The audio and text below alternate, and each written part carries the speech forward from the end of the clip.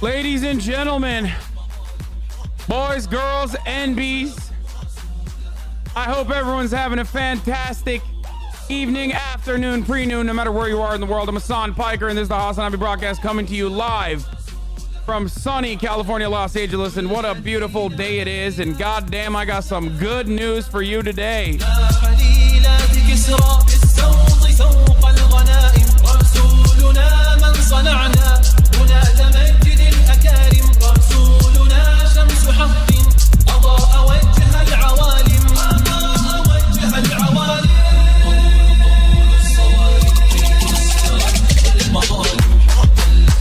Ladies and gentlemen, the COPIUM levels are maximum. They are maxed out. The Republicans need dosages of opium if they are to survive the night. But it seems like they might not, ladies and gentlemen. I wanted to play this. I wanted to play this for you. You know, as we started off our regular broadcast. Nothing different today. Nothing new. You know, don't worry. Just a regular day. Just a regular, normal day. Okay? Nothing crazy happened last night while I was sleeping, at least, for the couple hours of shut-eye that I got, which was, of course,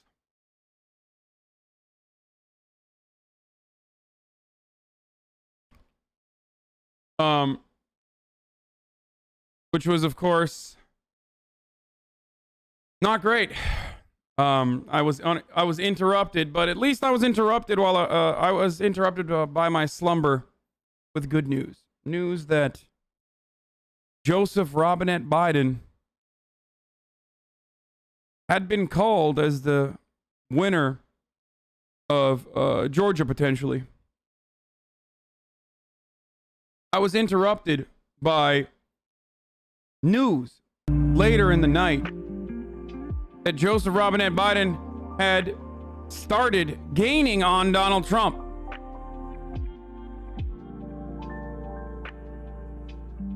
Just incredible news. And I thought to myself, well, I said the media will call it as soon as Joseph Robinette Biden Jr. secures the Pennsylvania lead. And now the decision desk called it already. They called it early.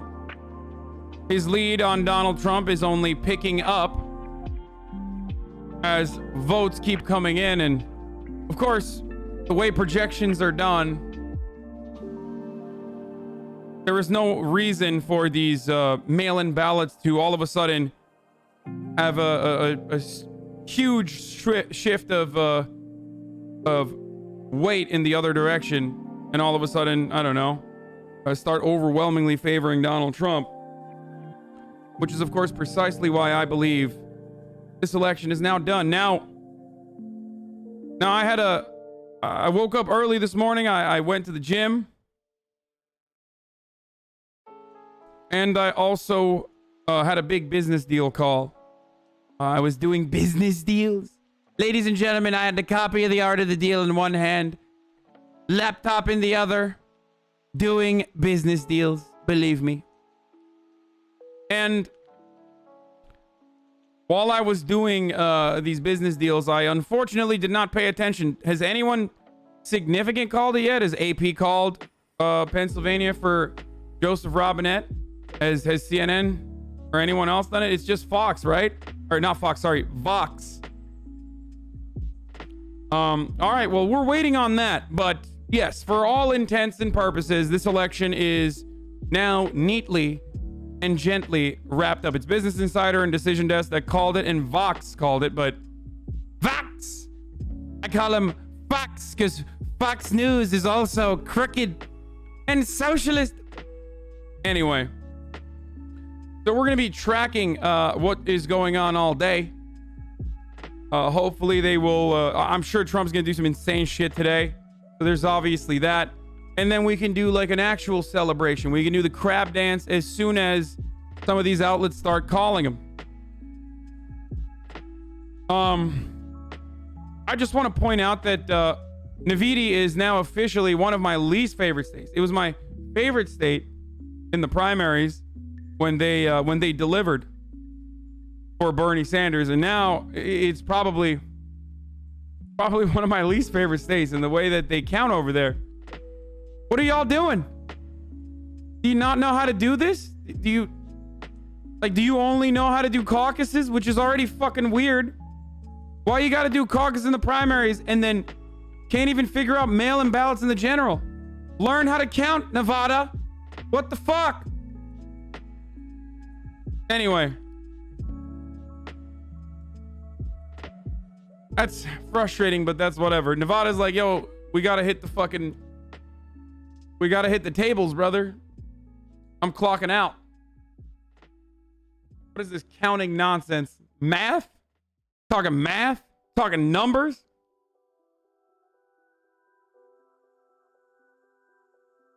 You couldn't bring one of those like savants that can't enter casinos and shit to come do some of the counting? Those motherfuckers can count cards. Why can't you count ballots, Nevada? What the hell's going on? Get a couple of those kids in there. Be done before the night is over.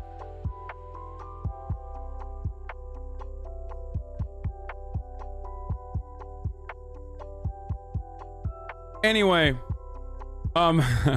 intakes that age like milk. XQC, imagine counting on the mail-ins. Keck W, ahaha. Waiting on the mail-ins. Pepe laugh. Oh no, no, no, no. 75% sure, bro, he says. Well, I guess.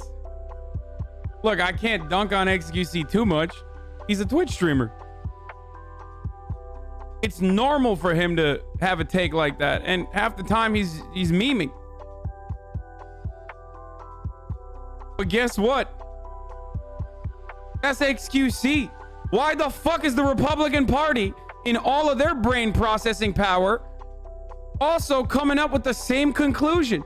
Listen to me, man. If you are a Fox News pundit, or if you are a Republican operative, and your take is the same as XQC, you should probably reconsider your field. Maybe you could do as good as a job as XQC does in Twitch streaming. Probably not.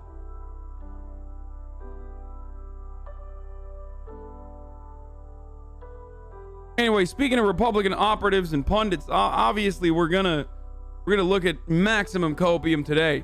We're gonna look at maximum copium today. That's gonna be fun. Oh God, it's gonna be delicious. Because let me tell you something. There's nothing better than a brief moment of celebration as you watch Republicans and their dreams crumble right before their eyes, as you finally pull the wool. These people were so delusional, but in some ways they were right. They were delusional to think like, you know, Donald Trump is good for them.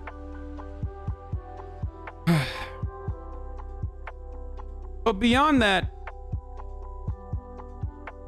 they were delusional. They were like thinking that, you know, this is game over, that like, you know, there's going to be a big blowout. But in some ways they were right. There was a big blowout. So that moment of celebration that moment of celebration for all of us today as we look through the endless hours of Republicans crying on the timeline about how fake this is and how this is fake news is, of course, going to be immediately followed up with an honest accounting of all the things that went wrong, because mainstream media is already up in arms trying to frame the narrative. You heard Jim Clyburn yesterday. You heard ex-CIA Virginia representatives cry about how socialism almost cost them their race and whatnot. AOC almost cost them their race. I have a lot of thoughts on this. It's pathetic. First of all, my immediate thought is shut the fuck up, you fucking loser. Okay? Sorry, you're a fucking loser. Like, if you think that progressive ballot initiatives were not profoundly successful, except for like liberal safe havens like California, where, you know, that's a totally separate problem, like Prop 22 failing, then you're delusional. Okay? Americans, when unattached from a horrifically unlikable corporate Democrat, truly love policies that improve their lives. Because no matter how stupid one might be, they still understand, like, well, okay, I want more money. They still understand that politics is transactional. They still understand, oh, you're going to give me something? Good. Here, I'll stop the music for those who are upset with it. And I've been talking about this for the past couple of days anyway, but like, people are going to advance narratives like Biden was the only candidate to defeat Donald Trump. Blah, blah, blah, blah, blah. Listen to me. Suck my dick, okay? You spent $1 billion. 96 million of it specifically went to the Lincoln Project. And guess what? Donald Trump increased his turnout in the Republican base. You fucking failed, dog. He would have smoked us if it wasn't for COVID. He would have fucking smoked us. You know, there was one fucking pundit out there, one moronic himbo out there who was saying this for months, who kept saying, dude, Donald Trump's gonna win. Donald Trump's gonna fucking win, dude. He's gonna win. You have to have policies. You can't just do a referendum election. You gotta have policies. No, that will open us up to an attack. Look at the polls. Look at the polls. Look at the polls. Polls say that Biden is doing so well, we're going to wipe out the entire country. It's going to be 400 points for Biden. Texas is going to be ours. Well, guess what? How does it feel that the jet ski dealerships, the jet ski dealership owner's fail son, who fucking gets his news from truthtellereaglefuck.net, knows better than you about the state of polls? And he was more correct about the truth than fucking Nate Silver was about the inaccuracies in the polling, and how it was going to be a blowout year for Donald Trump. Donald fucking Trump increased turnout to such a degree that he got more votes than Barack Hussein Obama, motherfucker. He got more votes. We're not even talking about Joe Biden yet. We're going to get to that in a separate moment. Now, of course, there's a lot of factors that played into that. You know, universal mail-in ballots, which is a very good thing. Good thing for the democracy. But I digress. I already jumped into the fucking news immediately before I finished here is my personal experience. Here's what I've been doing all day stuff before I tweet out that I'm live, so all the normies and Normans can come in and also pollute the airwaves. So yeah, I'm gonna do that right now. Hello. Daycare is open. The election is coming to a close. Now, what did I tell you? There's another thing I will tell you. I'm celebrating a little prematurely. I'm doing something that I don't think I should be doing, really. It goes against my my more cautious side. Because Donald Trump could still very well try to, I don't know, purge mail-in ballots or sneak in additional mail-in ballots, as we discussed last night, as they are trying to do. The Trump campaign is committing felony voter fraud, according to the Daily Beast coverage, where they're literally trying to get campaign volunteers to call people so they can fucking send their mail-in ballots right now, today. And of course, the reason why they want to do that is so they can get, like, you know, sneak in some of those illegal ballots. They're not going to win. They're not going to win. They're not going to turn the fucking fate of Pennsylvania over. Too late for that. But what they're trying to do, I think, is just to cast doubt on the legitimacy of mail-in ballots that have been received already. That was postmarked in good faith, assumed to be postmarked before November 3rd. Now, the process in which they would try to do that is nearly impossible. The process in which they would try to do that is nearly impossible. What they would have to do is basically sneak these ballots in personally. Because no matter what you do, if you cast a ballot now, most people are not going to want to do that. Most Republicans are not going to want to do that anyway. But if they were to try and do it, that would still be postmarked after Election Day. So it's too late. Progressives won and they won big. So I'm going to have Ryan Grimm on actually later, hopefully. Actually, I don't even know if he said yes, but let me see if he'll come on today. Because I do want to talk to him about a comprehensive progressive agenda and how progressives delivered. How progressives delivered all around the country for the unfaithful and ungrateful Democratic establishment. You understand? Not just organizing by the DSA, but progressives who said, no, fuck that. We are going to keep door knocking. We're going to be safe. We're going to follow COVID restrictions and COVID protocols, but we're going to keep door knocking like Ilhan Omar. Even though her race was comfortable, she was going to crush regardless. Progressives that routinely get tossed to the side, that still continued doing activism on the ground. We're going to talk about that. And then we're going to talk about some neolib heel turners that were truly instrumental in delivering Georgia. And of course, I'm referring to Stacey Abrams. Look, I've been critical of Stacey Abrams. I was very upset when, after her devastating defeat in Georgia, she immediately went to Center for American Progress. That really hurt my fifis personally. I believed that she was going to be great.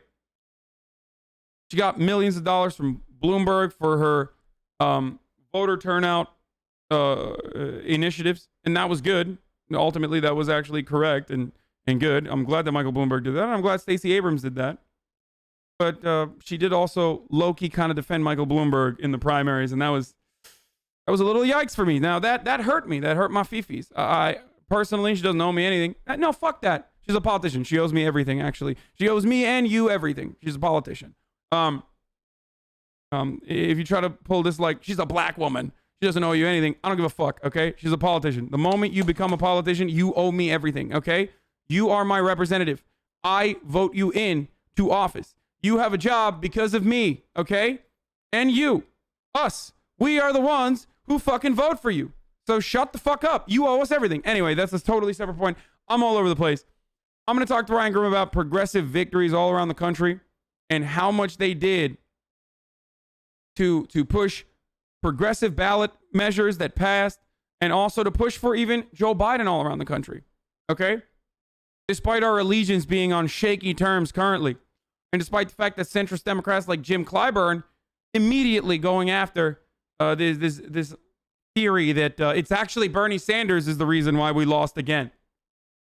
I talked about it already, but I would actually love to have AOC on as well. There are folks running around on TV blaming progressivism for the Dem underperformance. I was curious, so I decided to open the hood on struggling campaigns and candidates who were blaming progressive for the problems. Almost all had awful execution on digital during a pandemic. Underinvestment across the board. Some campaigns spent zero on digital to TV the week before the election. Others who spent did so in very poor ways. They all did TV. If I spent only $12K on the TV the week before an election and then blamed others after, you'd ask questions. That's how it looks seeing this. Ideology plus messaging are the spicy combos a lot of people jump to, but sometimes about execution and technical capacity.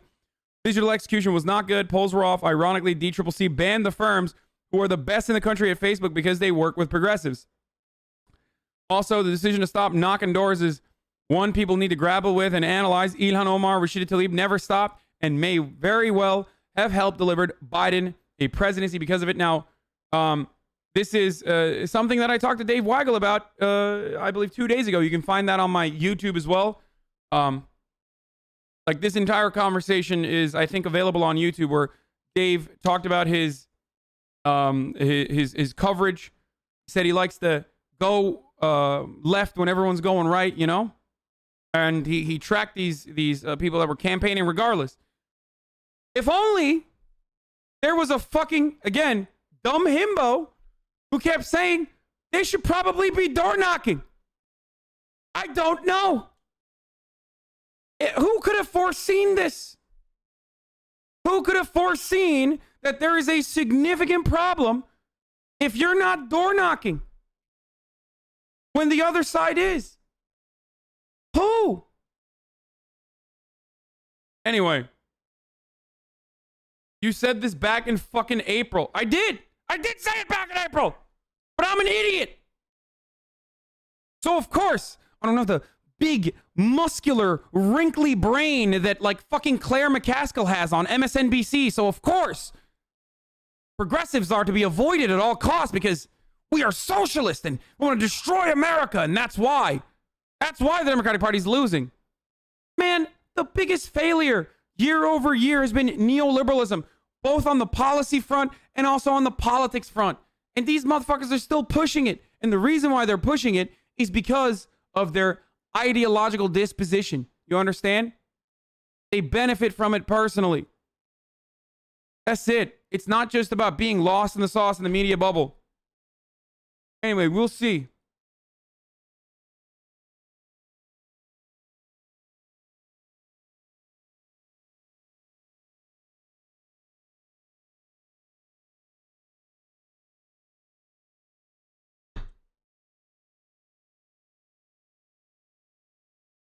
This aged well. Yeah, that was really idiotic. But here's the thing, like, they did this on purpose. The reason why you feel frustrated right now about vote counts coming in and the vote counts coming in and how different the outcome is now as opposed to on November 3rd, the election night, that was by design, guys. And I won't even fault you for feeling a little scared, a little lost, because I myself, for weeks, literally said there's going to be a thing called the Red Mirage. Now, what is that? Well, that's because same-day voting in places like Pennsylvania in key battleground states is going to make it seem like Donald Trump won. It's going to make it seem like Donald Trump won by overwhelming margins, whereas millions of people, more people as a matter of fact, voted by mail early, and those votes are not going to be counted until the next day. And you know, that's going to greatly change the dynamic of the race. But even though I kept saying that over and over again, even when you're looking at it and you see the entire fucking map red, it's scary. It's scary as fuck. So I get it. I get why you would be afraid. But if you're frustrated, remember where to direct that anger and your attention. And the frustration should be directed towards the Republican Party, who saw this as their only pathway to success. They themselves were also misguided by their internal polling that showed similar numbers to what the Democrats were showing. It's not like they had a different set of numbers and they thought it was going to be gangbusters for them. No, they also knew that this was going to be a marginal victory for them, that they were going to etch it out no matter what.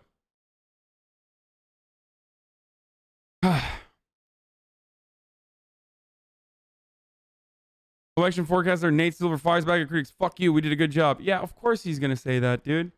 It's his job.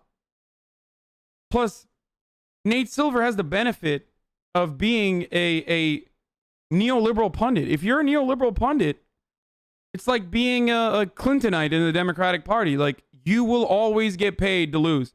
As long as you lose gracefully, you will get paid.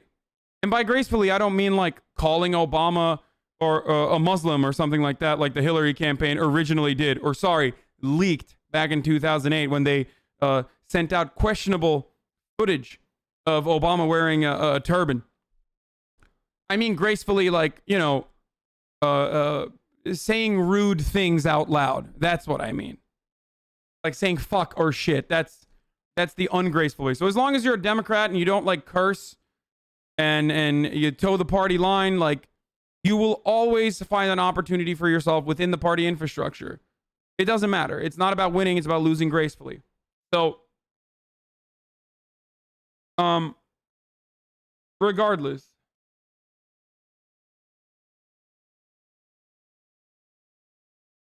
Nate did okay. He can't manually change the polls he collects. Not sure what he's supposed to do with that kind of weird job. Dog. His entire... Okay, then there's no use for him. Like, either you're saying there's no use for Nate because he's nothing. He's just the RCP average. You don't hear people fucking screaming at the RCP average guy. Like, I don't even know who the fuck the RCP average guy is. The reason why I don't know that is because he's not going on mainstream media every night talking about how, oh, dude, I know exactly what's going to happen. Our polling is profound. It's incredible. Our rating strategies have changed dramatically. It's like, why are you rating polls then? If you can't weigh the accuracy of polls accurately, then what is your job? Your models are a fucking failure. I'm sorry. If your models that look at all the polling data and look at it appropriately and you know, put Trafalgar at like a fucking C versus the Fox News at an A-, if your rating strategy of polls is a failure, then yes, that is your job and you are doing a bad job at it. Okay? Sorry, that's just the way it is. Sure, polling is bad, but your job is to accurately reflect that and also not pontificate on it endlessly as though it is the ironclad law of the land. And yet, Nate and many other pundits did this. Not only that, but they also led policy and campaigning decisions off of those polling errors. And that is what's really incredibly, it's just frustrating for me when I see that. They pointed to how well the campaign was supposedly doing in all of these states, in all of these fucking races. They pointed to the polling to justify their referendum election mentality. That's what's frustrating. And they did this in 2016 and they're doing it again. And it's fucking bullshit. Do not let them get away with this bullshit. Sorry.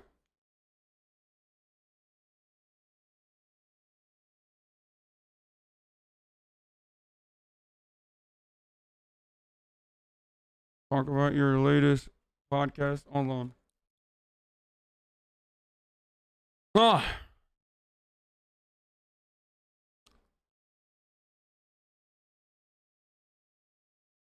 You were right about Trump TV? Wow, that's a shocking revelation. On Life After, anger at Fox/Murdoch family cannot be understated.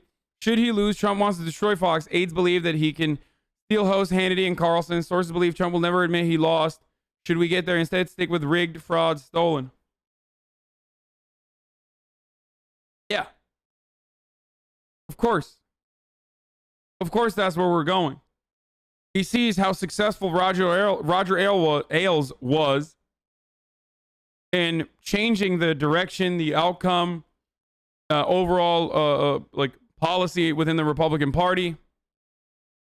He loves that shit. He wants to do that same thing, and he's going to get a fuckload of admiration as a consequence of that. Why wouldn't he? It makes perfect sense. Fail like everything else? No. No. Trump TV does not fail. Boys, listen to me. There's one thing that Trump does very well, and that is read the fucking room and deliver entertaining content for that room. That's how he won. That's how he won the first time, and that's how he almost fucking won again. Are you crazy? I keep repeating Michael Moore's take, but I'm going to keep repeating it over and over again. Nobody wants to listen to a loser. It's not. He's not a loser. In his mind, in his universe, in his cult of personality, he's not a loser. The deck was stacked against him. He did everything right. He pushed for conservatism, and these horrible rhinos left him out to dry. That's how he's going to portray it, which is understandable. There is, again, some truth to that. The Republicans are letting him out to dry a little bit. But he is He's very good. He's very good at catering to his audience. In the words of Michael Moore, NBC does not offer you 10 seasons for charity. Okay? You don't get 10 seasons on NBC because of charity. You know what the fuck you're doing if you can secure 10 seasons on NBC. Okay? Trump knows TV. He is a media demon, and he will absolutely have a successful media initiative no matter what. And also, it will be very impactful on American politics, perhaps even in worse ways, and that's hard to imagine right now, but perhaps even in worse ways than Fox News was.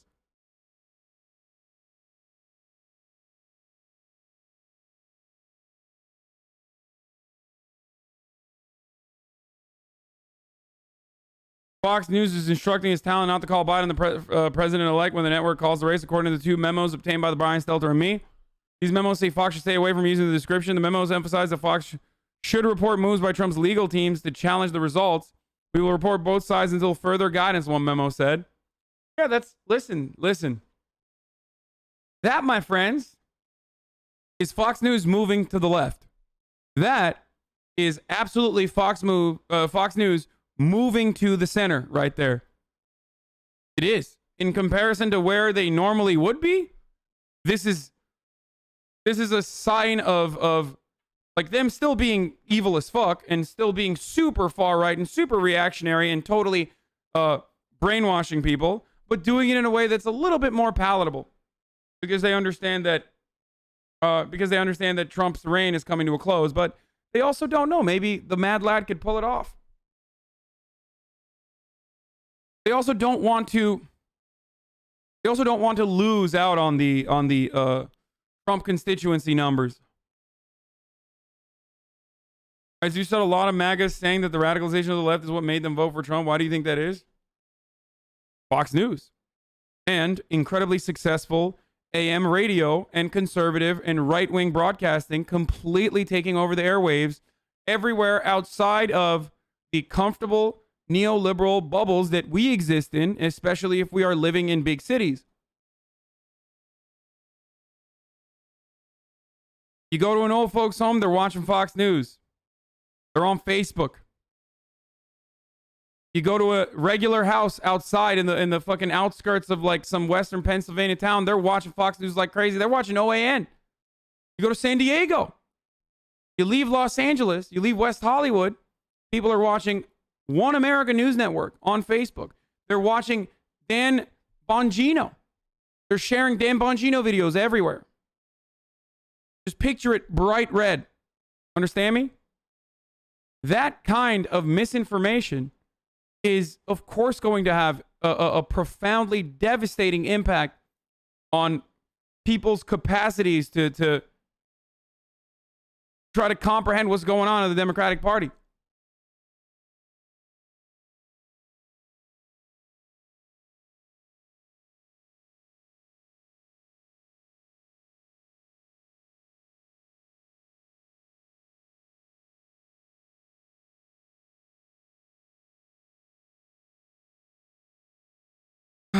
So,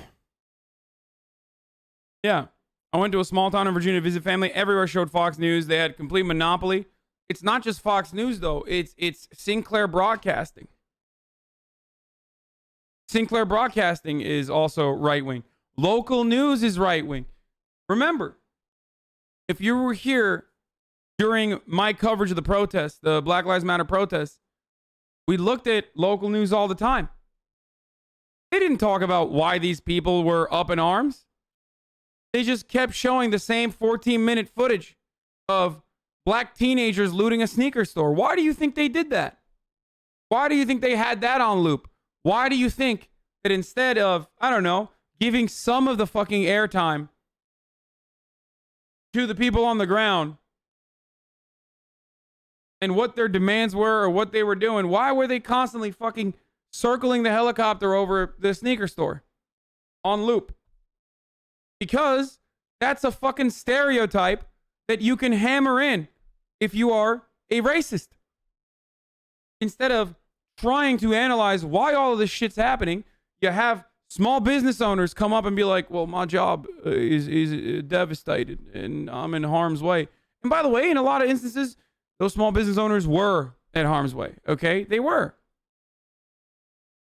But the problem is, a lot of the activists on the ground, those guys didn't want people to loot fucking stores either, for the most part. But of course, you will always find that one speaker at a rally somewhere for like 80 people that said like, no, actually, it's all right to loot the small businesses that have stole from this community. And then you play it over and over again everywhere around the world, or nonstop, as though it's representative of every single person in a people-backed movement that's literally just completely a reaction to never-ending problems in these communities specifically that get unaddressed, instead of focusing on all these issues that cause people to say enough is fucking enough. And in that chaos, you see some people that, try to take advantage of it, and it's your choice to hyper-focus on them or to understand what is going on. But a lot of these outlets, especially a lot of the local broadcasters, they didn't want to do that. And that's understandable. Why the fuck would they?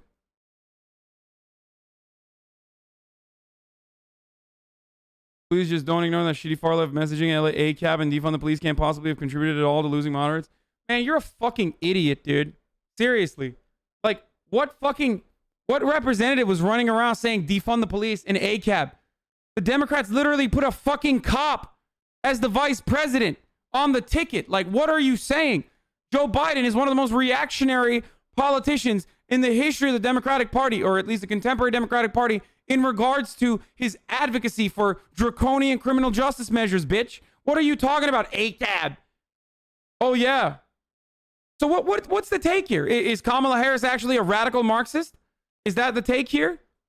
Like, is that how fucking brain dead you are? You're like, oh, dude, ACAB must have hurt. Stop taking the right-wing framing. You're an idiot. You're a sucker. You're worse than the fucking Republican dupe. Because you're supposed to be a liberal. Oh, yeah, ACAB hurt. Like, shut the fuck up. These are activists. You can't control what is happening on the streets, okay? You can't. Joe Biden doesn't fucking have any control over what's going on in Minneapolis. What's going on in Minneapolis is chaos because those like Joe Biden and others before him and Democrats that we have voted into positions of power have not done enough. That's why there's chaos, motherfucker. Well, you think Joe Biden is saying, please stop the rioting in an effort to like control the people that are legitimately expressing and airing out their grievances on the fucking streets? Like, no, he's doing that for the white dudes in the suburbs who are scared that black people are going to fuck their businesses up, or worse, come into their fucking homes, because that's all they hear from the Republicans over and over again. So Joe Biden's like, oh, well, I'm doing my part. Please stop malarkey. Please stop the malarkey, Jack. He's not doing it for the people on the streets. He's doing it for the white people that are going to vote for him, or the wealthy people in general.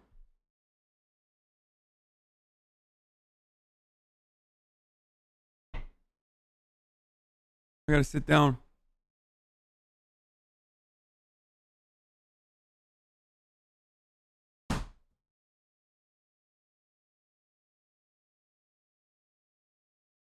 Stop saying I'm a boomer. I fucking did squats today, okay?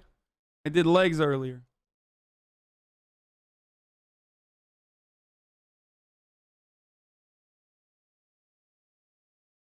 No, I genuinely think that he is one of those scared white people. Yeah, probably.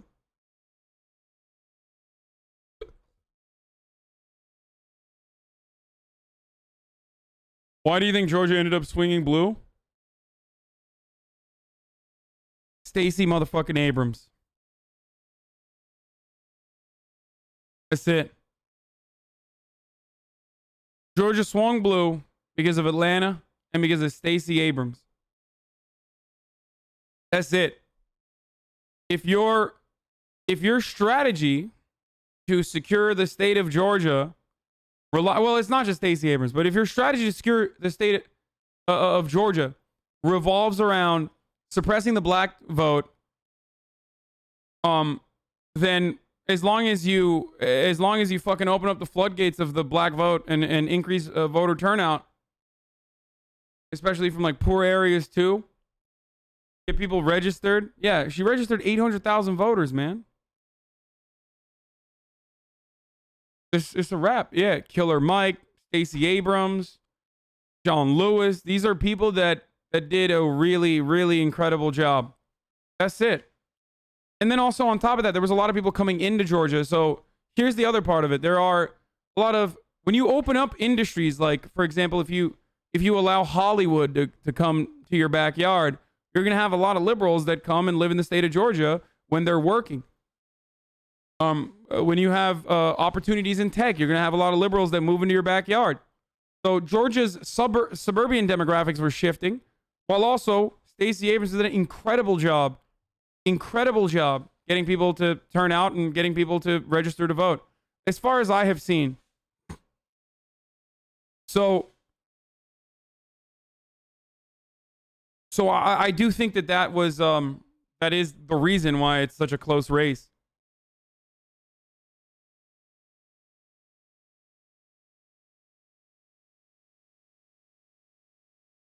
Do you think Trump would have won if he passed the stimulus bill a week before the election instead of thinking about confirming ACB? To be honest, I don't know. Like, it's unique. It's a unique situation because if he had passed it, what?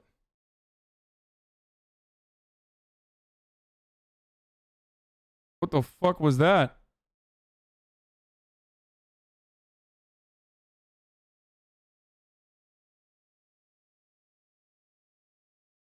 Can you see me?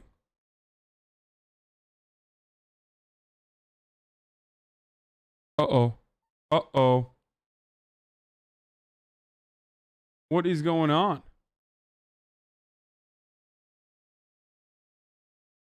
Uh-oh.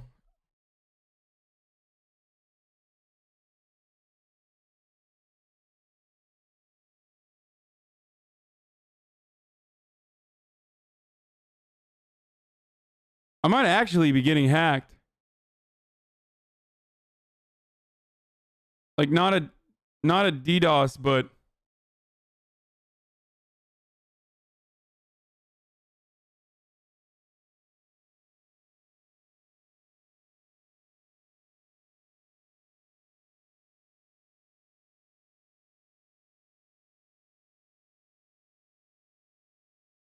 wait, what the fuck?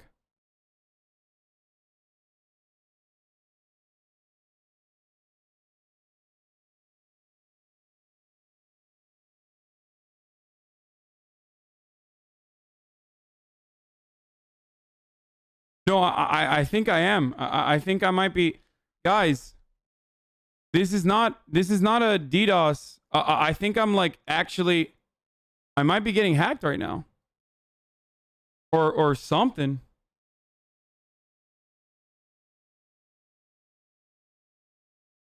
Like my entire. Can you see me? Can you hear me?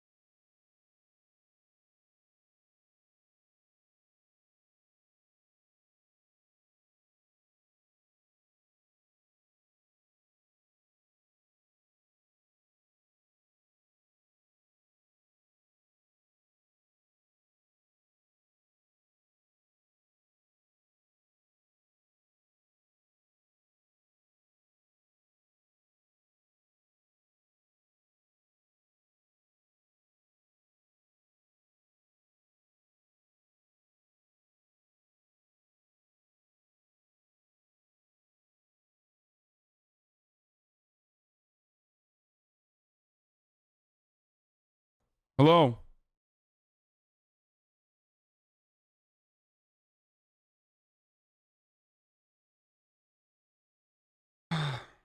Okay, that was insane. I have no idea what happened.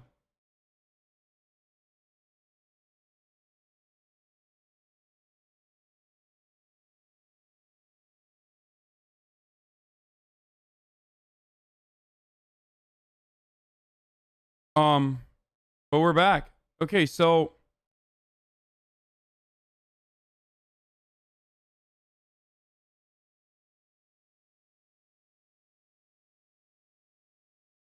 I don't know. I hope that doesn't happen again, but it was stuttering like crazy. I think maybe it might be a GPU problem rather than like a hack or something. Cuz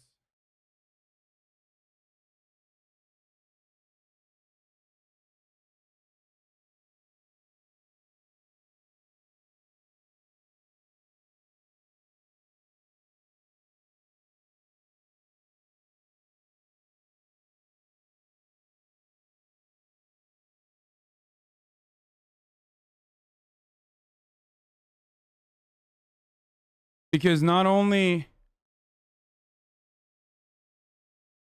I think it's a GPU problem. I think my graphics card just broke down or something. Bro, your nudes are all over Reddit. Nice. What's the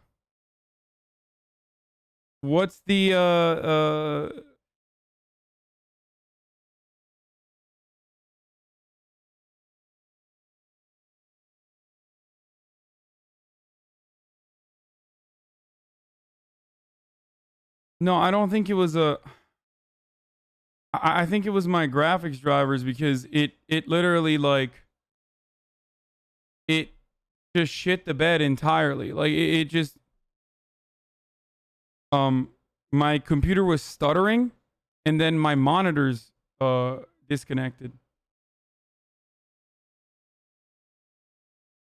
But also my bit rate was looking real low at that time too, so that's kind of weird. So I do think that it was something more. Like my bit rate pooped on OBS.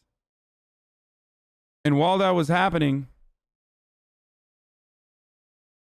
like is that normal? The GPU would destroy the bit rate? Cuz yes, I am using my GPU. I am currently using my GPU on OBS while I'm streaming.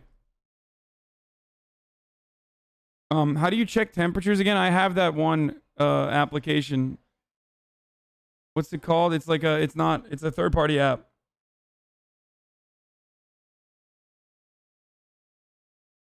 Specky, yeah, I have it. Let's take a look. I'll have Specky on too, just to monitor. I'm looking at Task Manager, but yeah, my graphics card currently is at 38 degrees Celsius. That's like really good.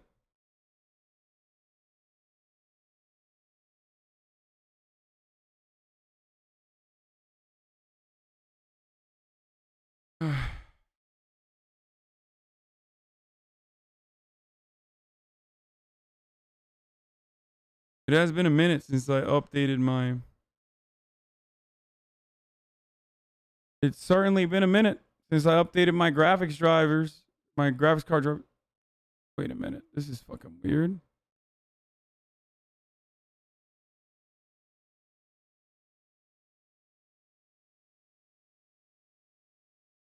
Why is this camera on? Huh.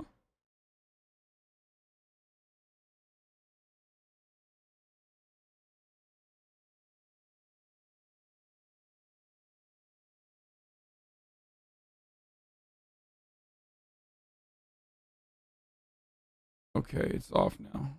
All right, good. My second camera was on. I don't know why. There's some weird shit going on, dude. Weird shit. Which wide issue? It's not. a Twitch-wide issue. There's no way. A Twitch-wide issue is not going to cause my computer to stutter numerous times. My computer stuttered like a bunch, and then my monitors disconnected. It's not a Twitch-wide issue. You need a 3090.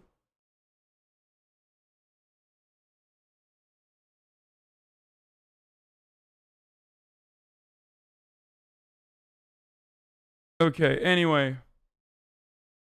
It was a hiccup.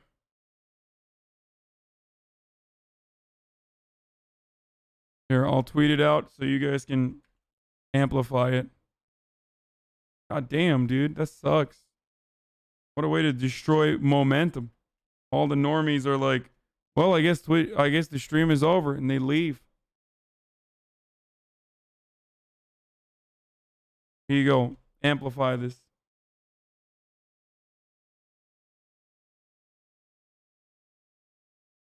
So we can bring the Normans back in here that ran away out of fear. That's brigading? It's my Twitter. You can brigade my Twitter. I'll allow it.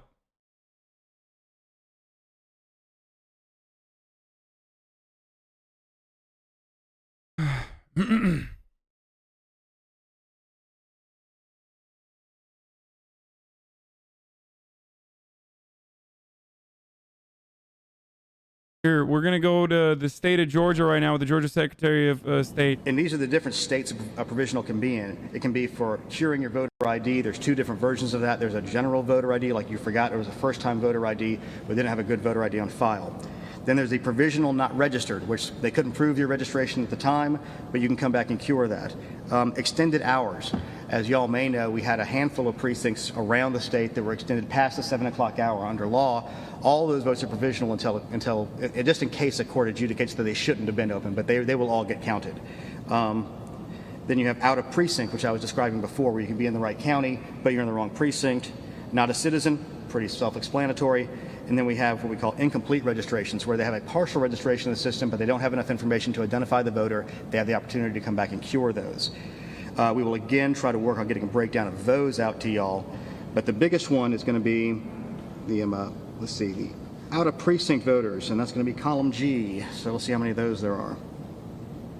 These are ones that will be counted and ended up being included into the count, 3,908. And you don't have to take the subset of the Fulton out because we didn't include that. So the 3,908 is of the counties we have, not including the Fulton ones, which I gave you those numbers earlier. We're seeing uploads every 20, 30 minutes as the counties go through the final stages of trying to get everything done today with the UACAVA, the absentee cures, and the provisionals being verified. So you're going to see lots of uploads. And what we've noticed is it goes up 3 in the margin, goes up 3, goes down 2, goes up 7. I mean, so nothing is moving the needle a lot on these things. So we're still hanging around that 1,500 number right now. But the larger chunk of provisionals could potentially move it some. The UACAVA could potentially move it some. The duplications of damaged ballots could move it some. And again, it depends on where they're coming from. And we're still trying to get everything closed out today. It could slide to tomorrow. And again, when you have my entire high school, I think, was about 2,000 people, and we have less than that involved in the margin here. So every one of these votes is important, and the job of the elections officials in this office is to assure that every single legal vote is counted and that the will of the voters of the state of Georgia is met on this very, very important election. Now, Justin, you can ask your question. Now I have a different question. Okay. When we're looking at a timeline here, we are not talking about knowing who's won this election in the next few days, are we? Given the strong probability of a recount, we will not be able to ascertain it. Now, we're going to go through our legal processes, which means we have to certify. And I do anticipate that there could potentially be lawsuits from both the Biden campaign and the Trump campaign, depending on where they are and what they're looking at, that a judge could order the counties or the state to do different specific things. But right now, we're operating the laws of the state that we currently have, the timeline we have. We're trying to move to the risk limiting audit as fast as we can through county certification, and then following the risk limiting audit, the certification of the state, and then likely whoever is in second, their initial request for a recount. Sir, with all the talk about legal voting, is there any specific evidence of illegal voting? As I said earlier, in a situation where the margin is, so small, you don't need to have anything that's rampant. There's irregularities that you can see that's very, very common in nearly every election. But in this particular case, every single one of them is very important. Every insight we've gotten, every report we've gotten is going to be investigated fully. And we are working hard to protect the integrity of the vote, regardless of who makes a complaint about any of these things. Okay, we're gonna... This wasn't enough. So there's two things. One is like Republican misinformation coming in from this Robbie Starbuck guy who's like totally a fucking fake news Andy. But apparently one of the things, I don't even know which day this is from, but it shows Biden up by 9,000 in Pennsylvania, so it's new. They're claiming now that the Republicans, or at least some of the Republicans, are now claiming that there is some glitch in the process or something in this one county that gave like 6,000 votes to Biden that was supposed to go to Trump or something. We'll see what happens. Ballots were counted for Democrats that were meant for Republicans, causing a 6,000 vote swing against our candidates. The county clerk came forward and said tabulating software glitched and caused a miscalculation of the votes. Since then, we have now discovered that 47 counties use this same software in the same capacity. Antrim County had to hand count all of the ballots, and these counties that use this software need to closely examine their results for similar discrepancies. The people of Michigan deserve a transparent and open process. If all this... Yeah, of course they're going to fix the glitch, but I'm looking at the Detroit Free Press over here immediately as soon as that like happens. Dude, okay, whatever, accept cookies. God damn it. I'm looking at what's going on in Detroit, and according to the Detroit Free Press, fixed computer glitch turns losing Republican into a winner in Oakland. A computer error was found, and they fixed it. Like, what's the issue? They will look at every single district. They will look and examine every single fucking district, and that's it. Apparently, there was a technical glitch in Rochester Hills, and so I actually ended up winning by a little over 1,100 votes, said a chuckling Kokendurfer. The margin was 1,127 votes. To be exact, they gave him a 51.67 share of the total.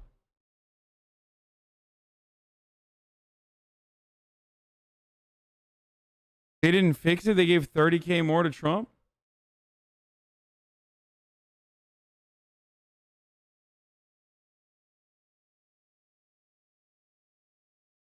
Oh, isn't it? President's campaign is feeling around This is the Minnesota GOP chair Jennifer Carnahan talking to the RNC chair Ronna McDaniels, trying to recruit Minnesota Republicans to amplify Trump's claims of ballot fraud. Let's take a look at what they had to say. To the fraud and the concern that the president's campaign is feeling around the country. Another thing that Ronna had said on the call today is she asked us as chairs, can you get your other leaders in the state to start coming out and speaking about this? Because it can't just be the state party chair, right? Like, it can't just be me saying, hey, we have concern, of the validity of some of this stuff, right? There's concerns around the looseness of the election laws, how the Democrats came after us so hard starting this summer with all these election law changes, with Steve Simon and all these left-leaning groups. So I'm going to be making calls tomorrow to all of our leaders, asking them to help us be a voice in regards to the fraud and the concern that the president's campaign is feeling around the country. Another thing that Ronna had said on the call today is she asked us as chairs, can you get your other leaders in the state to start coming out and speaking about this? Because it can't just be... Bro, this is like... I can't... I don't know if I should laugh at this.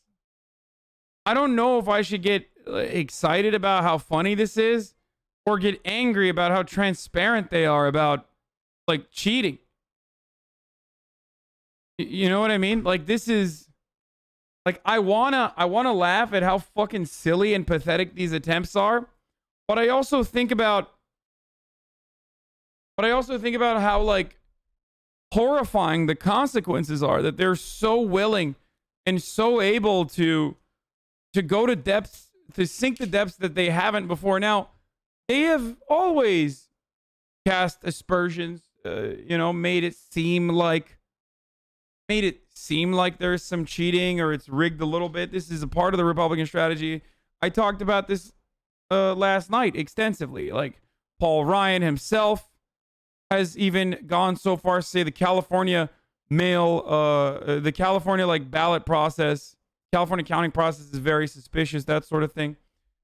And so, like, regular Republicans that actually enjoy open-minded takes from liberals about how normal and regular they are, they do this stuff too. But having said that, this is one step beyond, because it's now a coordinated effort. It is an organized and coordinated effort.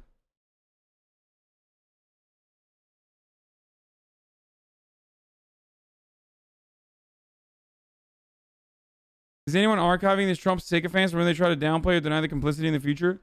I foresee decent probability of many deleted tweets, writings, photos in the future.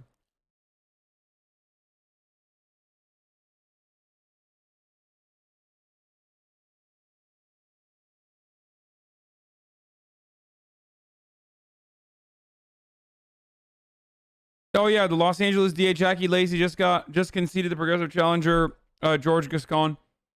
He was the San Francisco DA, ran on reducing incarceration and bringing the national reform movement to his county of 10 million.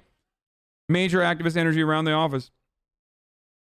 Oh man, devastating. By the way, abolish the police or defund the police or whatever. Devastating message, guys. That never works, dude. Like, progressive DAs can't work. Simply can't work.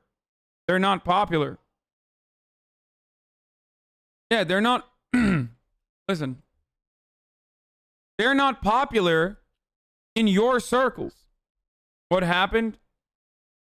What happened is I think my GPU just fucking crashed. Like, I Google Chrome and OBS takes up a lot of fucking power. It says that power usage wise, it's like very high.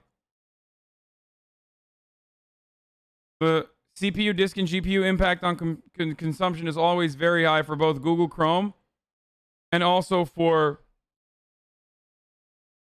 I don't know why, but look, I mean, I'll show you here. This is my task manager.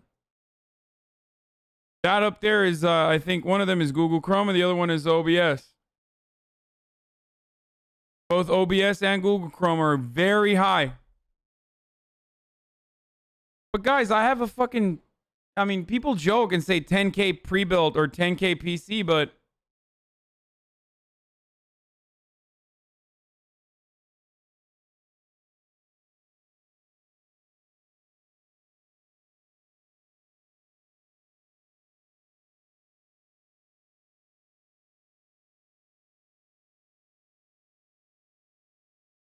from your CPU, not your GPU. NVENC doesn't have anything to do with that. Are you using NVNC encoding? Yes, I am.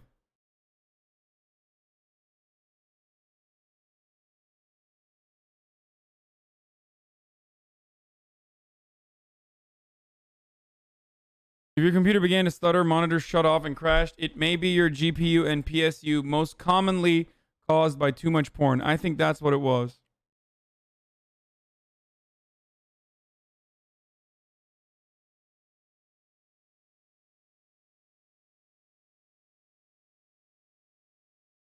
Yeah, I was watching porn. I was. It's called MAGA COPIUM. Sorry. I'm going to keep watching it too. And there's nothing you can do about it unless my computer crashes again.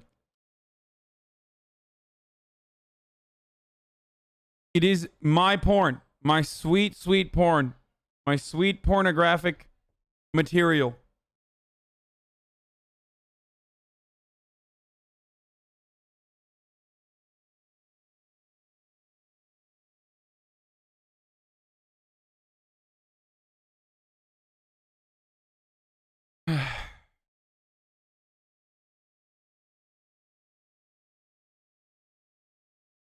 You're doing something right if people are trying to stop you. No, I don't think anyone was trying to stop me. I think it was just me.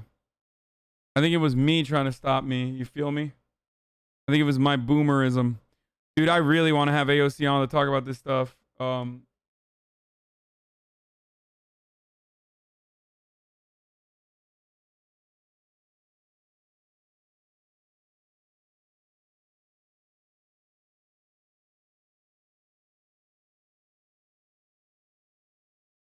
It's hard to tell since it was one crash. If it happens, you might learn more. Yeah, well, let's wait until it happens. Morning Joe advocating for a more centrist. Oh yeah, I was gonna get fucking mad. Guys, today's broadcast is gonna have me getting mad. It's gonna feature me getting mad at centrist Dems saying we need to be more centrist and that's why we lost. And also about me celebrating Trump supporters being very upset. Disable hardware acceleration? How do I do that? Talk about the incredible phone conference call where Abigail Spanberger, I'm sorry, I'm a former Republican, so I guess my opinion doesn't matter.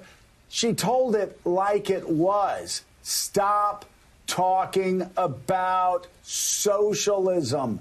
Stop talking about defunding the police. It doesn't work. And of course, leaders of the Democratic Party have actually come on this show and said, of course, they don't support the defunding of the police.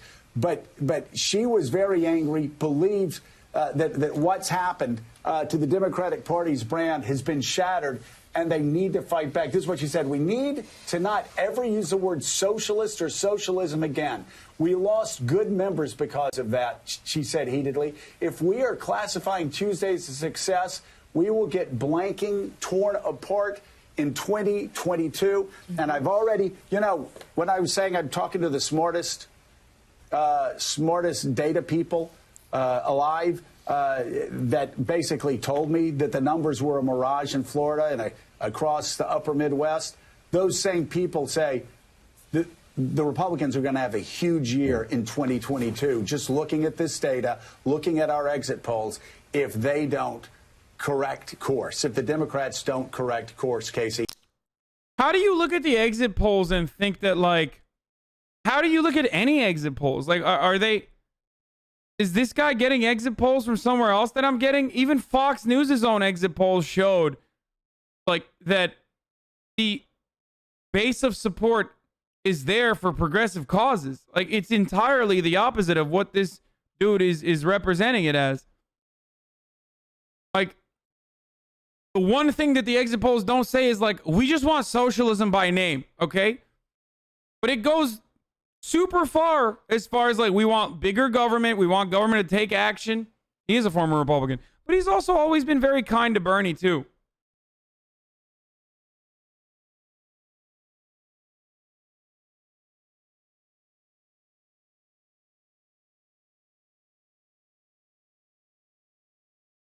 And I know there's growing frustration on the Hill. Casey, let me add one more voice to that. Whip Jim Clyburn on that same call said this, Joe, quote, if we are going to run on Medicare for all, defund the police, socialize medicine, we are not going to win. Notice how he mentioned Medicare for all and socialized medicine twice?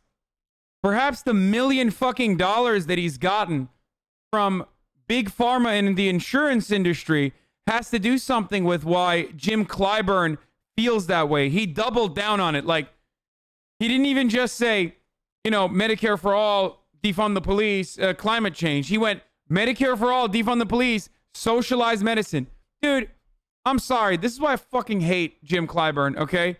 I'm sick and tired of people being like, oh, that's racist. Like, there are a lot of Congressional Black Caucus Democrats out there that are establishment cronies that do not give a single fuck about the people in their own constituencies, okay? They just don't care. They don't care as it pertains to their well-being. And they don't care about the policies that will, like, truly uplift these communities. I'm sorry. It's bullshit, dude. It's fucking bullshit. Like, can you imagine in South fucking Carolina being like, Medicare for all polls really bad? Dude, come on. First of all, if it polls really bad, you're a fucking leader. Fix it. Make it poll well. How do you make it poll well? By never shutting the fuck up about how good it is. You guys can never shut the fuck up about how means-tested measures are great, even though all facts show that it's not. It's not a successful strategy. It's not good politics. It's not good policy, but you can't shut the fuck up about how it's a necessity. So why don't you stop shutting the fuck up about Medicare for all?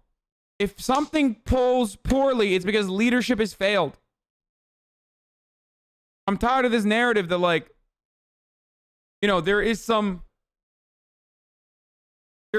intrinsic reason as to why Medicare for all is just is something that people don't want. When, by the way, all evidence. I live in Clyburn's district, and he fucking knows we need health care. Oh, yeah. He knows you need health care. He's just, you know, he gets paid to tell you, no, you don't need health care. Now, this isn't to say that the Congressional Black Caucus isn't incredibly important for those specific communities that they oversee. They are. And they do a great job otherwise. I mean, this is, for a lot of people, this is their only, this is the only solace, or the only, like, way that they get help from the government is because of these CBC members. Okay? So I'm not even miscounting on that part. Like, I think that they do decent work to a certain degree. But having said that, this is gross, man. Like, let's look at Clyburn's district, okay?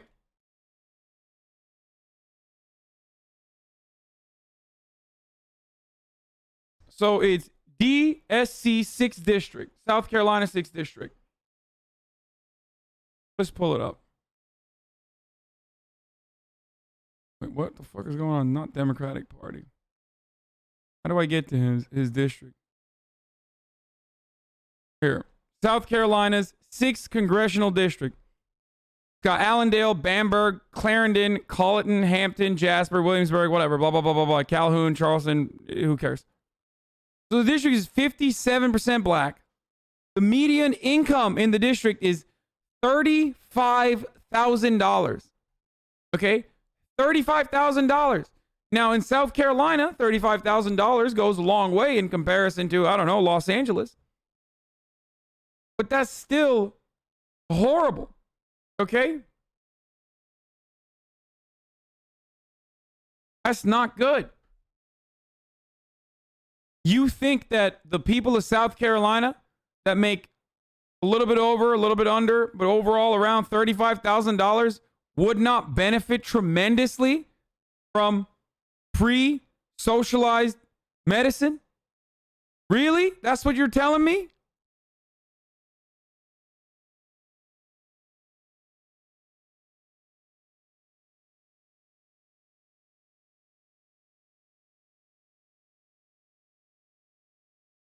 This isn't even about whether the people personally want it or not, or who they voted for. This is about doing what's right. Sometimes when you need to do what's right by the people, you have to first pitch the idea to them instead of doing the exact opposite by shitting on it over and over again, like Jim Clyburn does, like a lot of establishment Democrats do. They complain about socialism themselves, and then they do the surprise Pikachu face when their constituencies are like, oh yeah, that is socialism. I'm a little scared of that. We got two parties, and members of both parties are overwhelmingly, now I'm not talking about like establishing a base of support for Medicare for all under a Trump administration in the Senate. I'm talking like actually fucking when push came to shove, push for socialized medicine. We got two parties, and unfortunately, the reality is both of those party members are very critical of any sort of expansive government program. One side openly says that's socialism. The other side says, well, the other side's messaging around socialism is too successful. We can't push back against it, so the people don't actually want it. That's terrible.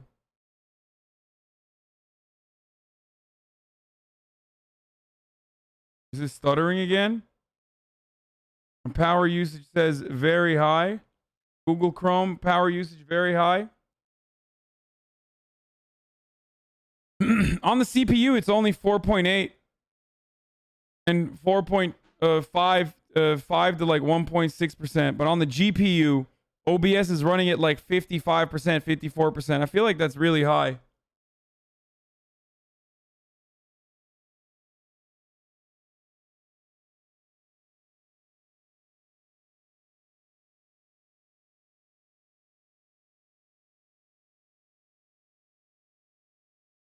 When's the last time you restarted your computer, you baboon? What do you mean?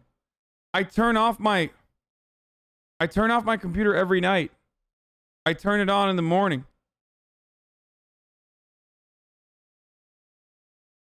And I also turn everything off. Like I'm old school like that. Yeah, I'm a normie. I totally. OBS is supposed to be less than 5% GPU usage. Wait, what?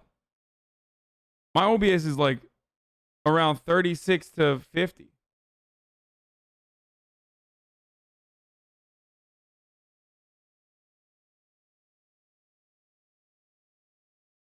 You're a millionaire. Update your workspace already, please, for your sake. It's your job. How old is your PSU? It could be failing and limiting its power distribution.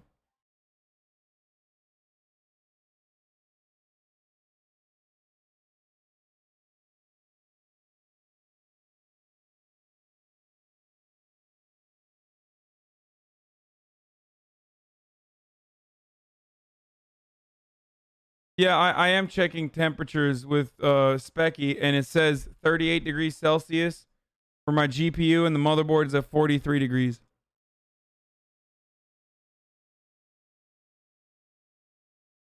Anyway, listen, we're done with that. We're done with that stuff. We're gonna get back to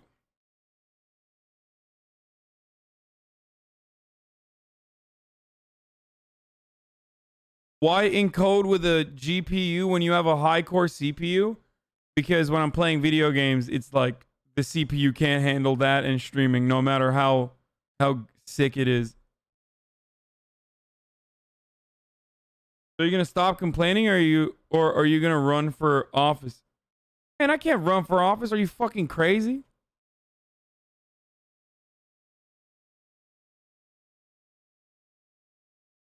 You need to have someone like AOC run for office. Someone who is unknown overall. Who gets elevated through circles among activists or through the DSA or some shit like that. Look at what happened to Cenk.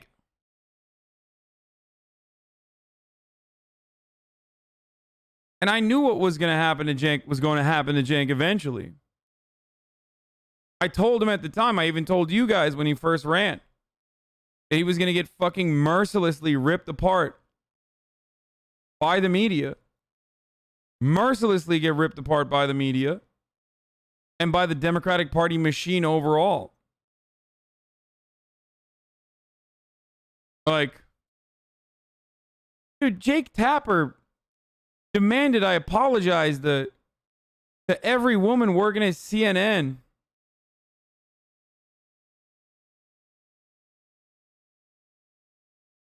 Are you kidding me? You're gonna, like, because of something I said on a Twitch stream. Like, bro, you're Jake Tapper. Like, you shouldn't know what Twitch is. Like, what are you, crazy? If you're a media figure on the left, a leftist media figure that's independent, it's the opposite of a right-wing media figure. A right-wing media figure that's populist will get hugged by the party, will get celebrated by the party. Left-wing media figures, not so much. You can get demonized. And there's so many ways to demonize someone like myself. It's so fucking easy. Bro, there's entire compilations on the internet made by you guys, fans. HasanAbi out of context. All it takes is for New York Times to knowingly run that as an in context video. Like, they could literally just be like, look at all of these things this person has said. They can make me look like a white supremacist overnight. Like a white supremacist, racist, homophobe, misogynist, Like just the worst kind of like the worst kind of person.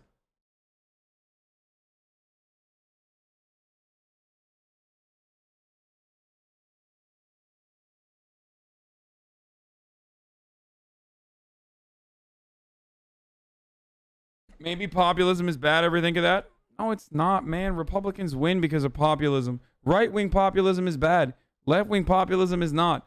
Populism ultimately is successful in garnering support. Dude, if left-wing economic populism wasn't so successful, Hitler wouldn't have called himself a fucking national socialist. You understand?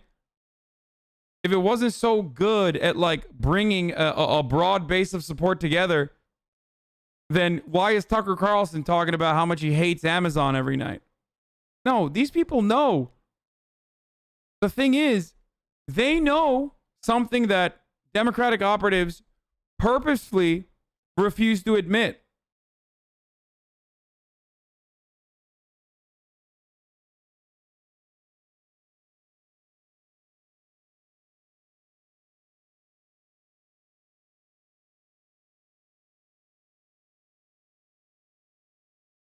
Trump can win, you can win. Yeah, on the right. What did I tell you? Right-wingers hug their radicals. Liberal media despises their radicals.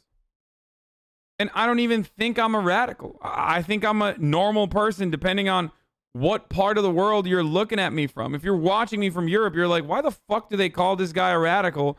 He's literally advocating for social safety nets.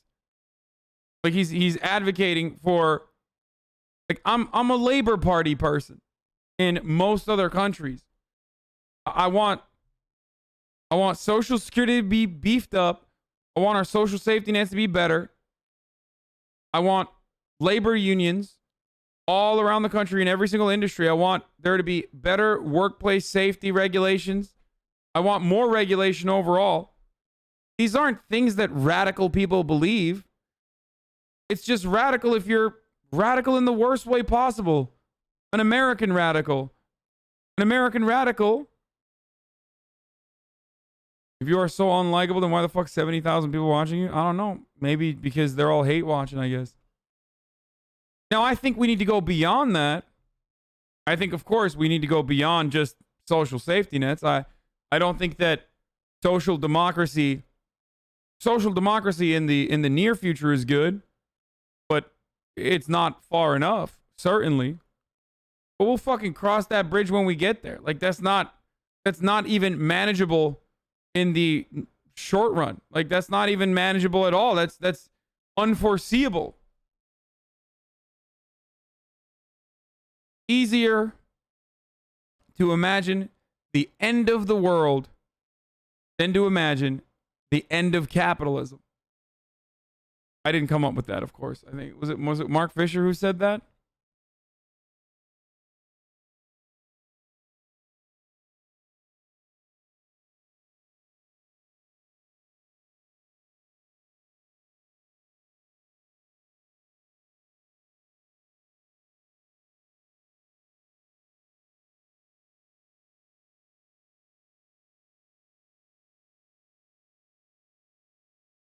Shut the fuck up, Lib. You are making Lenin cringe in his grave on the anniversary of the October Revolution. Shame on you. Yeah, I don't give a fuck, man.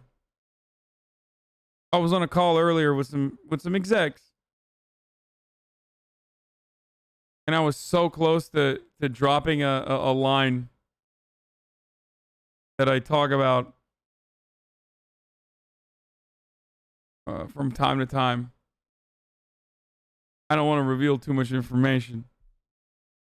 I was talking about media operating as an arm of capital in this country, and someone asked me, an executive asked me, like, and he was very clearly upset. Said, then why the fuck is Amazon paying you? And I said, well, one, they could stop that immediately if they wanted to, if they felt that it was no longer beneficial for them, but make them a lot of money. And I was going to follow that up with a very famous quote that I did not. I will not follow it up, and I will not say it, but some of you know what the quote is.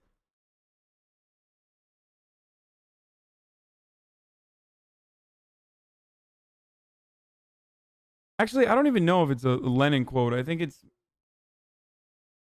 I think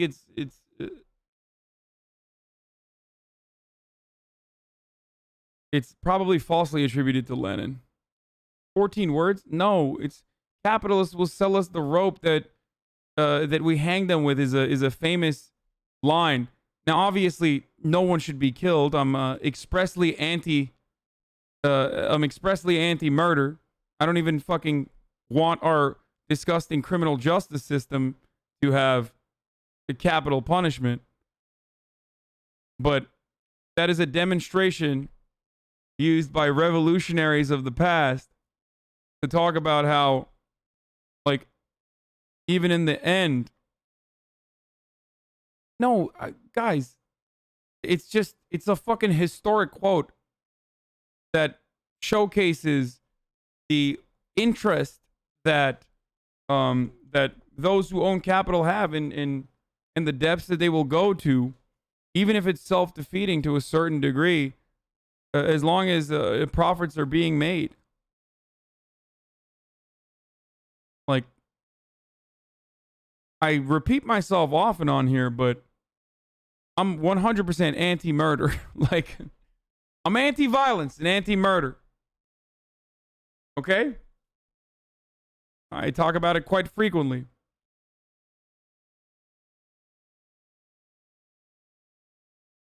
What about euthanasia? I don't have a problem with euthanasia. I think euthanasia is fine.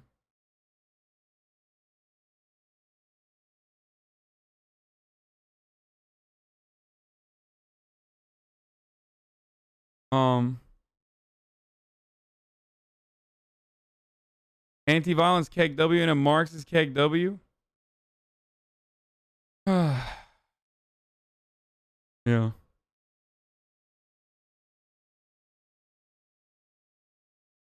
You're right, Lenin didn't say it.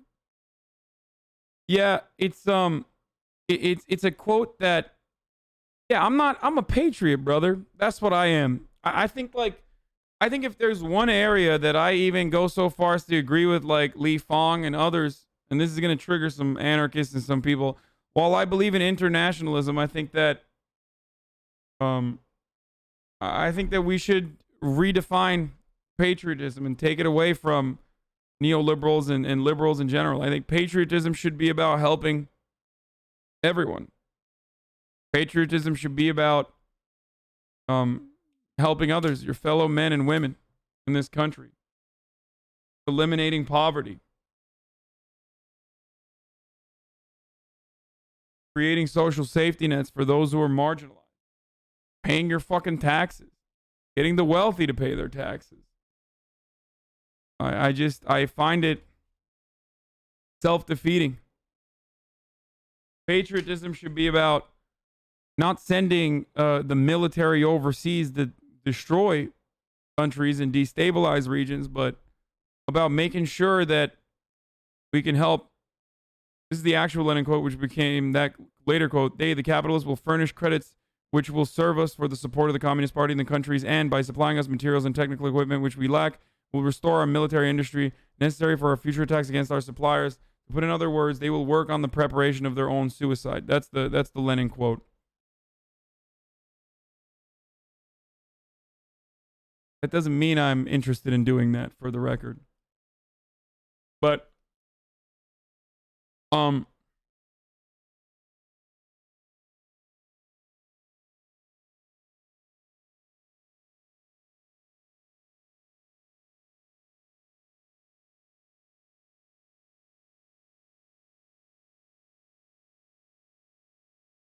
so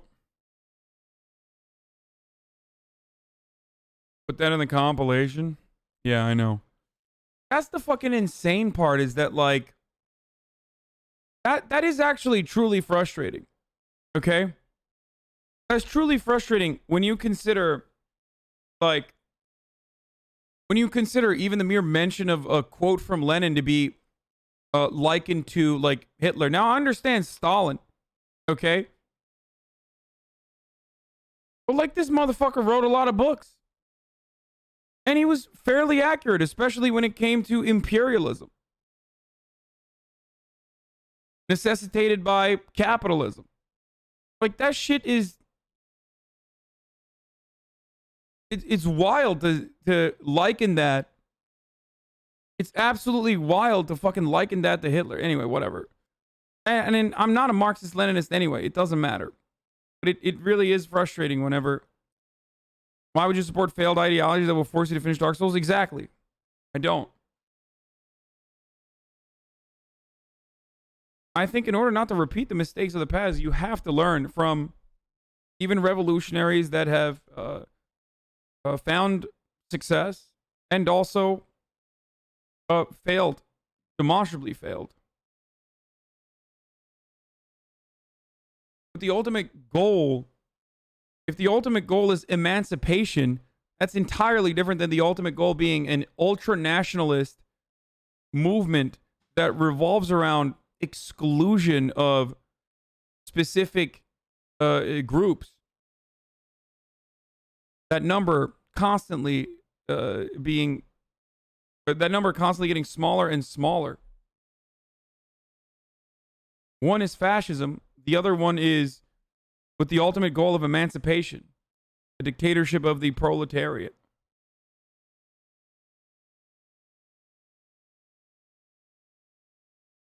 Doesn't matter. Don't call it fucking communism. Don't call it socialism. Call it capitalism too if you want to.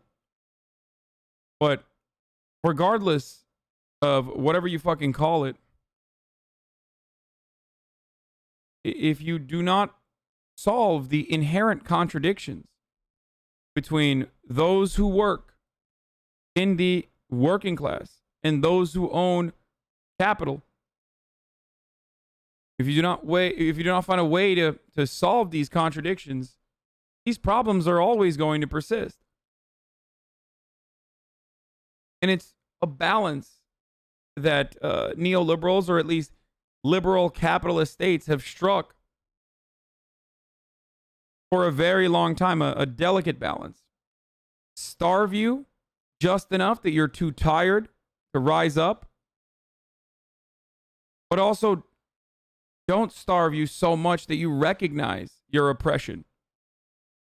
As long as you eat your burgers from Burger King, as long as you can get your marginally better product year over year, as long as you can keep consuming, then you will continue to advocate for the system that you believe benefits your better interests. Hitting the labor aristocracy here in the Western world against the working class that work for slave wages in the global South. This is how it works. The same contradictions that you experience on your retail job, where you want to work the least amount of hours for the most amount of pay, versus your manager, who is a representative of your boss, the person who owns that store, and their interests, which would be working the most amount of hours for the least amount of pay. Well, those contradictions can only be solved through collective bargaining. Now, that is something that everyone understands. If you ever worked a job, you know what right-wingers look like. Okay? If you've ever worked a job, you know what a conservative guy is. Your manager, if you're serving food, your manager or your boss, well, that dude is operating like a conservative. I'll put it into more contemporary liberal media terminology for you to understand. When he tells you got to come in, I don't give a fuck if your mother is sick at home. Well, he's being a little bit of a conservative there. It doesn't matter if he's voting for the Democratic Party, but he's a conservative, okay? So you recognize that. In a lot of instances, you already know people like this. You already see people like this. You experience them on a daily basis if you're a waitress or a waiter. The guy who's stressing you in your place of work after a long-ass shift, well, that guy's probably a conservative.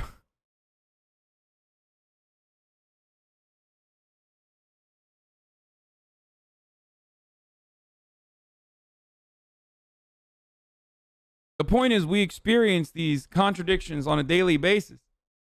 And every outlet, every institution, every legitimate entity tells you that this kind of oppression is a necessity. And ultimately, it's not that bad. Why is it not that bad? Well, look at the alternative. Do you want Vuvuzela? Do you want Venezuela? The alternative is Venezuela. Now,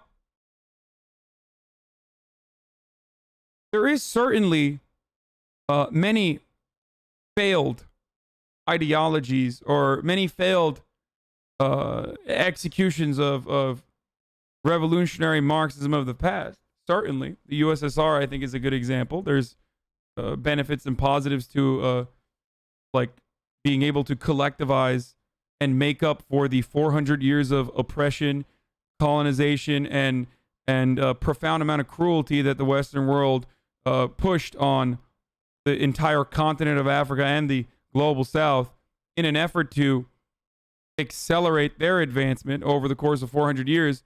You know, put that into a 50-year box, going from an agrarian potato farmer backed economy to one that was able to beat America into the in the space race. Well, that's a unique and impressive achievement, but a lot of fucking cruelty and a lot of death, a lot of destruction happened as a consequence of that. And that is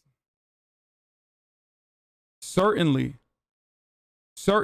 that is not good. And that is a failure.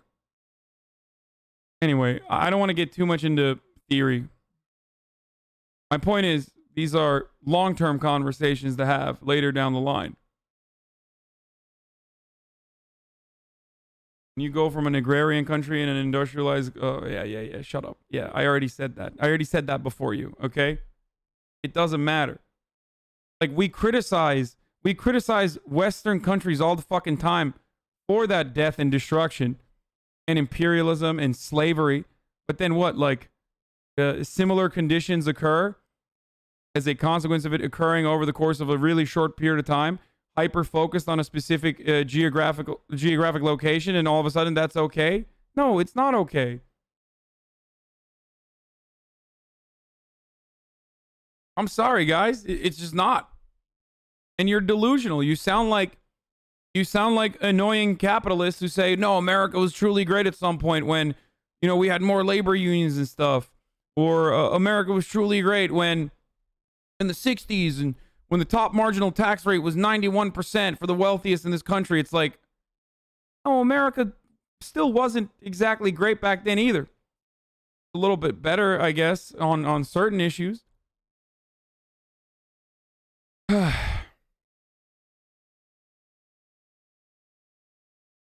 Anyway, I have to pee really bad. You were raised by a capitalist society only to turn against it. Imagine preaching socialism when you are a millionaire. Now, this is my favorite take because, one, if you're poor and you want to help the poor, they say you're a hypocrite and you're a loser. If you're rich and you want to help the poor, they say you're a hypocrite. Sorry, I fucked it up. If you're poor and you say you want socialism, they say you're jealous and you're a loser. Work harder. If you're rich and you want to help the poor and you want to do socialism, they say you're a hypocrite. It's just after a certain point, you got to realize it's the socialism part of it that you don't appreciate. That's one. Two, if you call me rich or a millionaire or whatever, what do you have me do? Should I just be advocating for the opposite of the things I believe in? Should I just say, you know, actually, now that there's 53,000 subs in here, which, by the way, that's going to change like next month immediately, obviously, for good reason, by the way. But you know, I'm gonna. We actually shouldn't tax the rich. Like, is that what you want me to say? Why the fuck would I say that? It goes against my worldview. And lastly, if you are a capitalist, you need to fucking show the deed to your goddamn factory going forward. I'm not listening to a fucking pleb tell me about why capitalism is good and beneficial unless you literally own a significant amount of capital. Show me the fucking deed to your factory and I will let you shit on me, okay? Imagine being a capitalist. Lol, where's your factory, bitch? Huh? Tell me how many times you've used death squads to overthrow labor uprisings in Latin American countries before you preach capitalism to me, okay? I'm sorry. Did you arm the fucking Contras? Huh? No? Well, then shut the fuck up.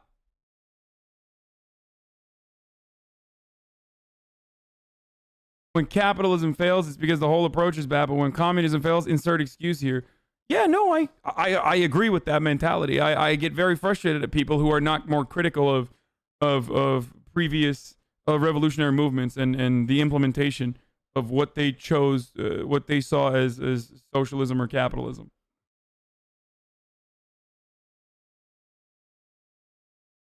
Bitches support capitalism and don't even own their own fucking car. Yeah, it's like it's like those memes that you see, all right? It's like those memes that you see on Twitter. It's like, who'd you vote for? Donald Trump? Why? It's like, oh, I don't want Biden to raise my taxes. It's like, bitch, you make $20K a year. What taxes? And that is the same mentality whenever people are like, dude, shut up.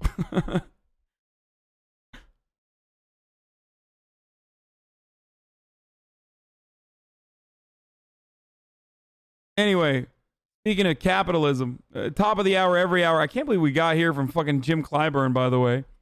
Top of the hour. This virus has every spread. Hour. There needs to be, a 60-second ad break is coming to you. Now, of course, ladies and gentlemen, of course, there is one way that you can avoid the ad breaks. Actually, you know what? I'm going to do this every time I do an ad break now. Hold on.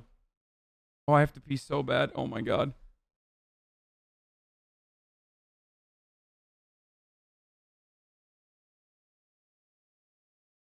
Hold on. Hold.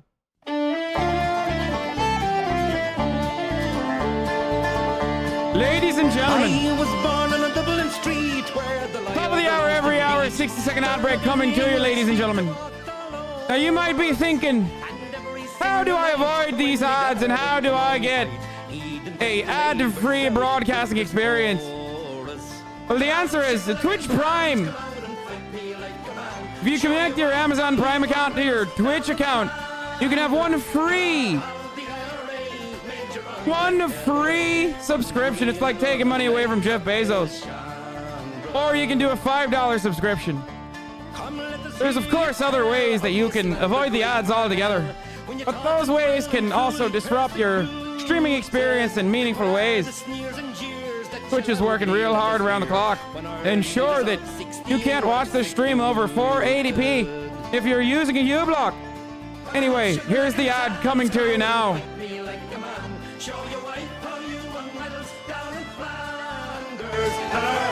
the IRA made you run like hell away from the green and lovely lanes of Killishandra. Come tell us how you slew them all Arabs 2 by 2, like the Zulus they had spears, a bow and arrows. Anyway, why is your accent so fucking good? Thank you! Thank you! Thank you so much. People believe this. People are saying this.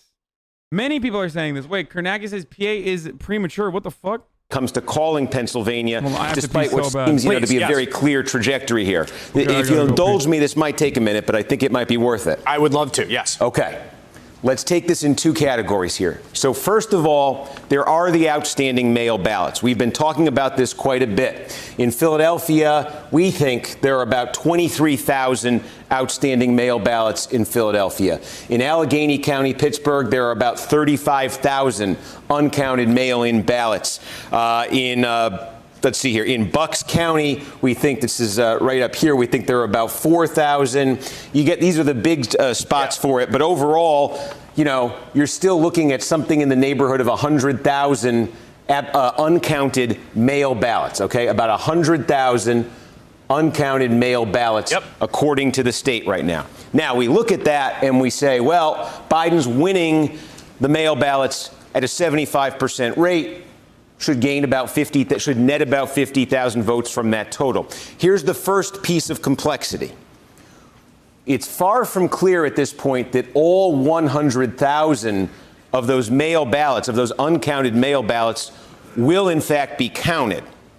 One of the things that we're seeing in a lot of these counties that have done and been doing their absentee mail vote counting is they're not getting down to zero. And remember, they're getting these ballots, they're opening them up, they could be challenged. We had that whole conversation about if it's not inside the envelope that's inside the envelope, that can happen here. Right. So you say there's 100,000 that are uncounted, that doesn't mean that's going to be what actually goes into the final vote total here. Right. There's uncertainty there.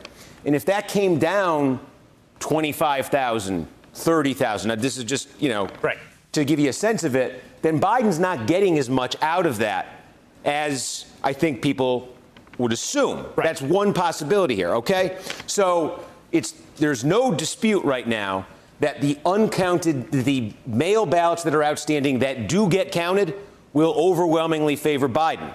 And that with each update there, this lead he's accumulating from that will go up. There's a question of how much that lead will go up because we're not entirely sure how many of these actually get counted. Okay? Yes. That's the first piece of it. Now, the second piece of it is this. There are also roughly 100,000 provisional ballots in Pennsylvania. That's an unusually high number of provisional ballots for the state. The number, I think, was about 4 times less than that in the 2016 campaign. There are about 100,000 of them. Why are there so many provisional ballots this year? I think one possibility here is that because of the new mail voting system that Pennsylvania has, if you requested a mail-in ballot and it was sent to your home, you've got the mail-in ballot, and you decide on Election Day, I'm going to bring that ballot in myself. Yep. And you bring it down, and you don't have the ballot, the envelope, and the inner envelope. That's a spoiled ballot. They give you a new one, and you vote provisionally. Correct.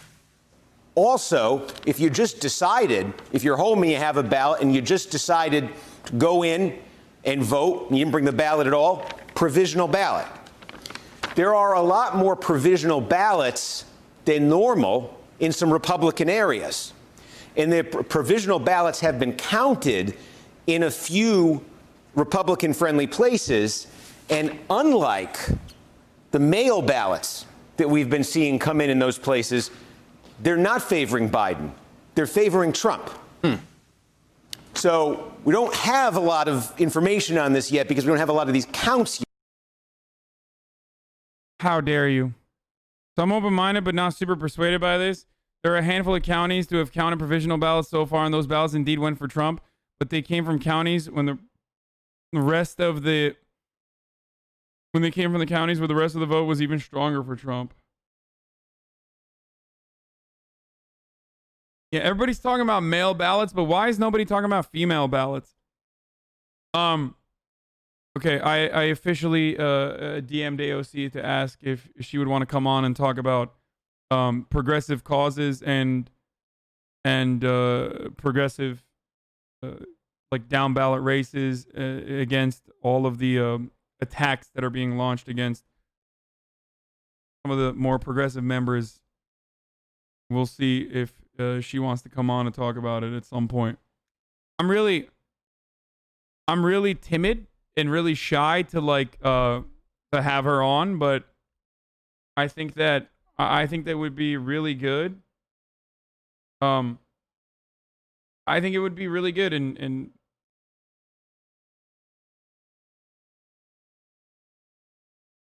really helpful overall. We'll see. Change your shirt though? Yeah, shut up.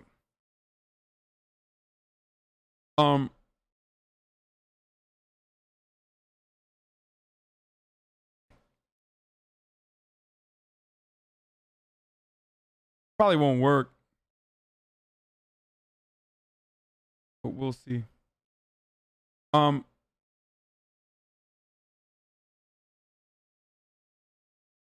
It's like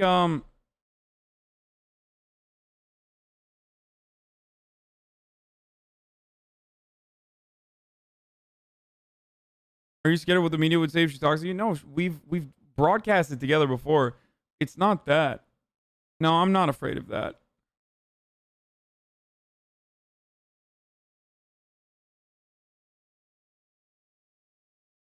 I just don't want to come across as like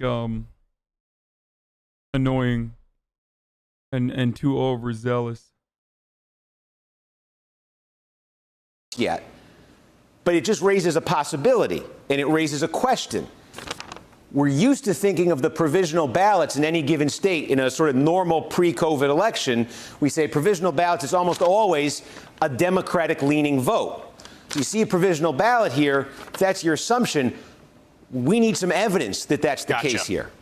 Or, you know, we know that Republican and Trump-friendly voters were much more likely to vote same day than Democrats. That's established.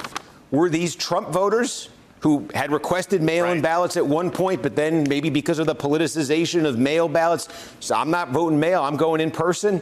That would be a provisional ballot if they went and did that. So we need to see.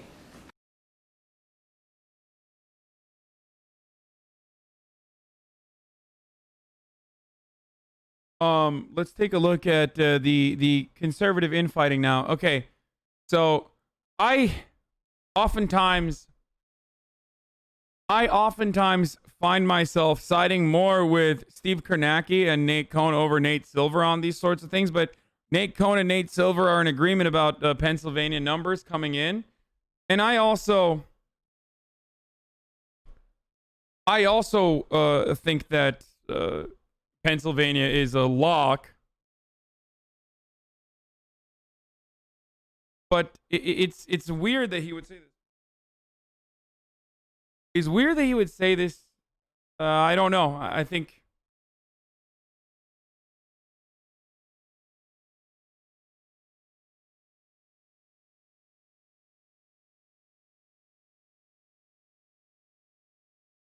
Mr. Cal concern trolling. XQC deleted this tweet.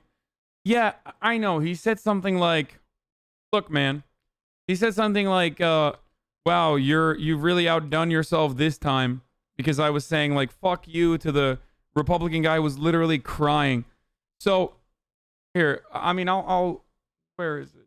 Like, don't fucking dunk on XQC for that. First of all, it's not that like ridiculous of a take for him to have. It's understandable. A lot of people often have that like permanent centrist position on these sorts of issues, especially if they're not super tapped into what's going on during what's going on outside of like a immediate election cycle. All right.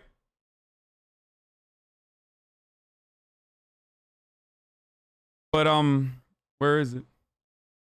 Were AOC's DMs fixed? I don't know. We'll see.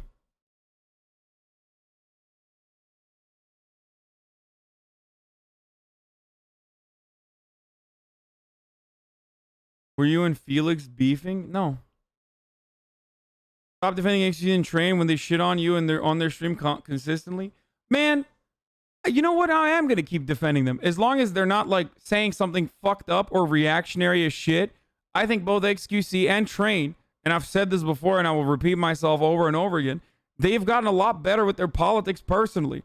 And their original position isn't a place out of malice, but instead their original position comes from just not knowing. Okay? So, like, as long as you're on a journey to make yourself better, and as long as you're on a journey to progress, then what the fuck? Why would I shit on someone? Especially with someone like XQC, who I talk to regularly about these sorts of issues, regularly about politics, not just on stream. Pepe D is brainwashing. Yeah, I don't care. Okay, I don't give a shit. If like Pepe Ledi is brainwashing them to fucking hate me or something, as you were claiming, then the better thing isn't to like further to divide and attack them relentlessly, and instead have a conversation with both of them if they have any sort of like a difference in agreement. Okay? He just said, I said, hey Craig, go fuck yourself, and all 68 million of those Americans, because Craig Robinson, Iowa GOPer, said, I get that the media elites hate the president, but I realize that over 68 million Americans voted for him in what has to be one of the closest contests in modern presidential history. While you gleefully celebrate his demise, you are also insulting the people who supported him. Now, my take here is certainly meant to be bold. Now, the reason why this take is supposed to be bold is because if you're fucking crying about the president not winning the election, and that's like something that is making you sad, first of all, fuck the president. Like, fuck Donald Trump. And if you like Donald Trump, fuck you too. Okay? But if you're crying about the president, then yeah, no, I have no sympathy for you. Like, this is a dude who has been fucking horrible. Like, he's just horrible person. It's not like I'm making fun of, like, I don't know, your granddad who got COVID because he didn't believe in it and then died. That's entirely different. The reason why your grandfather didn't believe in COVID is literally because of the fucking president. You understand me? This guy who has killed more than 230,000 Americans because of sheer ineptitude? Yeah, no, I'm not going to be nice about it. He said, from celebrating someone's possible life-threatening illness to insulting people for their political views, beliefs, regardless of their background, you've outdone yourself lately. Keep it up. And then he deleted it because he thought that it could be misunderstood. So stop saying cringe as fuck. My point is, like, that's concern trolling, okay? It is. But I think he recognized it, which is probably why he deleted it. But it comes from a place of not understanding the full context.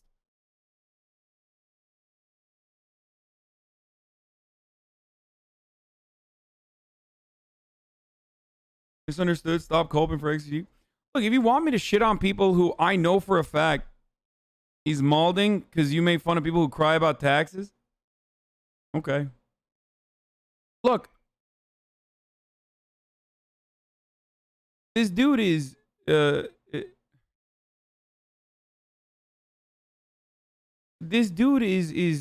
not all that knowledgeable on politics. He's an otherwise very smart person. And I've been saying this even before he became the largest streamer on the platform. But his heart is in the right place. And I think that, okay, keep capping. It's so easy to just fucking say, like, XQC Pepega. No, bitch. What do I say about Donald Trump? You don't get fucking 10 seasons on NBC, and you don't get to the place you're at if you're not smart. Just because someone is having a hard time communicating their ideas doesn't mean that they're not smart. How the fuck do you think XG maintains 75,000 people? How does he entertain them personally if he's so fucking pepega? If you're so smart, why don't you do it? Come on, dude.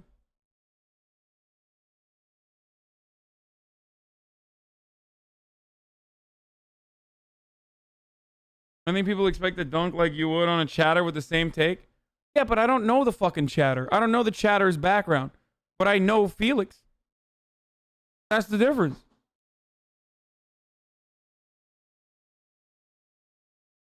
Also, me shitting on a random chatter is also very different than me shitting on a chatter that I know, whether they are a conservative chud who we keep in the chat for fun as a pet, or whether it be someone who is in my audience for a very long time, someone that I know in my community.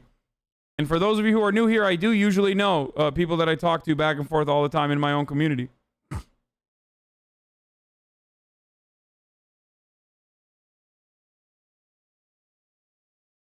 there's a difference between that and like a random gray name.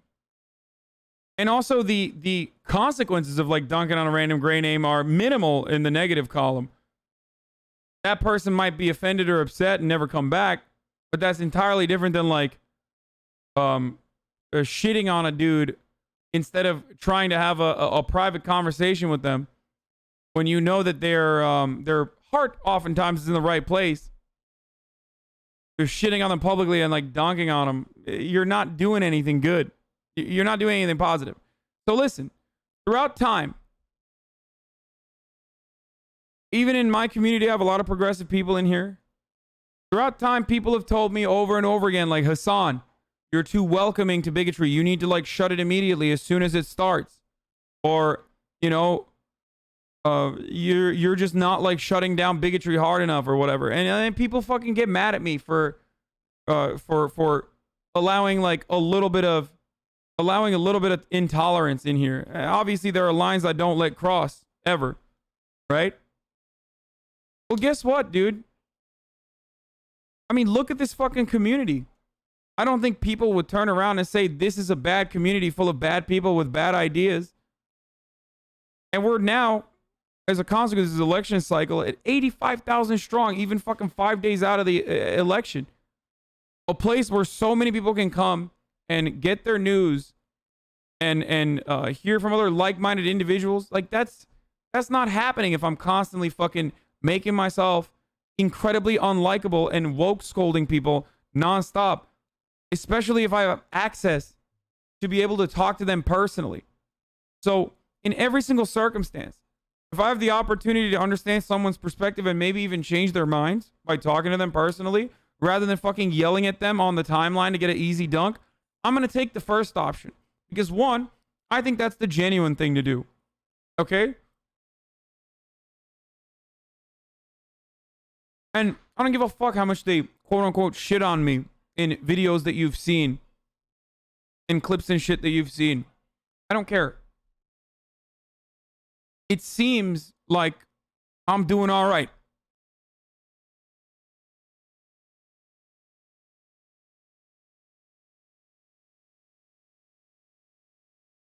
They yell at you on the timeline? Yeah, who gives a fuck, dude? I mean,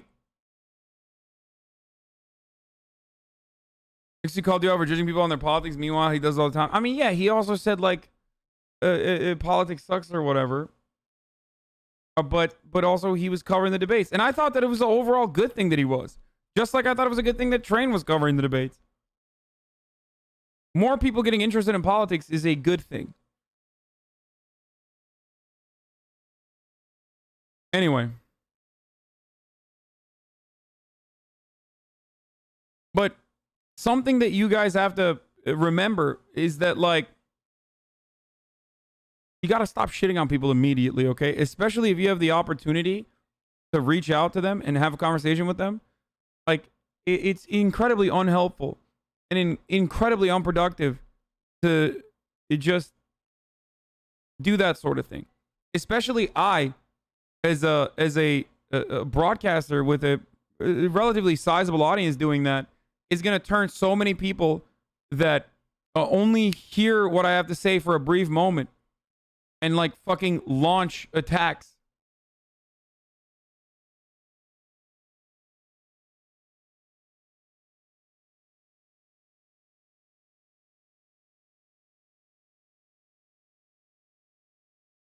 You shit on people all the time? Yeah, I do.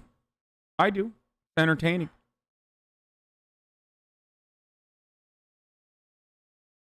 AOC memeing. Lol at the party of personal responsibility, being upset at the idea for being responsible for the behavior over the last 4 years. Why are you guys doing this? She's not going to come on the stream if you do this, man. She's definitely not going to come on the stream if you... Actually, I don't know. It might work. Who knows?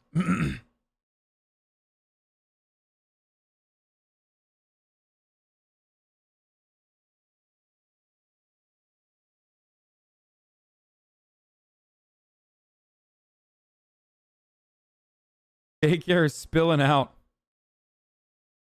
Oh, it's out of control. Libs are going nuts in this video. What is this? Dude, come out, ye black and tans is stuck in my head now. Okay. Oh, updates. Ladies and gentlemen, Joe Biden and Kamala Harris are expected to address the nation around 8 p.m. tonight, per sources familiar with planning. Harris will speak first, and then Joseph Robinette Biden.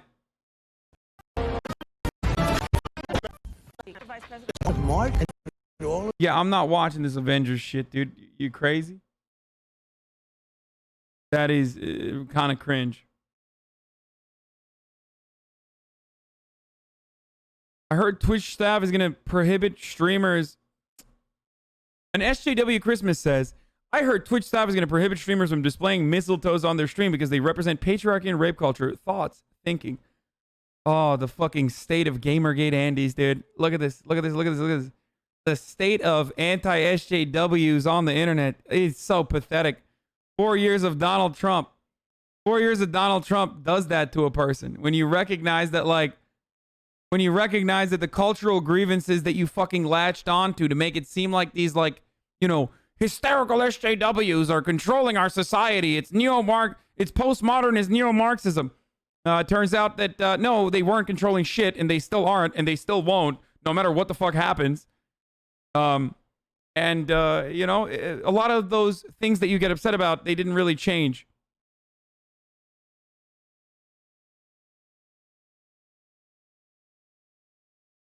What no pussy does to a motherfucker. Exactly.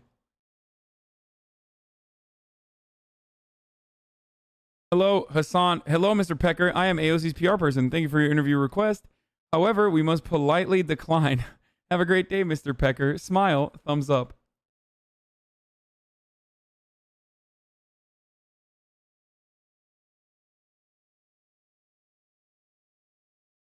Oh, here's the Fox correspondent. I forgot that we were going to watch that too. Hold up. Oh, the point I was making earlier, by the way, about Representative Jim Clyburn's district is that if I were to look at Representative Jim Clyburn's district, South Carolina District 6, if I were to look at that district, I'm willing to bet that the rate of people with diabetes or heart conditions is probably relatively high, higher on average than the average American, considering that that's how it works with your socioeconomic condition. If the median income is $35,000, then the health conditions increase as a consequence of that as well. Those people would abso-fucking-lutely benefit tremendously from socialized medicine. Okay? They would. They 100% would. And it sucks so bad when you say that this is not going to be successful, that this is a horribly unsuccessful initiative because of how unpopular it is. Well, man, if you're a fucking leader and you truly care about your community, then make that unpopular initiative fucking popular by advocating for it.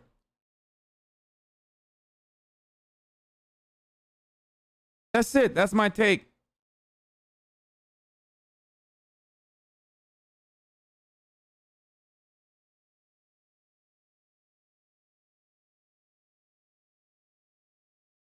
Great how HasanAbi never responds. Hasan took the bait. Man, first of all, your name is NB Reply, so I assume that you're, of course, baiting me when you do a great, crafted right-wing take. Go change your name to, I don't know, Lib Destroyer or something if you want to fucking bait me. You can't have your name say that you're non-binary while then also being like, oh, I'm gonna get him with this fucking spicy conservative take. Of course I'm gonna avoid that because it's very clearly bait.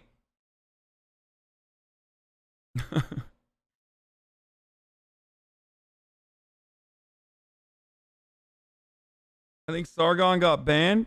Carl Sargon Benjamin has been taking some deep breaths of the copium bottle recently. Oh no.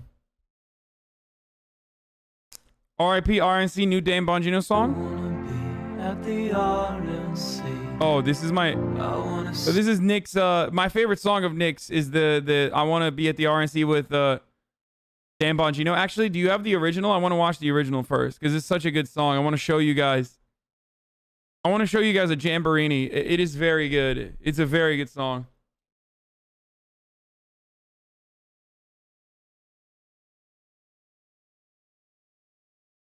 I want to play the original one first.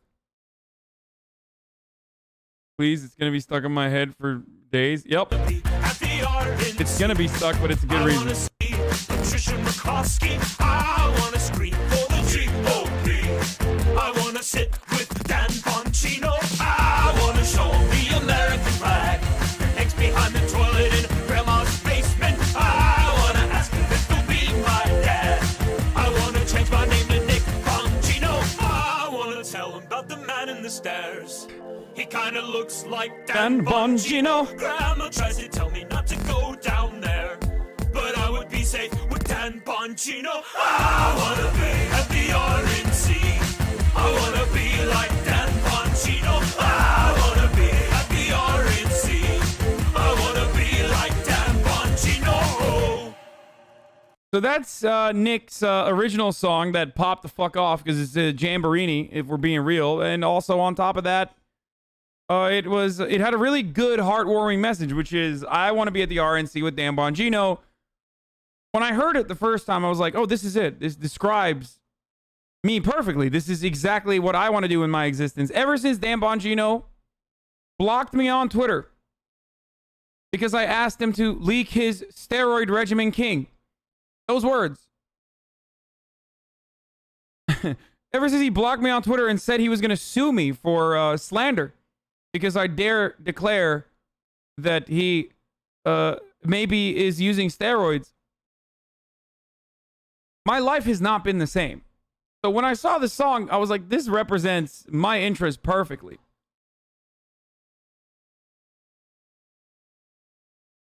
This is just a slow ballad version, by the way, not a new tune. Still great, though. Is this guy okay? He looks coked the fuck out. That's the whole point. Patricia McCloskey, I wanna scream for the GOP. Oh, it's just the slow version of it? It's not as good. Dan Bongino, I wanna show the American flag that hangs behind the toilet in Grandma's basement. I wanna ask him if he'll be my dad.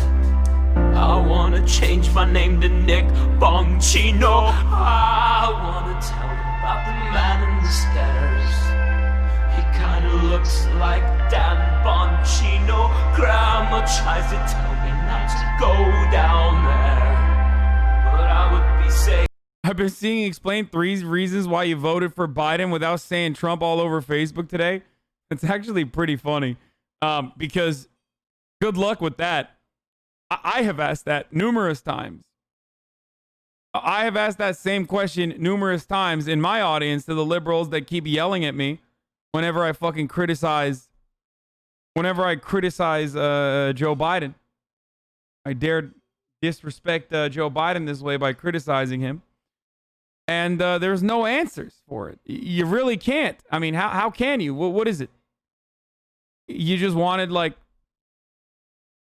was it because you like that he likes trains? I mean, that's one. Your candidate laws, boohoo. Enjoy the moderate Superman. I'm confused.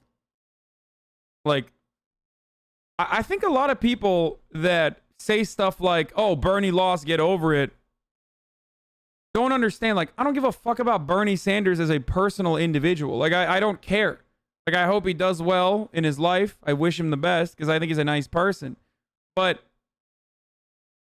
like, I care about the policies, man.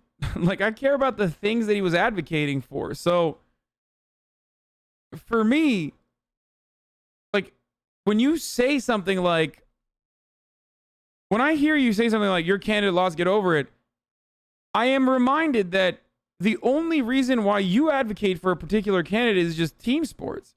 And you don't care about the policies at all. Like, you're just, you know, you're just saying like, oh, well, your favorite candidate, your superhero lost. Like, I don't care about Bernie as much as I care about what Bernie Sanders represents, what he advocated for. Kind of odd. Oh, new React playlist coming in hot. Okay, we got a lot more to do that before we get to the React playlist, though.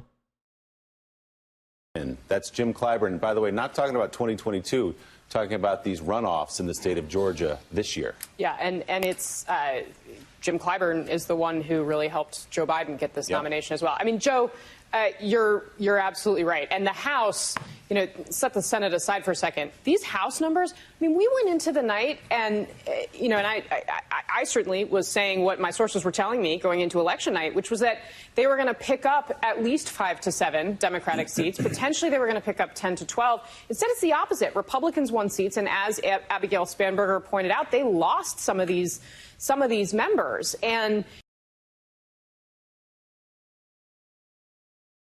talk about the I mean, this is bad. Like, this is bad punditry because it's just wrong. Is that if you want the majority, if you want to govern, you have to figure out a way to make that happen in places where people are not firmly entrenched on one side of this culture war. This is giving the game away that, like, progressive areas and progressive districts are going to be in support of the Democratic Party unconditionally. So you don't have to focus on them and you don't have to focus on their interests, even if their interests and the things that they advocate for directly make the Democratic Party stronger and better as it specifically pertains to economic policy that truly help the working class. Okay? When conservatives focus on, I don't know, Kamala Harris being a Marxist, a delusional take, of course, psychotic. When they focus on that, the reason why they're focusing on that is because they don't want to have a conversation about how they are currently trying to destroy pre-existing condition protections. You understand me? That's why they're saying Kamala Harris is a Marxist. So when you, as a supposedly liberal commentator in the liberal news network, do that exact same thing that conservatives are doing, what the fuck is your job then? Like, why not have a conversation about something that actually matters? The part of Jim Clyburn's message,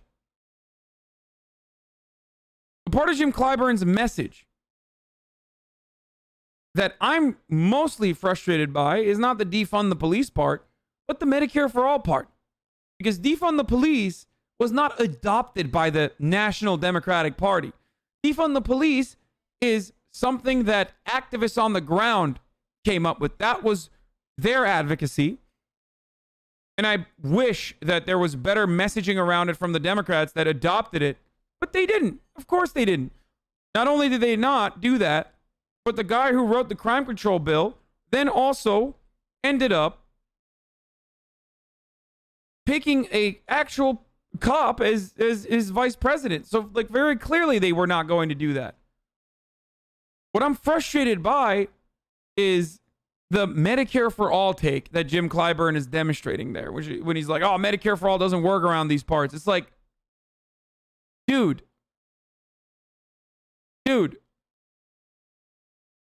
what the fuck are you saying? Like, why are you doing this? Like, when you focus on defund the police, and when you use defund the police to make an argument to attack Medicare for All as well, what you're basically doing there is no different than what conservatives do when they talk about, like, how Kamala is a Marxist. Okay? It's a way to bury the actual policy positions that you're against. Let the conservatives do that. Why the fuck are you doing that, Jim Clyburn? Huh? Why are you adopting their framing? Meet these people on the messaging side a little bit. Stop adopting the framing that conservatives apply to the Democratic Party as a fucking Democrat. Turn it around back on the Republicans and say, hey, it's rather strange to me that we've been giving more and more money to these precincts all around the country for generations, since I wasn't even eligible to vote as a black man. These police precincts have been getting more and more money. And for some reason, they keep using it on guns. They say they're going to do it on community policing. They say they're going to use it on body cameras. Why is it that these small business, or not small business, why is it that these small government Democrats or Republicans, what am I saying? Holy shit. I'm speaking in Jim Clyburn. I'm speaking for Jim Clyburn currently. That's why I said I as a black man. Okay, shut the fuck up. You know what I'm saying. Why is it that these small government Republicans, why are they advocating to give more money to the cops, more money to basically the state, for them to fail over and over again? Don't adopt their framing that you like want the police to die or some shit. As a black man, you are not a black man. Man, shut the fuck up. You know the example.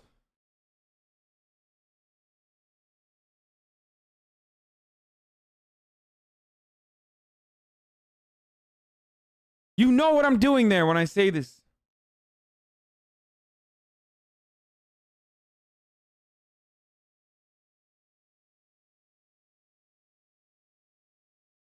Or the other. And for Democrats, that lesson is, we've heard, some of the most famous, arguably the most famous member of the House, Alexandria Ocasio-Cortez, she gets elected in a primary election.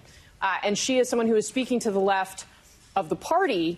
But for Nancy Pelosi to actually be in charge, they have to win in districts in the middle of the country. They have to win in places like Cobb County, which we've talked about so much, where they can appeal to people who maybe are not as comfortable with the way the culture is playing out on the far left, the way the kind of country is split. They're people who have made this split decision. They voted for Joe Biden for president, but they voted for David Perdue in the Senate. And Spanberger was very emotional about it. And Nancy Pelosi, I think, fully understands this. I mean, she is a power politician, but she's had to grapple with the fact that social media and the landscape gives an inordinate amount of power to the left of the party. So I think that you're absolutely right. And this is going to be a central tension in how Joe Biden governs, because I bet you he governs or tries to govern from the center. And I don't know that the left is going to be. I mean, I think they've got a reckoning coming up. Yeah, they're not going to be thrilled. Like, how do you get paid for this, man? How is this analysis that you get paid for? Well, this is either really bad and really fucking stupid. Like, either you're brain dead and that's why you're saying this, or you're getting rewarded handsomely to just spout mistruths. Like, these are just fabrications that you made up. That's it. Like, this is just, you're propagandizing against the left and adopting a reactionary point of view on what is supposedly the most left-leaning media outlet that they have.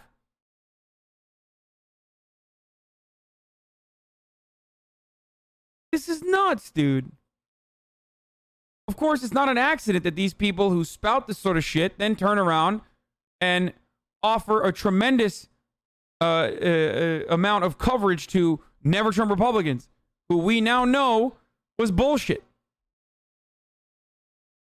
I can't even have a moment of fucking celebration for all of the right takes that I had against all of the sea of frustrated people that kept telling me I was wrong over and over again about Never Trump Republicans not being an important fucking constituency at all, that they were in the margins, and that Donald Trump was more popular within the Republican Party, or at least popular within the Republican Party, despite the fact that his coalition was diminishing. I was wrong about his fucking coalition diminishing. On that front, by the way. I thought that the independents would sway or would swing over to Joe Biden. Here, I'll admit the parts where I was wrong, and I'll admit the parts where I was right. I was right to say Never Trump Republicans were a fucking virtually non-existent group of voters, with minor exceptions like Arizona. Okay? But the amount of outsized coverage they got from MSNBC and also the New York Times is like, it would have you believe that they are the most important part of the Republican Party, that Republicans just hated Donald Trump or something. Independents did sway, yes. I know. They did.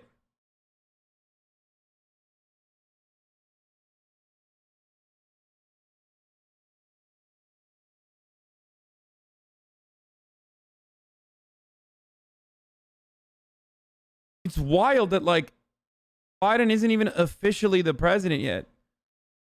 Like, he's not even the president-elect yet, and they've already started their incredible assault against the left.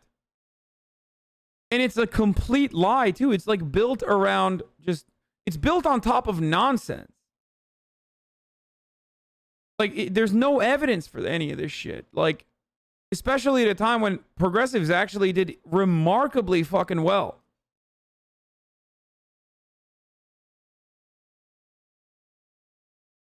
in places like Pennsylvania, it's the progressive organizations on the ground that are doing their very best to turn Pennsylvania blue. Yeah, I know that Decision Desk already projected that Biden won. They did this hours ago. Yeah, they projected Biden as the winner in Pennsylvania. He's up by 15,000 votes there. So as soon as you call Pennsylvania, it's over. You don't need Nevada, you don't need Arizona, you don't need Georgia.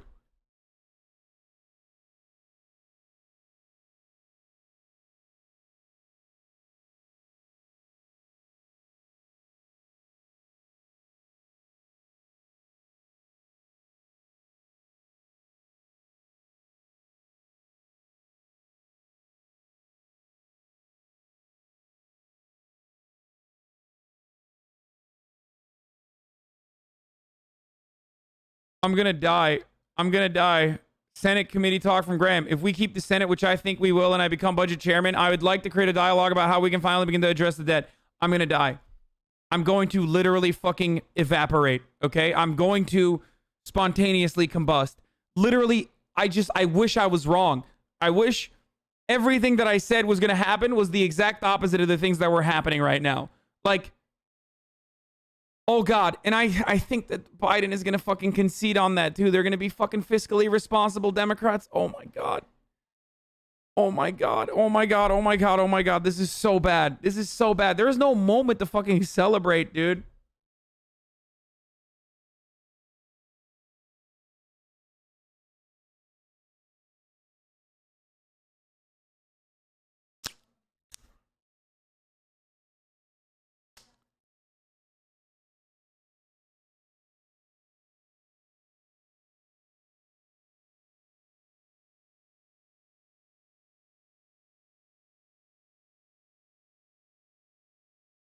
Oh, God. Oh, Jesus Christ.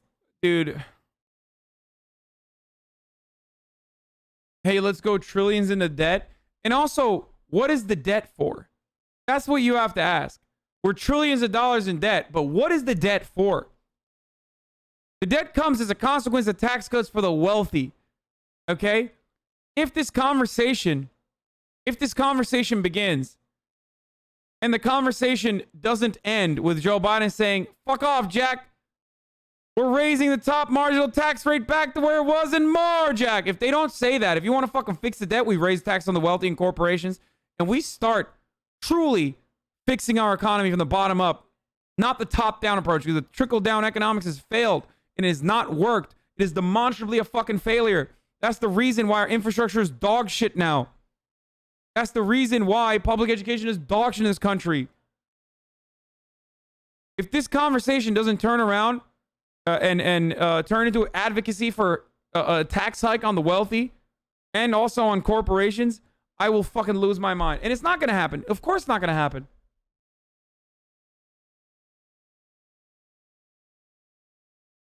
Meanwhile, there are tax hikes built in to the Trump administration's policies.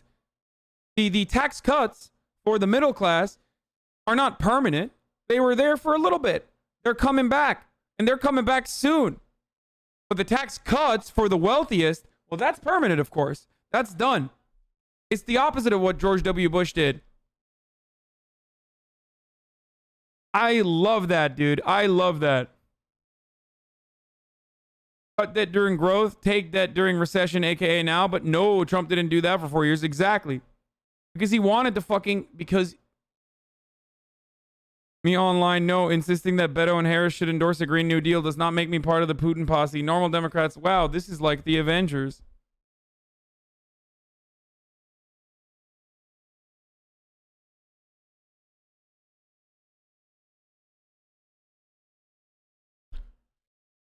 I can't even finish this fucking Scarborough thing without getting triggered. He's going to have to govern just like Bill Clinton governed, and just like Bill Clinton, Joe Biden knows how to govern. So he will govern from the middle. Bill Clinton was horrible, dude. Of course you like Bill Clinton now because you were a Republican back then. No wonder you like Bill Clinton. He will make deals. People on the far left and far... Just like Bill Clinton, Joe Biden has done sexual assault. Fuck. lip posting with a won't fuego like it. take. But and he's worked with these people before. he's worked. So there's a relationship already. So if he wins, he will be governing from the center. Because, Mike, let's face it. All right? Oh, no. You look at well, first of all, let's face it. Like Twitter, like woke Twitter has been destroyed. Woke Twitter. The lesson here.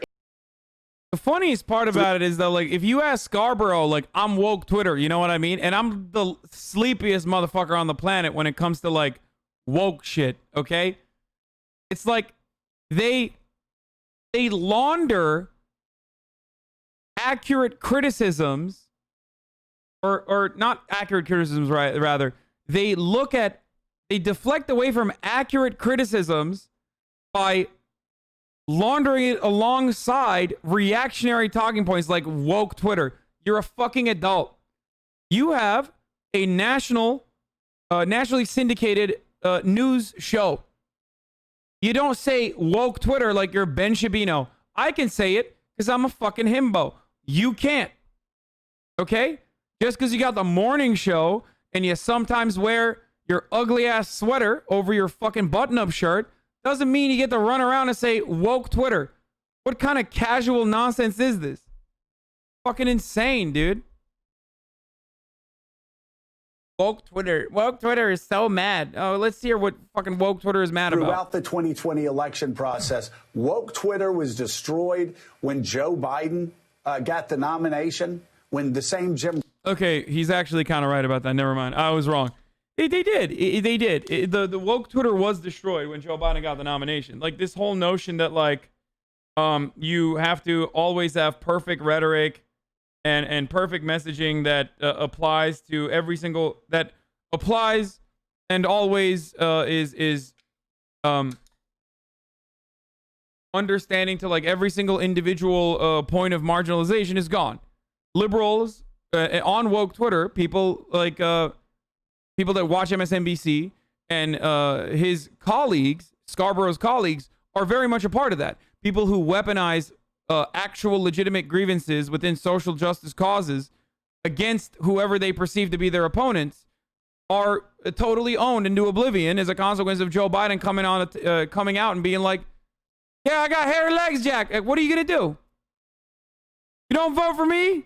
You ain't blackjack. Meanwhile, all of those fucking woke Twitter people, the woke liberals, the rad libs, literally turn around and run defense for Joe Biden when he says, you don't vote for me, you ain't blackjack. Can you imagine if Bernie had said that? I mean, it's such a cliche at this point, but what do you think 1619 Project Pulitzer Prize winner, what's her name? Hannah Nicole or something? I forget her name all the time. Whatever. What would she have said? What would they have said if Bernie Sanders had said something as fucking ridiculous as that? Nicole Wallace? Was it? You think they would have let that one slide? You think they would have come out and been like, there's a political black and a skin color black and everyone knows what I'm talking about? You think they would have said that?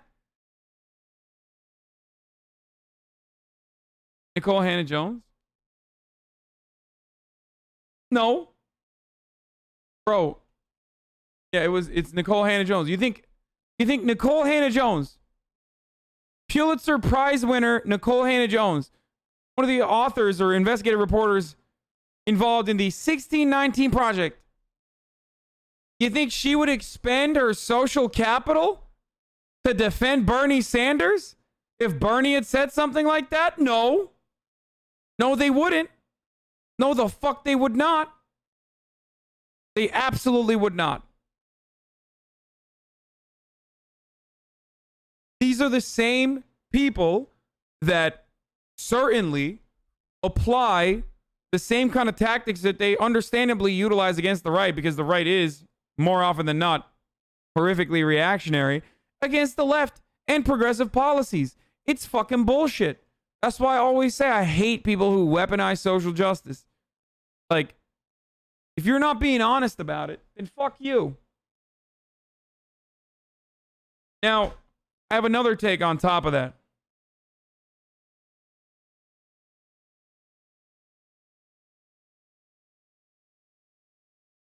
There was, I can't remember where it was. I remember reading an article back in 2016 about how Medicare for All was racist to black people. Like, just straight the fuck up. Like, they throw the kitchen table at the left and progressives. They hit the progressives from the left with, like, rad lib bullshit. Okay? Let me guess, a white person wrote that? Of course a white person wrote that.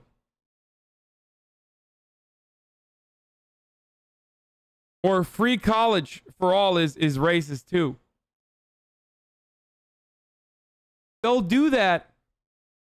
They'll do that to attack the left. And then also they'll simultaneously adopt reactionary talking points against progressives as well.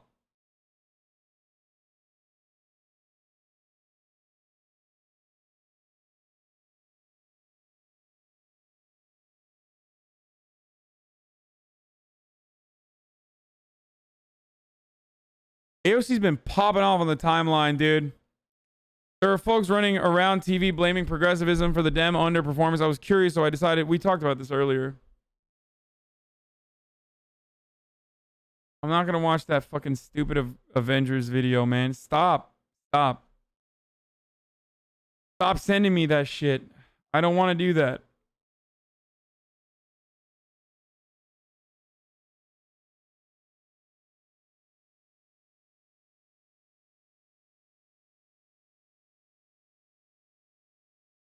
Anyway, we're gonna move on. We're gonna get back to the dialogue around. I'm gonna finish this one, okay? I'm gonna finish this. But before I do, ladies and gentlemen, And I was born on a Dublin street where the Lyle drums did beat. Top of the hour, every hour. 60-second ad time. A contractual obligation. If you'd like to experience the broadcast free of interruption. If you would like to experience the broadcast without any interruption whatsoever, all you need to do is use your Twitch Prime for free by connecting your Amazon Prime account to your Twitch account. Or by subscribing for $5 a month. Or there's other ways you can do it too. But it's top of the hour, 6-second ad break time. Alright, I'm gonna go pee now. Alright, I ran the ad, I'm gonna go pee, and I'm gonna keep playing this. Clyburn was like, stop talking about defunding the police. He was saying that during the campaign, and that's one of the reasons why he supported Biden. But now you look at what's happened, and Americans are down the center. They just are. I know we talk about how deeply divided America is, but you look at some of the things that the far left wants. You know, it's like Jeremy Corbyn.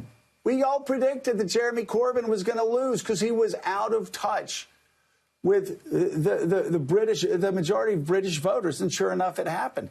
So here we are. This is the country that we have, whether people like it or not. In 2016, they took a chance on Donald Trump. Figured, what do we have to lose? In 2018, they said, we have a lot to lose. This guy's out of his freaking mind, and he's extreme. We're going to put Democrats in charge of the House and take away some Republican seats in the Senate to have a check on him, just as James Madison and the founders actually planned. 2020 comes along, and it looks like the decision they've made is, all right, listen, we're going to fire Donald Trump.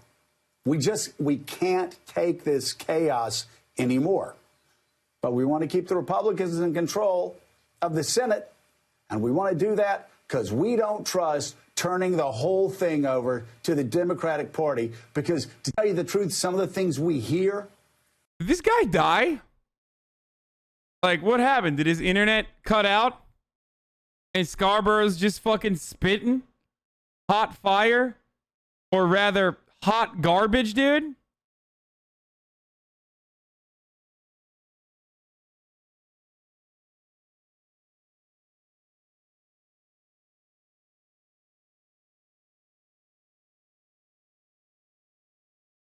They sound a little crazy to us. That's what they're saying. Democrats, listen, they don't have to listen to me. They never do anyway. I'm just telling you, that's where America is. And if the Democrats decide to move to the center. Anyone who tries to tell you, anyone on mainstream media that tells you, like, this is where America is, and then turn around and say, like, America is center or center right, don't listen to them, okay? It just don't. It's fucking bullshit. It's always been bullshit, and it still will be bullshit. It's just as stupid as how much Republicans make it seem like there is a concerted effort for pro-life advocacy that goes against pro-choice legislation. 75% of the country believes that Roe v. Wade should not be overturned. That's bullshit. If you ask the Republicans, they make it seem like the majority of the country wants to stop abortions. It's completely made up. A complete fabrication. The overwhelming majority of Americans believe that there should be a pathway to amnesty for those that are a part of DACA. A marginally smaller, yet still a majority of Americans believe that there should be a pathway to amnesty for all undocumented immigrants. But if you turn on the news, you think, man, all these people are so racist and so reactionary, and all these Americans are just, you know, they want to fucking kill immigrants or something. That's not the case. But the Republicans make it seem like that's the case. And liberal media, mainstream news, certainly make it seem like the Republicans have a fair point.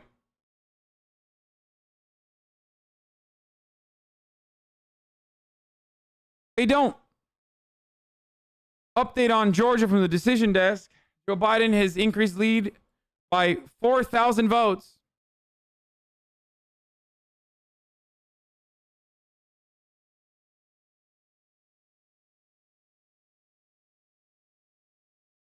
Poll thread on you right now.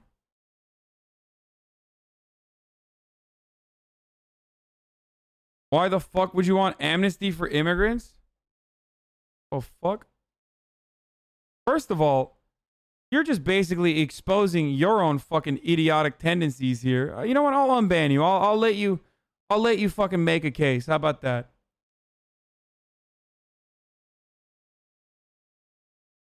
But I definitely am in support of amnesty for all undocumented immigrants in this country living on U.S. soil currently. It wasn't just me, though. It was another daddy of modern conservatism, Ronald Reagan, who also advocated for that. That was certainly another person who advocated for amnesty for all undocumented immigrants living on U.S. soil. But not only that.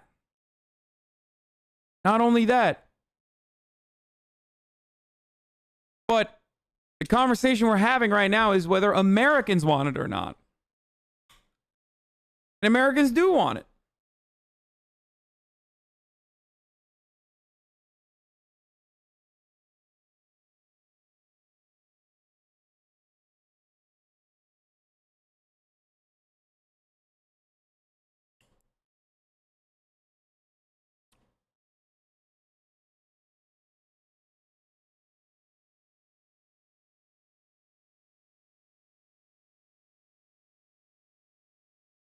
Now that Joe Biden is president, which Muslim country are we going to invade? I hope none. There aren't that many left, though, that we can invade, so at least there's that.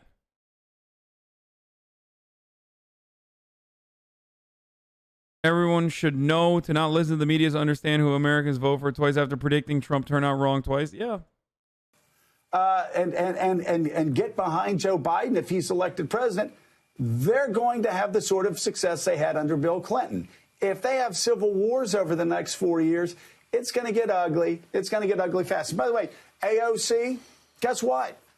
She represents her district. I've always been a big believer. Everybody should represent their district, and she represents her district well. I destroyed. Right? That's her job. All right? It's, at the same time, it's Nancy Pelosi's job, and she's really good at it. Bro, everybody knows, okay? Everybody knows famously that once you go below the Mason-Dixon line, you're literally immune to medical bankruptcy. Like, everyone knows this. I don't understand why, you know, everyone is trying to run on AOC's policies. I mean, guys, come on. You go below the Mason-Dixon, it's done. No insulin necessary. Okay, you can pay $1,000 a month if you want to for insulin. It's just how things work. Okay? This is how it works. Oh, you fools. You simple fools. You simply do not understand how big-brained my political brain actually is.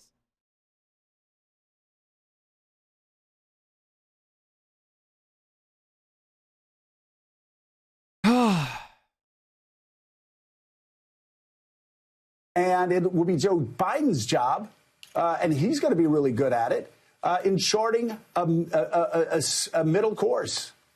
If that's, in fact, where they think America is. And Nancy's already done this before. In 2006, Democrats took power back when Nancy Pelosi and Rahm Emanuel and other Democrats said, hey, why don't we do this? Why don't we recruit candidates that can win? Dude. Okay.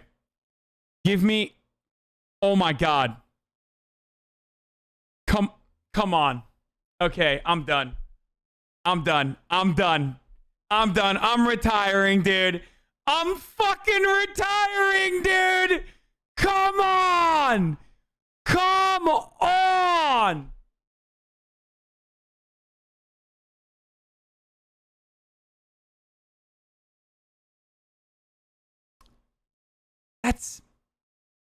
That's a crazy take from the New York Times. If only there was someone who was literally saying this. Wow. I wonder if someone kept fucking saying exactly this. That's crazy, dude. What? TruthTellerEagle.net, ladies and gentlemen. If you want to know what happens in this country, an out-of-touch libtard living in California has a better understanding of what's going on down south, especially in Florida.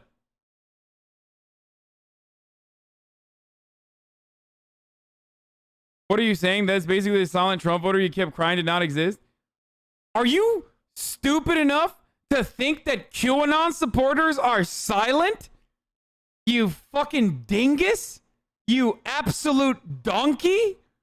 You think that QAnon supporters are silent? No, motherfucker. A polling error is not because QAnon supporters are like, oh, I'm not going to give an answer to the fucking pollsters.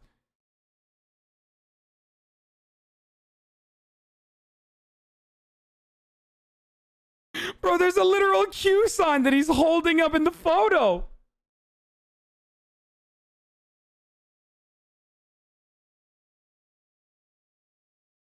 Guy.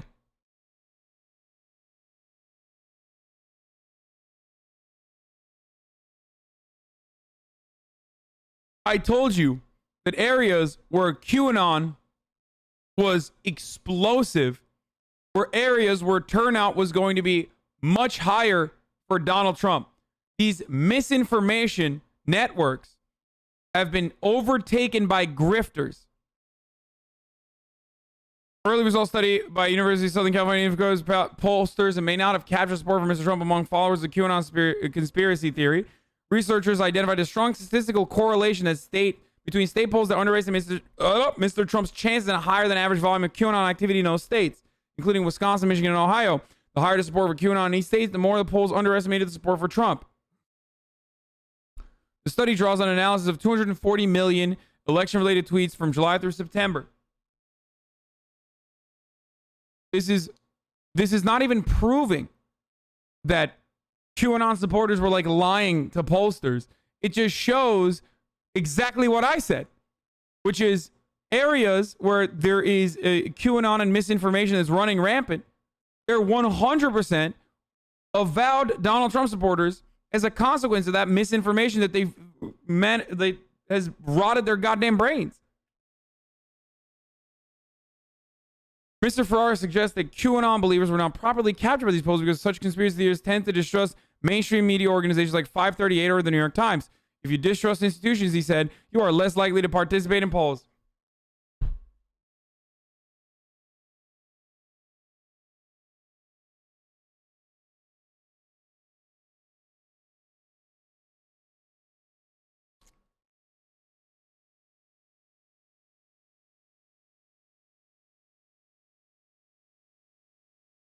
Biden's lead is over 4,000 in Georgia after new Gwinnett County ballots. I don't think we're getting a call here for weeks, but given that we have such a good accounting of what's outstanding, it's hard to see Trump winning this without a tabulation error.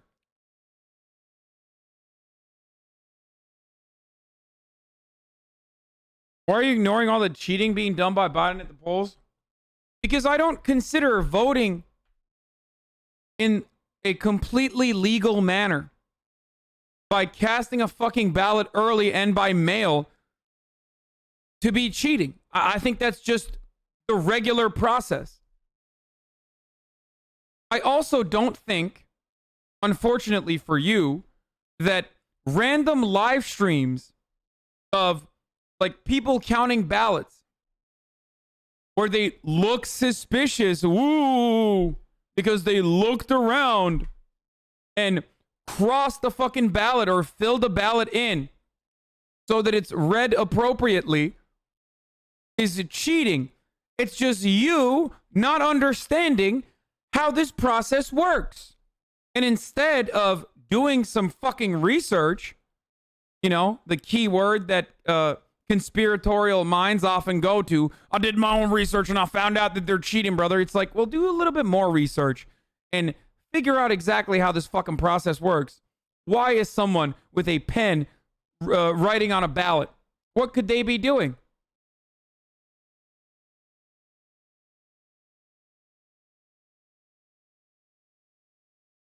If people are cheating, if there is this grandiose, just massive conspiracy, this effort from the Democratic Party to cheat in the way that they're counting the votes, then why are they just cheating for the presidency and by slim margins?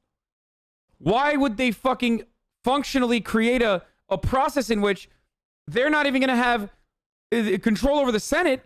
And also on top of that, they lost seats in the House.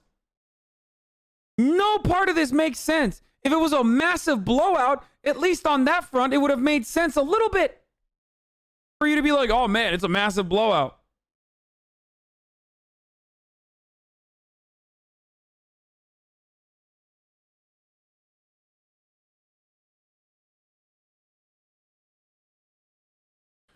Dude, the point is that poll selection is correlated with political ideology. That bias is the result of a poll. Learn statistics where you come at me with excuses. What do you mean, come at me? Who the fuck are you? Who the fuck are you? Are you Nate Silver in my chat, Ramaville? Because if you are, or if you're a pollster, do a fucking better job, dipshit. How about that? Okay? I just lost the radical pollsters. Listen. Actually, it's not even the fault of pollsters. I'm actually more frustrated by people like Nate Silver and the pundits that look at the polls and act like it's just definitely what's going to happen in the future.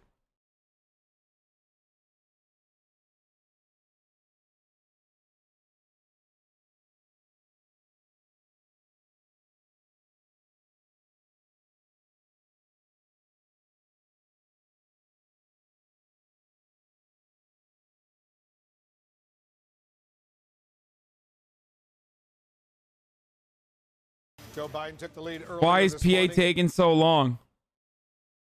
New CNN video looking into investigating what's happening in Pennsylvania currently. Let's take a look. Joe Biden took the lead earlier this morning. He's still got a lead. It's growing in Pennsylvania. He's 13,374 votes ahead of Donald Trump, 49.5% to 49.3%. Brian Todd is in Pittsburgh, Allegheny County, joining us right now. Brian, what's going on there? Allegheny County, the second largest county in Pennsylvania. That's right, Wolf, and we're here with the man who's at the center of what we hope is not a storm. It's Rich Fitzgerald. He's the Allegheny County executive. This is the place where they're counting the... Bosch says pollsters realistically cannot do a better job than this. Hey, man, if that's the case, then maybe everyone that fucking relies on polls as if it's literally what's going to happen should shut the fuck up about it and stop crying to me for months about how I'm not looking at the polls. I'm not looking at the polls, and I'm looking at other data points rather than just looking at polls every fucking day and refreshing 538 obsessively. Okay? That's my take. This is what frustrates me. It's not the polling itself. It's what you do with that information and how you treat it. If it's one indicator, then that's fine. If it's the starting point of your argument and finishing point of your argument, as though it's like perfectly descriptive, then you're a fucking idiot, okay? And I'm not saying Vosh is. I'm sure Vosh would agree with me on this too. I'm saying that liberal mainstream media commentators oftentimes do this. It's like a foundational tenet of neoliberalism is like, polls reflect the reality no matter what. And even if they're wrong, well, then technically they're not wrong because you're wrong for misunderstanding. We said 10% chance. We said 2% chance. Is there a 0% chance? Then why the fuck would you bring up 10% chance? It's still a chance.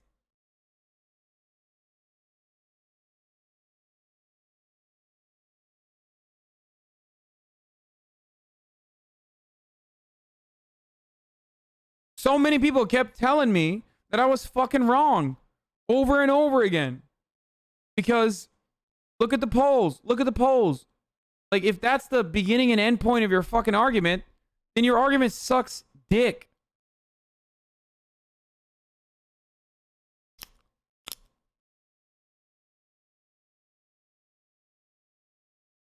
mail-in ballots and everything that's coming in after Election Day in Allegheny County.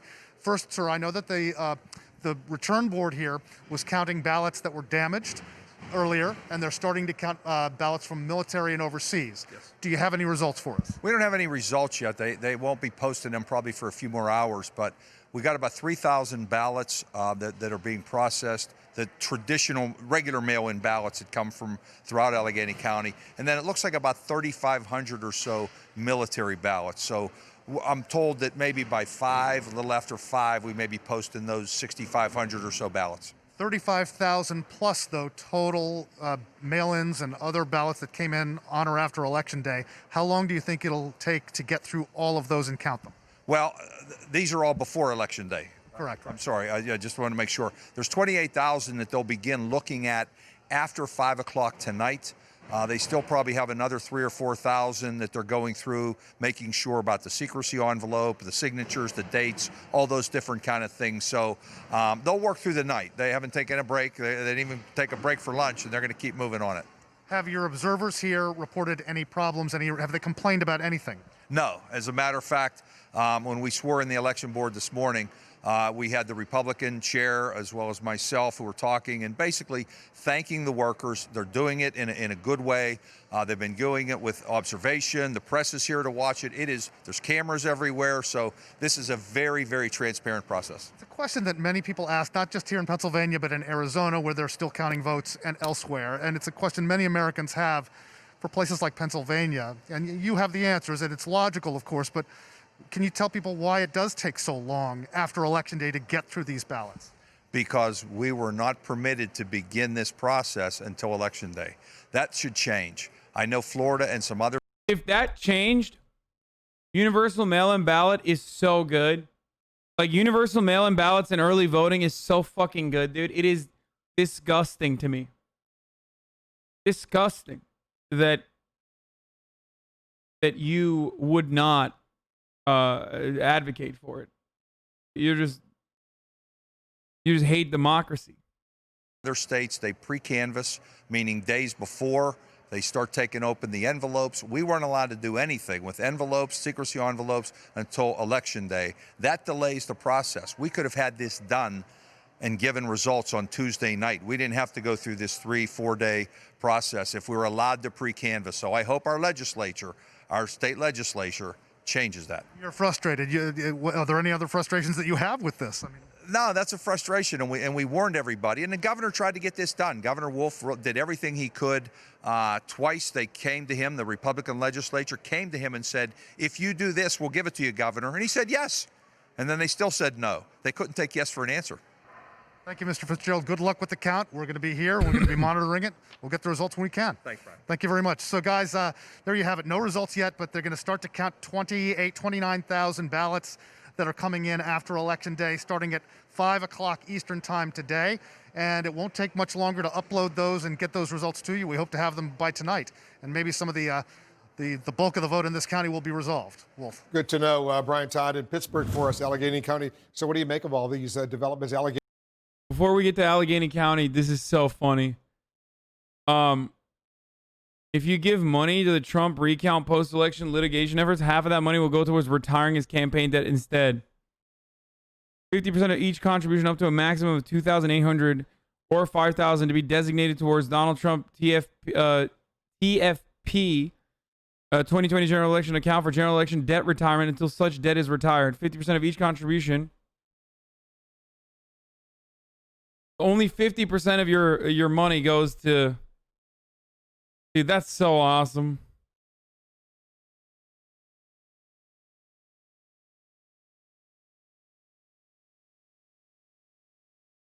That's so great.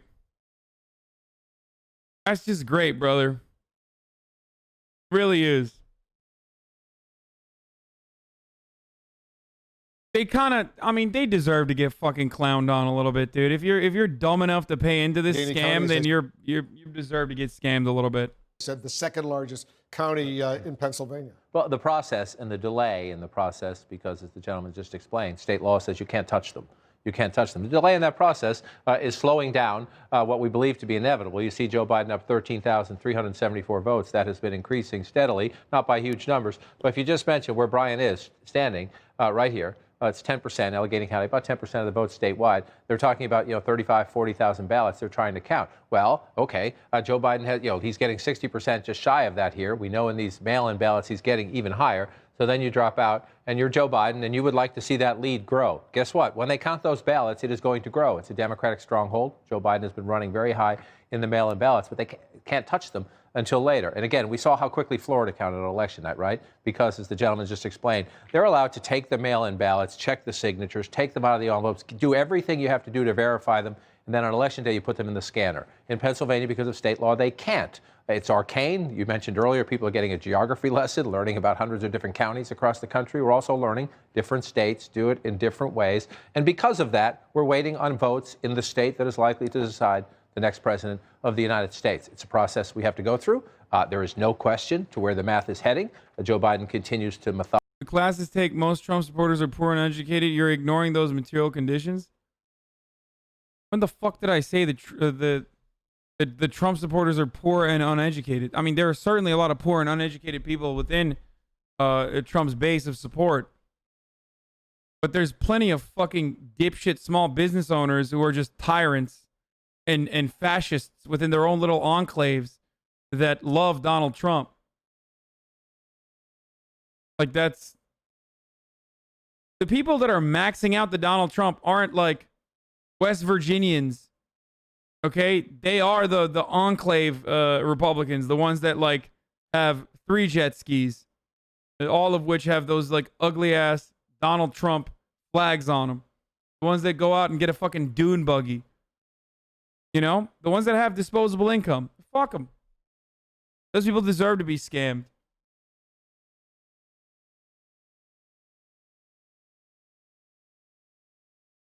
Methodically build this lead. The places where we know, like Allegheny County, like over here in Philadelphia, and the suburban core around it. I'll move it up a little bit so people can see it. This is the foundation. Again, any Democratic win statewide in Pennsylvania starts right here. That's where the ballots are. So there's an inevitability to the math. The question is, how quickly can you process? I stand by, John. I want to talk to Senator Bob Casey, Democratic senator from Pennsylvania, who's joining us right now. Senator Casey, thanks so much for joining us. What's the latest information you're getting? When do you think we're going to get some final numbers in Pennsylvania? You've been upbeat for the past several days that Biden is certainly going to win. Yeah, Wolf, it's hard to be certain when that will transpire where you have all the ballots that are the mail-in ballots that are outstanding process. But as John and you have indicated, that lead is growing. I expect it to continue to grow. And ultimately, and when I say ultimately, I mean when there's a certification process based upon an official count, that lead should be somewhere around 100,000. So, Senator, help us through this. Again, we were just going through this with the gentleman in Allegheny County. People around the country and the world are learning. Different states do it in different ways. Sometimes within states they do it in different ways. I just want to go through this. Our best math is there are about 124,000 mail-in ballots outstanding statewide. And then there are provisional ballots. Just in Philadelphia alone, there are about 20. Trump advisor said, according to Jim Acosta, Trump advisor said Giuliani and others in inner circle are enabling the president as he refused to grasp the reality of the White House is slipping away. People are enabling him, advisor says. On the situation inside the White House right now, chaos. No, we're going to get to COPIUM in a second.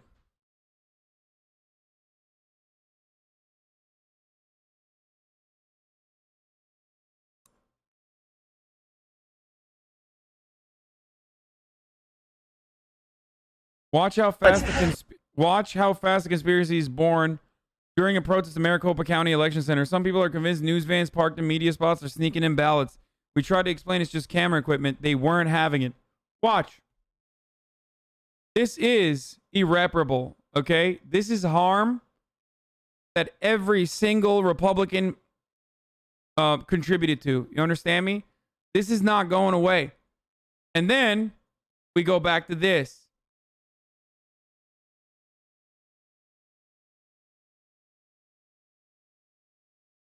None of this happened in a vacuum. People need to remember that. We got to stop treating we got to stop normalizing conservatism. Like that's what we have to do. Number one, stop normalizing conservatism. It's not normal. It's fucking insane. Okay? If I have one take, it's that. I know I sound like one of the Radlib accounts, but it's like, stop normalizing conservatives. Okay? They're not normal. It's abnormal, dude. This shit is insane. They're very clearly taking advantage of delusional people.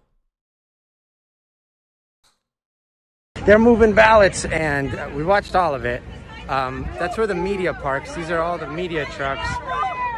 This group of people, they're shouting at the reporters and the photographers, saying that those are ballots in there. They don't have the watermarks on their ballots. Right. They're just screwing themselves. Fraud right now. We are watching voter fraud. Hey, look, they got suitcases right here. There they are, folks. There's the ballots. We're going to go to the other side, and we're going to show you what's inside of the back of those fans. Your GoPros, your indoor lights. Yeah, and my LU600 and my tripod. Your tripod. See, here's the thing. First of all, poor guy fucking works for Fox News. Just, you know. Listen, union guy working for Fox News. I don't hate on him too much. But if you're like a Fox News anchor, not even a Fox News anchor, but like one of those commentators, and you hear from the guy on the ground who's like, they're literally just psychotic. These people that we're fucking feeding misinformation to have lost their goddamn minds and are willing to attack us. Like, what do? Like, you really have no care for the truth. You have no interest in uncovering truth or injustice or anything like that. You don't care what kind of harm you cause. At that point, you got it. You gotta stop normalizing this shit. Yeah. So it's camera equipment. Camera equipment. It was like, oh, there's Fox News is a union. I mean, ballots. The Fox local TV, Fox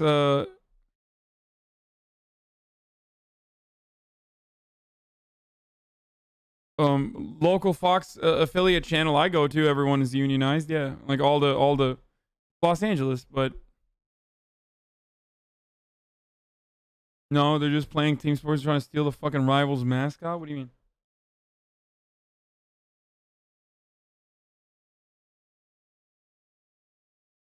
How constantly are Republicans making the American people less educated? They cut education and science any chance they can.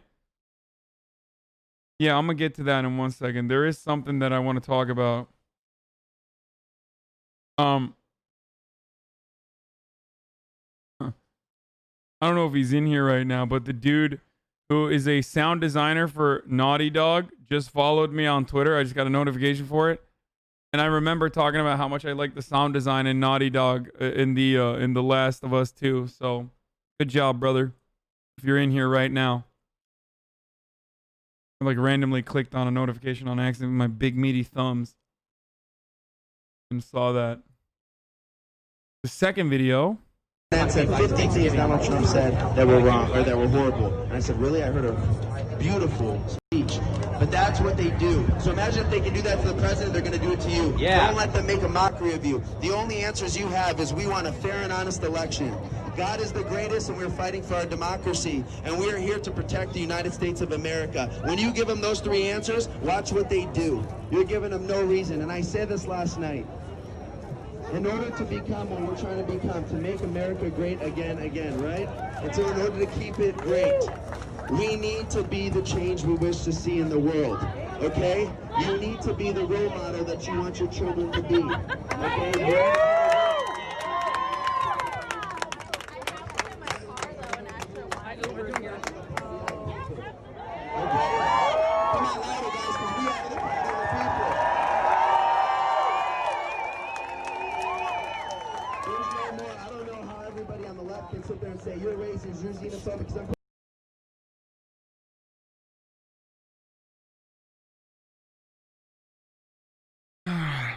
Trump supporters are.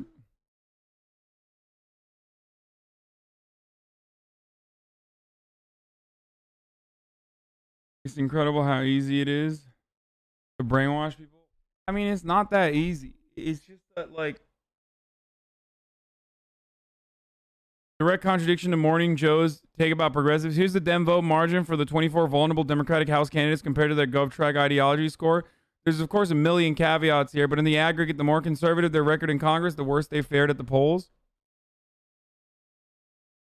Yeah, but that also means if you're more conservative, that means that you're running in a more conservative district. So of course you're gonna fucking,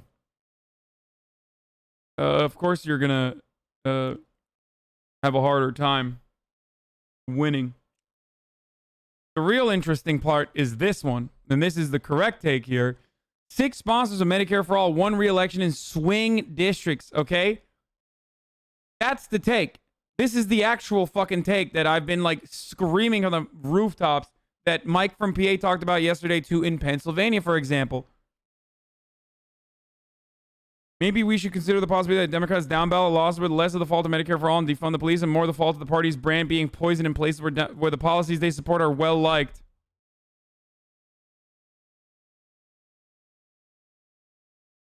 Your criticism of Silver is somewhat unfair. Nate Silver is not a pollster. He's a poll aggregator, and his liability is not derivative. I agree with you on most things, but not the criticism of Silver. Okay, then Nate Silver should not exist. If you're telling me that you can't have it both ways. You can't say Nate Silver is good, okay? And then also say, oh, well, Nate Silver is blameless in this process, because you're basically saying he doesn't do anything. So if he doesn't do anything, why is he constantly going on television? You can't do that. You can't have it both ways. If you're going to come in here and simp for Nate Silver, you have to have something better than, well, technically he literally doesn't do anything. Like, he is nonsense. Okay? It's like when Donald Trump says, like, oh, well, it's out of my hands. The coronavirus shit, it's out of my hands. Okay, why the fuck are we voting for you then?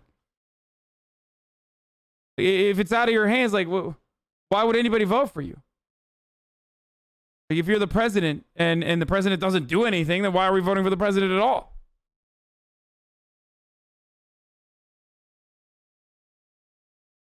And that's also not true. Nate Silver does.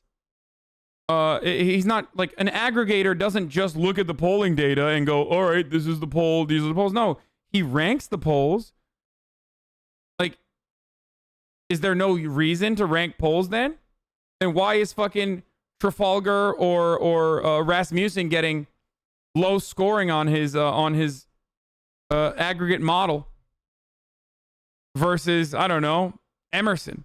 What's up with that then?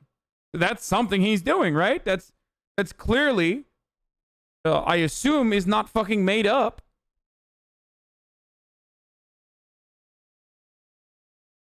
Someone explain that to me, please.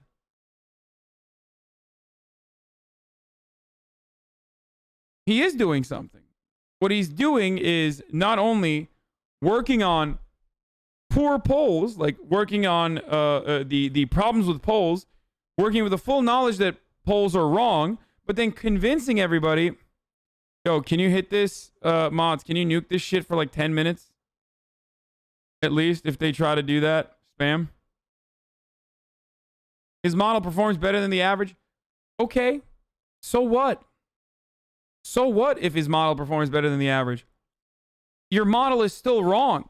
Just because it's better than the average doesn't mean anything if it's grossly wrong, and it's been grossly wrong multiple times now. Better than average doesn't mean anything. You can say bad take all you want, but if we're not going to talk about the normative positions associated with certain policy prescriptions, okay? If we're not going to talk about whether something is good or bad and exclusively going to have the neoliberal conversation that revolves around how certain things poll, then polls have to be 100% correct, or at least 90% correct. You can't hit me with the, well, on average, polls are really incorrect, and Nate Silver's polls or Nate Silver's forecasting is less incorrect than the other forecasters. Like, that doesn't mean shit then. And you can't use that in the conversation that we're trying to have. That's my point. I'm not saying math is like a total fabrication, or that we should never look at statistics at all. What I'm simply stating is that can't be the core of your argument.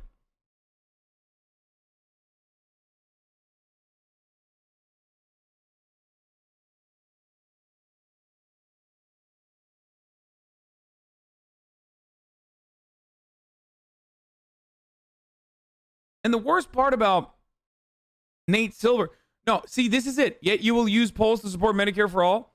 No, motherfucker. My main argument for Medicare for all isn't it polls well. My main argument for Medicare for all isn't even that it's cheaper overall than our current ACA market-based healthcare structure. My main argument is that it's good, okay? It's good. It's a good thing. It's a thing that other countries have, and we can have it too. We have enough wealth in this country. That's it. That's my main argument. So you have completely fucking lost the plot if you think I make those arguments. I only use those arguments when I'm talking to other people who rely on polling data for every fucking thing because they do not have a moral compass or a single interest in advocacy of any sort aside from neoliberalism and preserving the status quo. That's why I use polling data when I'm having a conversation with people like that. My ultimate take is I don't give a fuck if it's more expensive. I don't care. It's not, but even if it was, it would be worthwhile to me, and it would be worthwhile to future Americans that we have some form of comprehensive socialized medicine, so socialized healthcare coverage. Feel me? Only cowards who are truly afraid of their perspective coming across as indecent or immoral hide behind polling data to make an argument. Because when push comes to shove, you don't want to look like a fucking asshole that says the poors deserve to fucking die if they can't pay for their health care. That's it. You don't want to say that, and you're being a fucking pussy, and that's why you constantly rely on polls. That's the reality. Because whenever we're having this conversation, we both fucking know that it's a good thing. But you don't want to look like Hillary Clinton and grossly out of touch to be like, well, I want to give everyone a unicorn or a pony when talking about something that would save millions of lives At least save millions of people from medical bankruptcy. You don't want to come across like an out-of-touch jackass, so you say, well, it's not polling well. That's it.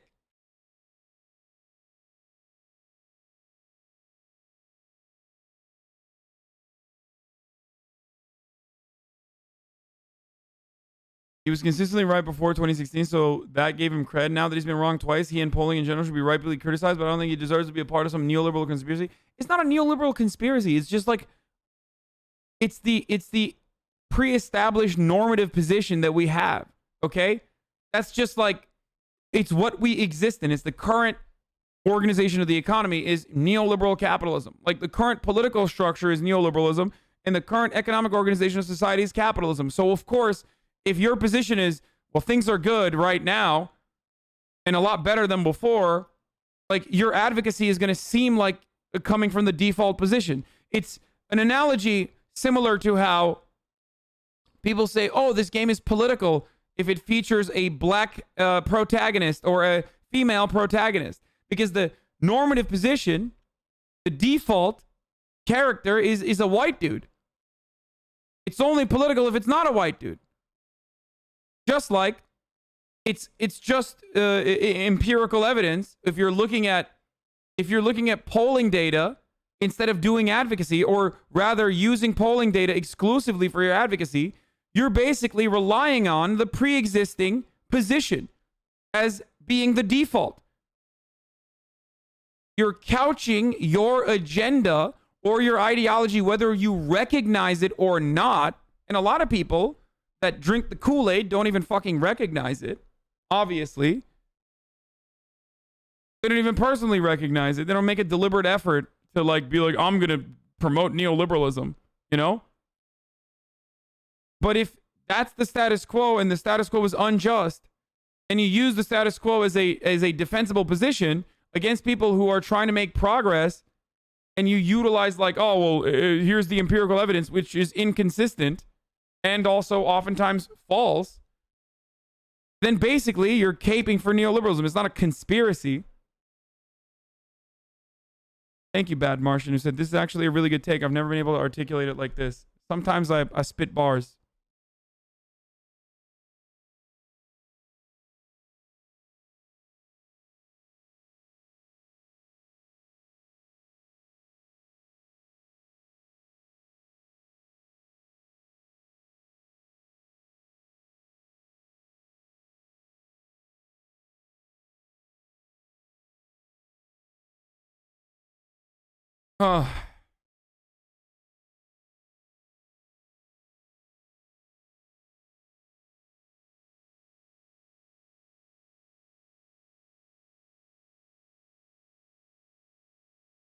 Anyway.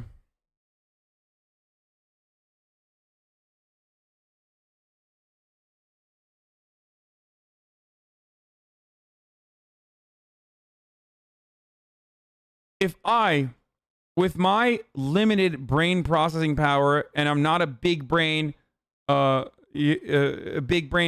Andy, can recognize that there are certain flaws in polling the Hispanic population, for example, a question that you've heard me ask other forecasters on this fucking broadcast, like, why is it so difficult to poll Hispanic populations?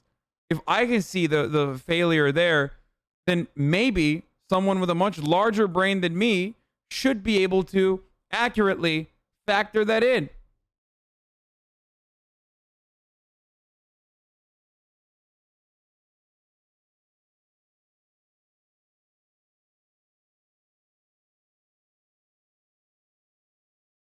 How come PA isn't closed yet? Didn't they say when he gets the lead, they'll close? My bad if you mentioned this. I said that. Nate Silver said that as well. And of course, every time I'm fucking in agreement with Nate Silver, we end up both being wrong. Some outlets did call it already for Biden. They called Pennsylvania for Biden, and they called it in general for Biden as the president. But I think that some outlets are just trying to be as careful as possible. They're just trying to make sure that they don't pull a 2000. That's it.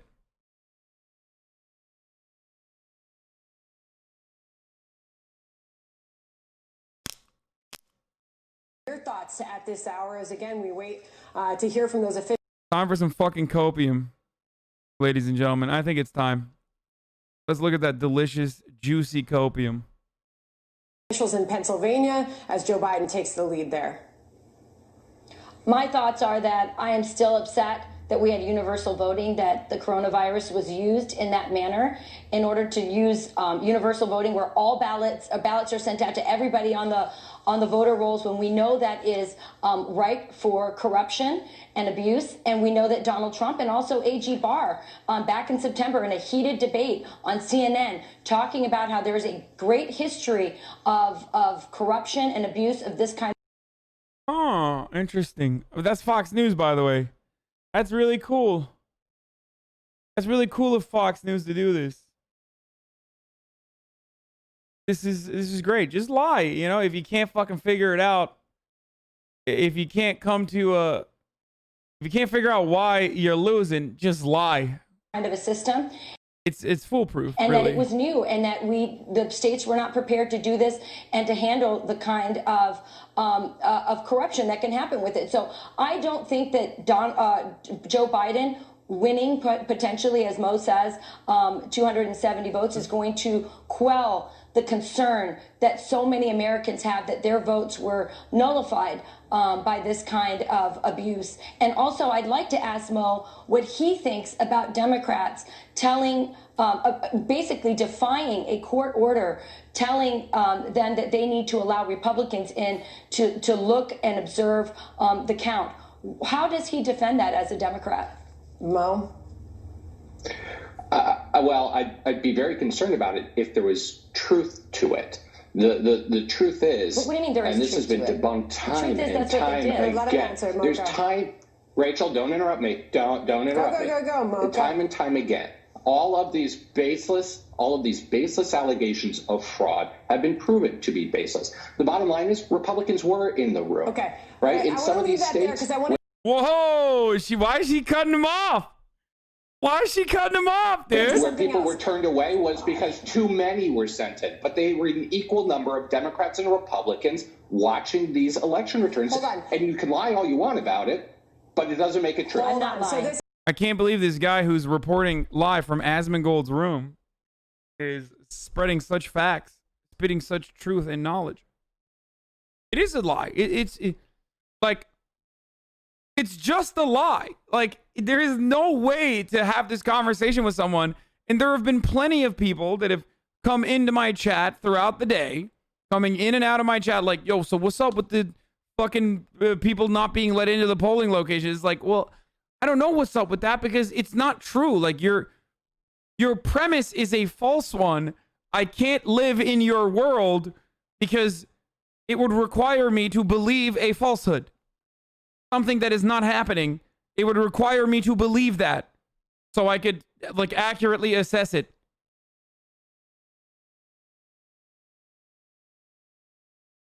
This is obviously a heated debate that's going to continue for some time as these states do their.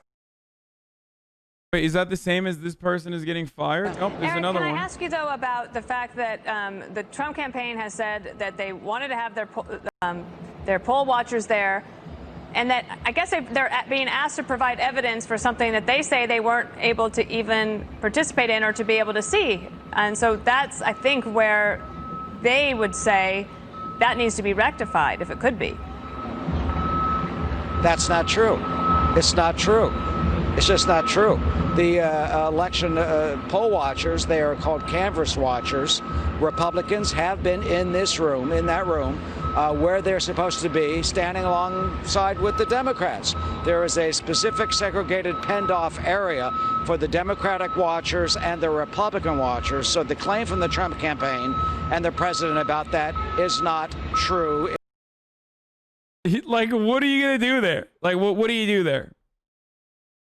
Wait, my man's got, like, my man's like, no. Here's what's not happening, okay? What you're claiming, and also what the Trump administration is claiming, not happening. What do you do then? What? No, it is happening. He's there. He's in the fucking room. New molding. Yeah, she's pissed. It is false. In fact, the lawyers for the Trump campaign last night in federal court admitted that. They indicated that there were at one point 19 Republican watchers in the room. So we're getting two different messages from the Trump campaign, one from the president. He's like, I know that's not true, but what you're failing to recognize here is that I want you to lie. Have you considered lying?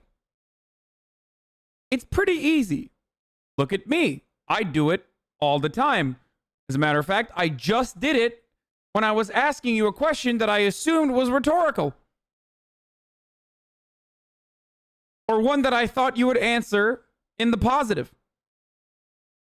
Please lie alongside me so that the man-baby president that watches this broadcast doesn't get further frustrated with Fox News. The other from his lawyers who say that the Republican watchers have been in there. They're unhappy with the fact that they were 25 feet away. The federal judge said they've got to be 6 feet away. That's the issue. Yeah. That sounds fair. All right, Eric, Sean, thanks for... Yeah, that sounds fair. What up, Slasher? Slasher said, don't be mean to my girl, Dana. This false claim that the correspondent eviscerated has been pushed relentlessly on Fox News all day by guests. Anchors have argued that this transparency argument is valid, but once again, it's just straight bullshit. Anyway, ladies and gentlemen, of course, we are now coming to yet another beautiful moment here. I'm kind of bummed. I'm not gonna lie. I really do want Donald Trump to be on camera more. I'm missing him already. Fuck, it feels so bad, dude. In the copium category, I just want to say, fuck, it feels bad. I see it. It's a pee-pee.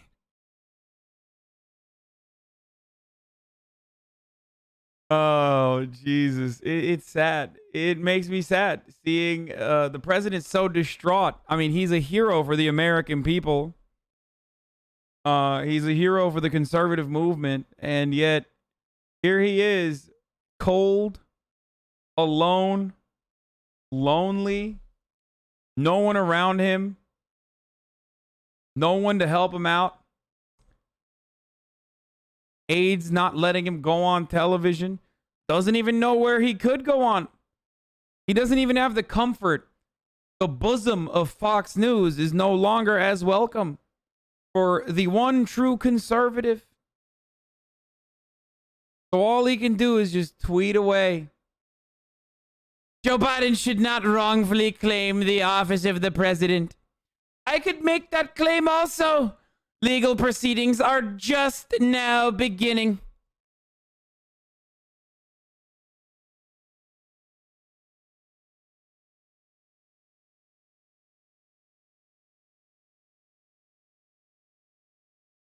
It's so sad.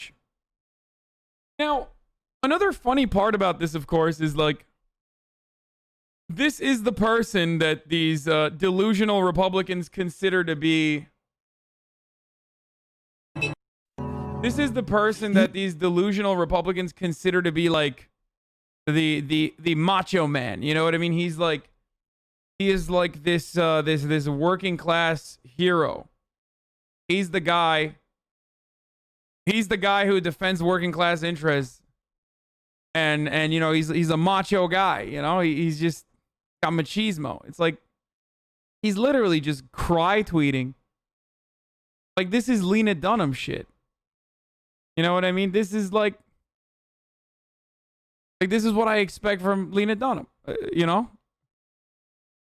And I expect it from Trump too, because I know he is just the very same type of media demon that he claims he hates. The only reason why he hates the liberal media is because he wants their affection, craves it desperately, and can't get it. That's the reason why he acts like he hates the media. It's because they won't welcome him because he's too rude. He's too nouveau riche.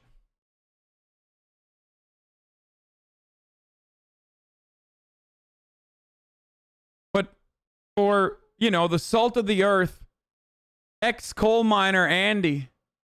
Also follow this position and follow Donald Trump's guidelines and follow his message this way, while simultaneously holding on to the belief that, like, one, he has the coal miner's best interest at heart, and two, is like a muscular macho man who is like a real salt of the earth guy just like him. Kind of sad.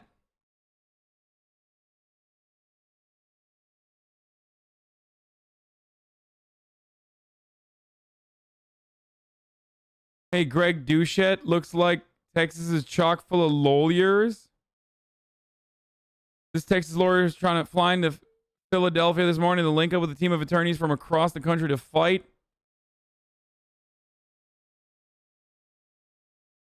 Wait, what?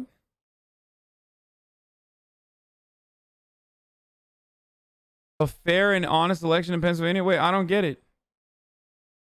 Don't you need to at least have a law degree to be a lawyer? Like, this is a child wearing adult clothes.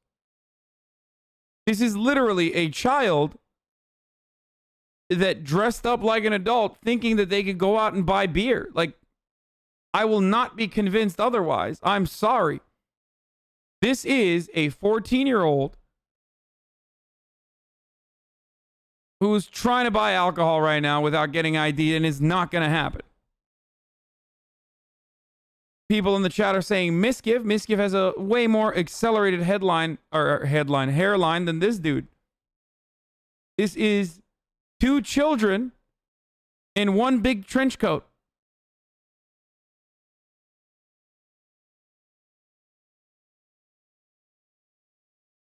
This is the type of dude where he walks into the This is the type of dude that walks to the airport and TSA is like, hold on, sweetie, are you lost? Do you need help finding your parents?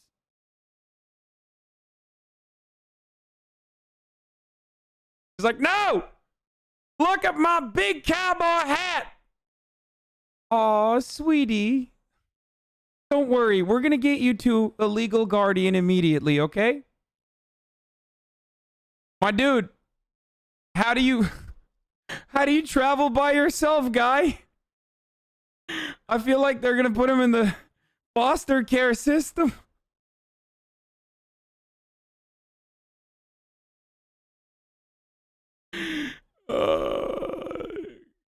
It's funny. Wait, this is Briscoe Bain. Oh yeah. Wait.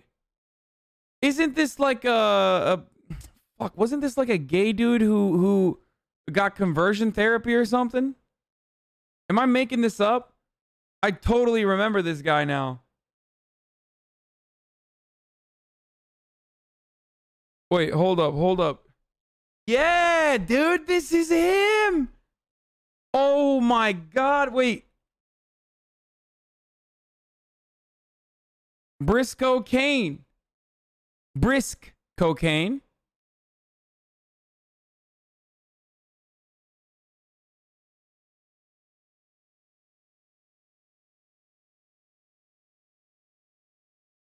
Was it him?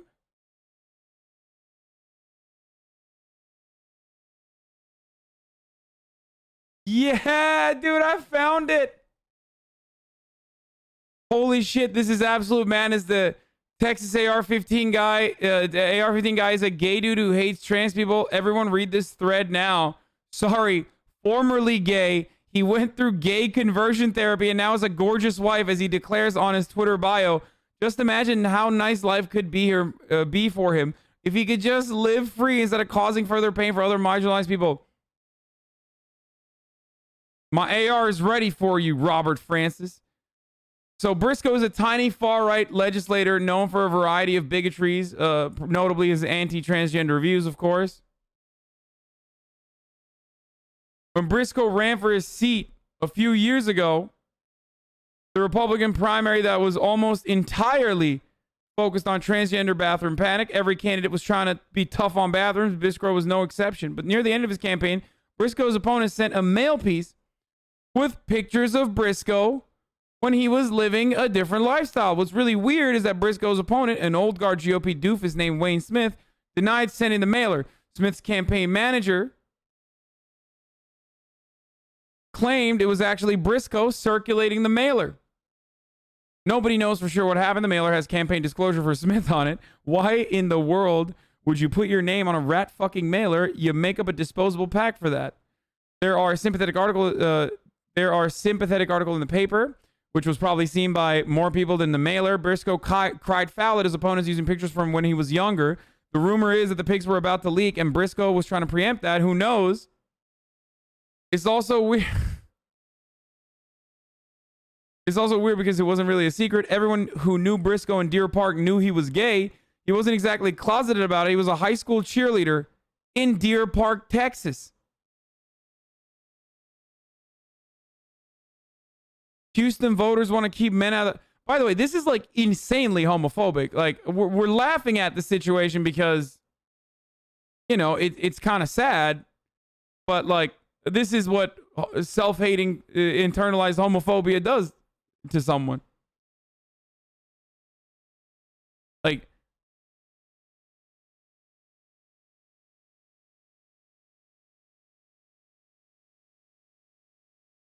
you feel me?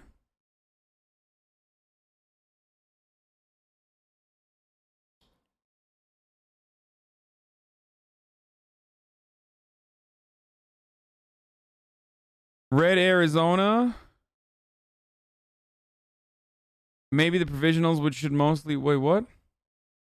Maybe dude, I don't know. I'm from Missouri, and a lot of not Trump Republicans are claiming that it's obvious Americans reject socialism and Marxism because America voted to take a lot of the House back and keep the Senate. They claim this means America is truly conservative, just not in the Trump. Do you think that this is true? No, it's not fucking true. That's totally delusional, okay?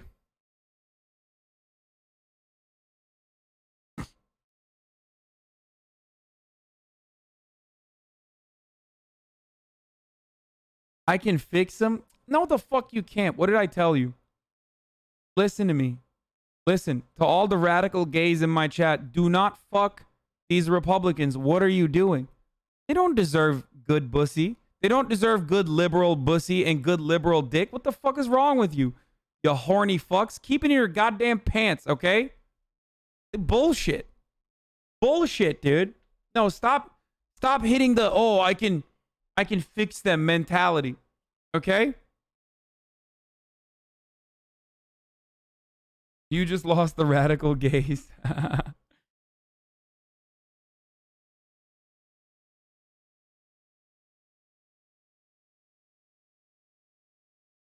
Aren't you the consistent Republican Coomer, though? Okay, you got me. That's so true. Oh, fuck. You fucking got me. All right, maybe I should have shut the fuck up about that one. You got me. I did this. I did this to myself. Anyway, we're gonna continue down this pipeline and trajectory of numerous bad takes in Republican copium. But before we do that, ladies and gentlemen.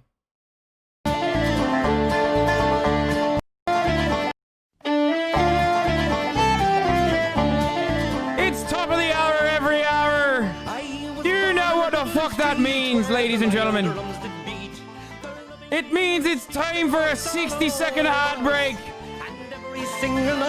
Top of the hour, every hour, it's time for a 60-second ad break. Of course, if you'd like an uninterrupted broadcast experience, all you need to fucking do is subscribe with your Twitch Prime, which is free.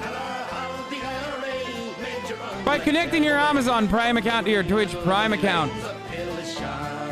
You can subscribe for free or with a $5 subscription. This way, you get to experience the stream without a single ad break. Here it comes! Hold the line!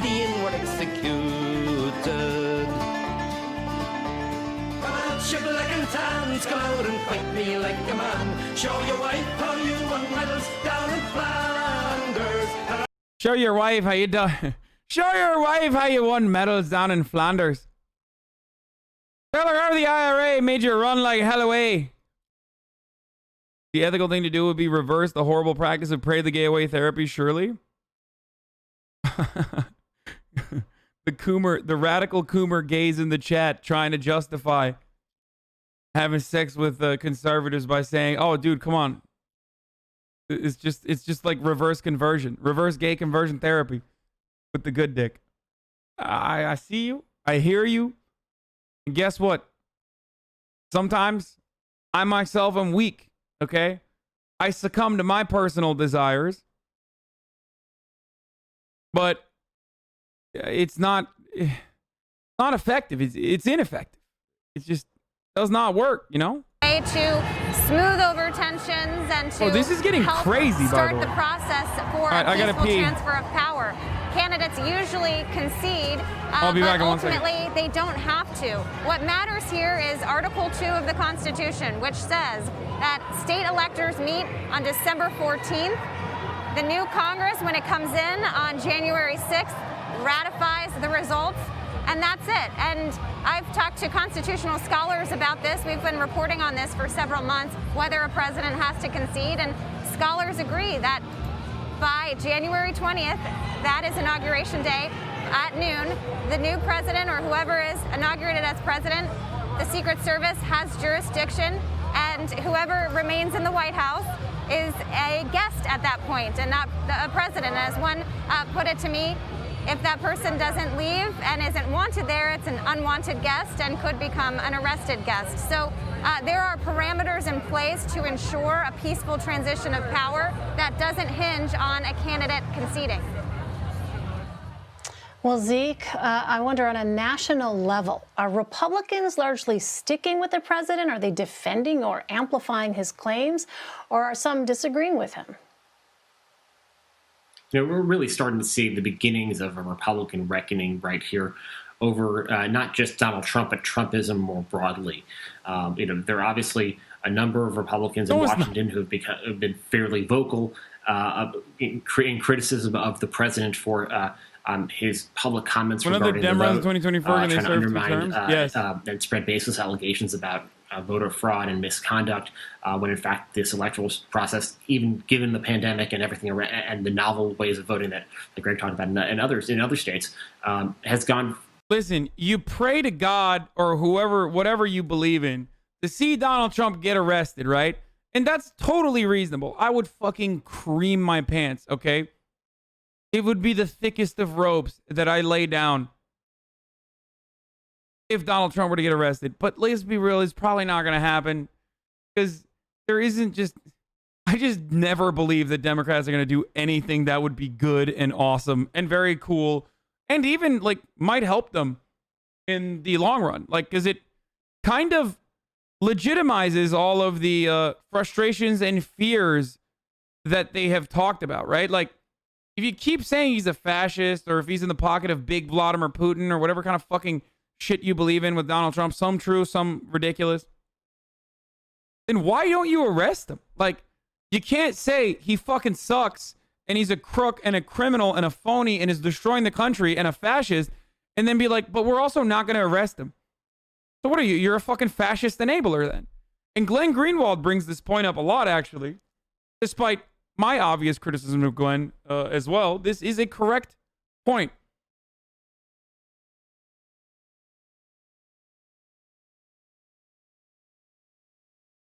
I heard your takes on the theory stuff yesterday, and that was pretty big brain. You could say that it was common sense, but I thought it was said well. I could say you are not such a himbo, but you do you. No, man, I'm a himbo. I don't know what I'm talking about ever. I just happen to be morally lucky and end up landing on the right opinions before a lot of these other people somehow. Yeah, we saw this, by the way. For the people wondering how House Democratic leaders will be launching an attack on the squad out of the gate, consider the math and the new power balance. Dems will have a much smaller majority in 2021, maybe 8 or 9 seats. Think about what that means. It means that just like the Freedom Caucus has outsized influence in the House of Representatives for the Republican side, the Freedom Caucus is, of course, the Tea Party caucus. they can be the disruptive force within the House. And now, when you have a tiny majority, that makes your calculus for legislation all that open-minded to the potential progressives who refuse to get along, refuse to get on board.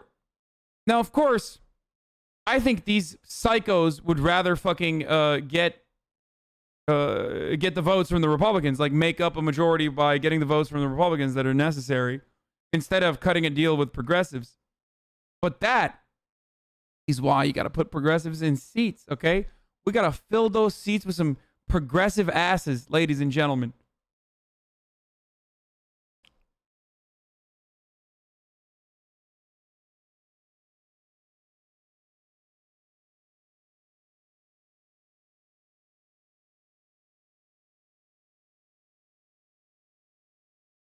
Yeah, this is actually a brilliant take from Ryan, by the way. One that he selfishly did not produce while he was on here on the show, as he always is, and yet saved for The Intercept. Noted, sir.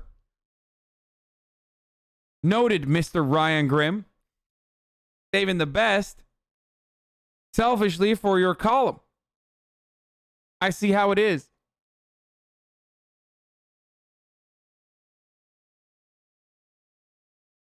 Guy's got a kid. He's got to get paid. That's true. Why have I been watching ads for the last 10 minutes? What? Refresh. It's because he has a life. It's because he has a life. Do you think SDNY could do it? Seems like the best chance for Trump in prison. No. I don't think so, but we'll see.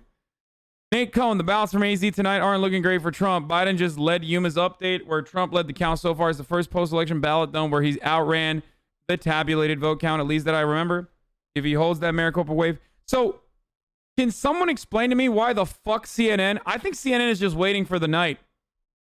Like, I think in the next hour or so, when ratings are the highest, they're just going to be like, all right, time to hit the fucking decision button, because it makes no sense. I know Decision Desk called it. That doesn't mean shit.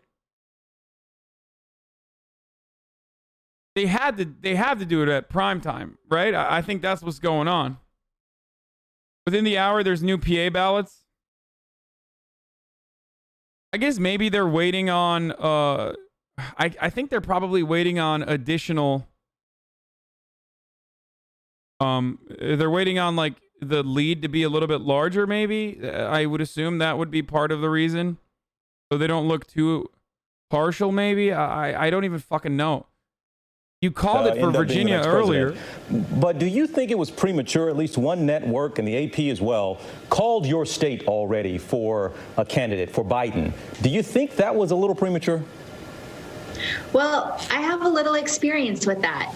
2 years ago, I was 44,000 votes down on election night, and the AP called this race for my opponent. And 10 days later, I was declared. Yeah, they probably are waiting for the PA to clear the 1% recount threshold. Yeah, that makes sense.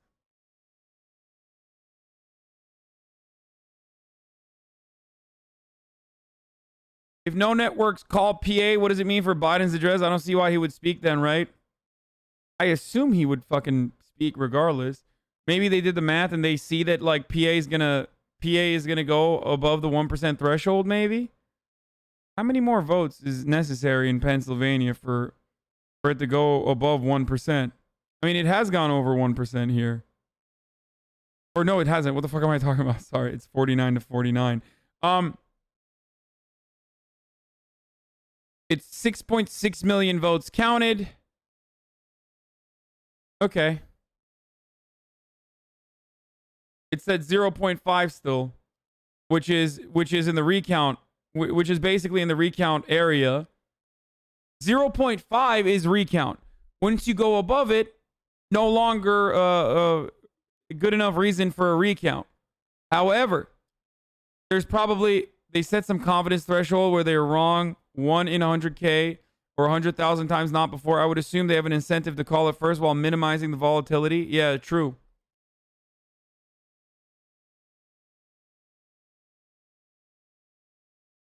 The reason why they wouldn't do it at 0.5 is probably because they want to make sure that they don't have to like fuck it up. Alaska though, bitch, Alaska functionally doesn't exist, okay? Like in this conversation, Alaska does not exist. There is no reason to talk about Alaska one way or the other. Aside from a ballot measure not passing that would have increased taxes on the wealthy, I think, or like increased taxes on oil extraction. Still almost 145 million voted. I would imagine they're waiting for the lead to eclipse the number of late arriving ballots. My dad doesn't get it. Can you explain that a new network calling a state red-blue does not affect the election results? Yes. Eric the Squid's dad. Different networks call election results. Now, none of these are fully authorized, and these are mostly just based off of projections.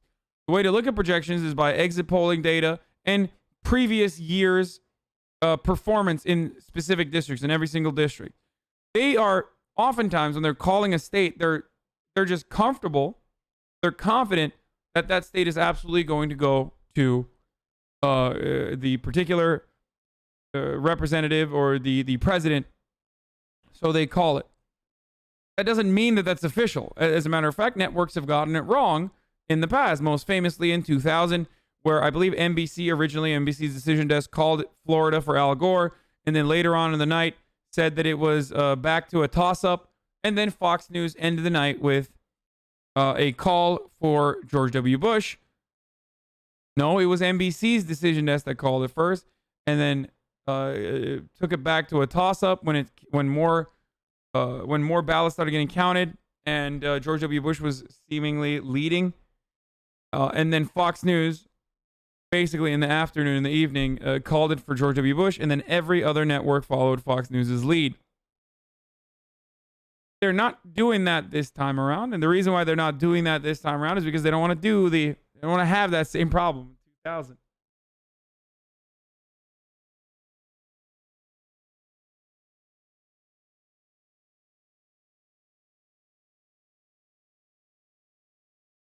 Thoughts on merging Dakotas, splitting CA in the north and south? Fuck yeah.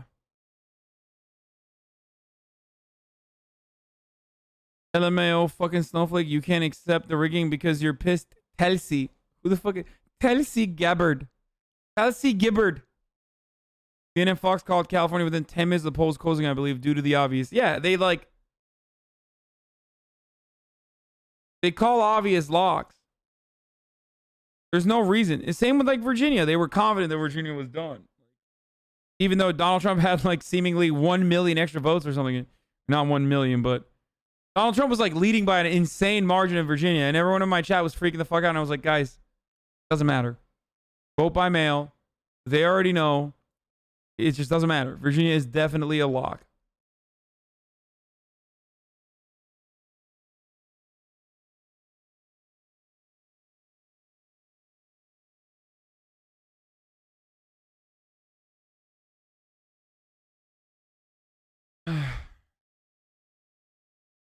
Progressives are probably pretty encouraged to see Joe Biden name Gensler to advise his Wall Street oversight. The former Goldman Sachs banker became an unlikely resistance hero under Obama as an unforgiving banking regulator.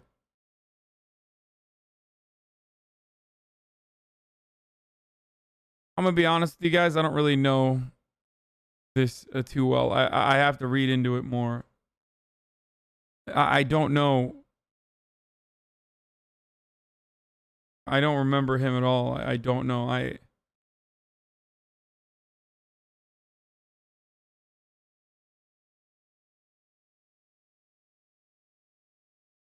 Joe Biden is expected to tap Gary Gensler to advise on his plans. Under President Obama, Mr. Gensler spearheaded the overhaul of derivatives markets mandated by the 2010 Dodd-Frank Act and the prosecution of big investment banks for manipulating the London Interbank Offered Rate, the benchmark for trillions of dollars in lending worldwide.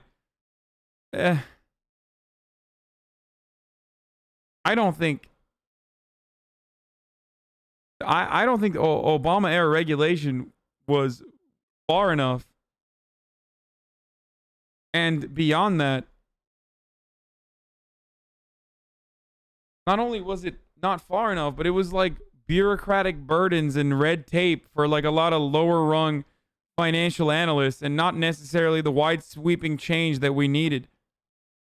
There was some really good regulation though. Wasn't all bad, but new Navidi numbers from Clark Small Batch. Now he's up by 22.5K. Gains about 2K. It's still over.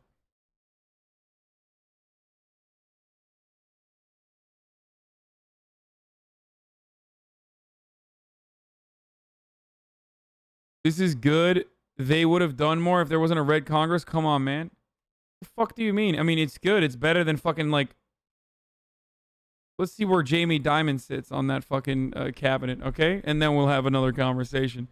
I don't want to hear from. Stupid poopy-headed liberals here about like how there's just too much. There's just too much pushback from the red Congress or whatever. Okay. Shut the fuck up. Your opinion completely irrelevant. Okay. I'm sorry. It's your fault that Dems lost. It's literally directly the fault of you. I rarely ever place the blame on the voter, but it is literally your fault. It's your fault for not holding Democrats accountable and constantly doing defense for them. Unless you literally work for the DNC, unless you're fucking Chelsea Clinton, okay? Or one of these fucking high-paid Democratic Party consultants, you don't get the fucking cape for the Democratic Party. No more excuses. Show me your fucking pay stubs. You understand me? Either you're going to show me your fucking pay stubs directly from the DNC, or you're going to shut the fuck up next time you want to defend the Democratic Party. All right? Sorry. That's a long-term sub that I'm shitting on, but I do not want to fucking hear from you. Okay? I'm not big in the voter shaming, and I'm actually not voter shaming in this circumstance. I'm actually shaming you for caping for the Democratic Party. You look like you smell like toilet water, ugly ass boy. I smell incredible. 100%. I smell very, very good. I shower every day. Show me your fucking factory, you fake capitalists. Exactly. If you're going to cape for capitalism, I need to see the deed of the factory. If you're going to cape for the Democratic Party, I need to see your license that says Hillary Clinton or Barack Obama, or at the very least, you need to be a consultant for the Democratic Party. Bro, I fucking hate the libs too, you motherfucker. You too stupid to think it's a decent nom law. Get the fuck out of here. No, I don't even have that big of an issue with this nomination. I don't know. Like I said, I don't know enough about Gary Gensler's personal background. But you can always go further. I'll have to look more into it, though, before I... I know you're having fun, but it's time to go. Come on, let's go. Let's go. Come on. Drop the ball. Give the ball to someone else. Give the ball to someone else. Give the ball to someone else. Mr. President, give the ball to someone else. Give it to someone else. Give it to someone. Here. No, don't do that. Here you go. Thank you. It's okay. It's okay. It's okay. What is this?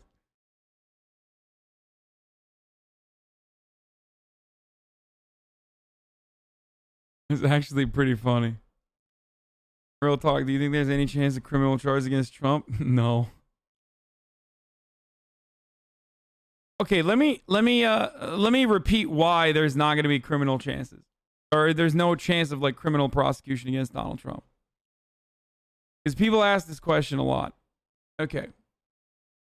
I am reminded of the time that Barack Obama ran in 2008 on a Hope and Change campaign where he said that we were going to right the wrongs of the past as far as like America's imperialist endeavors. Maybe not on those terms, but said that he was going to close Guantanamo Bay, de-escalate military action in the region. Did not happen at all, actually. As a matter of fact, we escalated military action in the region, but that's besides the point. Barack Obama, after he was elected into office, after he was sworn into the presidency, went on television and was asked the question, are you going to prosecute war criminals from the previous administration for enhanced interrogation techniques that they allowed to continue. Now, enhanced interrogation techniques for those who were born after the towers fell but were too young to remember the Bush-era war crimes is torture. It was just literal torture. It was waterboarding. And Barack Obama famously said, we are not going to look backwards, we're going to look forward.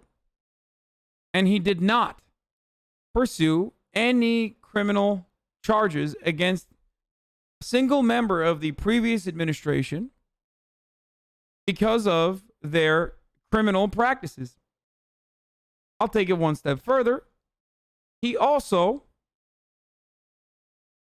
then went on, not immediately, but later down the line, went on and made John Brennan, a person who played a significant role in covering up the waterboarding. He made him the CIA director. Now, John Brennan, you might recognize, is a recognizable name. You might recognize him from MSNBC as a hashtag resistance grifter. Why did I tell you this story about Barack Obama? The progressive beacon of light, the shining hope, and his refusal to prosecute previous administration officials for torturing people and covering it up.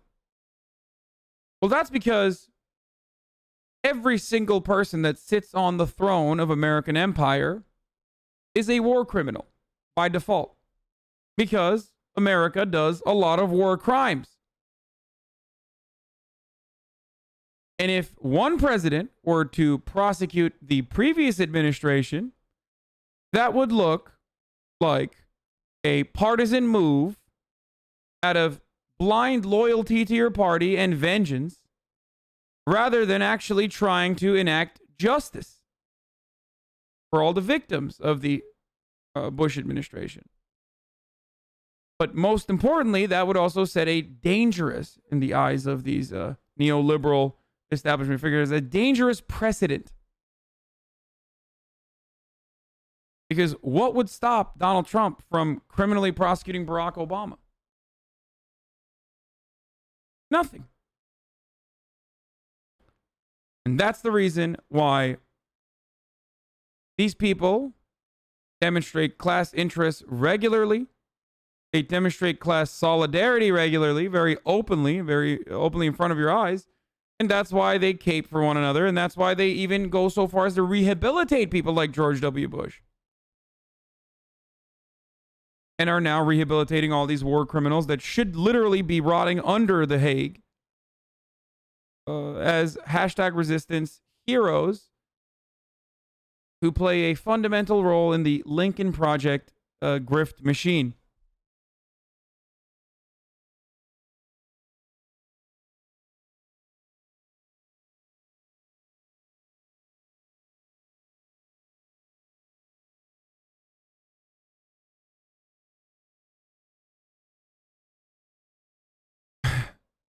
Felix, responding to John Brennan. Donald Trump's fascism has never been more stark. His lying never more odious. His disdain for our democracy never more reprehensible. The most disheartening aspect of the election is that so many Americans either have been deceived by him or, more ominously, think like him.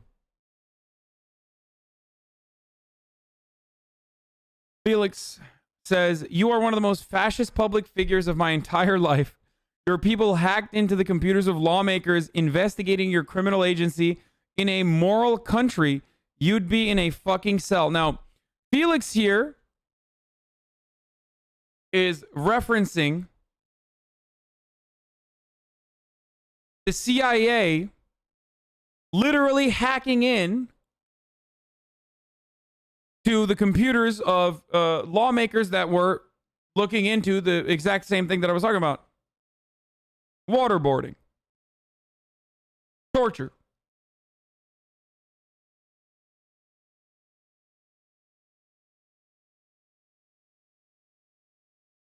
This take is garbage. They were doing what they were told, and that was in the best interest of this country, and it's fine. People were enemies. I'm vegan. Do you think Elizabeth Warren would have been a war criminal? Are you fucking kidding me? I think Bernie Sanders would have been a war criminal. Elizabeth Warren would have absolutely been a war criminal. Are you fucking kidding me? Bro, her plan for the American military was literally like her main criticism of the American military, her main gripe was that it was producing far too much carbon emissions. Like she wanted to make the well-oiled murder machine into a renewable energy producing murder machine. Like her initiative revolved around green energy and not de-escalating conflict.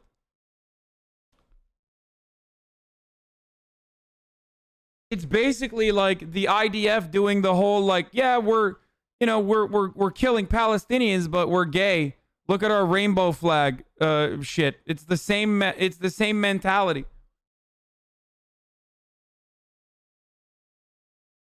Come on, dude. We're building a theocratic ethno-state, but like in a gay way. Which is cool and good all of a sudden then.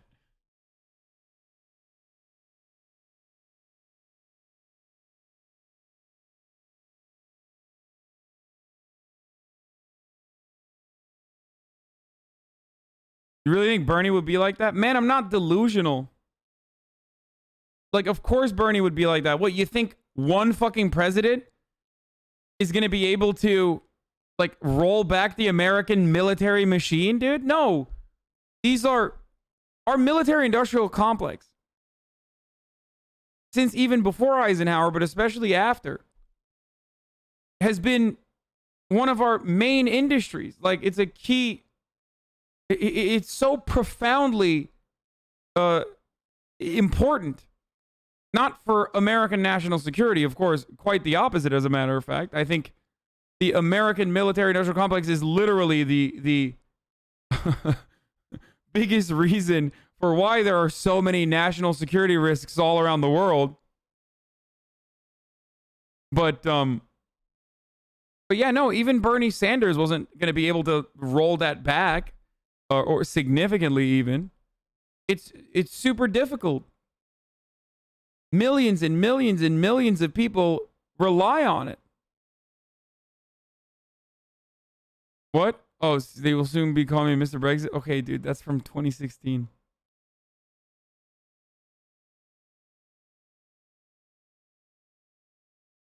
Defense is millions of jobs. Love it or hate it, it's a fact.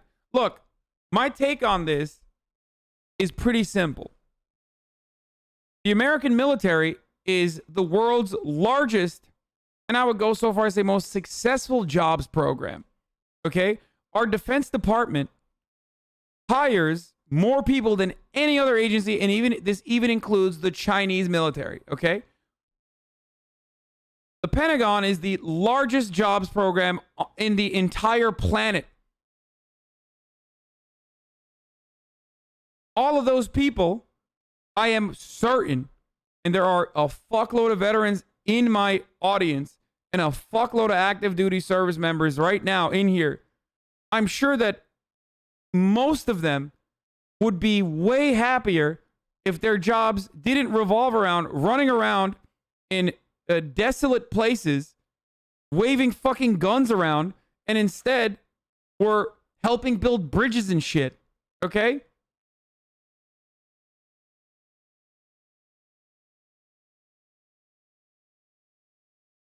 Why not use the greatest jobs program perhaps ever to have existed to do something good rather than something that ultimately destroys regions, destabilizes entire regions, kills people? That's my take on the military. I don't have a problem with big government. I certainly don't have a problem with any of that. A big jobs program is good. It just depends on what the job is.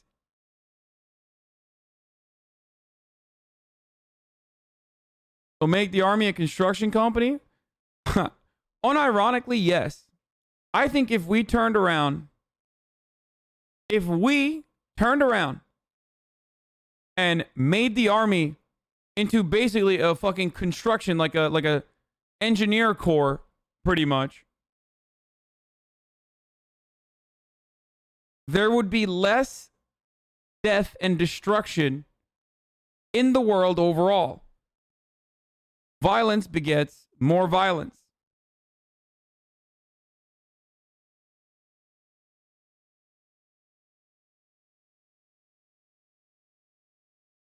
Oh, I'm blocked by damn Bongino.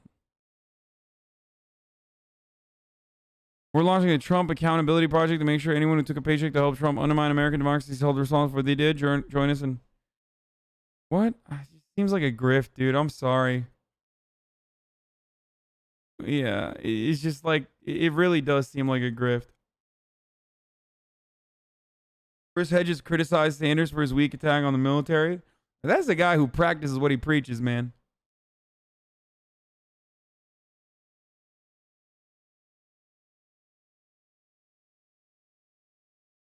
Build more playgrounds with drone strike? No, the opposite, man. They already do that, though. No, I know that there's a there's an Army Corps of Engineers. I'm aware. I'm saying that use the entire might of the American military to fucking build actual infrastructure that's helpful to all of these communities that we fucking devastated, rather than building gigantic fat bases all around the world.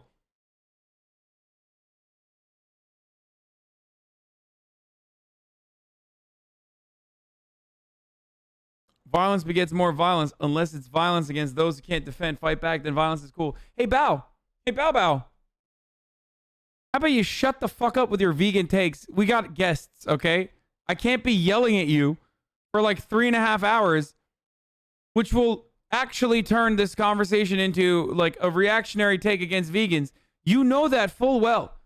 You come in here with the full knowledge that like every time I shit on vegans, which is of course all fun and games, everyone else chimes in a similar capacity, but you know that and you still selfishly bring it up because you want me to shit on vegans, and then everyone else is going to shit on vegans. You're not advancing the vegan cause right now by saying that.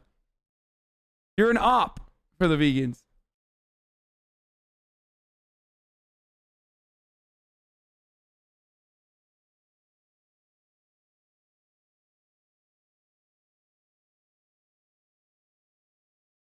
Good Avenger Dems video. I will not watch that video. That video sucks. I refuse. Did he just say this? Like what?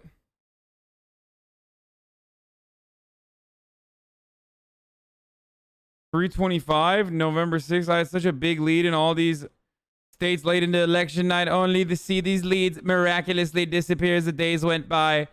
Perhaps these leads will return as our legal proceedings move forward. He said tone policing. New Clark County ballots expand Biden's lead in Nevada. I'm not aware of a reason to believe that Trump can overcome his deficit in the state.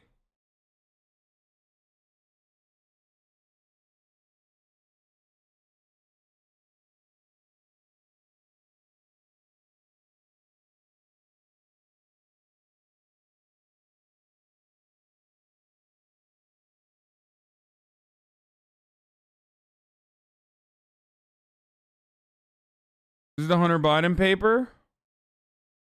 With President Trump headed towards a likely defeat, top editors of the New York Post told some staff members this week to be tougher in their coverage of him, sources told me.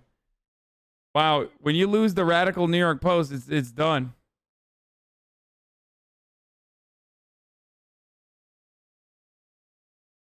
Why don't you like Mark Kelly? I never said I don't like Mark Kelly. I do like Mark Kelly. He's a fucking astronaut. You can't hate on the dude.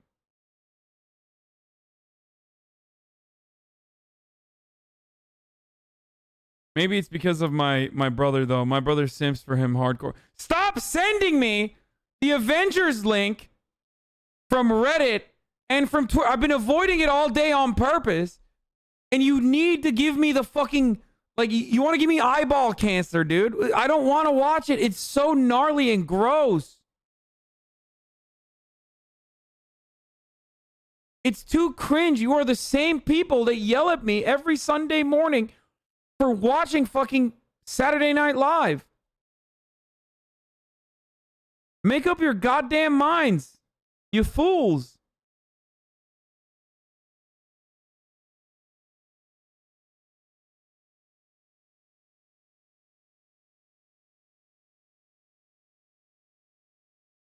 Because we can't trust half of America to vote for their best interest.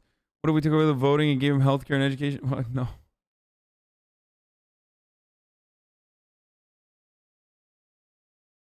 Don't watch that Avengers shit. Yeah, that's the worst part. You want to know the worst part? Is that I might get fucking DMCA'd for watching it. Like, can you imagine? That's literally the worst way to go out, dude. Like, I get clapped for a video that I know is just cancer inducing. And then I get DMCA'd for watching a video that I didn't even want to watch to begin with.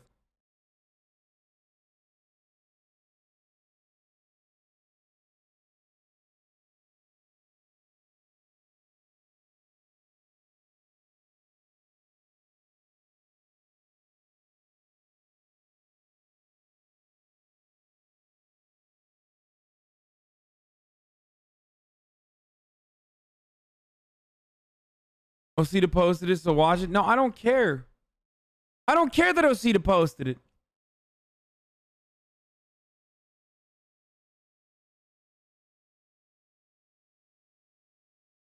Trump has signaled to allies that the Secret Service will have the dragon from the White House kicking and screaming. Dude, come on. Dude, no. Like, here's what's not happening. What do I always tell you about these like Macho Man Randy Savage style takes from Republicans? It's like, no the fuck you won't, bitch. Okay? You will march on out of there so easy. No. Like, this is just bravado. It's bullshit. It's fucking bullshit, dude. You think Donald fucking Trump of all people is gonna do this? Like, he's gonna be like, nah, yeah, I'm fighting everybody with my bare hands. Like, get the fuck out of here. It's like Steve Bannon talking about how he's going to decapitate people. Like, shut the fuck up, you fucking smelly raccoon. Not going to do shit.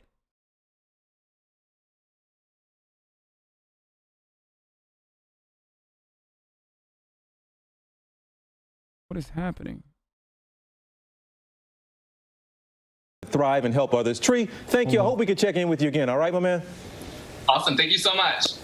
Okay, Dr. Ashton, what are your final thoughts? This is a great, right, we need some of this on this Friday. Right? Give us some good final thoughts. So, TJ, you know, this week, Final Thoughts has been inspired by looking at non-Western approaches to medicine, health, and wellness. Today, just wanted to highlight chiropractic medicine. These are licensed and accredited. A lot of people go to chiropractors for musculoskeletal pain. The belief really is that spinal alignment or misalignment is related to our health, wellness, and or disease state. In the news recently because... What the fuck is this? What is this fucking nonsense, ABC? Oh, it's Good Morning America. Okay, bro, I just got a package delivered and the fucking FedEx or UPS guy, whoever it was, had the biggest cop knock I've ever seen in my entire life. Like, this dude knocked on the door like they're about to kill my dog or something. You know what I mean? Like,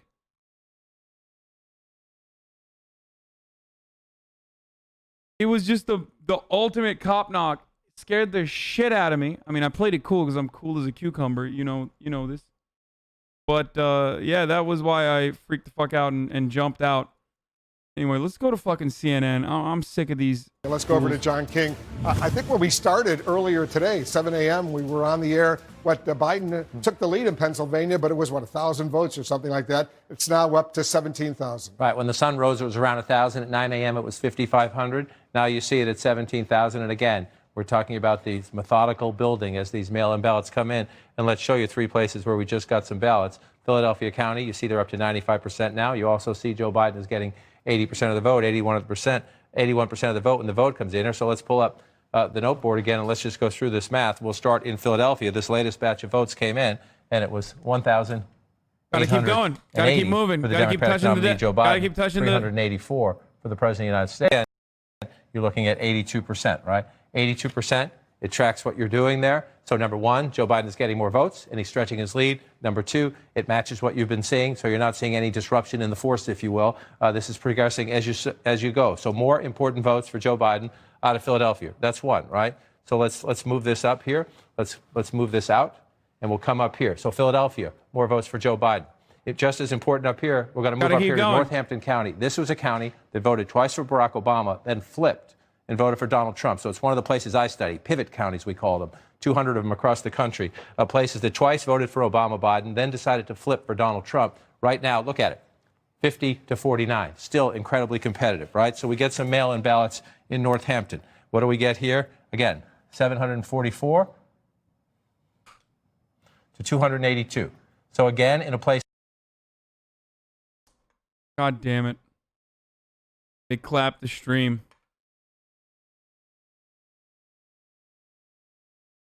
Just refresh.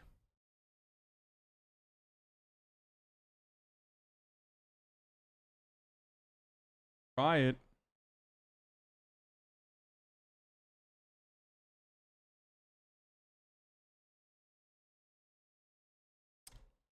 And opened up a split. God damn it. Put Kernacki cam on.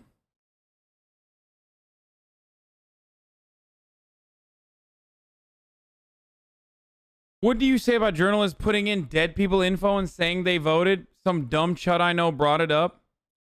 I find that to be the most idiotic. First of all, they're not journalists. If you're putting in information of a dead person, the coping MAGA. No, I'm not gonna watch this, dude. This one has like a lot of Nazis and shit in it, dude. I'm not gonna watch this. Like, there's like fucking Nick Fuentes and stuff in there. I'm not interested in seeing that video. I don't want to show it. Breaking, NBC News confirms at least 122,000. Oh my God, that's a new same day record. New one day record, dude.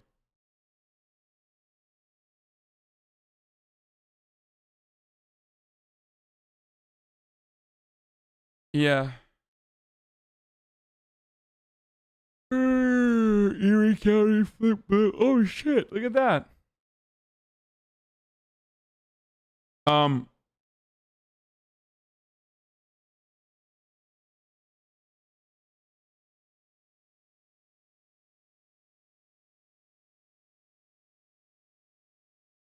All I see on Twitter is some chuds talking about Michigan. Yeah, there was a glitch. They already restored it. They literally checked all the other fucking counties as well. But Fox News got to do Fox News. They're using, once again, something that was already dealt with to make it seem like it hasn't been dealt with. To, again, cause chaos and further spread misinformation. That's it. Voting against a backdrop of police violence in Philadelphia. Listen to me. Listen to. Wait, sorry. I don't know who needs to hear this, but the only dead person that tried to vote in Pennsylvania this cycle was the departed mother of a Luzerne County Republican.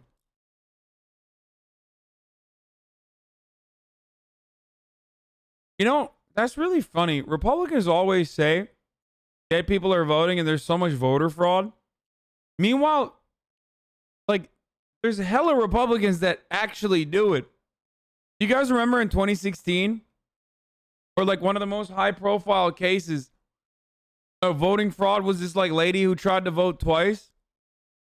And they asked her, like, why did you do it? And she was like, well, I did it because Trump said everyone was doing voter fraud on the Democratic side. So I did voter fraud in a defensive way. Like she says she did voter fraud defensively against all the illegals that were voting.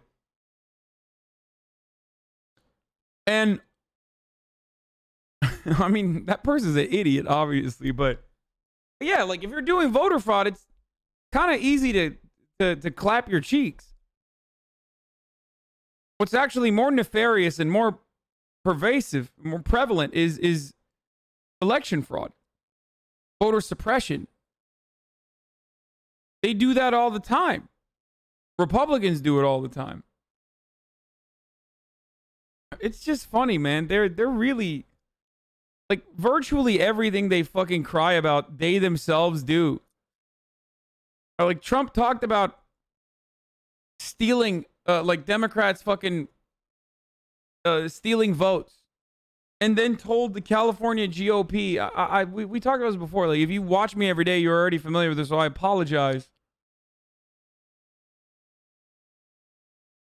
What was it like?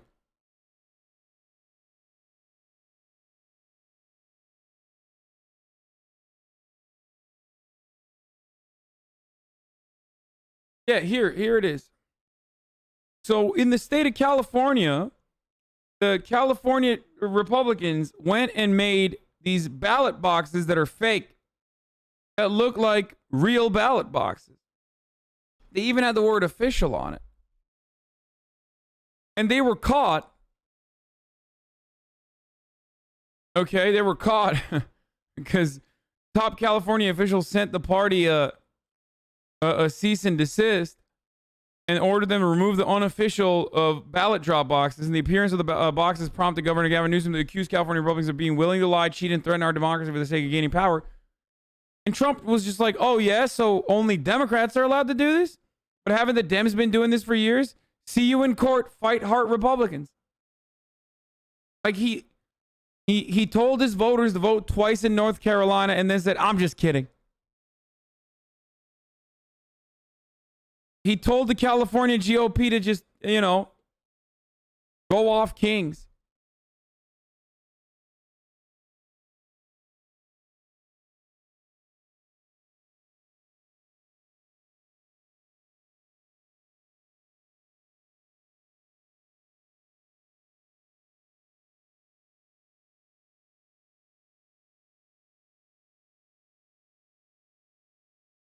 Democratic volunteers in the last election collected ballots from voters who indicated they wanted help submitting them.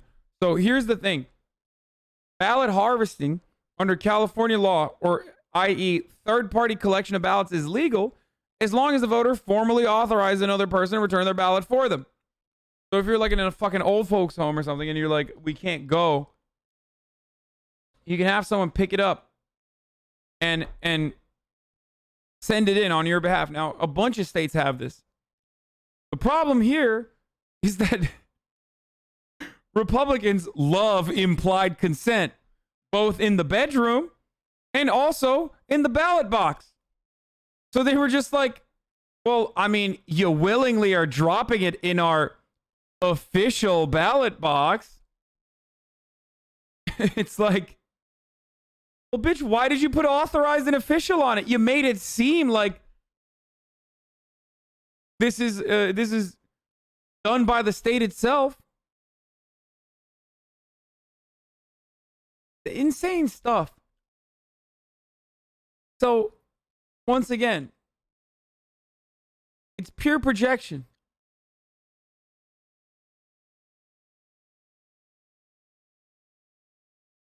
Crazy new QAnon lady immediately fixes her crosshairs on Dan Crenshaw. It's time to stand up for real Donald Trump right now. Republicans can't back down. This loser mindset is how the Democrats win. President Trump has fought us, or has fought for us. We have to fight for him. We won't forget. Trust me. Okay? Did you even read past the first sentence, or are you just purposely lying so you can talk, though? No one said give up. I literally said investigate every irregularity and use the courts. You're a member of Congress now, Marjorie. Start acting like one. I read every word. Why are you leading with losing? Our Republican base is sick and tired of weakness coming from Congress. I'm doing exactly what the people in NW, Georgia. What is Northwest Georgia? Is that what it is? In Northwest Georgia elected me to do. Fight! I hope you'll join me. Now, I love this. This is delicious, man. I mean, this is delicious shit. Because here are two morons fighting one another over some moronic shit as they rush to be the biggest sycophant for Donald Trump. It's great. Now, for those of you who don't know, for those of you who are unfamiliar, Marjorie Taylor Greene made headlines earlier this year for being a QAnon. A QAnon mommy. Perhaps the first QAnon congressperson. There's another one, I forget his name or her name, I don't even know. But she's the first.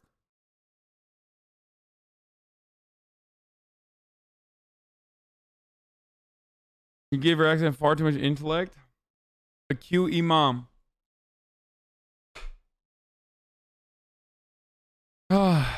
Imagine thinking Donald Trump is like, imagine thinking Q is right and Donald Trump is like waiting to fucking arrest every Democrat. Meanwhile, he's literally just tweeting from the White House like, I'm so sad. All the Republicans are fake friends. Like, yeah, no, dude, he's gonna lead a fucking military coup, brother. You're right. Your mom, your dad, backdrop in West Philadelphia. Does the community? Okay, top of the hour, every hour. All right. You wanted it. Here it is, folks. Top of the hour, every hour. 60-second ad break coming to you, ladies and gentlemen, boys and girls, enemies. Top of the hour, every hour. 60-second ad break. If you want an uninterrupted broadcasting experience, all you need to do is subscribe. You might ask, how can I do that, Hasan? Well, you can do that by connecting your Amazon Prime account to your Twitch Prime account. With a Twitch Prime, you can subscribe for free. Or you can also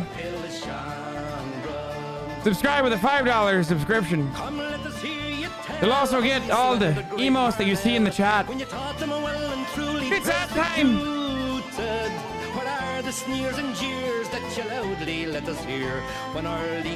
It's fucking ad time!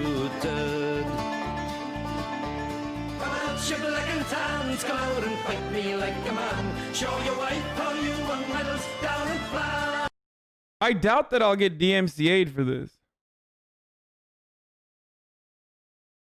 But I don't know.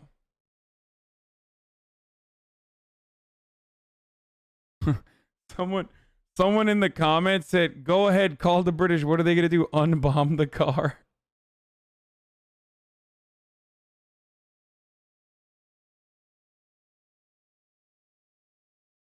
Look at Melania's Twitter. Yeah, the IRA will send you something else, not a DMCA though. Man, why the fuck would the IRA get mad at me for playing Come Out Ya Black and Tans? You get more fucking pro-IRA representation on this stream than anywhere else.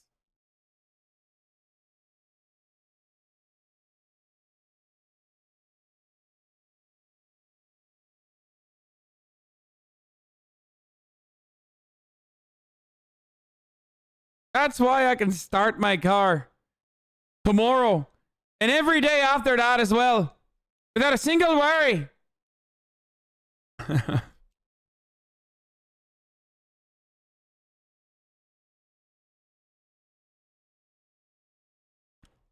All of that crime bill and all. Well, technically he said everything but jail walking, but he's right. This dude is base as fuck and also totally true. Totally right. Ne kadar uzun sürecek? Oh, o zaman ben order ediyorum peki. Bekleyemem. All this stuff he's saying he regrets, how much of that is he trying to change? Mike Africa Jr. grew up in MOVE, an organization born in Philly on the foundation. Oh, I did. Okay, well, a lot of people are about to learn a very quick history lesson about actions that the American government has taken against black people inside of U.S. borders. Of black power, ecological principles, and animal rights. From the start, they were a target of the Philly PD. His parents and 7 other members were arrested in 1978 for allegedly killing a cop in a shootout, though MOVE members say the single bullet that hit the cop was shot by another officer. In 1978, when the mayor sent them to prison, the government came. Hold on. Sorry. Again, and they dropped a bomb on our house on May 13th, 1985, and killed. That's real, by the way. That's not fake. That's real. For those of you who are unfamiliar, that's like literally a thing that the American government did. Hey, guys. A lot of people don't know this because it doesn't get fucking taught in schools, I guess. I don't know. Everyone is always shocked when they're like, what do you mean? What do you mean they dropped a bomb on a fucking Philadelphia city block? No, they did. Tulsa is different. Tulsa is like, at least Tulsa is like KKK and shit. And like racist white people. The burning of Black Wall Street. It's still fucking horrific and disgusting. And also still taught as a race riot, even though it was just like, it was basically just white dudes killing and burning down black businesses. It was a massacre, not a race riot. And that is if they teach it. And this is, how do you drop a bomb like that? Here, I'll show you. It literally shows the video. I don't think it's TOS. I'm a little worried that there might be like blood, but hold on.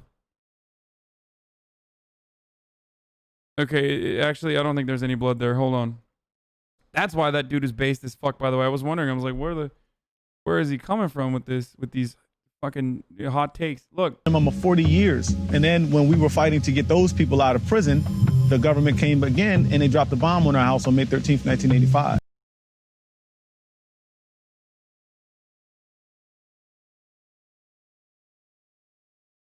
Yeah. Yeah. And killed 11 of them. Was it the government or some white guy? No, motherfucker, it was the police. What do you mean, was it the government or some white guy?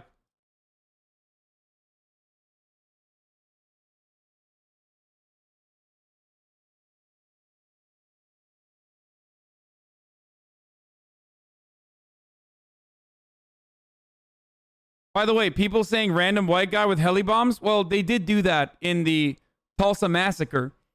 In the Tulsa Massacre, they used actual fucking, they used actual planes. It was one of the first, like, bombing campaigns on U.S. soil. They did. They dropped Molotov cocktails and, like, and I think they even used, like, artillery. They literally used crop dusters to drop fucking bombs.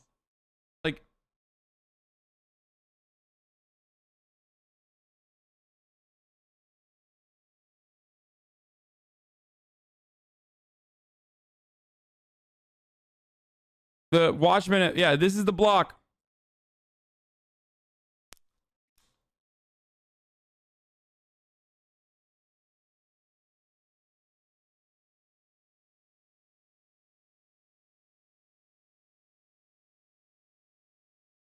This is a moment where 80,000 people get radicalized into recognizing the horrific nature of the American government and what it has done throughout its history, as it has a monopoly on violence. This is, of course, seen as a defensive measure and justified through and through.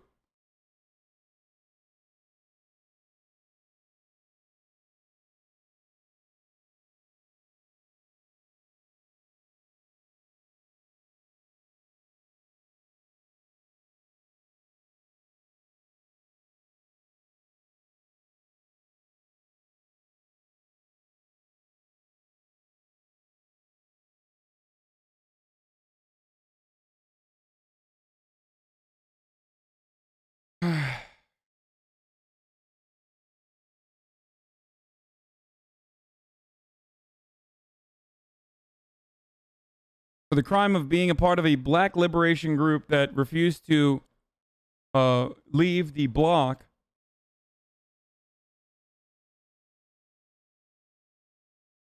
on May 13th, 1985,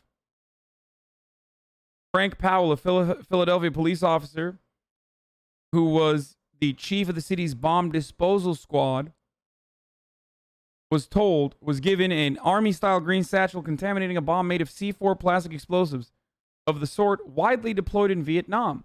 He boarded a state police helicopter and took up his position, balanced precariously on the skids of the aircraft. As the helicopter rose in a crystal clear blue sky, he carried out his orders.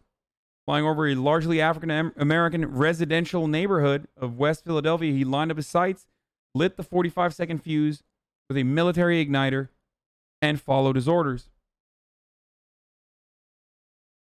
His target was a roof of 6221 Osage Avenue, a row house which at the time had 13 American citizens inside. They were all members of MOVE, a group which combined the Black liberation struggle with back-to-nature environmentalism. Each MOVE member took the last name, Africa, to signal their commitment to race equality as well as to each other as family. For years, they had been in a running battle with the Philadelphia authorities, culminating that May in arrest warrants for a range of offenses, including terroristic threats, riot and disorderly conduct, being served, and a standoff ensuing that ended with the dropping of Powell's bomb onto their house. Led to one of the great, largely forgotten outrages of modern America. The fire spread, by the way. Of course. The bomb dropped and the fire spread. The police commissioner at the time, Greg Sambor, decided, famously, to let the fire burn.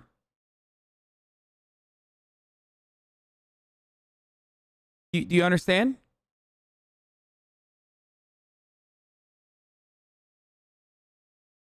By the following morning, 61 homes had been razed to ashes, leaving 250 Philadelphians destitute and homeless. Only 2 of the 13 residents of the MOVE house got out alive. The remaining 11, including 5 children aged 7 to 13, were reduced to ashes.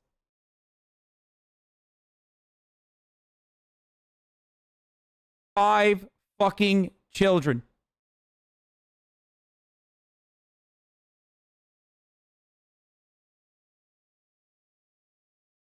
Like I mentioned already, as the 35th anniversary of the bombing approaches in this article that was written on May 10th, 2020,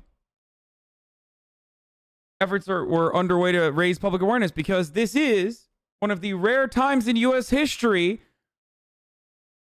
that American civilians were attacked on domestic soil by aerial bombing. The other incident I already mentioned to you is the Tulsa massacre, was when white supremacists dropped dynamite onto African American homes and businesses in Tulsa, Oklahoma in 1921.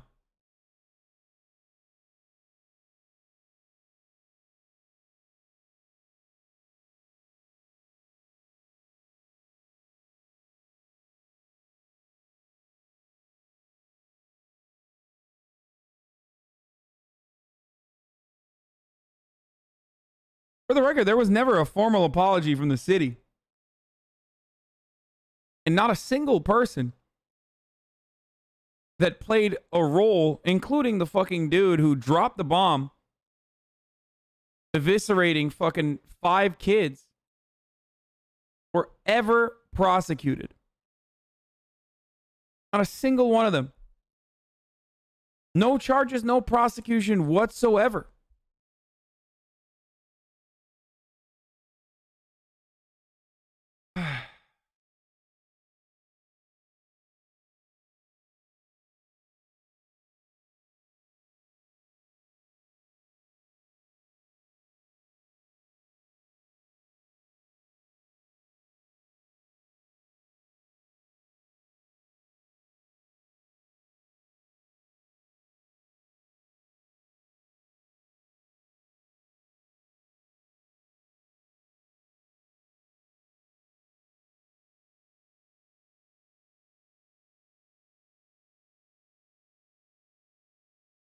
Just remember that. They were just following orders, chat. What you don't recognize is they were simply following orders. Okay?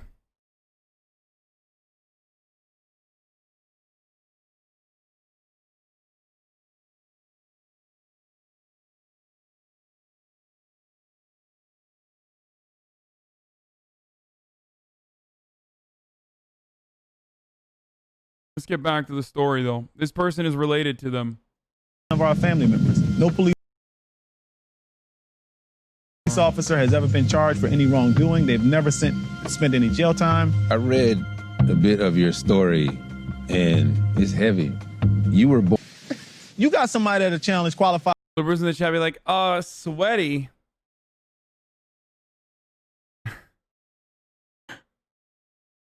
Sweaty, your privilege is showing. Listen, I'm not gonna make fun of anarchists too hard in this circumstance. I think here's a dude who has suffered enough under an oppressive government, an oppressive state that has destroyed his entire fucking family. So he gets to not vote as a political act, and he can do that. About immunity with these.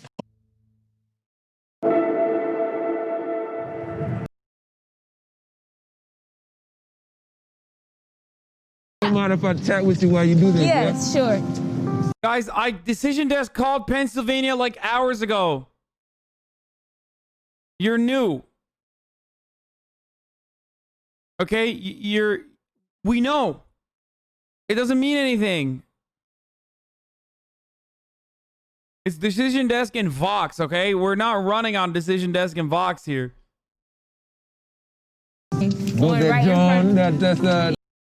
Biden's lead is now up to 20,000 in Pennsylvania. Allegheny County has a lot of other votes left that they have left to catch up on.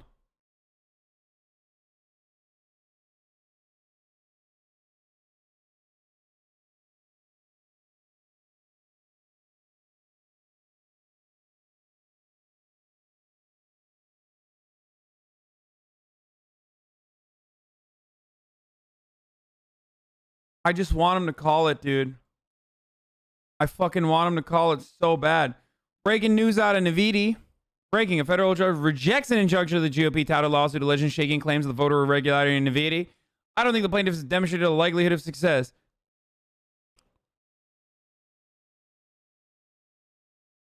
Should we go into the details? The Navidi Secretary of State legal brief notes that the state court already rejected the claims. The NC called the suit nothing more than a desperate attempt by plaintiffs' counsel to make an end run. The NC describes the relief requested as suspicious. It should not be lost on this court and plaintiffs' emergency relief. District up first for GOP-tied plaintiffs with attorney David O'Mara. O'Mara complains that the procedure is not open to the public, contrasting that the court proceeding is a phone line with a dial info on the website. It has to be a public event. At least within a 6-foot area so they can see and hear what's being said with regard to the ballot counts. Judge Gordon appears skeptical about the relief the plaintiffs are demanding. Mr. O'Mara, isn't that the legislature's job and not mine? We're not asking you to change anything, Your Honor. Describing their request as one that forces the state to live up to its transparency mandates. The judge posits a hypothetical of whether he would need to dictate relief for a ballot if counter has soft voice or hoarse. At what point is this going to get ridiculous? You're asking the extraordinary. They wanted to stop it.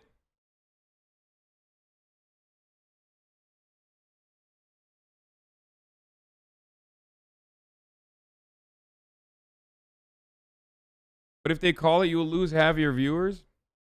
Well, I'm going to lose you right now.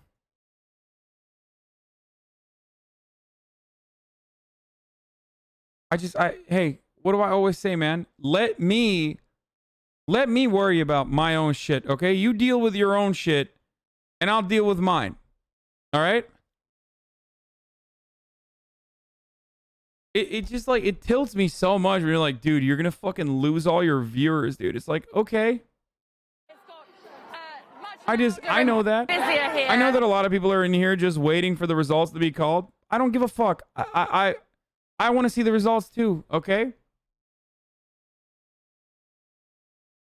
I want to see the results, and I also want to see how many people are going to stick around afterwards to do some more fun stuff, more fun reacts like this that I haven't been able to do in a while. Quite a big crowd has grown outside the convention center in Philadelphia, where that count is taking place at the moment for those all-important final ballots that will make such a significant decision for this country. Now, Wait, update on Trump. Sorry, gotta do that. Trump is starting to acknowledge to advisors he may not be able to pull out a come-from-behind victory, sources close to the White House tells us. Sources describe Trump as sounding more realistic as returns show Biden's lead is increasing. Doesn't mean he's given up, source adds. Yeah, it's pretty funny. It is really funny, like, just picturing Donald Trump crying, upset that, like, as more votes get counted.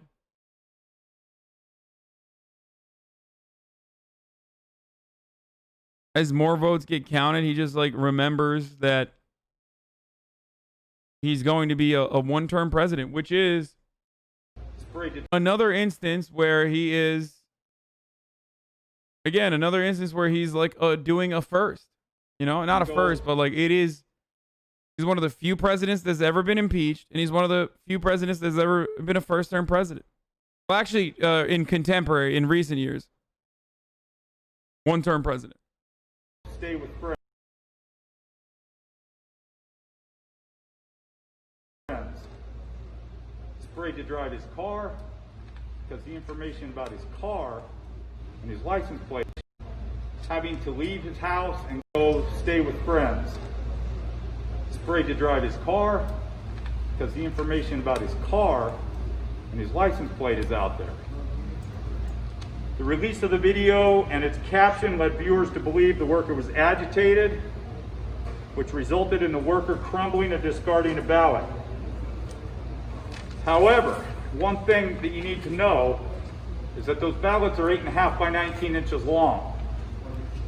In no time did you see him extract anything from the envelope, and that crumpled piece of paper they were instructions, and it was a smaller piece of paper. Okay, yeah. To Republicans, of course, this means he deserves to die, basically. Like, the way they're treating this shit is just complete, pure, unhinged, delusional, psychopathic, and violent behavior. Like, they're now harassing people who are counting the fucking votes, man. It's insane. Like, and by the way, every Republican in a position of power that hasn't spoken out against this, I'm not even saying agitated for it, because fuck those people. Those people are scum. But every single Republican that hasn't been like, yo, you guys need to chill the fuck out. What are you doing? This is how this fucking works. Every single Republican that hasn't done that is also scummy as fuck and is also culpable. I wish the let's get back to brunch crowd would consistently remind everyone of what is happening right before our eyes instead of rushing to return to normalcy. But I do feel like they're going to get away with it, pretty much. I don't think that we are going to hold them accountable.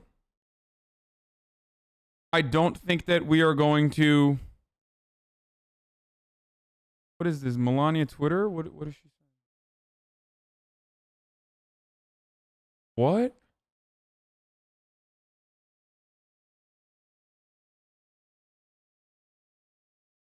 What the fuck is this? Did she get hacked or something? What's happening? This is some real freak shit, dude.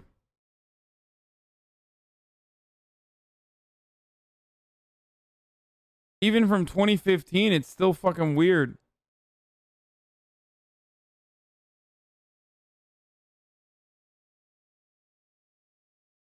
It's not her Twitter.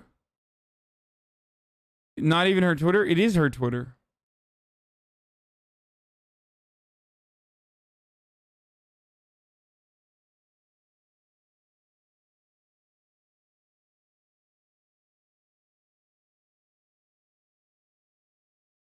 What? Everyone should take the weekend off, but what's next is going to be an uphill battle, too.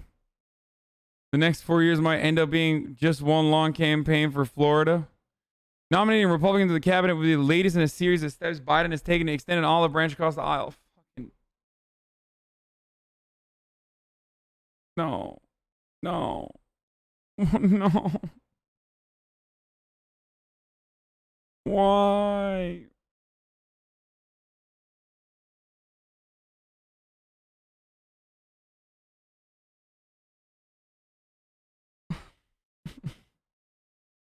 Bro, I can't even.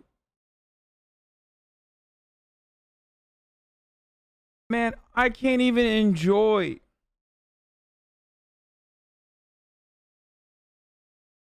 I can't even enjoy the fucking brief moment where like the Dems are winning, because that victory comes with these insane, idiotic conditions that, like, we're extending an olive branch to these fucking sickos, dude. His campaign regularly holds calls with officials who have endorsed him, including Republicans, after giving multiple GOP supporters prime speaking slots at his August convention. He tapped others for roles in his transition team, including Cindy McCain. We already fucking shit on that. This plays into Joe Biden's comfort zone. Among these names being floated for possible Biden cabinet posts are Meg Whitman, CEO of Quibi. Well, she doesn't have a job anymore, so that's good. You know?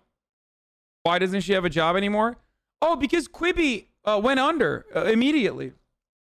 In the most predictable capacity ever. But of course, remember, I'm sure she lost gracefully. We do, after all, love fucking losers in the Democratic Party. Why don't we just literally, Biden should just bring the reanimated corpse of Hitler into his cabinet and just be done with it. Just accelerate all the way, Biden. Fuck it. There's no reason. There's no reason to play this game, this like push and pull, this back and forth.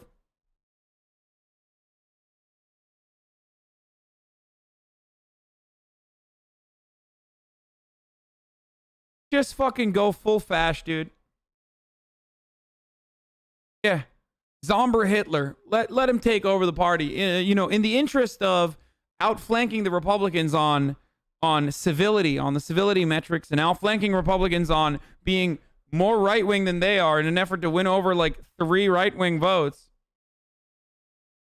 who will then vote down ballot for like Republican Senate seats and shit. In an effort to do that, I think that we should just get the reanimated corpse of Hitler and put him in a cabinet position and just be done with it.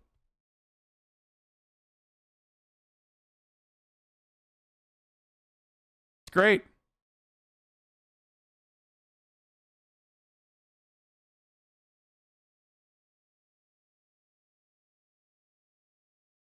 Oof.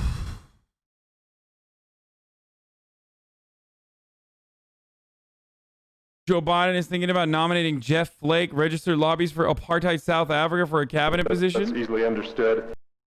Here is hashtag resistance hero Jeff Flake, who was lobbying for a mining company. In 1987, he's in front of the Utah Senate arguing in support of apartheid. There's an ally. But to be fair, a lot of Republicans were literally pro-apartheid. Like, that's not even a joke. I wish that was a joke. It's literally not a joke. A lot of Republicans were very much against putting boycotts on apartheid South Africa. So this is not shocking to me at all. After all, they were. I mean, they're pro-apartheid in a different kind now. I mean, but that's Democrats too. Democrats and Republicans both are pro-apartheid in Israel, so that's entirely different. But apartheid South Africa, Republicans were on board with it because, you know, communism. They're fighting communism. Of the United States. South Africa is a major source to the free world of vital minerals such as manganese, cobalt, platinum, gold, etc. South Africa has over 70% of some of these minerals. The rest, or provides a free world with over 70%. The only other supplier in many cases is the Soviet Union. Without a dependable and economic source of these minerals, many industries in the United States and the free... Come on, dude. Apartheid is totally... It's tight because otherwise you let the Soviets win. The world would be severely impacted, and the cost of these manufactured items would greatly increase.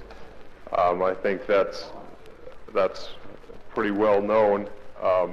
As far as going against moral standards, I think it coincides with our moral standards there.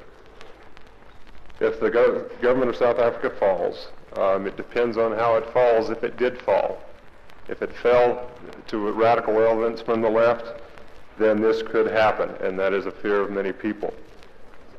We would be deprived of an assured and economic source of these vital minerals. As far as economics, the economic... I'm really happy to have such brilliant minds that have a long history of... Dude, I just want to point something out here. This motherfucker is on the cabinet. Meanwhile, Bernie Sanders is not even like within smelling distance, okay? Bernie Sanders is so far removed from the cabinet, he can't even smell someone who's been in the White House, okay? That's so tight, dude. I love this shit. I love our fucking inherently right-wing government. It's so great. Just remember, the reason why I fucking despise the Democratic Party is this shit, okay? It's deeply hypocritical, but beyond the hypocrisy that appeals to a lot of people and it's certainly something that you can comprehend. Like, this is abhorrent. This is morally abhorrent.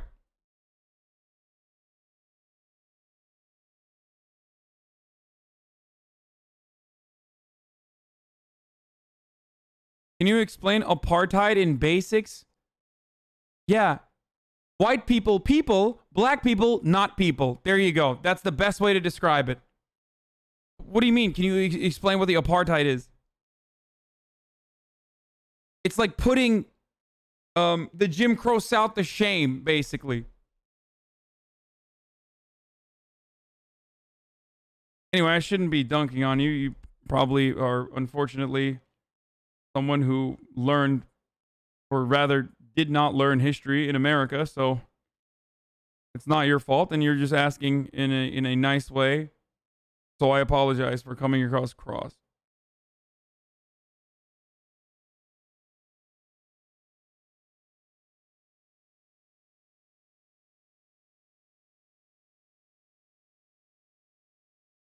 So yeah.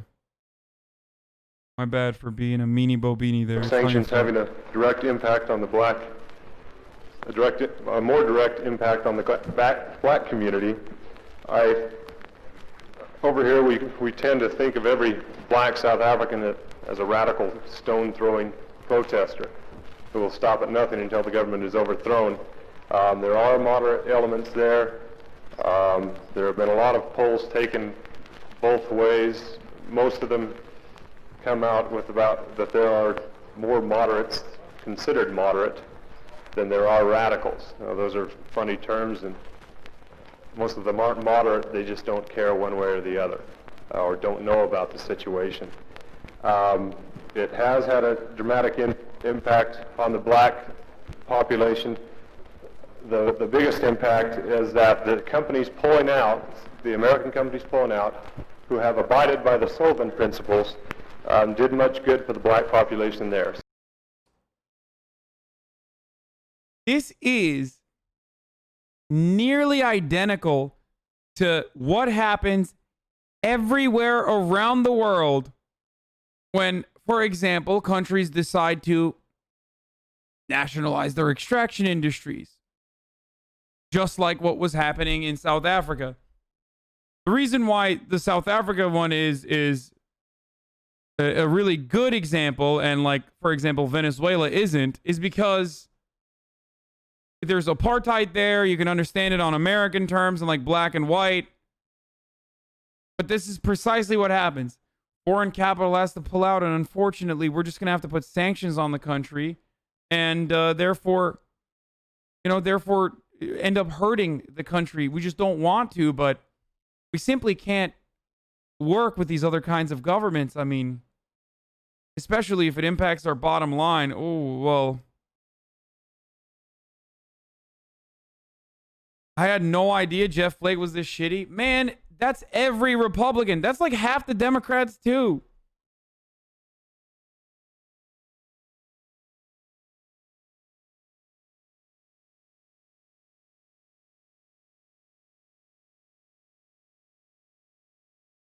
Caitlin Bennett, this is why you're a massive loser. They should be unseated from Congress. You never had Trump's back and are a traitor. The aggro Trump simping is pretty funny.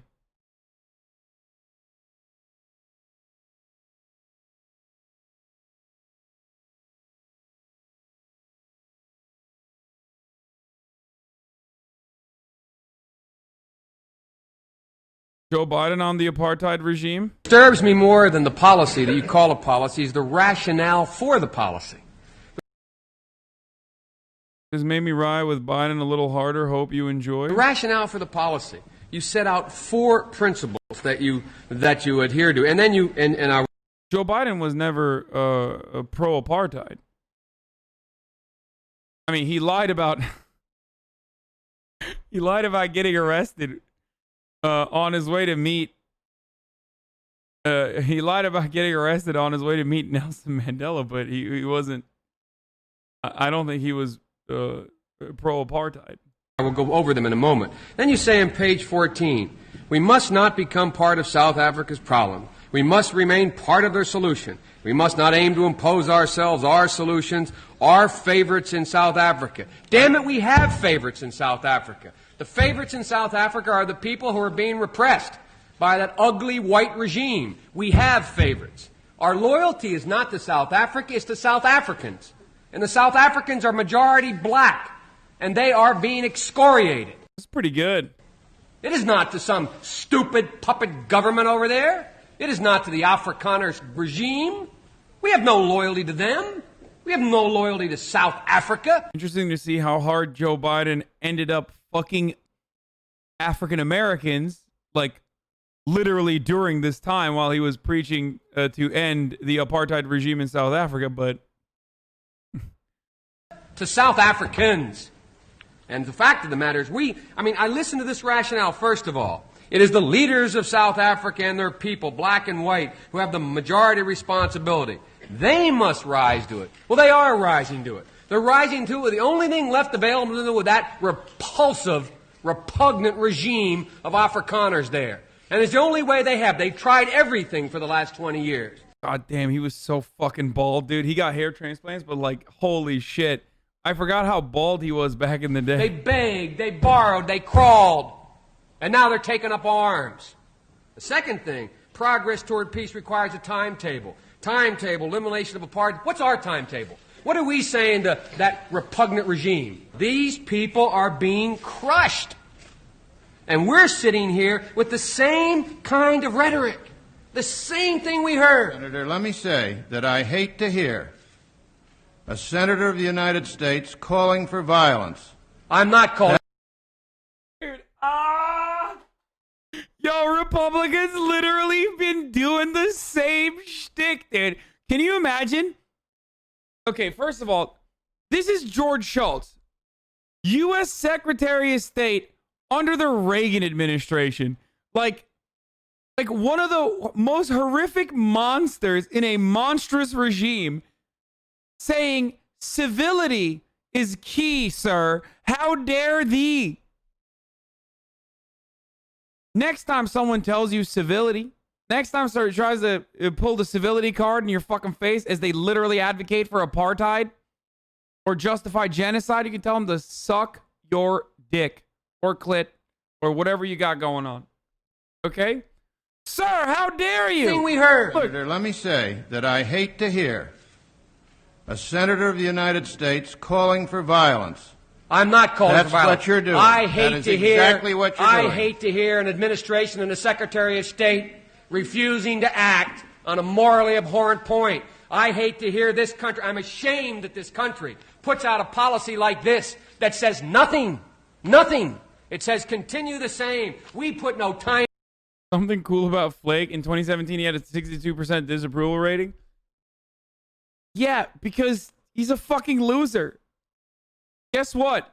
The funniest part about Jeff Flake was that he was like one of those guys who was like, I really hate Donald Trump. He was like a never Trump Republican, right? Back when the never Trump Republican grift was like super popping. And he still ended up voting along Donald Trump's agenda 90% of the way. I think that was probably one of the first. Or wait, was he? He was a. Wait, what was Jeff Flake? Yeah, he was a senator. Okay, for a second, I had a little brain fart there.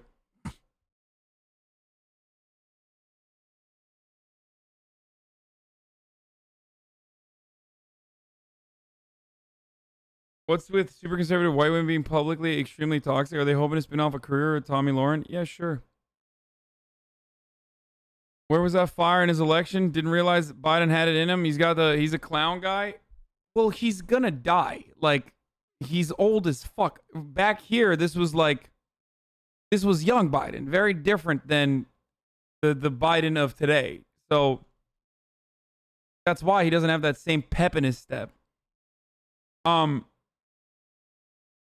For the record, I just want to mention that, like, Joe Biden has offered critical support to another ongoing apartheid regime in Israel. So it was, of course, part of the reason why Bibi Netanyahu hilariously did not back Donald Trump in that phone call that happened last week when Trump was like, "Come on, it's Sleepy Joe, right?" And Netanyahu was like, "We do not take a side in American elections." And Trump was very sad. If you recall that phone call that happened last week.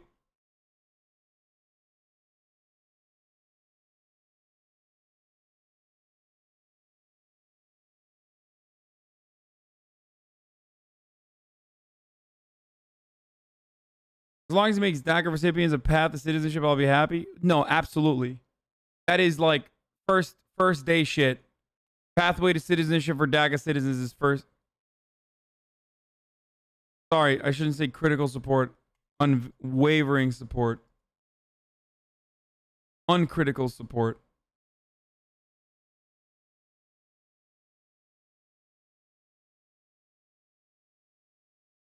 Bernie's old as fuck too. Absolutely, brother. Way too fucking old. I don't even disagree with you on that. Bernie is 7 million years old. Except when you put Bernie Sanders side by side with Joe Biden, Bernie Sanders back in 1986 literally looked the same and sounded the same. I don't know how the fuck he was just permanently old. He was like one of those permanently old people. And I think that's part of the reason why, like, it's so weird. You watch old videos, he's fucking literally going off about the same shit. That's the nature, such as the nature when you're a leftist. Going off about the same old shit back in like the 1980s, looking exactly the same, which is very creepy. Like, same hair and everything.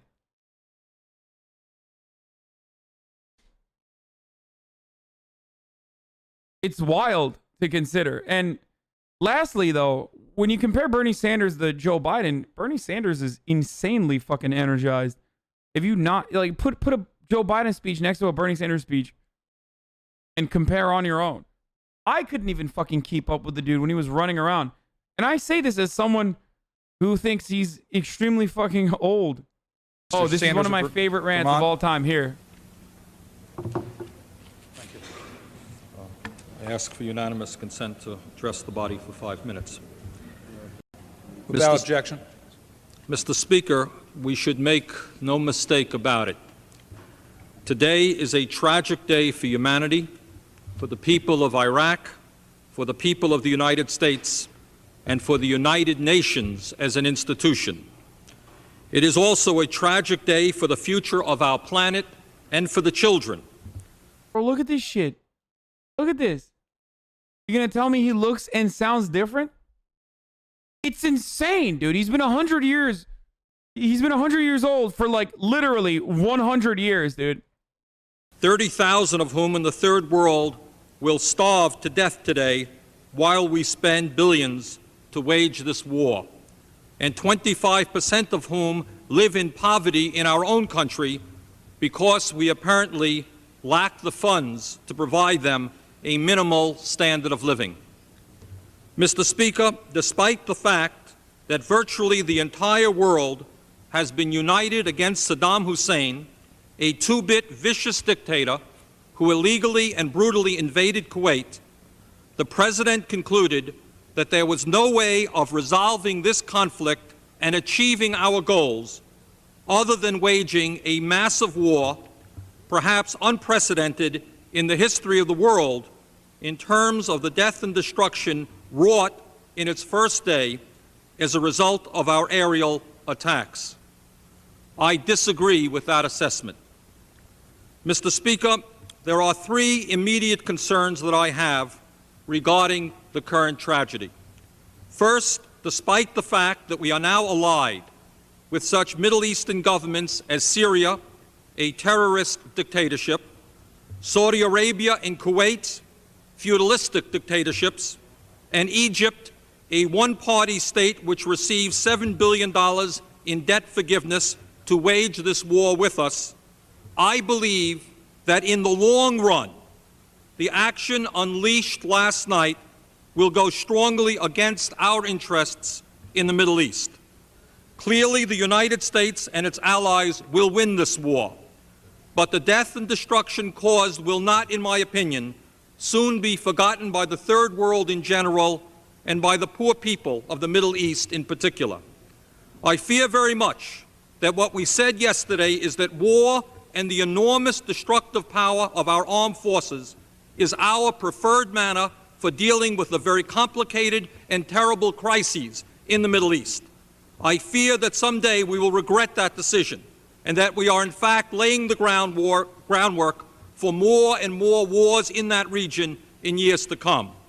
Secondly, Mr. Speaker, while there Nobody could have known our actions would have such drastic consequences, specifically in the Middle East. I mean, and this is on the Persian Gulf War. Like, well, there was someone who knew. He knew. There is no question in my mind that the United States government and its allies will win this war. I am not at all sure that the people of our country, especially the working people, the poor people, and the elderly, will win. It's the best part. The 2 million homeless people in our country sleeping out on the sidewalks and under the bridges are not going to win this war. There will be no money available to house them.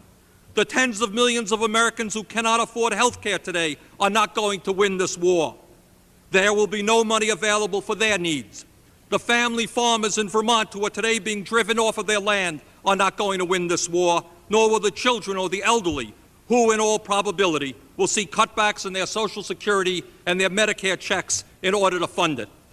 Mr. Speaker, it is incumbent upon us to do everything in our power, now that the war has started, to prevent unnecessary bloodshed and to support our troops in the most basic way, by bringing them home alive and well. I urge my fellow members to ask the President to stop the bombing immediately and request that the Secretary General of the United Nations go to Iraq to begin immediate negotiations for the withdrawal of Iraq from Kuwait and the cessation of the war. Let us do everything in our power to stop unnecessary bloodshed. Thank you. That's what we could have had, folks. That's what we could have had, folks. Just in, Supreme Court on PA. Bloomberg headlines just now. Alito temporarily orders late arriving pen ballots segregated. Wait, what? They were already segregated. Supreme Court Justice acts on request by Pennsylvania GOP. Alito says he will request a full court for next step. Is Alito late to the game? Pennsylvania has been automatically segregating late arriving Pennsylvania ballots. This is not even new.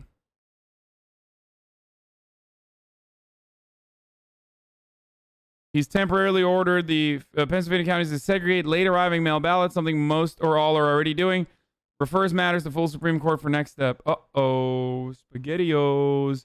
Hey, maybe the stupid fucking media that is being overly cautious, perhaps to a harmful level, to a harmful degree, should move on and start fucking calling this election, you know, before the Supreme Court decides like, oh, just kidding, we're actually going to steal it for Donald Trump.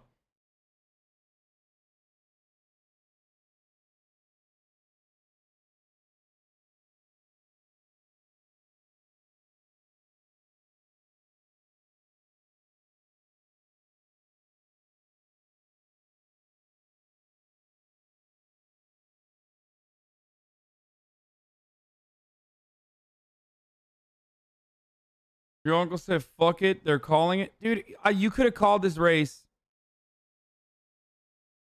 You could have called this race earlier this morning. You literally could have called this race in the morning. I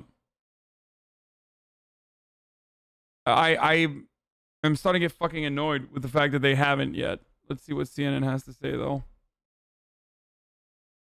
No, they're not waiting for prime time. I was listening to a friend. And counting. Now, one of the group DMs I'm in was talking about how they have friends in the networks, or they're talking to someone in the networks that said that that networks make more money if they call it during the week. They make way more money if they call it during a weeknight.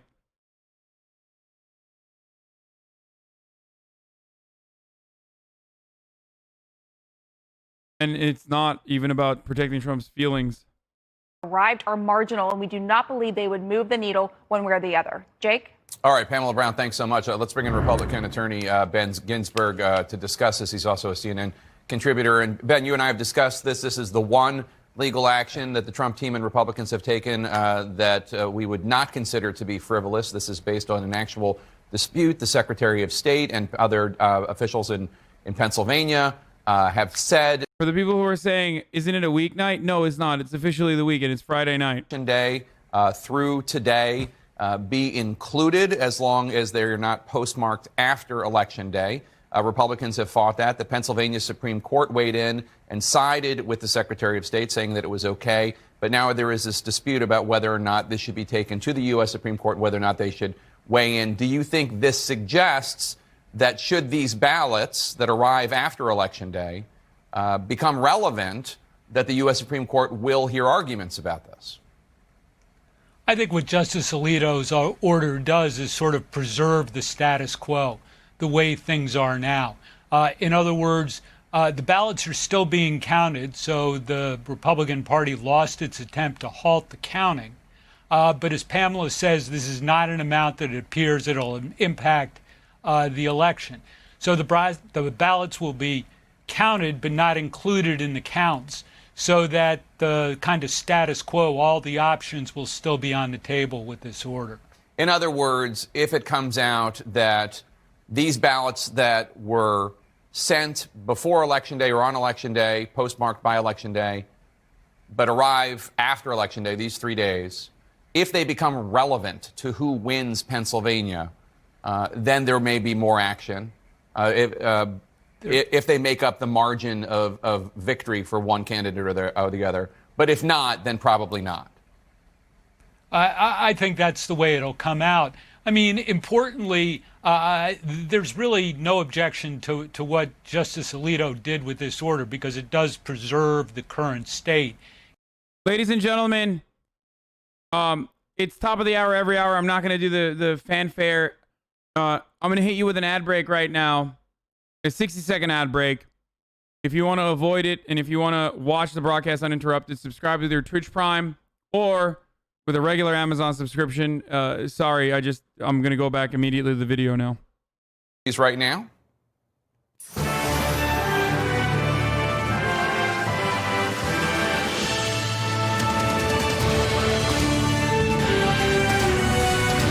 What the fuck is this shit, dude? Oh, Jesus. Isn't Biden supposed to go live right now? Like, literally, isn't he supposed to be ad pitch without the music? What the fuck? Okay, I spoiled you too much. Sometimes it's better to just not, like, fucking waste time, okay? There's a lot of shit popping off. As all of us wait to see if the trends hold and he is able to declare victory over President Trump. Biden's lead in critical Pennsylvania grew once again just a little while ago as the vote counting continues. We could get even more results from the Keystone State at any time. We're also standing by for new vote totals out of Arizona tonight. It's another one of the undecided battlegrounds where Biden is ahead and could add to his electoral count. Remember, it's all about the math. Biden looking for the winning equation to bump up from 253 electoral votes to the necessary 270. Trump has 213. And while some of the outstanding races are close, the numbers are working against him. Here's another key race alert. In Pennsylvania right now, with the all-important state, 20 electoral votes, Biden still 1,000 votes, 19,491 over Trump. That lead has grown and grown almost every hour. 49.5%. North Carolina, not much has changed. President Trump, it's going to be a couple days till we know who wins that state. In Georgia, this has been another flip. Joe Biden on top with about 4,000 votes. We've just learned tonight there could be up to 25,000 ballots from military members and overseas diplomats, things like that, who sent in their ballots. We don't have that exact number yet. We hope to get it in the coming hours and or days. In Nevada, as George mentioned, Joe Biden's on top, expanding his lead, 22,000. 130,000 votes still remaining, so there's still vote out there. And then Arizona, it's gotten a little tighter, but Joe Biden still has a significant lead, still 137,000 votes remaining. The trend lines in Arizona, though, still favor Joe Biden. So, Tom, right now, if Joe Biden wins all the states he's leading, he gets 306 electoral votes, exactly what Donald Trump got 4 years ago. So walk through the map and show why he's the odds-on favorite right now. Okay, well, I mean, it's really simple. If he wins Pennsylvania, which he's leading in right now, he goes to 273.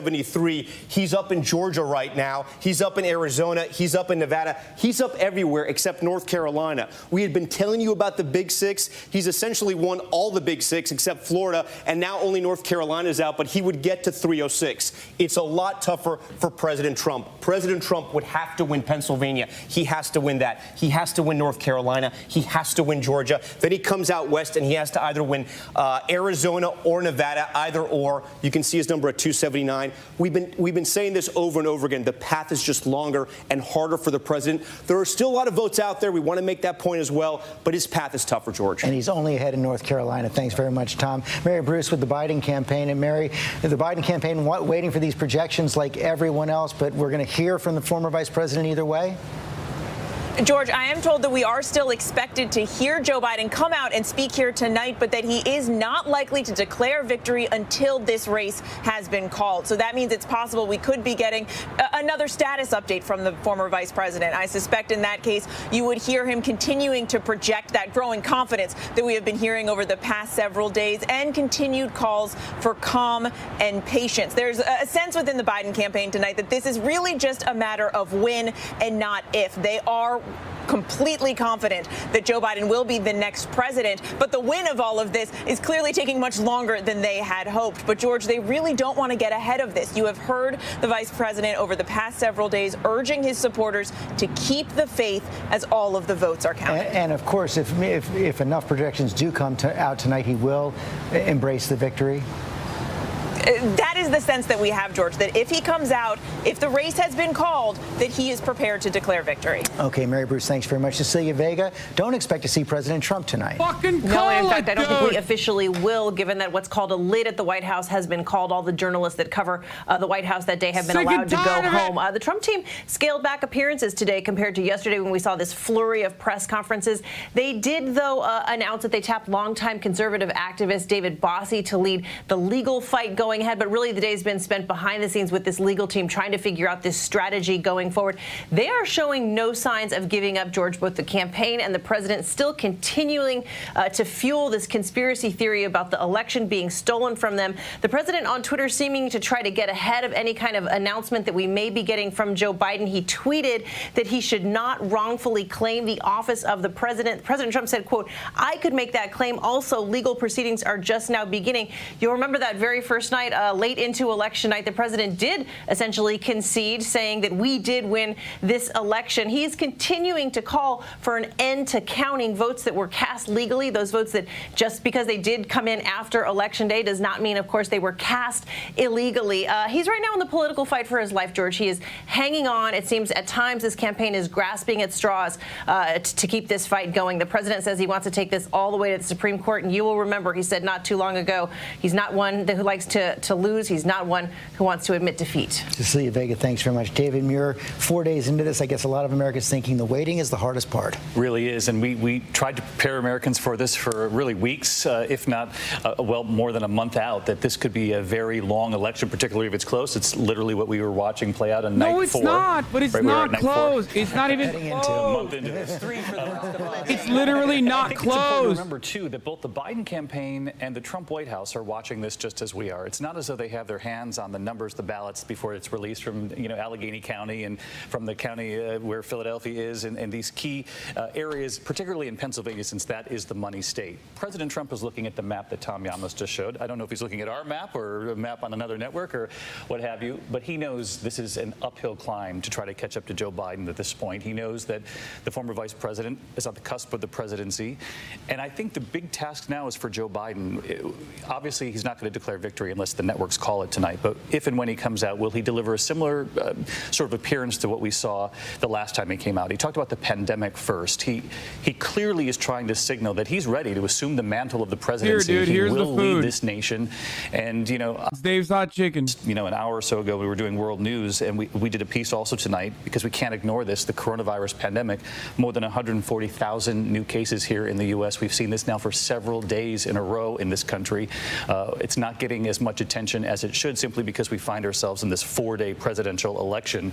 But whoever becomes the president will have to address this immediately, in addition to President Trump in the meantime, if it's not him. That's right. Lindsay Davis, the president, will be president until January 20th, no matter what. This crisis is escalating by the day. And you're right. And I think that so many people are focused on the election that they're forgetful. They're just not mindful of the fact that we are in the middle of this major crisis. And when we hear from the president, he's certainly not talking about coronavirus. He's talking about fraud and lawsuits. In the meantime, another 1,300 Americans died today from coronavirus. 23 states had their record number of cases. There are projections that there are going to be 250,000 Americans dead from this or more by Thanksgiving. We talked to one public health official today, and he said that we are probably at the worst moment of the pandemic so far. Every state is getting worse. We need a national plan. Nothing will change this trajectory if we don't change it. As you said, George. Yo, vegans, are you fucking new here? Or are you stupid? I literally eat 2 pounds of chicken every day. Like, what are you? This is the one time where I'm having like tendies that I didn't make myself. Some of these motherfuckers are like, oh, imagine being so invalid. I think that's ableist, by the way, I assume, but in like British terms, that you would eat a dead corpse in a carcass. Yeah, bitch, I do. I am eating a corpse. Hear all that yet, but I think his silence today is in bitter reaction to some of the reaction he got to the things he said yesterday. Motherfucking soy Andes in the as chat. I said before, you can't execute a legal attack without a legal strategy. And the problem here is that he doesn't have a strategy to get where he needs to get to through the legal path. And if you don't, that means the fight may be intense but short. And Rahm Emanuel, what we're seeing play out in the Biden camp is what you've been talking about. He wants to embrace the victory without appearing presumptuous. Yeah, I think they've got a decision to make, which is you get one shot at being a prime time and you just can't go out. I need you to stay really calm. You can't do that. So he's got this, and he doesn't want to get in front and be presumptuous. And you got one shot at kind of making this announcement. So my guess, they're going to just wait until the networks, all of us collectively, and the states themselves, more importantly, who do the counting and do the lead, once that decision's been made and a period's been put at that sentence, the next chapter begins, and he can't kind of do that at this point. I think they're making a judgment call, and they don't want to get in front of it, but I think it's make certain steps as it relates to more economic briefings, come out and brief that without being presumptuous that then tweaks it in the wrong way. Right now, they have not missed the tone yet, and I don't think they want to make a mistake in that sense. George, I really do think that they should really think this through, because if you go out there tonight and do that before this thing is called, you give everybody who thinks this is trying to be shoved through an opportunity to say, see, they're trying to rush it through. If you think, I'm agreeing with you. We got to count all the votes. No, we're vigorously agreeing. Count all the votes. Let me bring this to Sarah Fagan. And Sarah, it did seem like there seemed to be a consensus developing in the Republican Party, pushing back slightly against the president, giving him room to have legal challenges on the ballot, but without embracing his inflammatory claims about illegal voting. Yeah, I mean, look, all of us care about our integrity. And right now, there's not evidence. And I've talked to several people on the ground in these states. And their biggest complaint is that they're not being allowed to watch the vote counting, which is concerning. It raises a question as to why. But that's very different than wide-scale fraud. And they're just there's yet to be evidence. And when you push people, they tend to kind of fall apart pretty quickly. You know, they back down pretty quickly.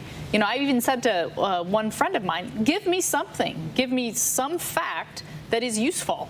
And I didn't get one. Meantime, Yvette, all through the day today, Joe Biden's leads did increase. His vote came home. If you would have told him at midnight on Thursday and Tuesday this is a result, I think his entire camp would have been elated. Absolutely. I mean, I think there was some trepidation when the votes were coming in really, really slow. I think there were some folks who were concerned about Georgia. And we were hearing on the ground that Georgia was going to come through. And folks were like, we're not going to get Georgia. And so I think they're elated in part because Georgia is a signal, right? We knew Pennsylvania. AOC shitting on Lincoln Project? It's not too late for them to do the right thing. Lincoln Project should take the L and publicly pledge to give a lot of their fundraising to people who actually made a big difference.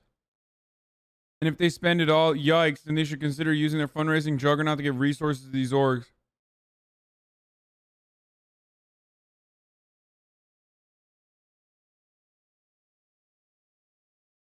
Thank God we have all those great Republicans out here voting for Biden. They voting red down the ballot, making it impossible for us to win these state leg seats. State legislators. Oh, nice. That's great. I love It's fair this. to look at the outstanding vote and say, well, there's a lot of places that still have vote in Pennsylvania, in Arizona, in Nevada that actually are pretty good. Stop asking if AOC watches me. Here is becoming provisional ballots. AOC and I have a lot of similar opinions. That's why I like her. She's not watching. She just has good takes. Maybe their name isn't on the list. Maybe they forgot to bring ID. So they set those ballots aside. Usually they don't matter. But in this case, there's a huge mass of them that we're talking about. Maybe 100,000 in Pennsylvania. Maybe another 68,000 or so we're estimating in Nevada. And normally you can assume those would go for the Democrats. But in this cycle, when President Trump was telling his own supporters, vote in person, there are a lot of Republicans, we believe, that may have received a mail ballot and then gone to the polls anyway. And they would be casting that provisional ballot. So we just want to see more of those votes in addition to the outstanding vote in person in states like that before we make any kind of judgment. Chairman Rand, we've seen the Supreme Court step in for the first time since the election. That's right. Excuse me. Supreme Court Justice Samuel Alito, who is the justice assigned to the Third Circuit, which includes Pennsylvania, he issued an order tonight instructing all the counties of Pennsylvania to segregate the ballots that arrived after Election Day. And as he says, in a secure, safe, and sealed container, separate from other voted ballots. And if they will be counted, count them separately. Now, what's odd about this, the Trump campaign asked the Supreme Court to do this. And he also referred this to the largest Supreme Court. What's odd about this is the Secretary of State in Pennsylvania had already told the counties to do this. The complaint of the Trump campaign is that was non-binding guidance and they weren't sure the counties were doing it, but they really want to get this case into the Supreme Court. As the co-chair of the Lawyers for Trump committee said, we are counting on Amy Coney Barrett to come through, which is probably the last thing Amy Coney Barrett wants to hear. I'm sure that's right. But they did get a move by the Supreme Court today without a lot of substantial effect because basically the counties were doing it anyway. Chairman Rand, thanks. John Carl, how aggressive do you expect Trump and his legal team to be? I joke about the conservative hive mind a lot, but every day, every single day that I broadcast, there is always a massive, like perhaps 5-minute spam at AOC, even though she's not here, because one person does it and then everyone acts alongside that first person who does it. Just stop. Stop being such fucking hive-minded simps. Guidance from local election officials in Pennsylvania is there aren't many of those ballots. They are being segregated, and even when they are accounted, it's unclear that even if they all went in Trump's direction, whether or not it would make much of a difference at all. So other than that, George, there's a lot of bluster, but there is nothing substantive that has been put forward by the president's legal team that would change the trajectory of this election. John Carl, thanks very much. Finally, Nate Silver at 538. You're digging into the numbers. Does Donald Trump have any plausible path back to the White House? I don't personally think so, because also, I mean, first of all, he'd have to win several states where he's behind, including Pennsylvania, which I think is maybe the hardest one of all. There's a big kind of nerd fight online about these provisional ballots where they would help Trump or Biden. I think they're more likely to help Biden because there are more of them in Philadelphia, for example, than these red counties that have reported the results so far. But the point is, Trump is going to need a lot of help in Pennsylvania. He is currently down by 20,000 votes. You have 100,000 more mail ballots that are going about 3-1 for Biden. That would make him 70,000 votes behind. He's not going to win the provisional ballots by 85 points, which is what you would need to do to actually claw back that deficit. So I am sorry, I do not see the math for Trump in Pennsylvania. And for all of you who want details on the Nerd Fight, go to 538.com. We'll be right back. It's riveting.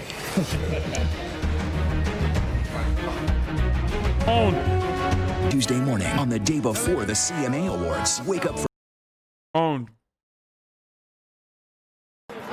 This side of the street outside the convention center are people who are here protesting for every vote to be counted. They are Democratic supporters on the whole, people here who feel that Donald Trump is trying to somehow thwart the election with his legal challenges to stop postal votes being counted. So there's that noise on one side, and then here Donald Trump supporters have gathered on the other side, and there's a long line of police officers, which Guy might be able to show you, with their bikes. They're separating the two. So there's a slight standoff between these two crowds of people, and the police here are here to separate them. There is a heavy police presence, and I've seen members of the military outside the city hall here as well. Let me just introduce you to someone who might be able to give us an idea of how they're feeling today. This is Walt. Walt, hello. Thank you for speaking to us. Hi, Sully. Now, obviously, you're here as a Donald Trump supporter, I see. Absolutely. How are you feeling today? Well, I'm feeling really sad for our country because this is not a fair election. Any American, any person on the planet with a thinking brain understands what's happening right before our eyes. Before they stopped counting, Donald Trump was ahead in all these key states. All of a sudden, they decided to stop counting. Then when they knew how many ballots they needed to pass him, they came up with mysterious votes, 20, 30,000, 100% for Biden. America is a great country. Americans are only going to stand for this so much longer before something horrible happens. The Democratic Party is not the party of John F. Kennedy. They are socialists. They know they can't get power unless they cheat and steal. What's going on in this building behind us is raw corruption at its finest. Walt, can I just put it... Okay. I know this is supposed to be the copium hour where I'm supposed to make fun of this guy. That's actually sad as fuck, dude. I don't know why. I just like... I saw that... Dude, come on, dude. Look at him. Like, look at this sad old man, dude.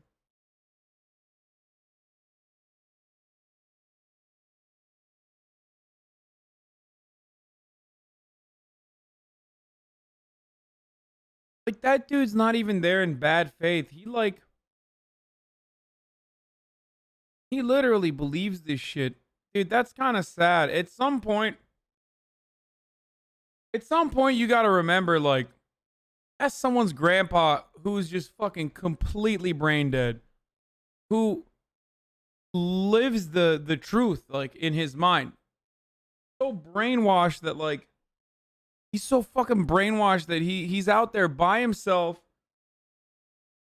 His grandchildren probably never call anymore because, you know, he's lost his fucking mind.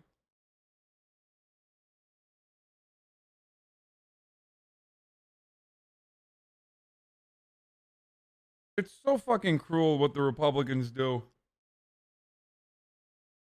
It really is. I mean, he's dumb as fuck, don't get me wrong. But the fact that Republicans just can so easily just brainwash this dude into thinking that, like, Democrats are fucking socialists and they're trying to cheat and steal the election, like, literal projection of what they do, what they themselves do, and have this foolish, poor old man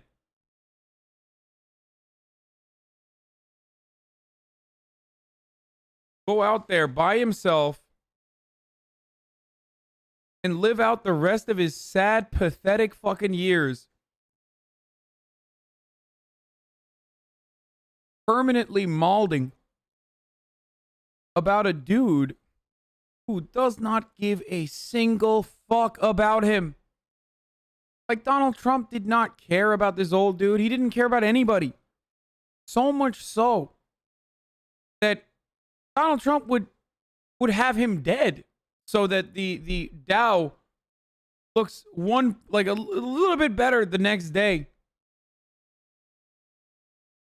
The stock market does a little bit better. He'd kill 100,000 of them. He'd kill 1 million of that guy for a shot at re-election. He's killed 230,000 of them so far. This is Walt. Walt, hello. Thank you for speaking to us. Sully. Now, obviously, you're here as a Donald Trump supporter, I see. Absolutely. How are you feeling today? Well, I'm feeling really sad for our country because or they cite behind. I just put it to you that when you frame it like that, of course it sounds unfair, but the reality is that postal ballots, mail-in ballots, were counted afterwards, and more Democrats vote by mail. So why? By the way, this is Sky News. Like, they're right-wing as fuck, dude. This is the Fox News of the UK. To give you an understanding, to give you a perspective of like how brain damaged our media is.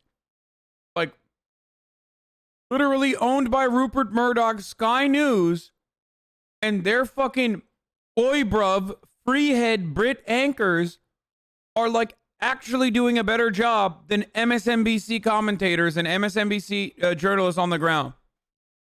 Is that Listen, unfair? if you don't think that mail-in ballots are ripe for corruption, they are not requiring people to have put their signature.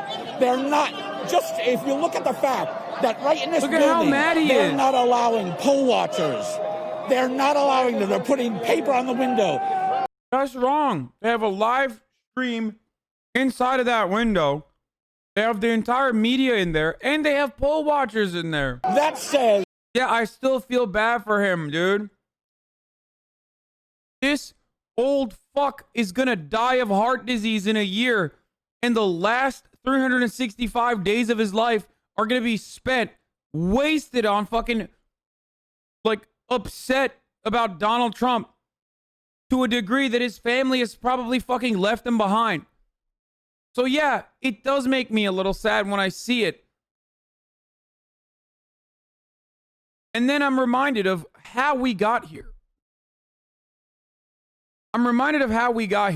We got here because of Fox fucking News. We got here because of Donald Trump. They have, for so long, deliberately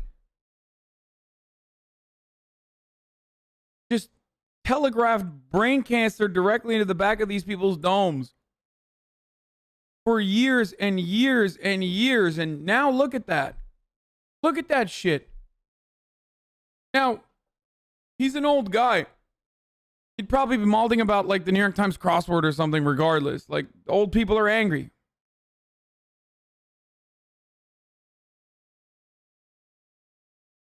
But no matter what happens, you can't help but notice that, like,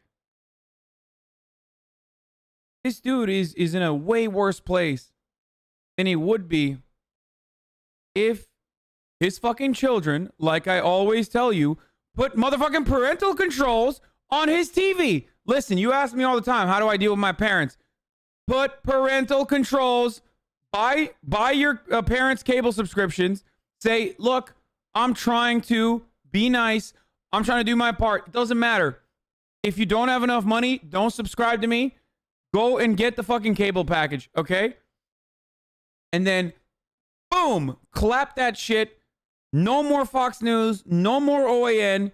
Do not allow them to watch this shit. Every single time they ask you, like, what's going on? Why isn't this working? Malarkey. You just fucking immediately, boom, misdirect them. Redirect their attention to something else, like a squirrel. Okay? Hand them a fucking paper or something. They like newspapers.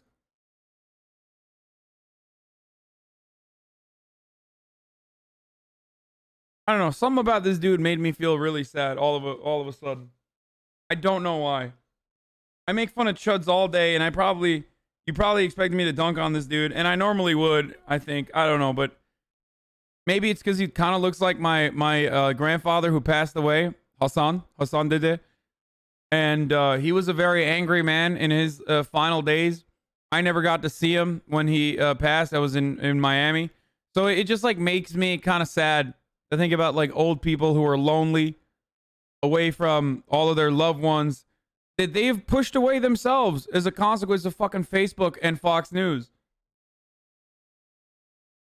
This turns into a hobby for them. Like Fox News and Facebook have made fascism a hobby. How insane is that?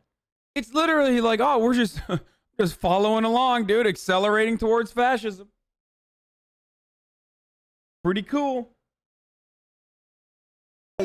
We are doing something wrong, and it's right on display. You don't have to be a genius to understand. If they let poll watchers in, it's a different story. Corruption is going on rampant in this country. Would it make you feel better if I said to you that I was there in Detroit and I met Republican poll watchers in the counting room? They were there. Would that make you feel better if you were reassured of the fact? I don't know that to be a fact just because you told me. If it was, if it was a fact, why won't they allow it in Philadelphia? Well, there are also poll watchers here as well. They claim that the law says we allow observers. They think observers should be 100 yards away so you can look in the building. You're not observing a political election if you're 15, 20 feet from what they're doing. They are hiding.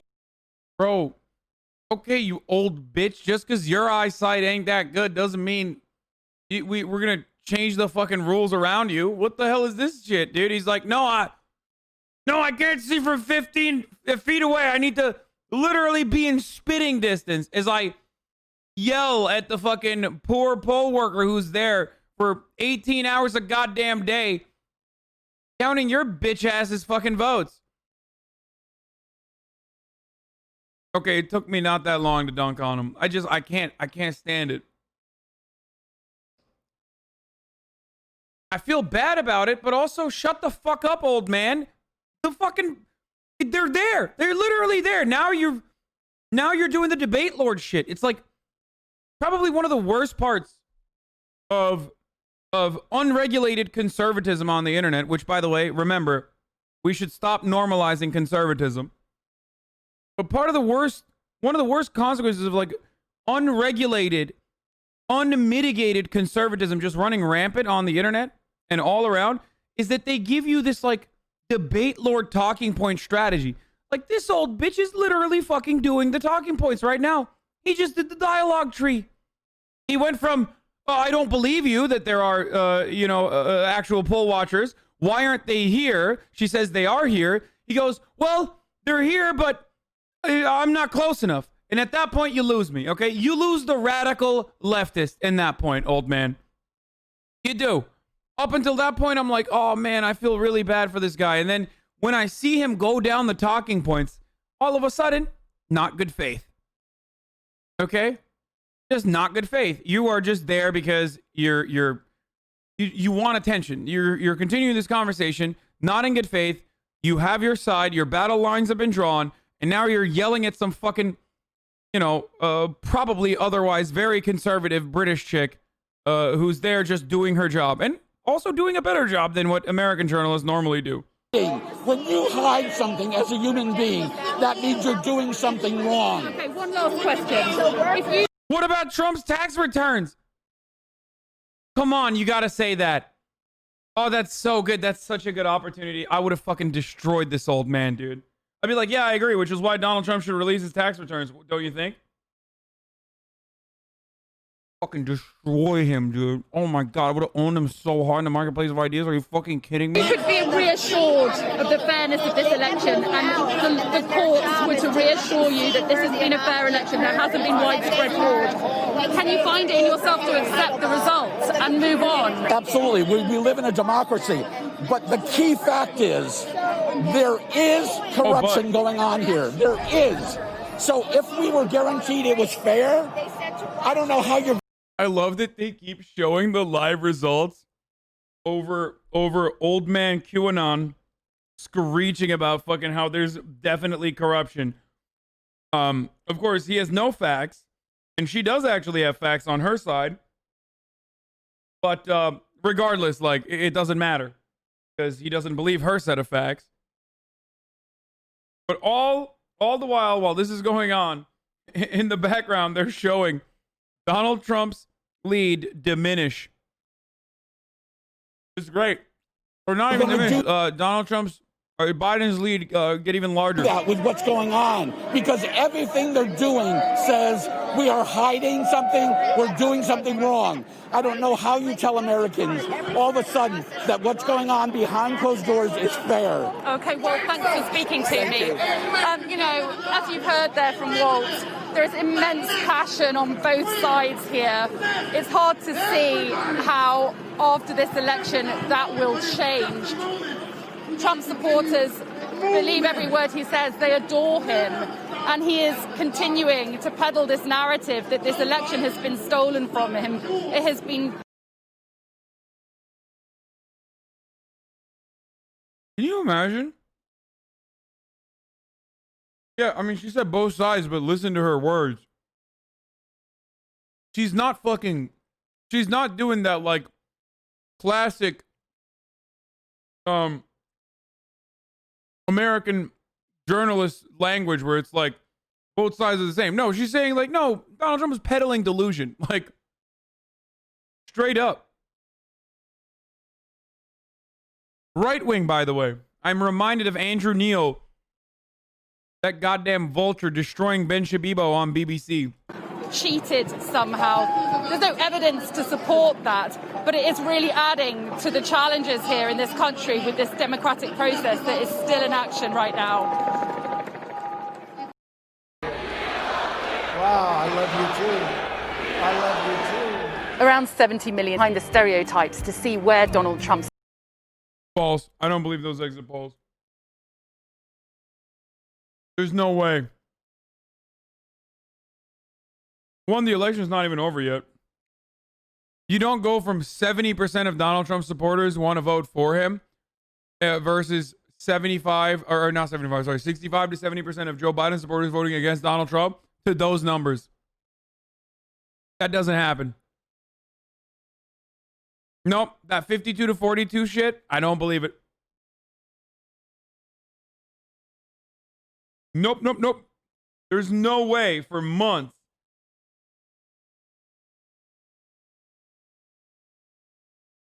For months, these pollsters that apparently, by the way, were doing a hard job, doing a bad job tracking how much enthusiasm was there for Donald Trump, went and polled people and saw that the number was 70% for Trump. No, I don't believe that. Support is coming from. Lie, not to be corrupt, not to... This country will never be saved. We're done. That's it. I just wanted to see that. I think it's time to end the broadcast. It's time to stop trying to change. We're doomed. I am now admitting my mistake for feeling that I could truly change at least something, make people's lives a little bit better. After I just heard perhaps the stupidest fucking thing I've ever heard in my entire life.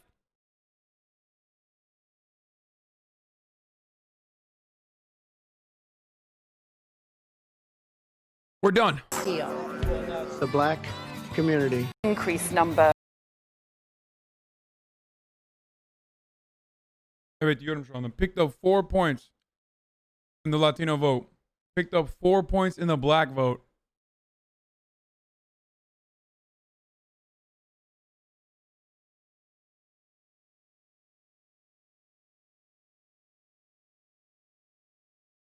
went red. Came up with the platinum plan, I believe, like 4 or 5 months. When you ask Democrats like why they're voting for Joe Biden, they say Donald Trump. When you ask why Trump supporters why they're voting for Trump, they have the talking points ready. You want to know why? First of all, this kid is not legally allowed to vote. Like, let's be real. I don't know why this journalist literally found the only 13-year-old in the crowd. Because maybe he is the only black person there or something. I don't know. Like, what's going on there? You thought that this kid can vote?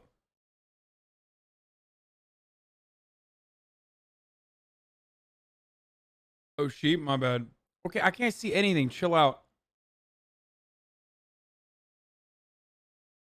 To go help in the black and brown neighborhoods. If you look at the Democratic ran cities, I mean, they're tearing it up. They're tearing up their own neighborhoods. Wait, I didn't even gender them, did I? In fact, of the Black Lives Matter movement. Wait. Now notice how he went from all lives matter to wah. Was it when the guy said, how can all lives matter when black lives don't matter? But that's basically the whole point of view. Now this is why we say these people are reactionary, okay? Their political worldview revolves around reacting to the progressive elements. Like, it's not on his own. Like, it's inherently right wing, but also because of this reason. Like, he doesn't have an opinion on his own. It's about owning the libs. Look. How can all lives matter when black people are still being where? There you go. Like, so you don't believe in all lives. Like, you don't. You're literally saying, oh no, fuck you. I don't want Black Lives Matter. I want all lives matter. All lives matter is a reactionary counterforce to Black Lives Matter, which is an otherwise legitimate grievance. And the reason why he doesn't have a good answer to all lives matter, how can all lives matter when black lives don't matter? The reason why he doesn't have that is because this is not about a legitimate movement for something. His only interest here is to shit on Black Lives Matter.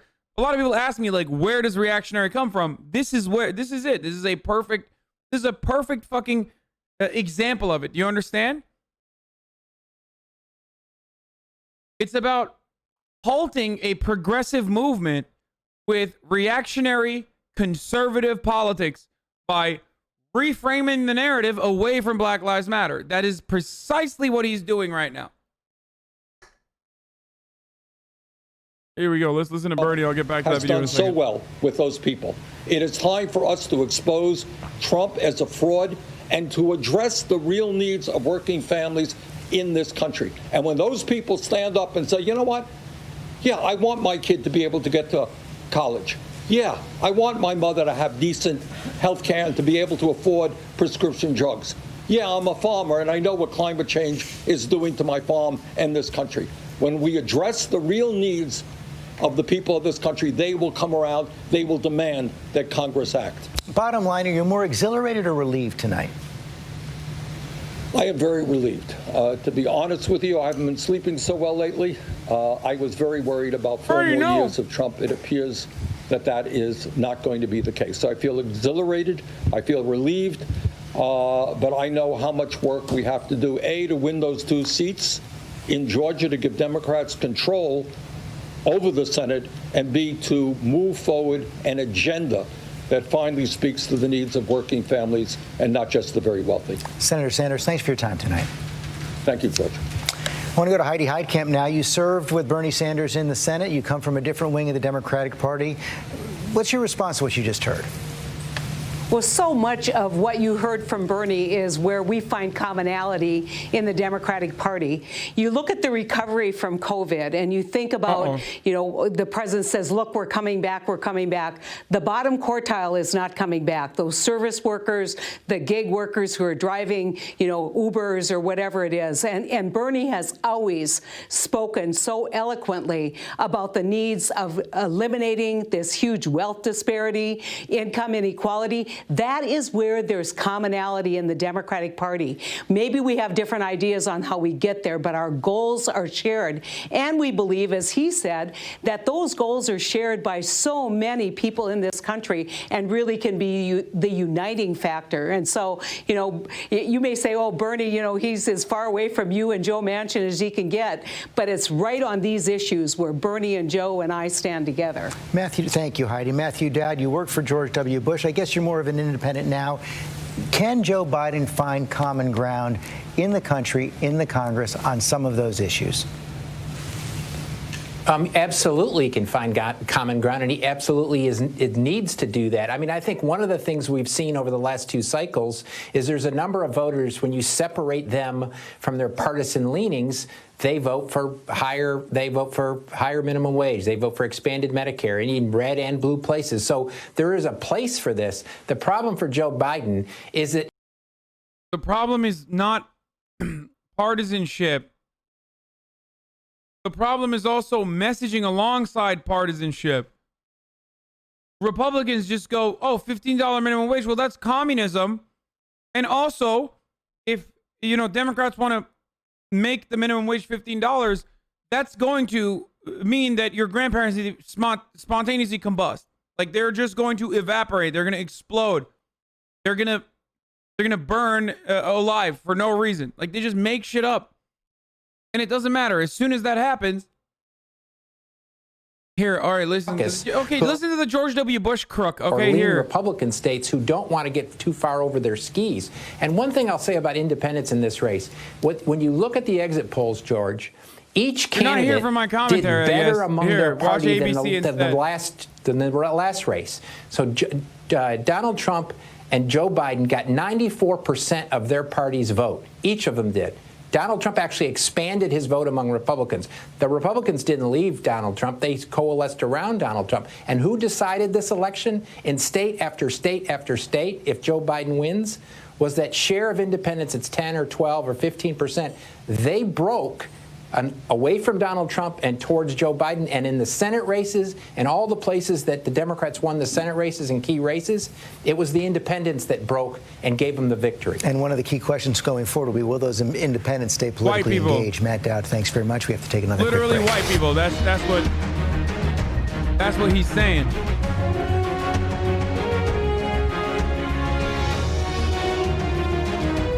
With so much at stake, so much on the line, more Americans turn here than any place else. ABC News World News Tonight with David Muir. We have made it. The people who had of white, evangelical, or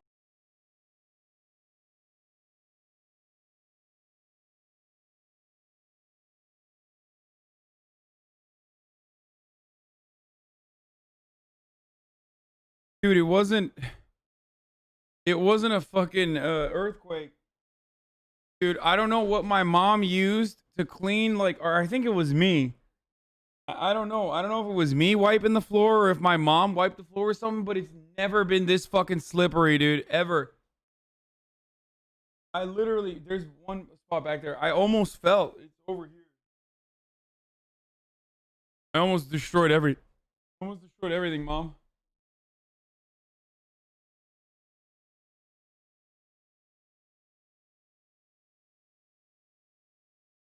What do I do now?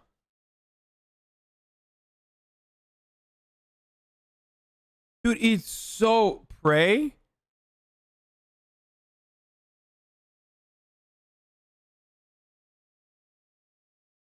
The bottle tells you, no, it's not a bottle. It's this. It's beautify it. It's the only thing I could get. It says enhancing wipes. Clean it, beautify it, revive it. Works on sealed wood furniture, sealed leather, granite, stainless steel, laminate, quartz. Do not use on floors.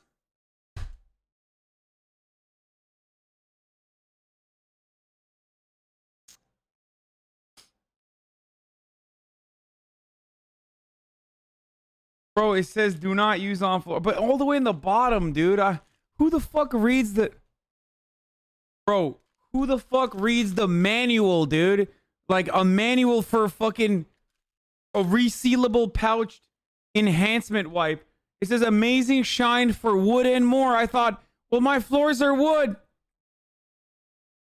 Like, maybe it'll shine it in an amazing way.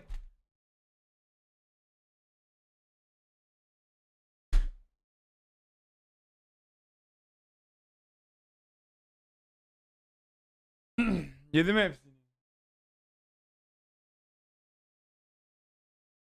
Get Bona for floors. Use Murphy's oil for your floors. You just lost the radical floorboard. Who uses wipes on the floor? Man, I dropped something and I wanted to clean it up. Nate Silver lost to this guy.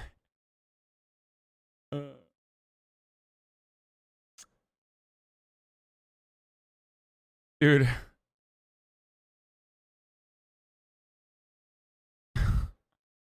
If it wasn't for white supremacy, how the fuck would white men be alive, dude? This is what we do, okay? We do the shit like this.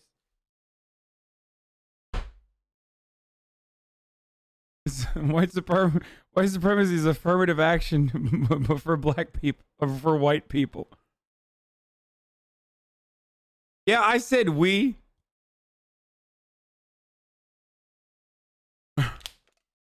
Voting power.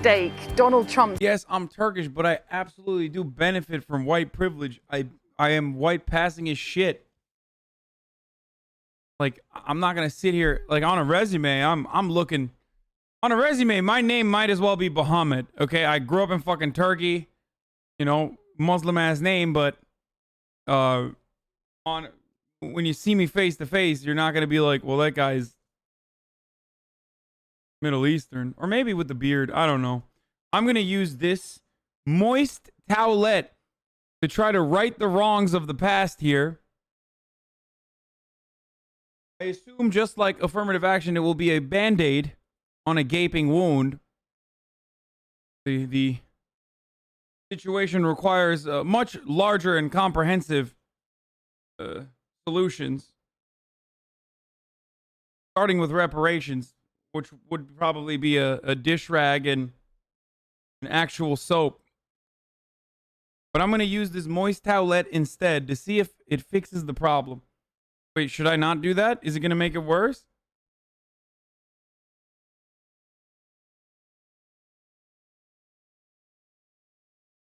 I'm going to try it anyway.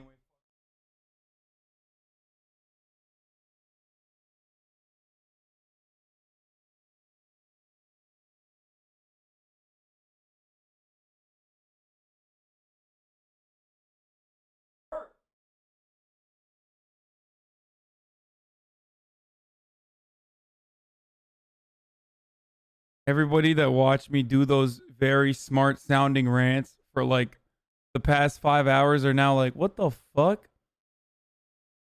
This is the guy who we're listening to about fucking political analysis? Like, yeah, this is, I've said this before. I'm good at certain things, okay? And I'm really, really fucking stupid on other things. And this is one of those things. Wait, why wouldn't it work?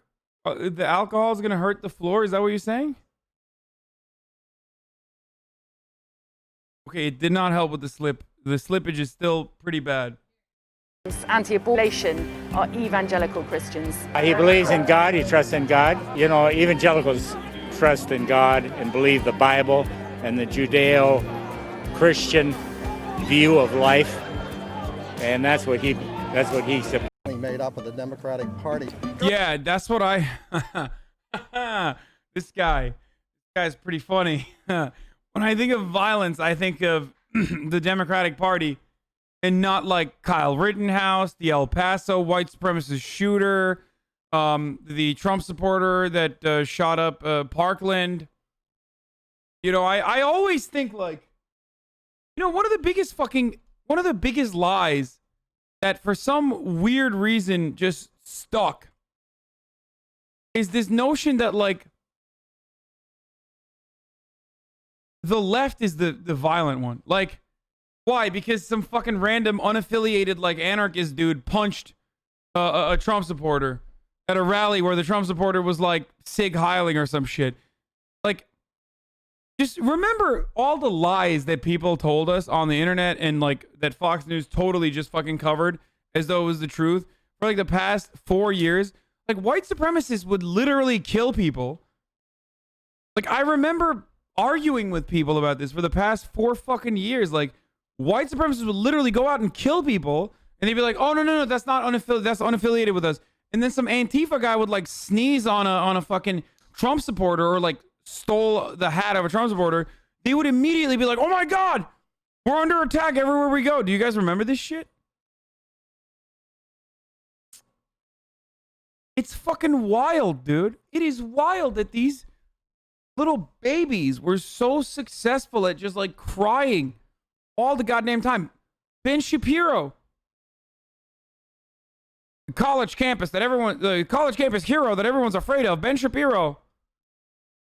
Like, he would just basically go on Fox News and cry because a bunch of college students were upset that he couldn't be transphobic on their campus. Like that was an actual industry for these fucking freaks. Just saying, when you remove yourself from like a couple years of listening to that shit and look back at it, you're like, wow, like that really took up so much processing power for absolutely no fucking reason whatsoever. Wild. Maricopa County's incoming, boys, girls.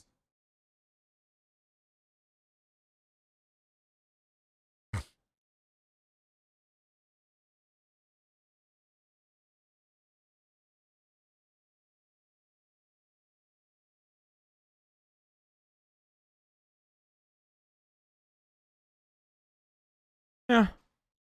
I don't want to debate him. Go Trump!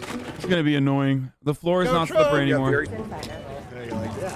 No irony. Like, no self-awareness, no irony. Just not a sense of anything she just said. Like, there's nothing that was wrong with all of that. We're still waiting on Joseph Robinette Biden to come out and speak, folks, ladies and gentlemen. More results are coming in from Maricopa County in a little bit. But before we get to that, before we figure out what the latest batch of information is from Maricopa County, ladies and gentlemen, boys, girls, and NBs, it's top of the hour every hour, and you already know what that means. It's the top of the hour ad break, a 60-second ad break coming to you, ladies and gentlemen.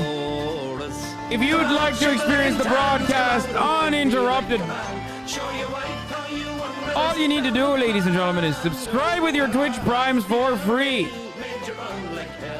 Or with a regular $5 a month Twitch subscription.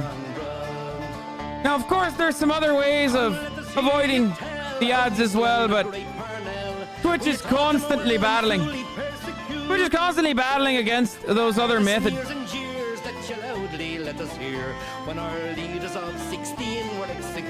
But of course, if you don't want to use your free Twitch Prime subscription, I wish you all the greatest in your endeavors in not seeing ads. Down in Flanders, how the IRA made you run like hell away from the green and lovely lanes of Killeshandra. Come tell us how you slew them out. Okay, let's keep going. Quick, while the ad is playing, make fun of the virgin unsubbed users? Nah. We're not gonna do that. New York City partying, Washington Square Park, not waiting for the AP call. Fucking hell, man, stop butchering my accent. Wait, what?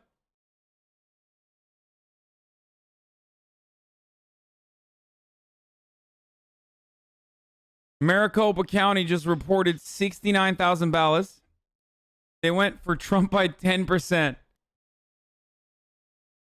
Smaller than the batches counted on Thursday, so a bit larger than this morning, and still smaller than the estimates of what he needed.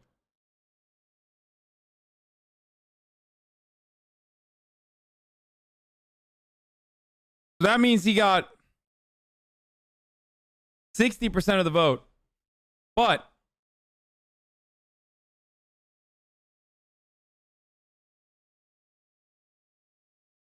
or not 60, 55, right? Sorry.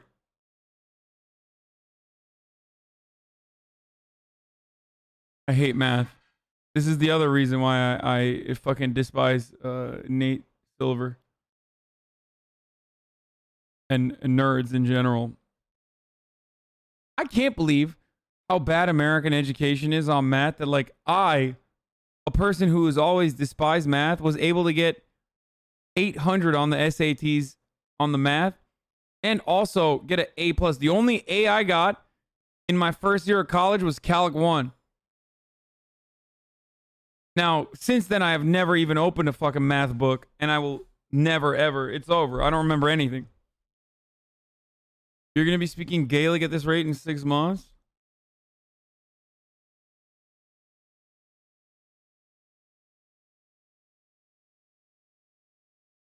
No matter who ultimately wins, Trump or the cheaters, we must work to get someone 100 times meaner and more nationalist than Trump there for 2024 payback.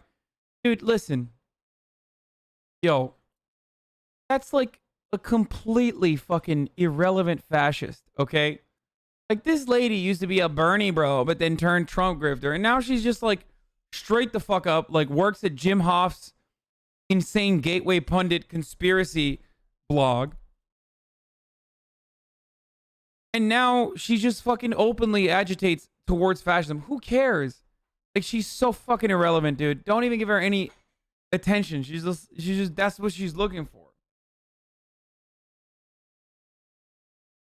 Maricopa went 55 to 44 Trump, but that's not the pace he needs to make up the 29,000 gap in Arizona. Yeah, he needs to be making 59%.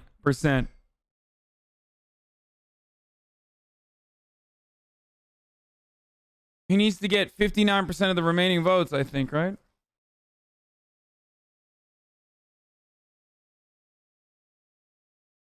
Gaelic is pronounced the Massels and Gallic. Like Gallic? Like fucking Gallic, dude. Gallic. Is that how I say it, dude?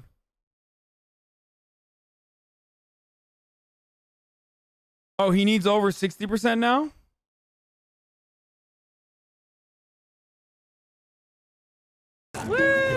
I think. Dude, imagine thinking Biden supporters are doing violence. Like, look, saying Antifa is violent is one thing, okay? But, like, Biden supporters? So, like, what, the 65-year-old small business owner who's like, I like a small government, but I can't stand how rude Donald Trump is. Like, that's the guy? That's the guy who's, like, out there like, fuck you! We must emancipate all workers of the world right now. Unshackle yourselves. Like, you think that guy's like making a Molotov cocktail? Fucking Biden supporters. Jesus Christ. This is why it's so funny whenever people are like BLM and then an anarchist symbol and then it says go Biden. It's like, no. No, Biden supporters aren't in the fucking streets, dude. Biden supporters are working at Uber and Postmates and numerous other places where you have a comfortable professional managerial class job, where you got nice stock options. You know what I mean? That's what Biden supporters are doing. They're not fucking in the streets protesting police brutality. What are you, crazy?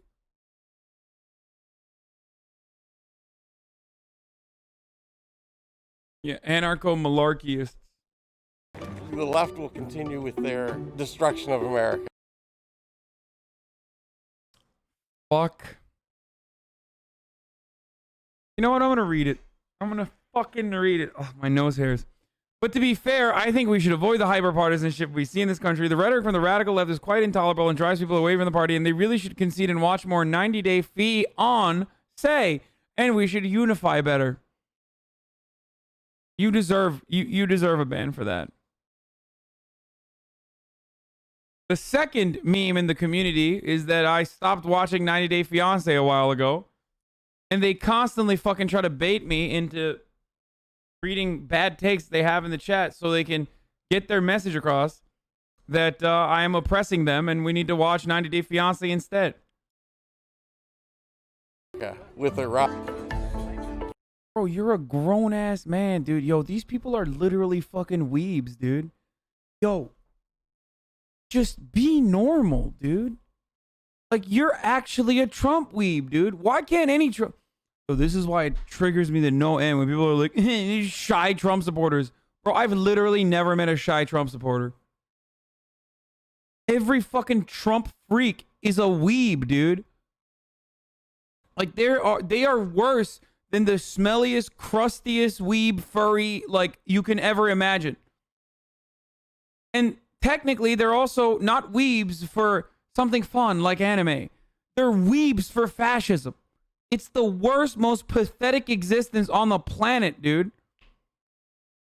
Why can't they just be normal? Like, just fucking Stan Donald.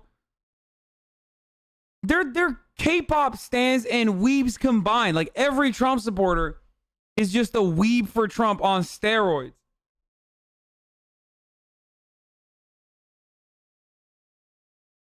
Bro, I fucking hate Trump. Aren't you the Bernie poster right in front of a camera? Yeah. What's your fucking point? If I were to dress around like Bernie Sanders and run around at Bernie Sanders rallies, that'd be fucking weird. I would hope that you wouldn't think that I'm fucking normal. That'd be weird as shit.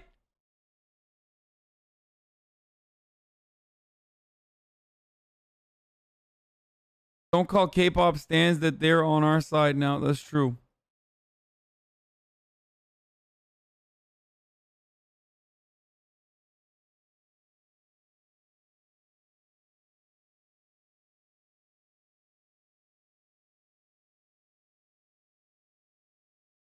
I don't think anybody has fought harder than he is. As someone who's really passionate about this, I mean, how are you going to feel if it is not Trump for 4 more years? In the best way we possibly can. And like, they're just like fully kitted out. Like, at least when I wear Bernie shit, I just wear like one sweater that says Bernie Sanders. You know what I mean? These guys wear like Trump hats. I mean, technically, by the way, you guys say like, I'm a fucking Bernie weeb, but I mean, look at this. I got more fucking Trump merch on my desk than I do Bernie shit. So what's your fucking point? You know what I mean? But this is how every Trump supporter is. They got a mask. They got a fucking hat. They got a t-shirt. T-shirt always suspiciously. They got cardboard cutout. What are you doing with your life, man? The moment you have a cardboard cutout of Donald Trump, it's over. Like, I want to say this is what no pussy does to a motherfucker, but his wife is on camera. stays true to our Constitution and to everything that we believe. This is what too much pussy does to a motherfucker. If Trump will keep the... Bro, he literally brought his own cardboard cutout, dude.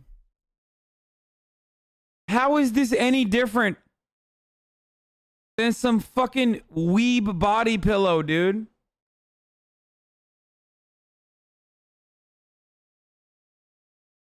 It's like having a waifu pillow. But worse, you can't fuck the cardboard. At least you can fuck the body pillow. If you feel lonely, you can hug the body pillow. This motherfucker has a cardboard Trump. Like, here's the thing. I just know he has a truck, okay? Because automatically, like, if you have a life-size cardboard cutout, like, you can't fit that in the back of your Toyota Corolla, okay? This dude has a truck or a massive SUV. There's no way in between. Like, he had to try to fit his psychotic cardboard cutout into his truck. And at no point when he woke up got that shit done at Kinko's, and like while he was trying to shove it into his F-150, at no point did he go, man, I'm 68 years old. What the fuck am I doing? Like, not a single moment of self-reflection where he was like, yo, this is kind of weird, dude. This is like a whole ass man that I just printed out at FedEx Kinko's. Like, I don't do this shit for celebrity athletes.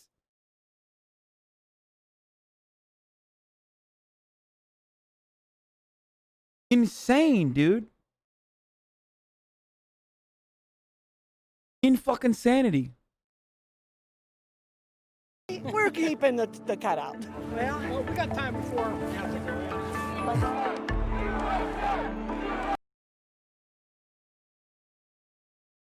What is wrong with what I ordered that your cardboard yesterday?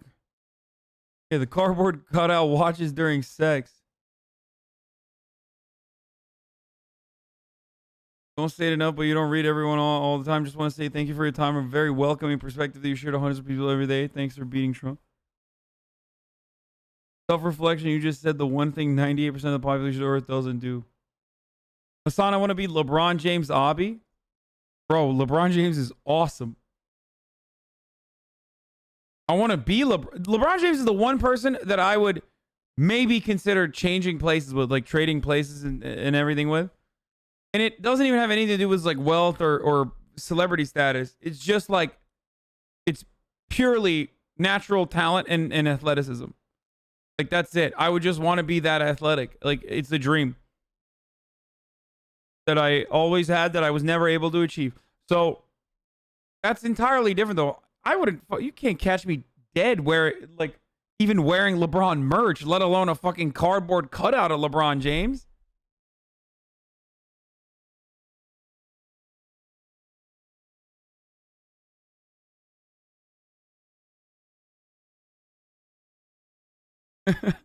Someone in the chat just goes, I'm so fat. Me too, brother. Me too.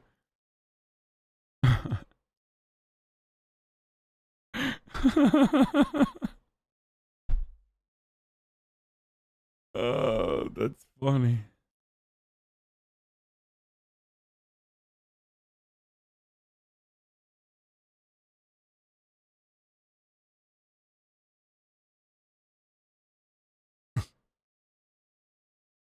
I really hate it when Cuban millennials claim they know what real communism is. They sit in their nice homes with iPhones and base their opinions on what their parents told them. Cuba was under the rule of a dictator and the U.S. had an embargo on the country for like 50 years. Yeah, isn't that funny that like Cubans are like, oh yeah, I'm not voting for the Democrats because I fear communism, which is why I'm going to vote in a figure that's even closer to Batista than the other one, while also simultaneously push for further embargoes. Like, how are you Cuban and you vote for Donald Trump? Like, it's the one thing that, if anything, the one thing that Obama did that was great beyond like the denuclearization agreement with Iran is like normalizing trade relationships with Cuba was an incredible thing. How the fuck do you sit there and get mad when you can finally see your fucking grandparents and shit again?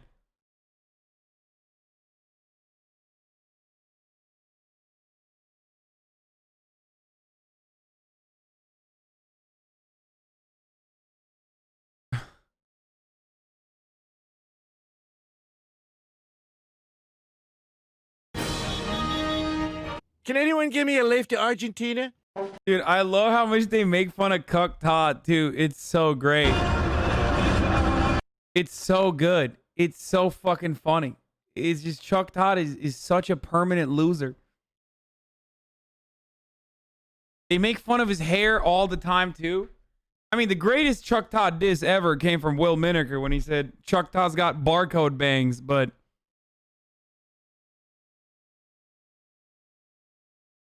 specifically said Argentina because that's where the Nazis fled to. Yeah.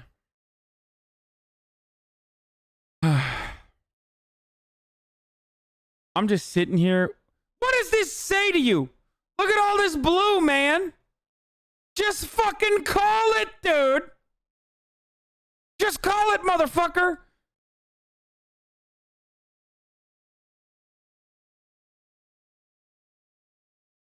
in Georgia and in Arizona.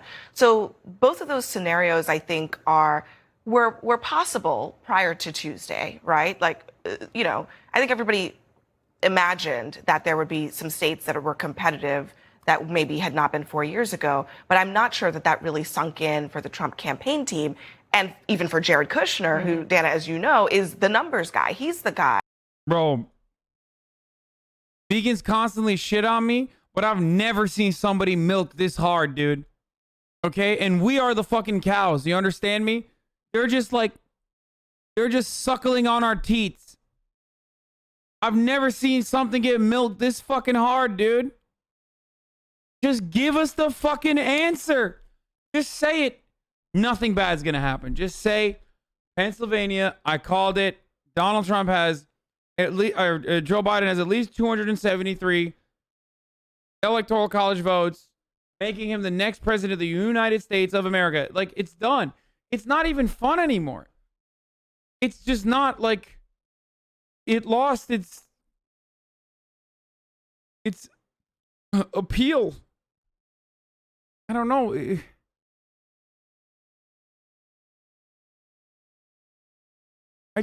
NBC. XQC milk among us. Less than the media milks the selection.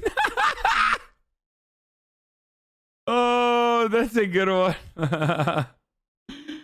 Oh, I just want to go back to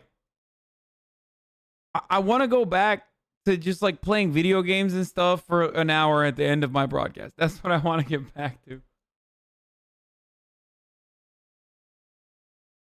NBC announcement.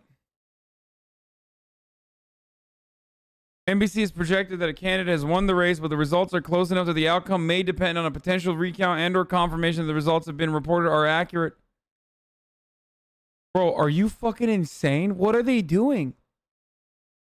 This is like Sting level tantric sex for 72 hours level edging, dude. This is me when I'm telling chatters on Chad Vice how to practice edging so you don't prematurely ejaculate, okay? Which is by timing yourself. Start off with smaller goals and then work your way up to a good 15 minutes. Just fucking call it, dude. Come on.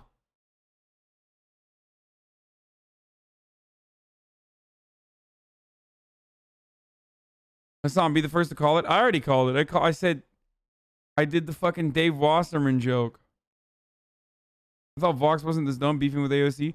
Telling voters they're racist if they're not into socialism and defunding police is extremely unwise and also wrong.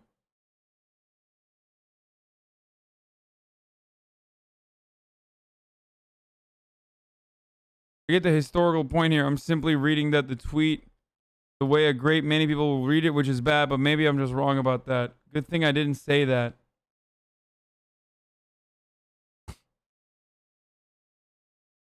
Damn, who's got more Sims, me or AOC? AOC, I think. This is a minefield now. Everyone is just ratioing this dude. Oh my God, 228 responses. AOC definitely has more simps than I do. I mean, I'm a fucking AOC simp.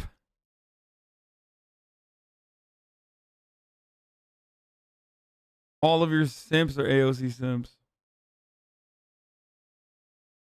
Tucker Carlson's a little crazy. A little. These people seek absolute... Dude, Angelo, you're the fucking president of Media Matters for America. What is this? Did you film this with your fucking phone, but with Vaseline spread all over the camera? What are you doing?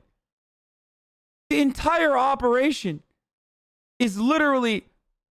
My dude has round-the-clock clippers, dude. He has literally people that do this. He has people that watch every fucking Fox News show to clip every notable moment.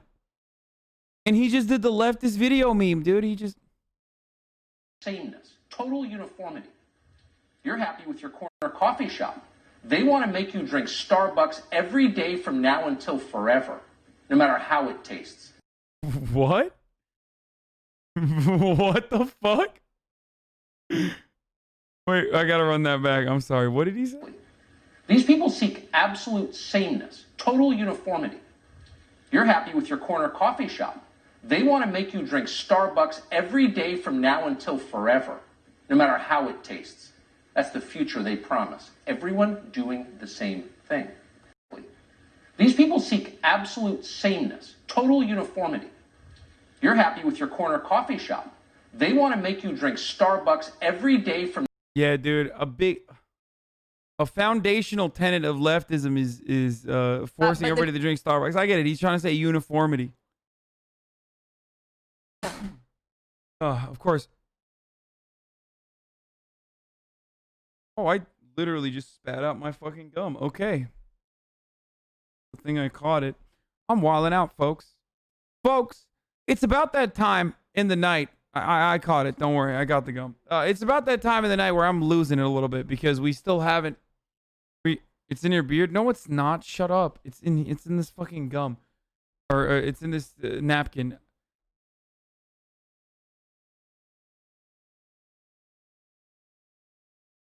The question that the president himself seems to be raising tonight is about the team that he's assembled to fight for him in court. We've seen so far that's been Rudy Giuliani, the former Florida Attorney General Pam Bondi, Matt Morgan, who's a Trump campaign attorney, and a few others. But Jake, we're being told tonight by sources that the president is raising questions about the effectiveness of that team and asking people if they're going to be able to properly fight for him and do a good enough job, basically suggesting he doesn't think that they're up to the task. And he's even told one person he wants them to find him better attorneys to put on his team because he wants a team of what he described to one person as killers. And the question, of course, is going forward is why didn't the president raise these concerns sooner, or why didn't aides really think of this strategy earlier? Because the president has been forecasting for a few weeks now that there was likely going to be legal challenges if the outcome of the election was not in his favor. It doesn't appear right now that it is going to be, though, of course, it has not been called yet, and we're still waiting on some vote counting in, of course, critical states. But it's moving into that phase, and the president himself is even raising questions about the team that's going to be representing, that's going. Bro, I took your advice and tried the edging thing. It doesn't work when in the real deal. It's like my dick forgot everything I taught it. Sag.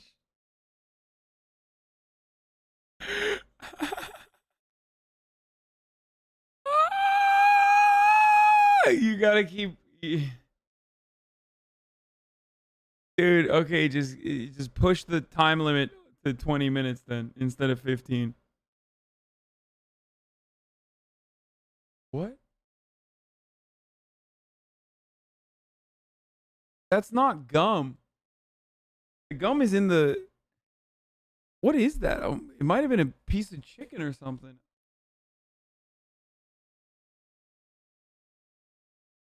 Very strange. Total flex having going to be sex. Fighting for him to potentially get a second term, and we're told it's not only the president raising those questions, it's also some of his top staffers who are raising questions about whether or not they're going to have enough of a heavyweight of a legal team to help them wade through this litigation that they are trying to pursue, because they keep comparing it to the 2000 Florida recount, Jake, though of course a lot of those attorneys went on to be White House counsel, Supreme Court clerks, Supreme Court justices, and they don't feel like that is what they've got as their legal standing at this point.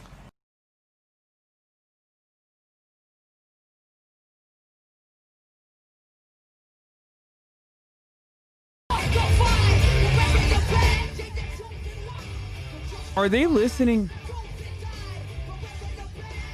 Do they not hear the music? Like, I don't understand. This song is literally about them. Like, what the fuck?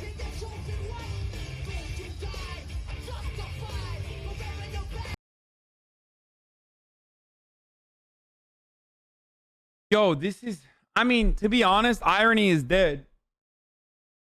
Like, Donald Trump literally comes out the Fortunate Son, a song written about Donald Trump. Fortunate Son is literally written about Donald Trump. You understand? A billionaire son who does not go to war while all these working class men are forced to get drafted and fight the battles for wealthy senator sons. The battles that are fought for material gain. So it kind of makes sense that this dude is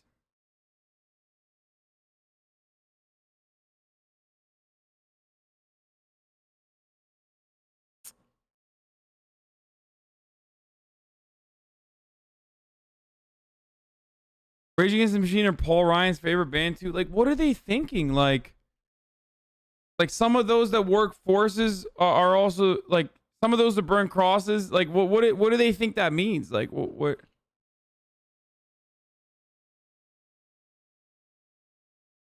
Just like, do they not listen to the lyrics at all? I don't get it.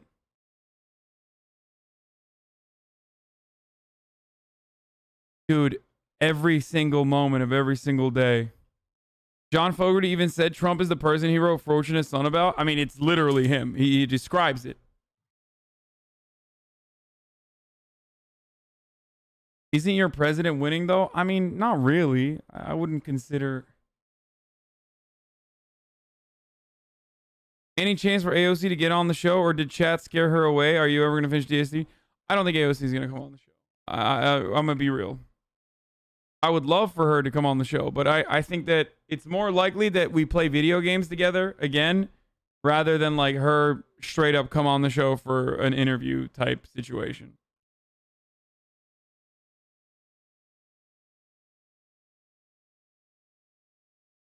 Yeah, sorry. It's because of you, chat.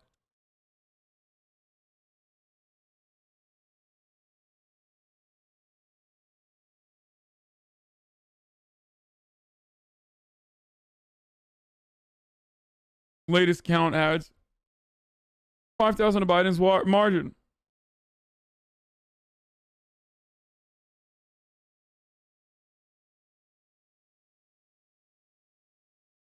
He can't be directly associated with you, poor boy. No.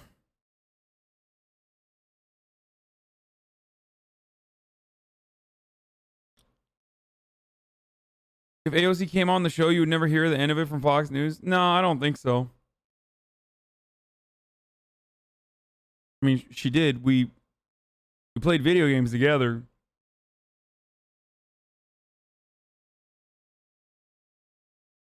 She said she doesn't do interviews with PS5 lits. Sag. Okay, why do you gotta double stuff me like an Oreo, dude? You don't have to, one, remind me that AOC's not coming on for an interview, and then also hit me with a PS5 lit take. So now I'm just reminded that I don't have an interview with AOC and I don't have a PS5. And I don't know which one's sadder. Probably the PS5 if we're being real. So, do you want a PS5? Yes, Aiden. Of course I want a PS5. Leftists like you need to own some of the blame for the failure of moderates in the selection. DSA candidates might have won their district, but DS3 remains unfinished. Gotcha, bitch. Poggo.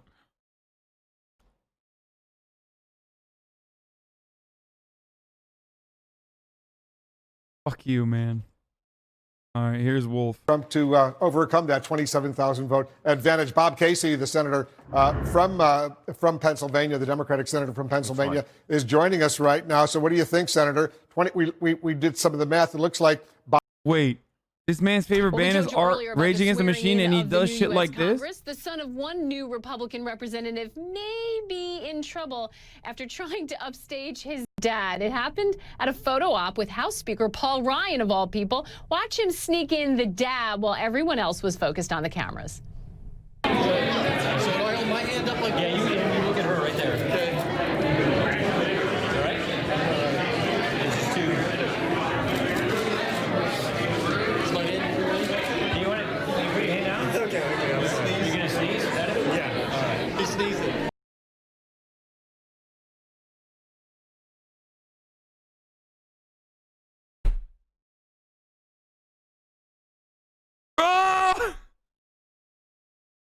Yo, this is some real Yakubian energy, dude. What is this? Every part of this is wrong.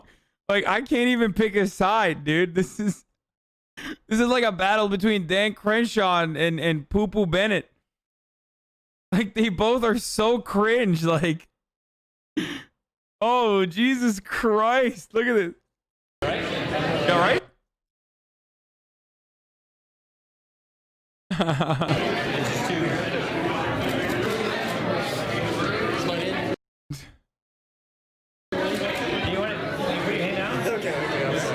Look, he doesn't even, this is how you know he's a sociopath. He doesn't just say, he doesn't just say like, hey man, you want to put your hand down. He literally forces someone else's kid. First of all, where is your fucking sense of self-respect, motherfucker? A dude 30 years younger than you that's done GQ shoots with shake weights is handling your son physically, okay? That shit would, I'm sorry, maybe it's the like Turkish of me, but like if I had a son and another man handled my son like that, I would fucking lose it, okay? Or my brother or any member of my family to begin with. Like, it's just, there's no way, dude. What are you doing? You can't do that shit. Ask like a human, you fucking asshole. What is this? Not that serious? It's so serious.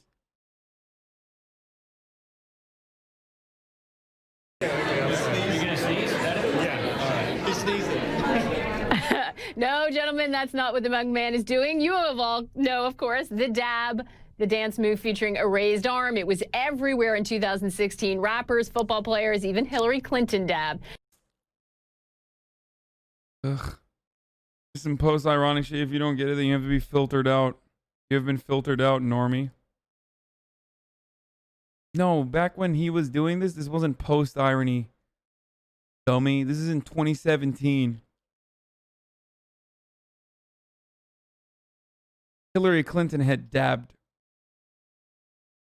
It's like right at the peak of like everybody dabbing. He wasn't doing it ironically.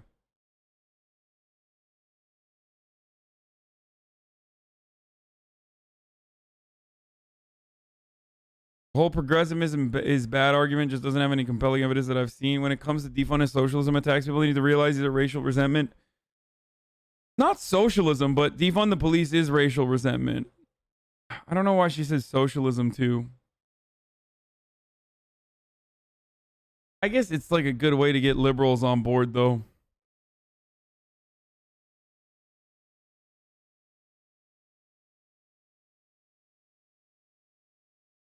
They grounded him.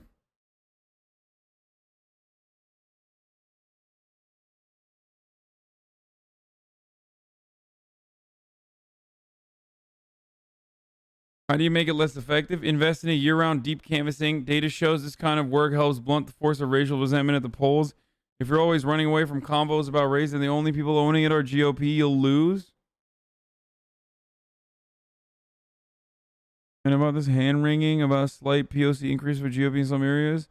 This is an area with answers, but honestly, when it comes to Latinos, the party's just never seriously made an effort. Mexicans, Central American, Caribbeans, Chicanos, Cubans are not the only important community. This is the best take.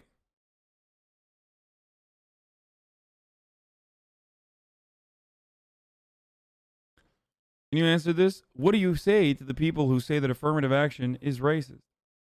I say, what do you want? What do you want? You rip people away from their fucking homes, their families, okay? They get sold into slavery. For hundreds of years, you enslave them, rape them, murder them, sell them, breed them. These are human beings. And then after slavery is abolished, people literally fight for it too. They fight to the death in some cases. After it's abolished, there's a brief moment in the Reconstruction era where it looks like things might be good. You tell them you're going to give them 40 acres and a mule. That's a lie. You only end up giving reparations to the white people that actually ended up freeing their slaves. And then you decide racial animosity between the white working class and black working class, which are made up of recently freed slaves, is a better way to ensure you continue dominating the white working class, because as Ta-Nehisi Coates says, white people then will refuse to recognize their permanent underclass position, that they're not a part of the aristocracy, because they will constantly say, at least I'm not an N-word. This is what Ta-Nehisi Coates has said. And basically, that attitude continues throughout the Jim Crow South, and also redlining and numerous other consequences of black people in the Jim Crow North as well.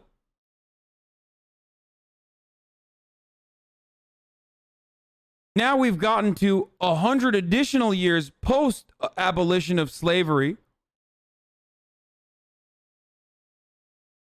And black people are still being discriminated against by virtue of the color of their skin. All of the legacy of that oppression is still built into all of our institutions. And no, don't quote me the fucking Irish, the Polish, Jews. This struggle in the United States of America is specific to black people. Of course, Americans are horrible, and the dominant class has oftentimes oppressed whoever the new incoming people are. But in the racial caste system that we have, black people have a permanent position.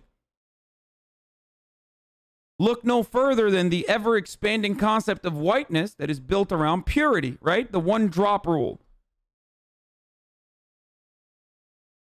Native Americans as well, yes. But in a different way.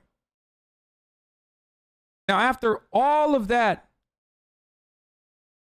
you leave black people in horrible conditions in inner cities, in a state of disrepair, no funding coming for them.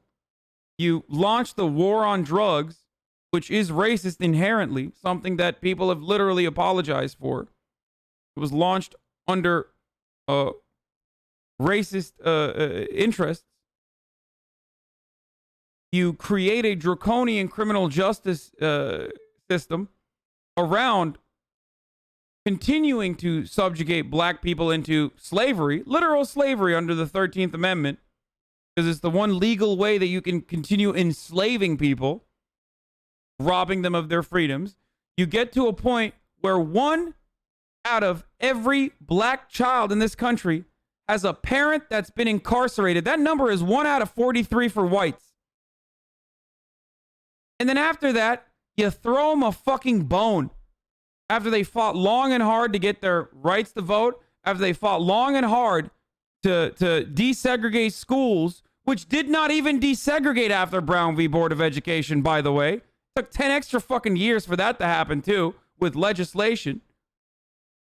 And then after all of that is said and done, you elevate some black people, instead of funding their communities, funding their schools, giving them opportunities, increasing social safety nets for them.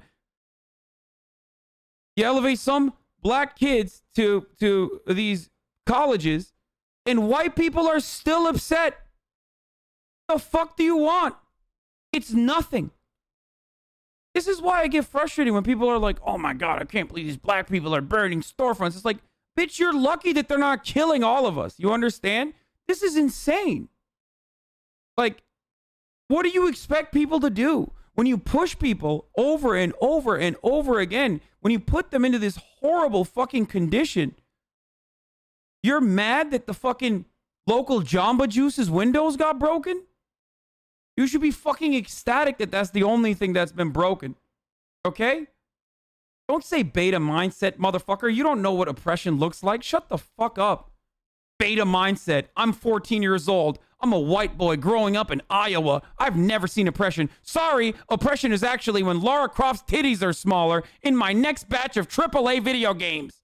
That's oppression, right? Oppression is when I feel like I'm being called a racist for saying all lives matter every time a black person says Black Lives Matter. That's the real oppression. Me. That's what you fucking sound like, you little shit. calling that a beta cuck. What happens when you get fucking enslaved and your family gets raped for centuries? And then people turn around and put you in this condition, set you back for generations, then turn around and go, oh, it must be some intrinsic factor that, black people just can't simply figure it out on their own. No one can come back from those. No one can come back from those conditions in a country where we refuse to admit that this shit even happened. It's remarkable that there's like rich black people that exist to begin with. It's fucking insane. Every single African American descendant of a slave in this country is 1.5 generations removed from poverty, extreme poverty. That's nuts, dude. That's unimaginable. That's why I get so frustrated when people are like, affirmative action. There you go. There's your answer. That's why affirmative action is nothing. It's a fucking Band-Aid. A Band-Aid on a gaping wound. And to some white folks, even that's too much. That's fucking disgusting, dude. Seriously. Black people today are not enslaved, you idiot.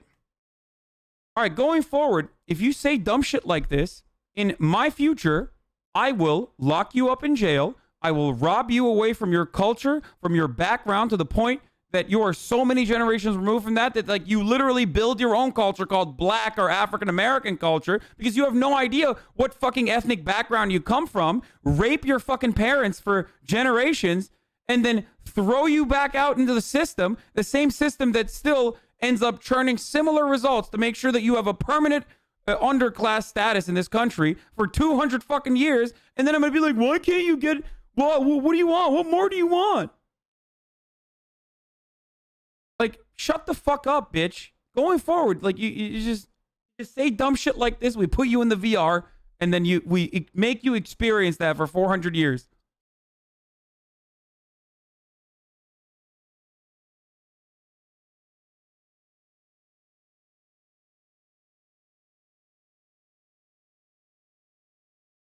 Listen, what I said just now, if any of the things that I just said triggers you, literally like 1 hour after we watched 2 instances in American history where on U.S. soil,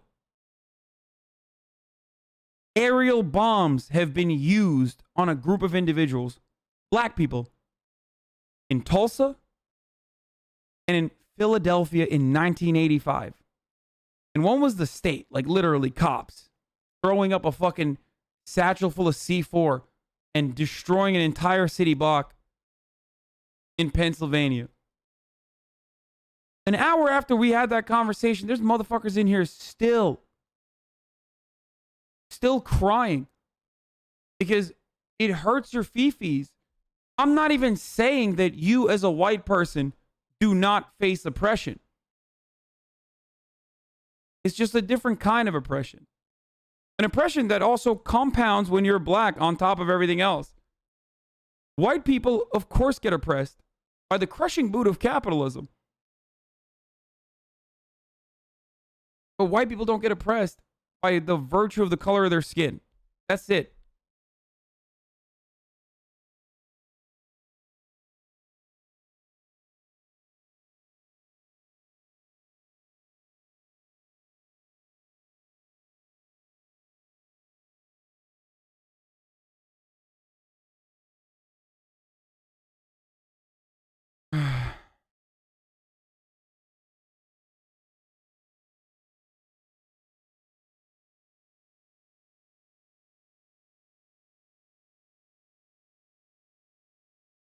You say black people need help and whites get offended? That's how bad it is? Yeah, because if you're accustomed to a lifetime of privilege, equality feels like oppression. I mean, we don't even have equality for black people in this country, and it still feels like fucking oppression for some people. And that's because Americans, we as Americans, we're deeply individualistic and also selfish. It's selfish not to want to wear a mask, okay? Oh, I'm young. I won't get it. That's fucking selfish. It's an asymptomatic spreader.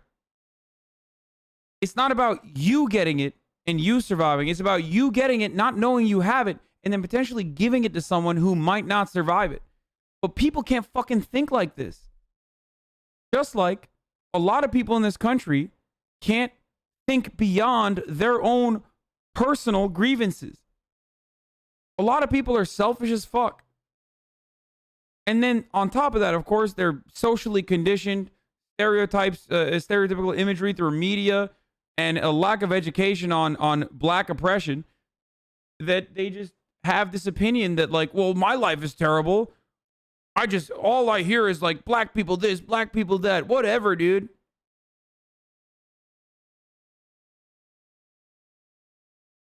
Stop being fucking selfish, dude.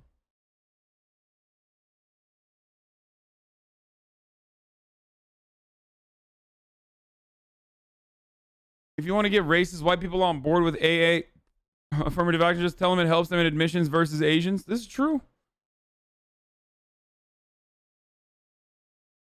Why do you ignore Joe Biden's support for draconian police officers' Bill of Rights? Are you an undercover Fed?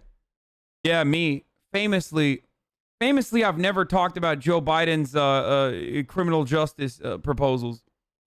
You know, famously, I purposely avoid it because, you know, I'm such a big fan of Joe Biden.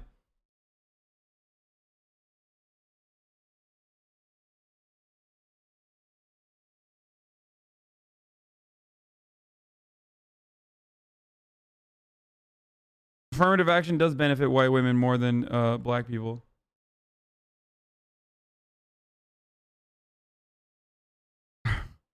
Dude, I love Bill Burr. He's so fucking funny.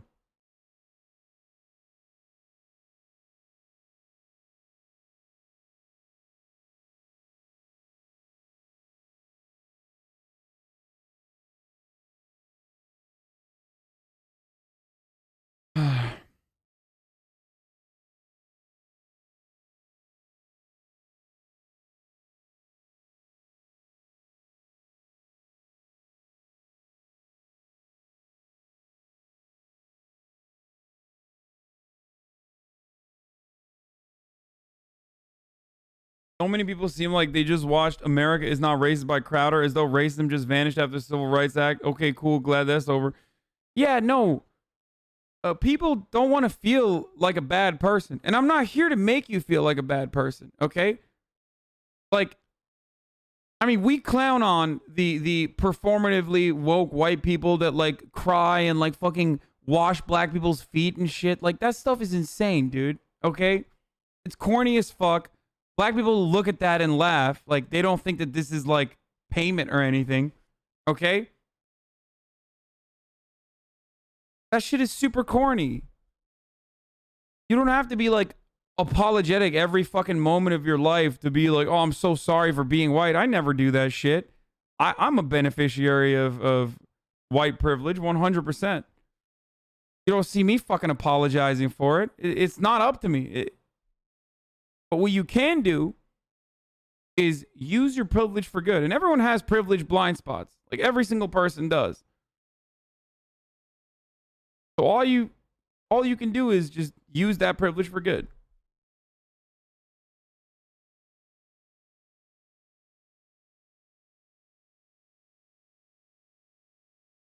Also, if you want to abolish affirmative action, destroy legacy admissions. Because that's where the real fucking affirmative action for the wealthy on the basis of class pulls through. Legacy admissions are the real fucking, the real unequal, unjust system that's built in. But because we just never analyze anything through the point of class, because, oh my God, that's class reductionism. Ooh, that's class reductionism. Hasan, you're doing class reductionism. Motherfucking people who were like libertarians saying the N-word like last year telling me I'm a fucking class reductionist. Anyway. Because they learned the word. There's the new word that they learned like last week on a Reddit, on a subreddit. But yeah. The real unjust, unequal elevation is done to the wealthy.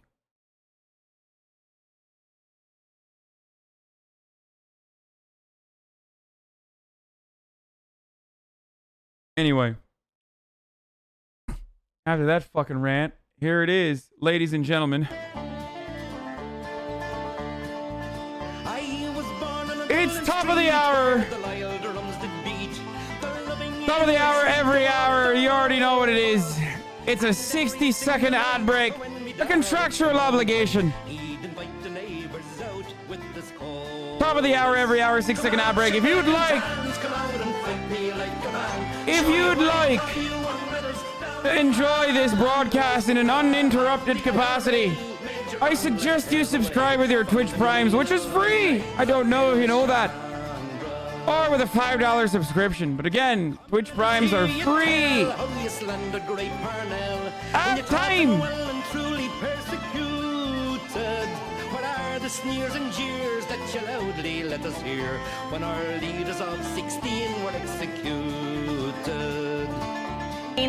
Uncalled, but instead the former vice president is expected to talk about his current views on the race, where he is seeing his lead growing in states like Pennsylvania. Aides at the start of the day had been hopeful that the race would be called by this moment, by the time that the former vice president would be speaking, but that reality has set in that for the time being, this race remains uncalled. Now, the former vice president is expected to strike some similar tones to what we've heard from him from past days, where he has talked about the need to respect the vote counting process and be patient as this plays out. Now, while we are waiting for the former vice president to speak, our colleague Jeff Zeleny reports that just outside of the Chase Center, hundreds of people have gathered hoping to catch a glimpse of the Democratic nominee. Many people had been hoping that the former vice president would be delivering a type of victory speech this evening. But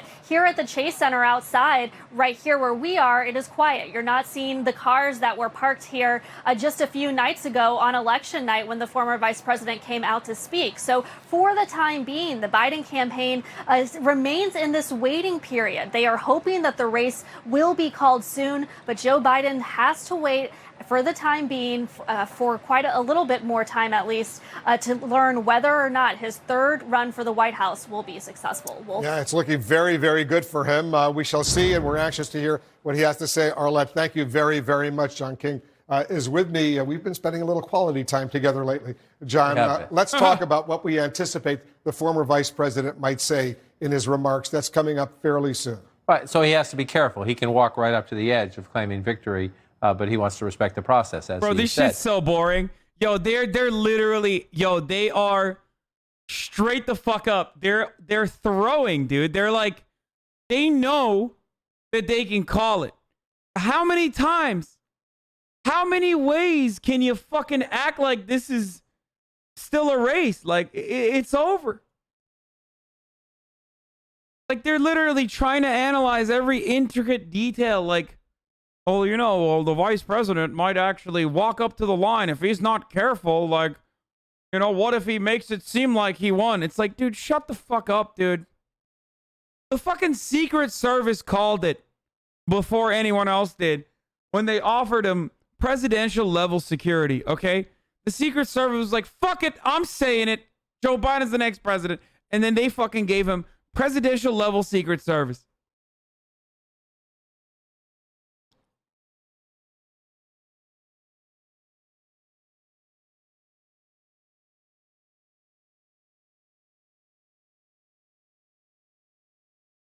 They're doing it for the views because of all the drama? No, I think that this actually hurts.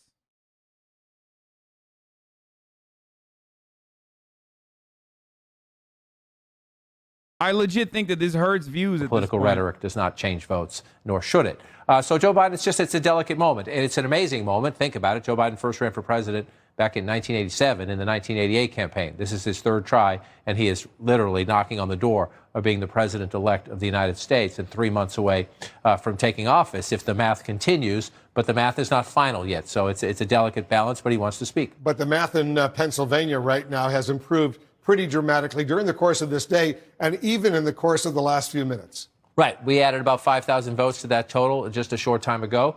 when votes came in from Allegheny County. That's out here, blue, Democratic area around Pittsburgh. It's 27,130 right now. It was 5,576, I think, 5,500 and change to start the day. So the math has grown steadily. Now, in a state with so many ballots cast, more than 6.6, approaching 6.7 million, then you say 27,000, that's not a lot of votes.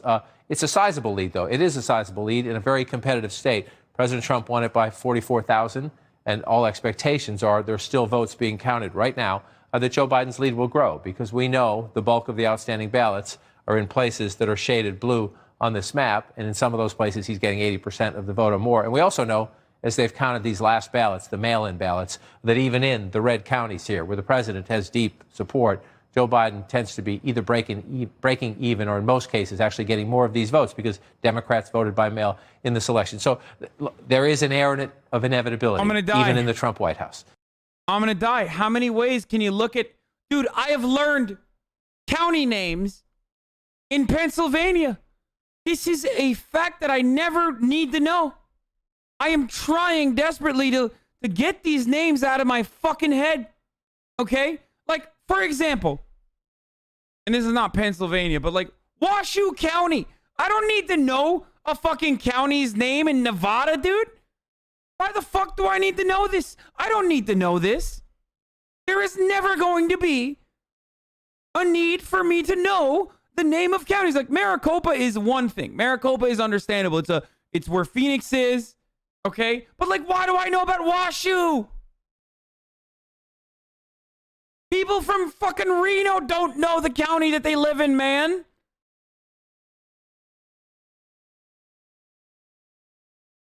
Jesus Christ.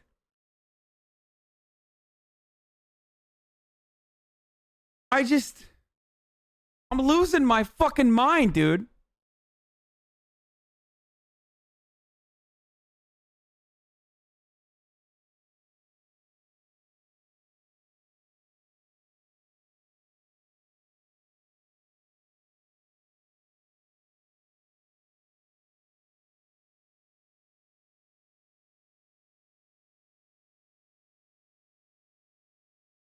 We just want to be able to look at how many ballots are left, where are they, is there any chance to do that? And we're in the ballpark of that point, but we're just not there yet. Very quickly, Philadelphia right now. How many votes are still outstanding in that Democratic stronghold? Bro, at this point, I just wanted Donald Trump to stop the count.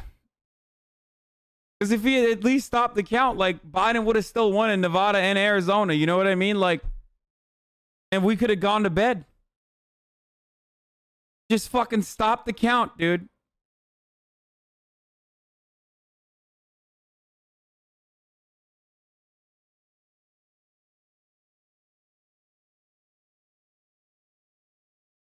He made because he's getting nasally, dragging it out to delay or prevent chud riots.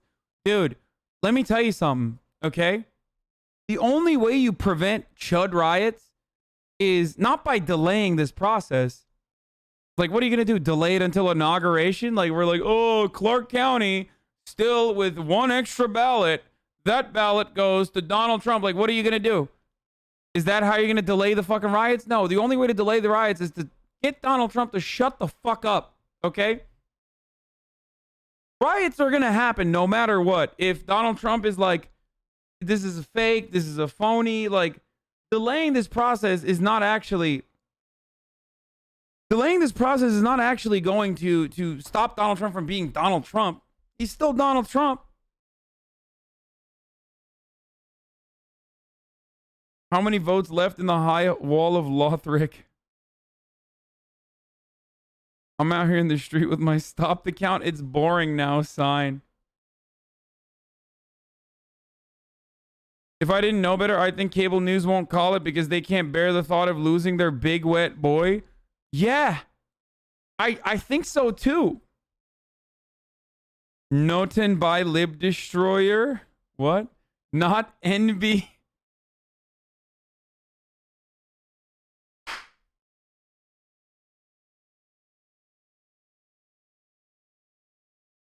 Bro, remember that guy who was an NB earlier?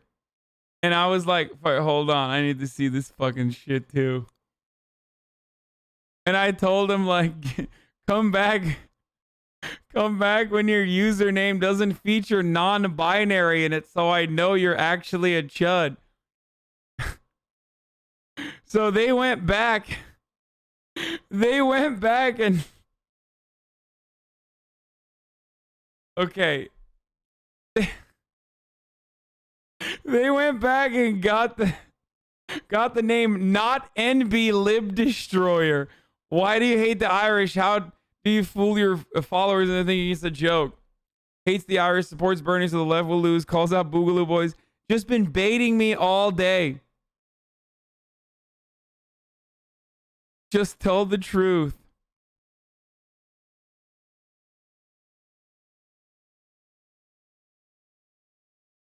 What is this person saying? I don't get your mobile on ads, and if I did, I'd leave. Fuck ads. Shut up, kid. Shut up, kid. Majority of people didn't live a good life during slavery. My ancestors were digging canals. Other manual labor. Have some context, idiot. Oh, I'm sorry. Oh, Aiden already clapped him.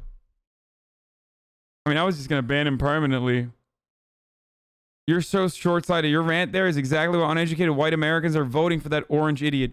Poor white Americans don't have time for your Ivy League Gucci glasses generational wealth bullshit. What? What did he say that got him clapped?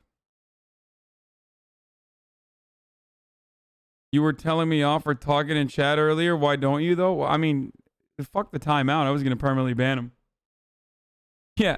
Bitch, I went to a state school. Like, I went to Rutgers. What do you mean? Like, generational wealth, Ivy League Gucci glasses.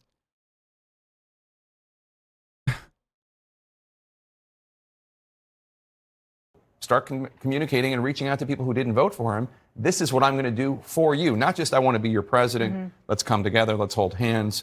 Kumbaya. But also, I'm going to start working on this so that your kids can go to school safely, so your businesses can open. Why not do that? It's a really fine line. Why not do that? Because saying that means that he's effectively saying, I won. I mean, he might go that far. But it is kind of that never land that he is in right now that makes it difficult. He has been.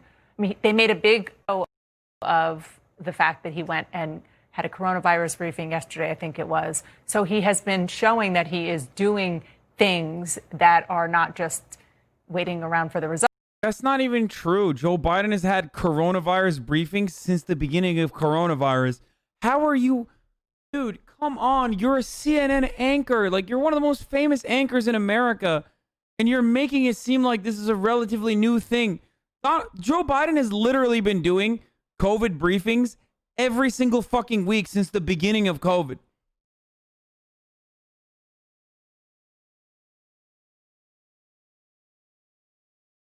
Rutgers, Newark, or New Brunswick?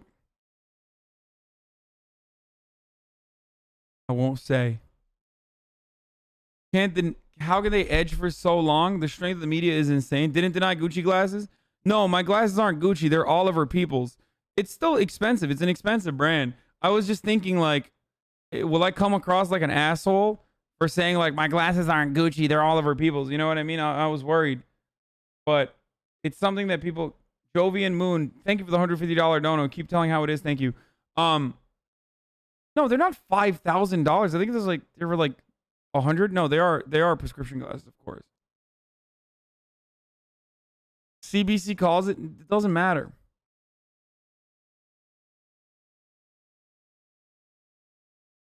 Dude, what?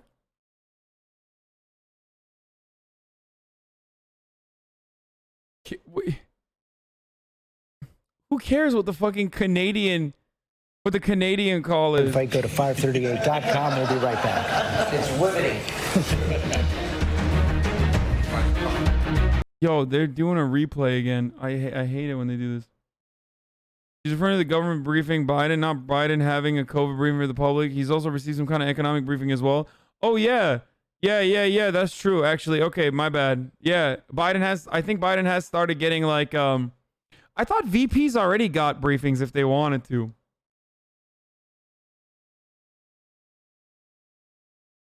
You are not under any obligation to wait for us. Nate Silver, live on air, telling us he's seen enough.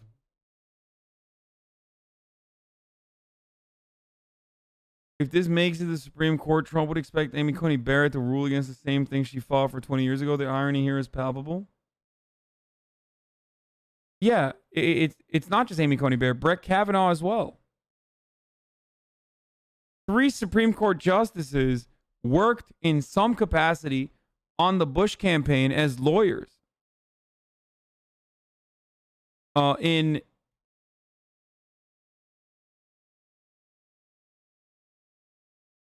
flipped and shipped the jug meat sink. Do it, dude.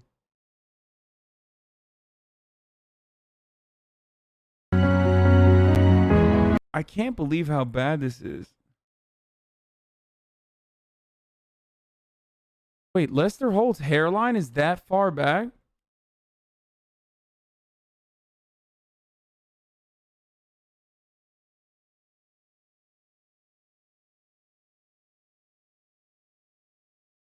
Again, to let it out. No, this is no. So sad, people. Oh, wait. The Eddie Glaude Jr. thing. What a racist hack, says Douglas Murray. Wait, what?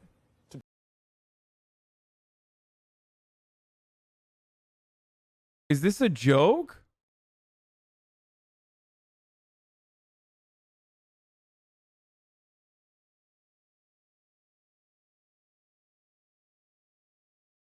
I watched this earlier today. It's Douglas Murray calling someone else racist. What the fuck? Yo, people that write for The Spectator really need to shut the fuck up. Like, listen, if you're a fucking Tory and you write for The Spectator, you need to practice shutting the fuck up way more frequently, okay? Okay, I was gonna show you guys this clip. It's a very powerful clip, and it's very good. This analysis is really, really, really good. I forgot to actually watch it or on stream earlier today. I don't know why that fucking asshat is saying that this is a racist act. You know, America's not unique in its sins as a country. We're not unique in our evils, to be honest with you. I think where we may be singular is our refusal to acknowledge them and the legends and myths we tell about our inherent, goodness to hide and cover and conceal so that we can maintain a kind of willful ignorance that protects our innocence. See, the thing is that when the Tea Party was happening, we were saying, pundits, oh, it's just about economic populism. It's not about race. When people knew, social scientists were already writing that what was driving the Tea Party were anxieties about demographic shifts, that the country was changing, that they were seeing these racially ambiguous babies on Cheerios commercials, that the country wasn't quite feeling like it was a white nation anymore. And people were screaming from the top of their lungs, yo, this is not just simply economic populism. This is the ugly underbelly of the country. See, the thing is this, and I'll say this and I'll take the hit on it. There are communities that have had to bear the brunt of America confronting, white Americans confronting the danger of their innocence. And it happens every generation. So somehow we have to kind of, oh my God, is this who we are? And just again, here's another generation of babies. Think about it, that 2-year-old had his bones broken by 2 parents trying to shield him from being killed. A woman who has been married to this man for as long as I've been on the planet almost, lost her husband. For what? And so what we know is that the country has been playing politics for a long time on this hatred. We know this.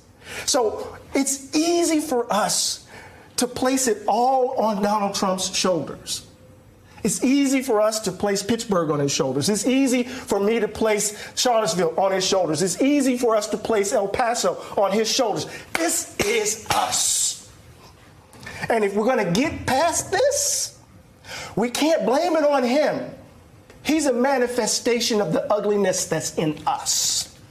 I've had the privilege of growing up in a tradition that didn't believe in the myths and the legends because we had to bear the brunt of them. Either we're going to change, Nicole, or we're going to do this again and again, and babies are going to have to grow up without mothers and fathers, uncles and aunts, friends, while we're trying to convince white folk to finally leave behind a history that will maybe, or embrace a history that might set them free from being white. Finally.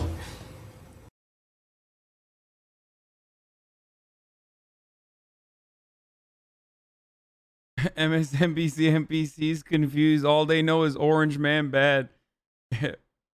Well, so I mean, so the irony, of course, is that Eddie Glaude right there is surrounded by like ex-Republicans or Republicans in general, still Republicans, conservative liberals.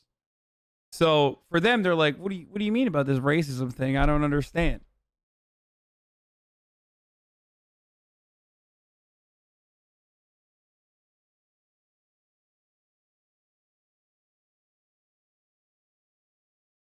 They were like, I'm confused. You're saying that racism was not invented in 2016 by Donald J. Trump? This is a confusing concept. I'm a lifelong Republican. Please explain. What do you mean Ronald Reagan brought crack cocaine into the ghettos? I am confused by your sentiment, sir. I'm a lifelong Republican, damn it. I stopped being Republican last year, sir.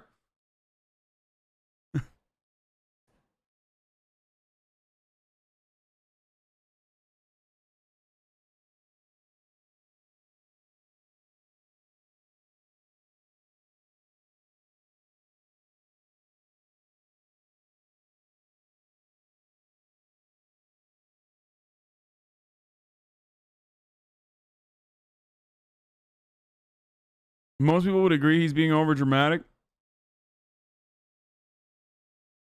Man, you can't even let the dude be fucking passionate while he's talking about how much systemic racism is deeply ingrained in our culture. It's like,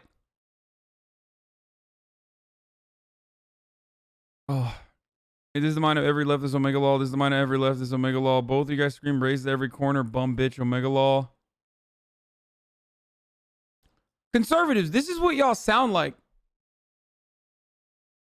This is what you sound like in the chat. Like, it's not good. It's not a good look, dude.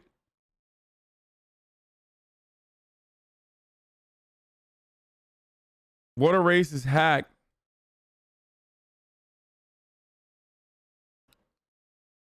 I wonder why he said this. Bro, don't you have like, pedophiles to defend or something? Like write another book about neocons or something. I don't.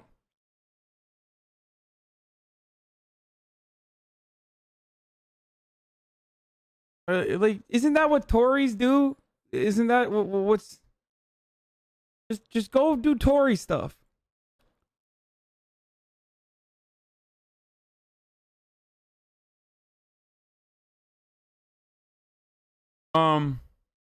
Followed by the internet historian, of course, because Joe Rogan had him on. So obviously every person that's like, what? Tucker Carlson has lost his mind. Here he is now. Who exactly is Joe Biden, the man who claims to be our president? We don't really know what he thinks or if he's capable of thinking. In fact, it's becoming clear there is no Joe Biden.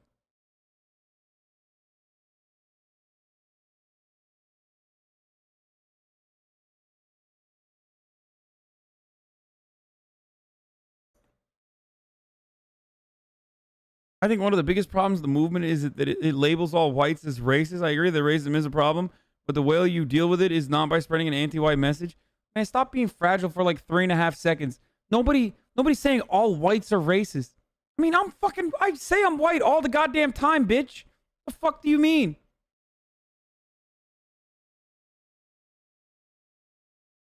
God damn, dude. Stop sounding like such a pathetic little fragile cuck. Jesus Christ.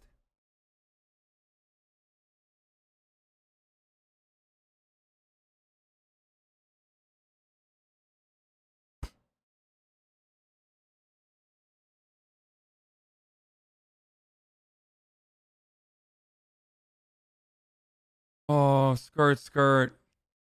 Stop. I'm gonna ban you. You're aching for it. You're gonna finally get it. There's no Joe Biden.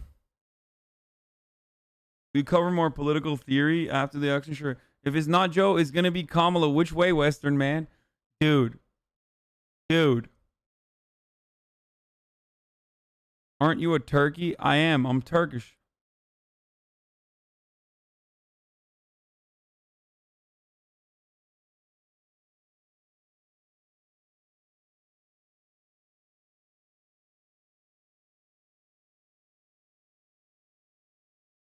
All whites are racist? No, that's not true. Stop being a fragile little bitch and don't be racist. The stupidest fucking thing. All whites are racist. Breaking Osita news. No.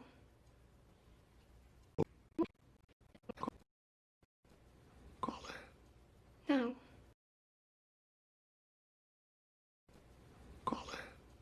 No. I ain't gonna call it. Call it. The coin don't have no say. It's just you. Call it. This is one of the creepiest, most convincing psychopaths.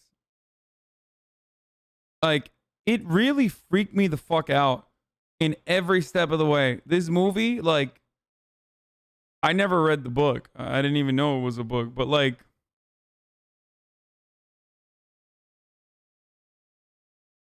he was so good.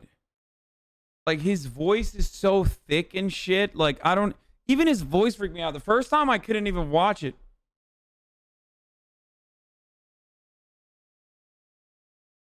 Like, it sounds like he's got marbles in his mouth or something.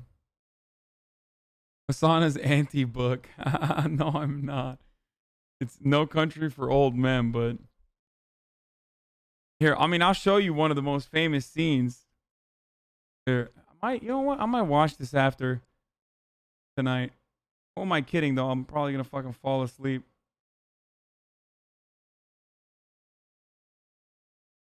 Sheriff, he had some sort of thing on him, like a... Actually, that's not the best one. Gas station's better. What the MCA? No, it's gonna be.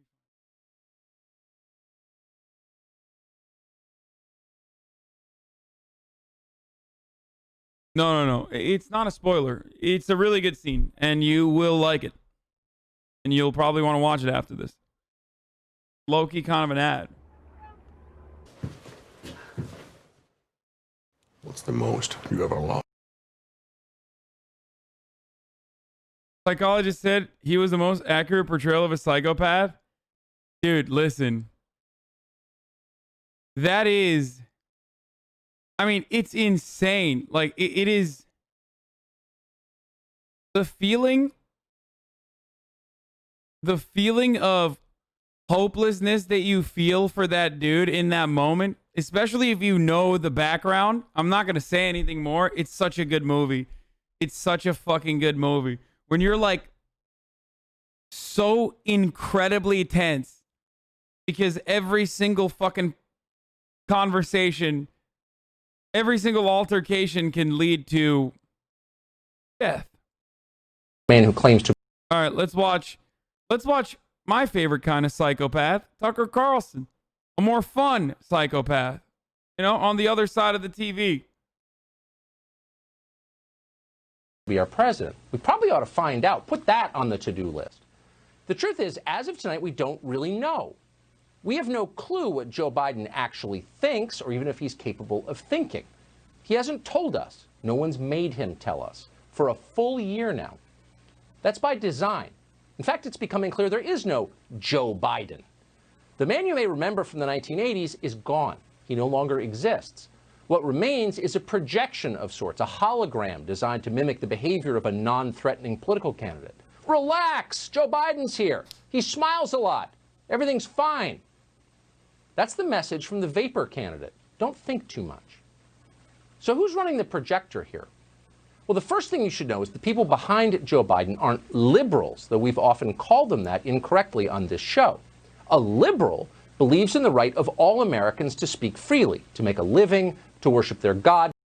Tucker Carlson is so good at like taking just the most insane conspiracy and delivering it as though it's like this beautifully written and yet somehow intellectual argument. Like, he's not saying Joe Biden is literally a hologram. He's just saying that it's the common meme that like Joe Biden is actually controlled by the radical Marxists. That's it. That's what he's trying to say. By the way, anyone on the left that fucking simps for this dude, you're so stupid. Like I really do hope you shed that delusion really quickly, okay? To defend their own families. And to do all of that regardless of what political party they belong to, or what race they happen to be born into, or how far from Midtown Manhattan they currently live. A liberal believes in universal principles fairly applied. And the funny thing is, all of that describes most of the 70 million people who just voted for Donald Trump this week.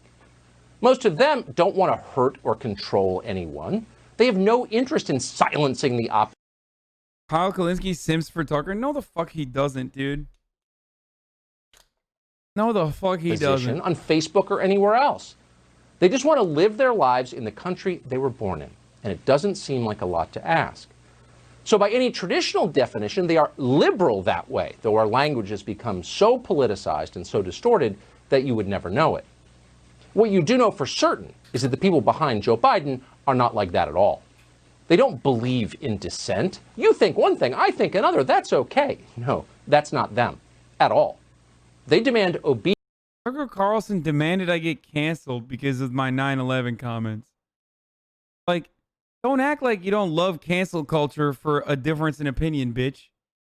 Also, you want to permanently cancel minorities from the country, you fucking WASP supremacist? What the fuck? Like what do you call your future ethno-state where only white Anglo-Saxon Protestants are thriving?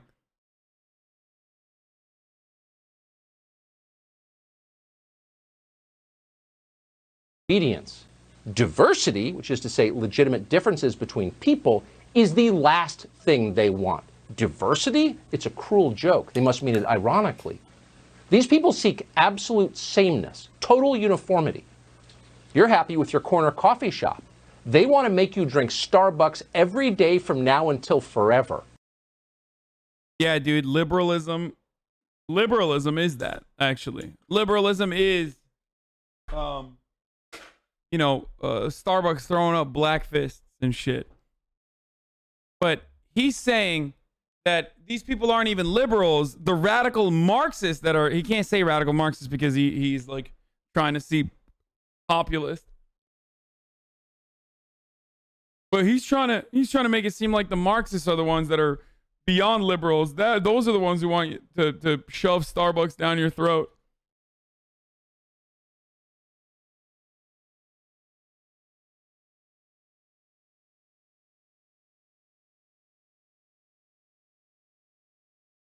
Is this Borat or a really passionate Trump supporter? No, it's a really passionate Trump supporter. We saw this already earlier. All right, his motorcade is arriving, ladies and gentlemen. The big man is coming.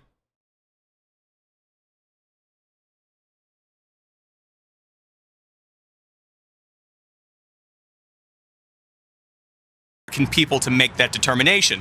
And that determination hinges on an independent declaration of the results. And because the race has not been called, we are told that Joe Biden instead is going to offer something of a progress report.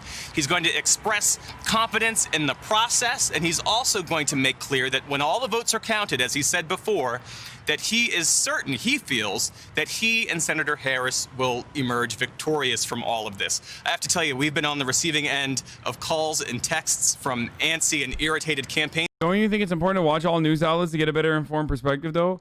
Brother, I watch more Fox News normally than I do any other outlet. You understand me?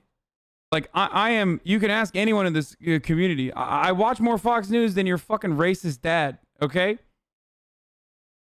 I'll take it one step further. I watch more Fox News and more Trump rallies than your racist uncle that's no longer allowed at the Thanksgiving dinner table because he keeps saying 13% of black people are responsible for 50% of the crime.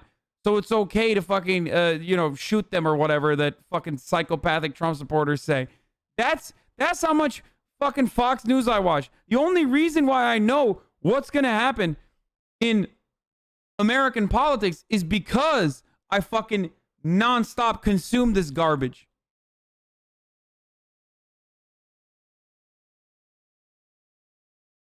It's not 13 or black people. Oh, sorry, 13% of the public.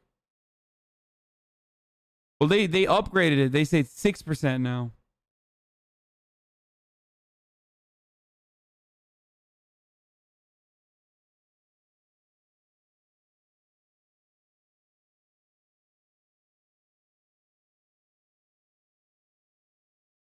Have you heard Decision Desk? Dude, I heard Decision Desk call it hours ago.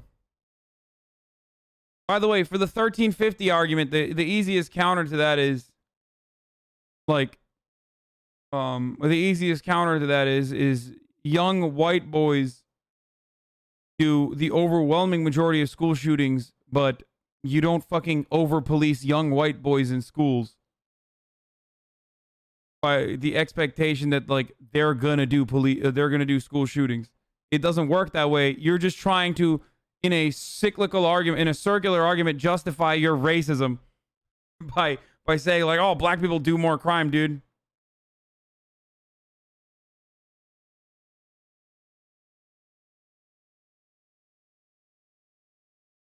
For the state of Wisconsin. So we're looking at a fairly long path here. What's interesting is that over the last 4 years, we are now sort of in this campaign wrapping up as we did the campaign 4 years ago with factionalism and with finger pointing. That really is the sense of things that we're hearing tonight.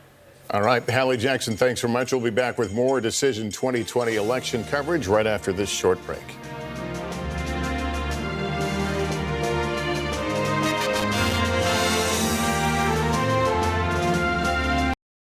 TV for an audience of one, baby. Exactly. Brendan is right. Men do more crime. Yeah, police all men. Yeah. Men are responsible for the overwhelming majority of violent crime. Like it's an insane margin.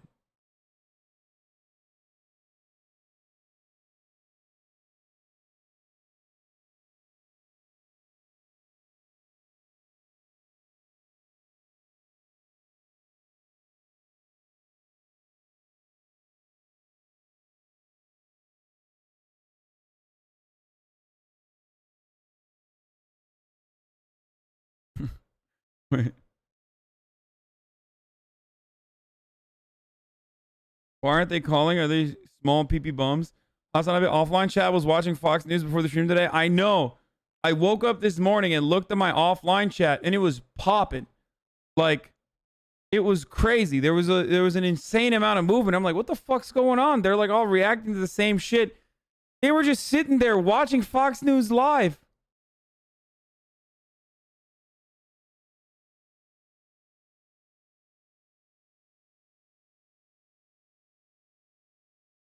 The Socratic method is also especially effective in arguing the racist argument that is 1350. If you ask what you are arguing with that evidence, the responses usually are culture or mask off.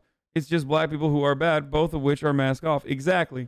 Culture is a substitute for race. Don't ever fucking believe that shit, by the way. White people consume more rap music than black people do. You're literally just either saying black people respond to rap music differently for some intrinsic factor, i.e. racism, you're a racist person, when people say culture, or you understand that it's some external factors, which would be systemic racism.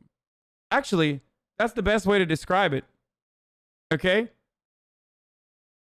Either is a consequence of intrinsic or extrinsic factors. Do you believe that black people are doing more crime or some shit in your delusional worldview? If you believe that it's external factors, then you understand that systemic racism exists. If you don't believe that it's some sort of external factor, like socioeconomic conditions that people are subjected to, then you believe it's some intrinsic factor, which would mean racism. You're a racist. You think black people are just different.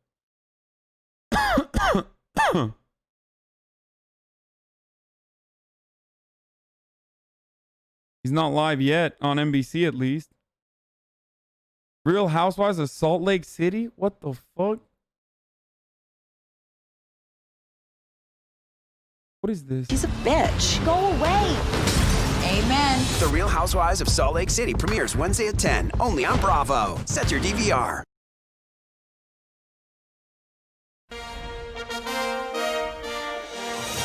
Biden headquarters in Wilmington, Delaware, where we expect momentarily to see Joe Biden come out and address, looks like some supporters in the car there, and kind of give us a status update. I think it's fair to say that he was wishing he'd be out here at this time to celebrate victory, but that call has not come right now, but he will be in front of the camera. Yeah, I think that was the plan at the beginning of the day. Bro, I never noticed that Lester Holt's hairline is that accelerated, dude. I'm shocked. He's got the reverse Chuck Todd. Chuck Todd's got the barcode bangs. Holt's got the fucking LeBron James, dude. And people are tired of waiting. He's still hot, But you were talking about the ultimate outcome here. So this is what I'm sure is frustrating. Not Chuck. I'm talking about Holt. He's hot. Need all of them to get to his 270. Donald Trump needs a lot of things to happen, not just Pennsylvania. And so, and we really have never been in a situation like this where, in some ways, you could be far more certain of who's going to get 270 electoral votes, but less certain about which of the combination of states is going to get him there. And so we are in this unique situation where we're not quite at certainty of Arizona, not at certainty in Nevada, not at certainty in Georgia or in Pennsylvania, but reverse engineer it. It is much harder for Donald Trump to figure out how to reverse this. And here is former Vice President Joe Biden about to take the podium. Good evening, my fellow Americans.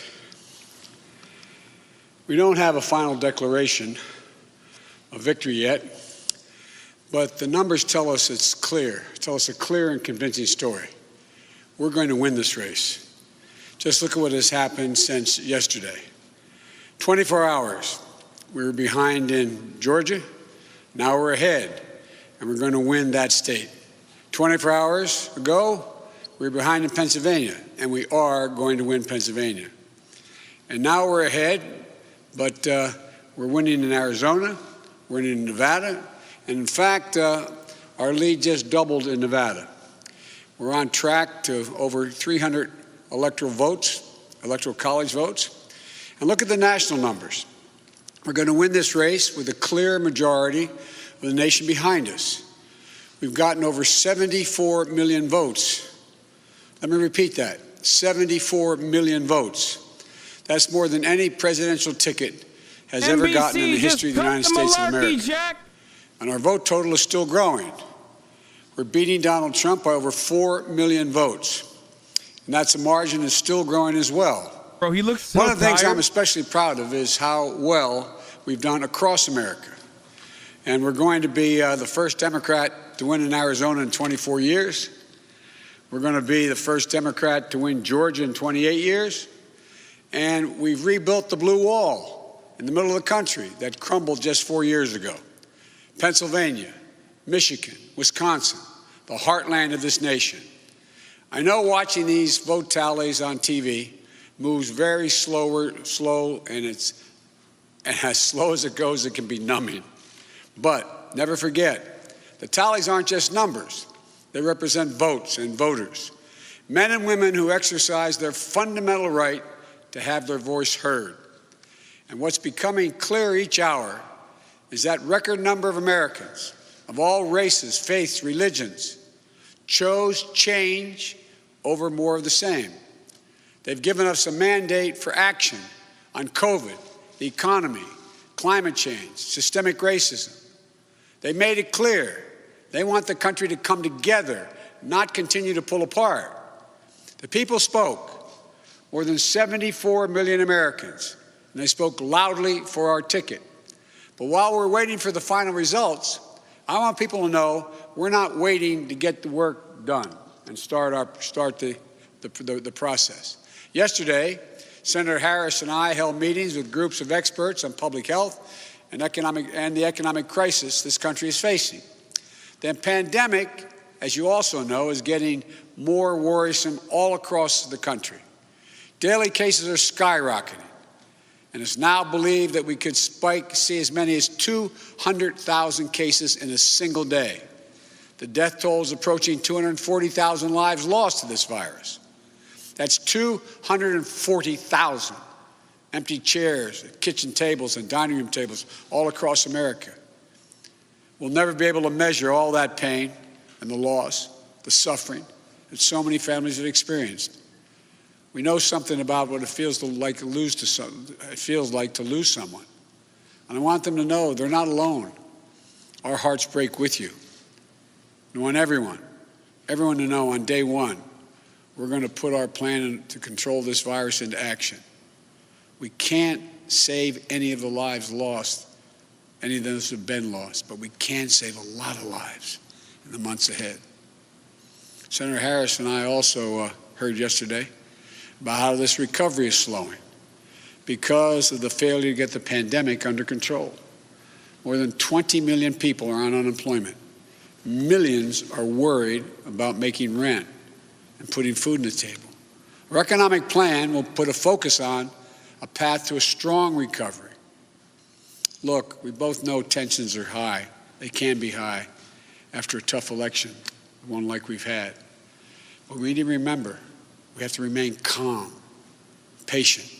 Let the process work out as we count all the votes. You know, we're proving again what we've proved for 244 years in this country. Democracy works. Your vote will be counted. I don't care how hard people try to stop it. I will not let it happen. The people will be heard. Our journey is toward a more perfect union, and it keeps moving on. In America, we hold strong views. We have strong disagreements, and that's okay. Strong disagreements are inevitable in a democracy, and strong disagreements are healthy. They're a sign of a vigorous debate, of deeply held views. But we have to remember, the purpose of our politics Everyone isn't voted total, already. It doesn't matter. Unending warfare. Everyone voted already. No. It doesn't matter The purpose anymore. of our politics, the work of the nation, isn't to fan the flames of conflict, but Too to late, solve bitch. problems, to guarantee justice, This geriatric give motherfucker is the everybody a next fair president, okay? and to improve the lives of our people. We may be opponents, but we're not enemies. We're Americans. No matter who you voted for, I'm certain of one thing. The vast majority of almost 150 million Americans who voted, they want to get the vitriol out of our politics. We're certainly not going to agree on a lot of issues, but at least we can agree to be civil with one another. We have to put the anger and the demonization behind us. It's time for us to come together as a nation to heal. Yawn, It's not gonna dude. be Yawn. easy. Yo. We have to try. He's going to My be the responsibility as he's going to be president the most boring will be to administration. represent the Holy whole shit. nation. And I want you to know, It's that classic I'll work as hard for neoliberalism those is who back, voted against baby. me This is like as those who voted for me. That's it's going to be the so job. bad, dude. That's Not the only job. will it be boring, It's called the duty of which care is fine, for all Americans. but it's going to be We have serious painting problems to a deal fake picture, with. COVID, to the economy, to racial painting justice, a picture of a climate united change. America, while We don't have any Republicans more just time to keep waste fucking destroying this partisan country. warfare. I already know it. You know, and more than that, we have such an incredible opportunity to build a future we want for our kids and our grandkids. I've said many, many times, I've never been more optimistic about the future of this nation. There is no reason we can't own the 21st century. We just need to remember who we are. This is the United States of America. And there's never been anything we've been unable to do, unable to accomplish when we've done it together. I hope to be talking to you tomorrow. I want to thank you all, and may God bless you, and may God protect our troops. Good night. Well, we heard a lot of the theme. I can't wait for like half this chat to turn on me when I start criticizing the Democratic administration relentlessly for, I don't know, conceding to the Republicans every step of the way. Half the chat in here who's like, yeah, oh, fuck yeah, we're winning, baby, are going to be like, fuck you, Hasan, you Marxist piece of shit. Fuck you, you commie bastard. You don't understand, dude. Like, people have already been coping. They're like, oh, there's a red... The Congress is red, dude. You don't understand. It's too hard. That's why Jamie Dimon needs to be in the cabinet.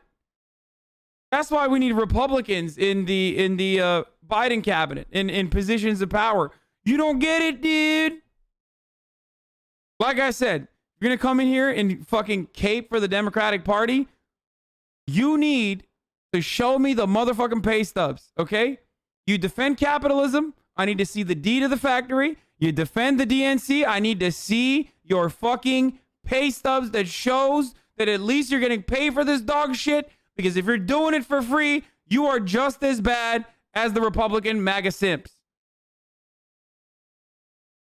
Anyway, let's keep going. What does Chuck Todd have to say? Pretty hard to imagine how he's not the one that ends up with 270 Right, votes. counseling patience is a little easier when if you know, think you are on the cusp of Correct. winning. What are Republicans saying to you, Casey, about the White House posture of fight, fight, fight, fight to the death? I actually think there's a lot of concern because the president is clearly ginning up many people who believe the things he says, and they feel that there's a vacuum that's filling with conspiracy theories that may actually make it a little bit harder to govern. I think many rank and file Republicans are really frustrated with the president. It's clear as we've... Thoughts on New Jersey? All my friends in the Midwest always make fun of it, but as a Rutgers guy, I hope you defend it. Why the fuck would I defend New Jersey? Bro, New Jersey is made up of people that if they live in the northern part of the state, lie to everyone and say they're from New York. Or if they live in the southern part of the state, lie and act like they're from Philadelphia, which is worse. At least like New York, you know, concrete jungle where dreams are made of and shit. What the fuck is Philadelphia? Like, I'd rather be from Cherry Hill than Philadelphia. So no, I'm not going to be defending New Jersey. Also, Central Jersey just does not exist. It's not a real place. Anyway.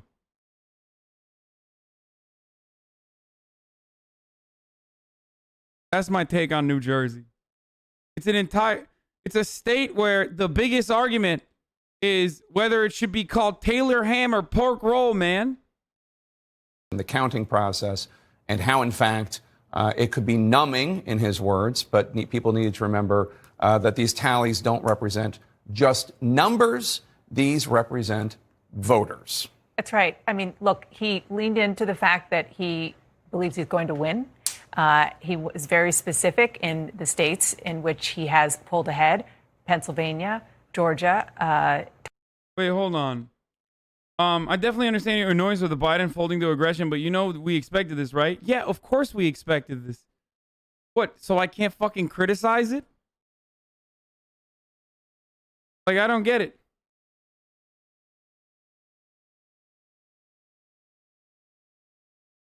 And about coming together and about the need for a more perfect union. I mean, it was a soaring speech as... All right, well, before we continue, actually, ladies and gentlemen, I have an announcement. Ladies and gentlemen, it's top of the hour, every hour. 60-second ad break. If you would like to continue the broadcast uninterrupted, subscribe with your Twitch Prime. Or, if you want more blistering hot takes about the state of New Jersey, you subscribe with your Twitch Prime for free, or with your regular $5 Prime subscription. I don't fucking know. Whatever. Ad time! It's ad time!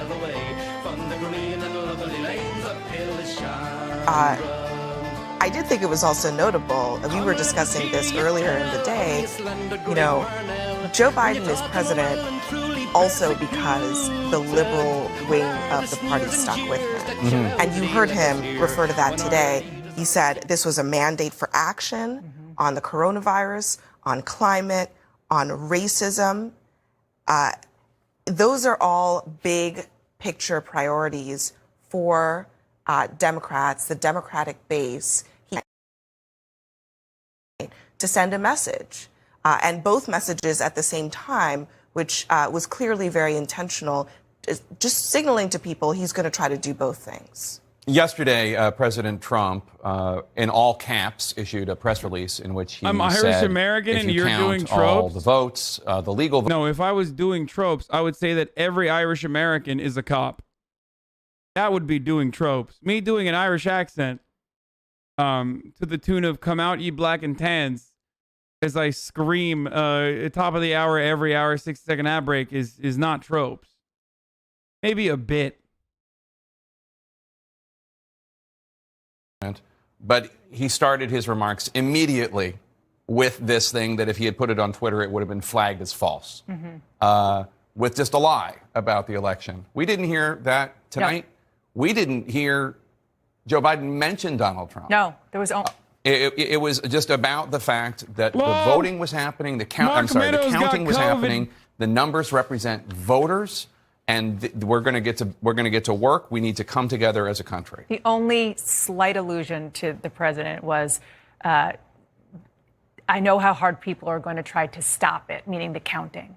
But no, it was not about him. It was about the country and about what he's going to do. The other thing I thought was really, really telling, and I think we're going to see and hear a lot more of this just on the politics of Joe Biden's potential win when and if that happens, is if he does win, and if he does, looking at the screen, get the first state, Georgia, and the last state there, Arizona, that's a huge deal for a Democrat to be able to claim wins in those two states. The largest escalation of patophobia. Particularly if you look at, he talks about the blue wall, talked about it tonight, rebuilding that when you talk about the Midwest. But he's also talking about the Southwest and a totally different kind of Democratic Party that is alive there. Yeah, I mean, if these gains hold on this map, this is a new map. This is a Joe Biden map, similarly to how in 2008, when Barack Obama won, you know, North Carolina and Indiana, those were changed and solidified states like Colorado. Those were changes to the map in a Barack Obama era. This is a different era that Joe Biden is going to have to define. What kind of mandate is he reading out of what happened? There were some mixed results for Democrats on Tuesday, but if you heard Joe Biden tonight, it sounded like he felt that he could govern without viewing this as a sort of divided result. He said he had a mandate, and I think that's an interesting, but it's an intentional choice because obviously, you know, one could argue that even a mandate, you know, even 300, he ends up with 306 electoral votes. Even with that, these margins in some of these states are so narrow, and the fighting was so bitter that the country remains divided. But he's choosing to lead as if he has a mandate, even with a smaller. Okay, this is boring. Holy shit, CNN commentary is so fucking boring. How the fuck are people watching this? No wonder people watch my dumbass. Yikes, dude. What the fuck? Okay, don't look now. The fight for the Senate continues into 2022. Yes, there are, what is there, like 20? There are 21 seats currently held by Republicans, the 13 for the Democrats. The initial 2022 Senate field includes 21 seats currently held by Republicans, the 13 for the Democrats. That includes Arizona seat won by Democrat Mark Kelly over GOP Senator Martha McSally, and the Georgia seat currently held by appointed Republican Senator Kelly Loeffler. But that race is headed for a January 5 runoff.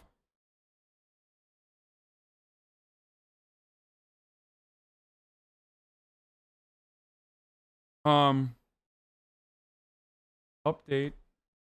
I don't know what that is. If Georgia votes Dem in the runoffs, it's 50-50 with Dem advantage. Yeah. What Biden actually said? Let's have one thing to say. Hang on here.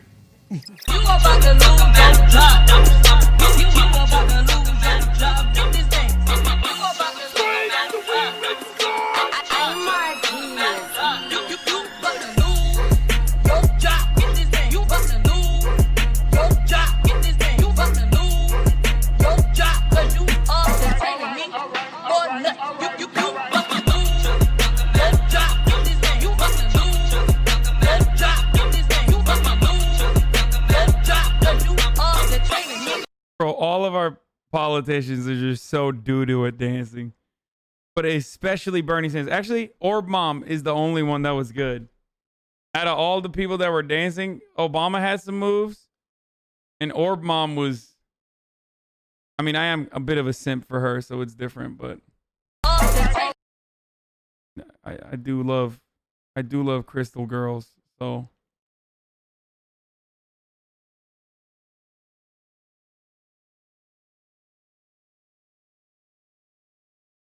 Yeah, Mark Meadows has COVID, by the way. Oh, no. That's so good. Oh, great response. Here's Meadows in August kissing cheeks and shaking hands. Hell yeah, brother.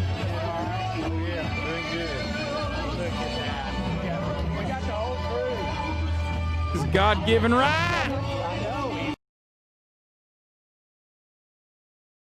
Oh no. AOC's a great dancer. You remember that, like, the video that she had from fucking college or something? Hasan, can you please inform the subscribers of the McDonald's ketchup ad that I just viewed during ad time? I had some key information about whether to use a packet of ketchup or fridge ketchup. According to them, fridge ketchup is backup ketchup. Please comment on this. I don't know how to... Oh, Laura Ingraham had a fucking... I heard Laura Ingraham tonight had what's Candace Owens on. Tonight's segment on Laura Ingraham featured Candace Owens. The failed political consultants and campaign officials who blew through hundreds of millions of dollars, yet didn't have this legal apparatus set up to challenge what we all knew was coming. Why didn't they have it in place? Why aren't the best lawyers in America on television night after night explaining the president's legal claims? We saw Jay Sekulow tonight. Oh my God, she's shitting on the Trump camp for not having the legal team and money. Oh, they are gonna... Are they gonna unload this on Parscale? Poor guy had a fucking nervous breakdown. I mean, not poor guy, he's a fucking asshole, but... Like, what does she think? Bro, they lost all the money because they spent millions of dollars running ads on fucking Fox News half the time. Like, they ran ads in the DC media market as a Republican, okay? There's only one fucking reason why you do that. Because Donald Trump's watching. That's it. That's why they say Fox News is the audience of one. Thank goodness. Time to retire all the failed political consultants.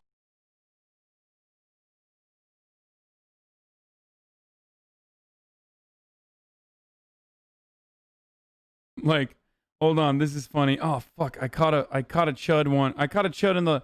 Oh, statistically speaking, the best political video of all time has to be the one where the great Ben Shapiro shits all over your uncle on live TV. I watched that shit on replay. Bro, I was there to watch that debate live, okay?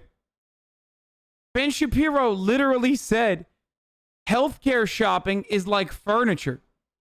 If you're that fucking permanently brain damaged, where you think that that's a good argument where he absolutely owned Cenk, then statistically speaking, you're good. Like, you're fine. Yeah, exactly. You're killing it.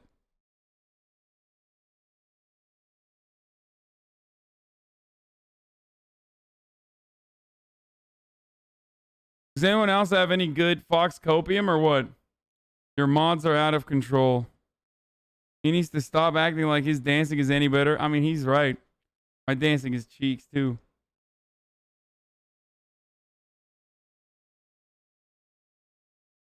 Don't forget about the he just move for people about to be underwater. Yeah.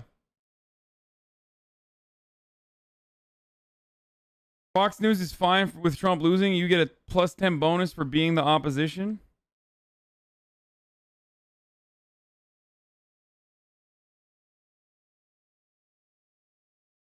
Check the Cenk v. Tucker debate was better. Hasan, were you in the crowd at that Politicon? I was. I bet it was your himbo energy egging him on. I was there. I was at the crowd.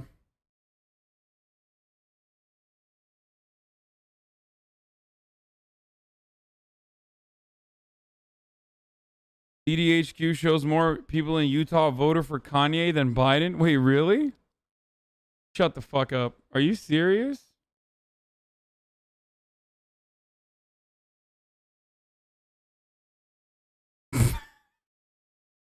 That's not real, dude.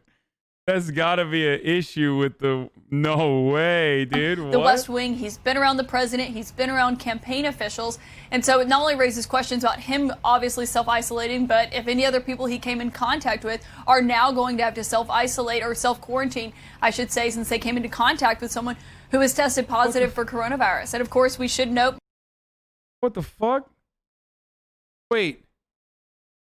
Bro, this says the entirety of Weber County voted for Kanye.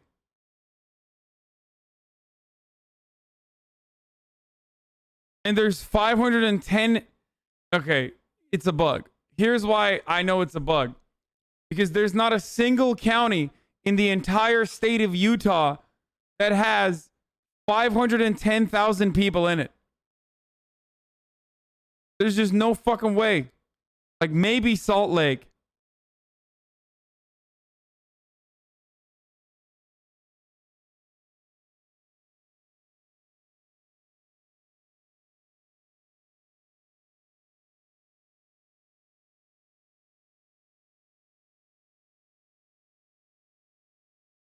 Hoping MAGA has good. There are more clips under that one. Oh, and there's this one. Consultants and campaign. Governor Doug Ducey of Arizona assured us that everything would go smoothly on Election Day. In Arizona, we're going to do it right. It will be free and fair. It will be difficult. Bro, is she mad that like Doug Ducey didn't cheat or something? Like I don't get it. Like what? Laura, the only reason why Arizona was considered a lock is because your network's decision desk called it. Like, Fox News is the first decision desk that called it. As a matter of fact, New York Times still hasn't called it. AP is the only other decision desk that called it after Fox News, and that was 24 hours after.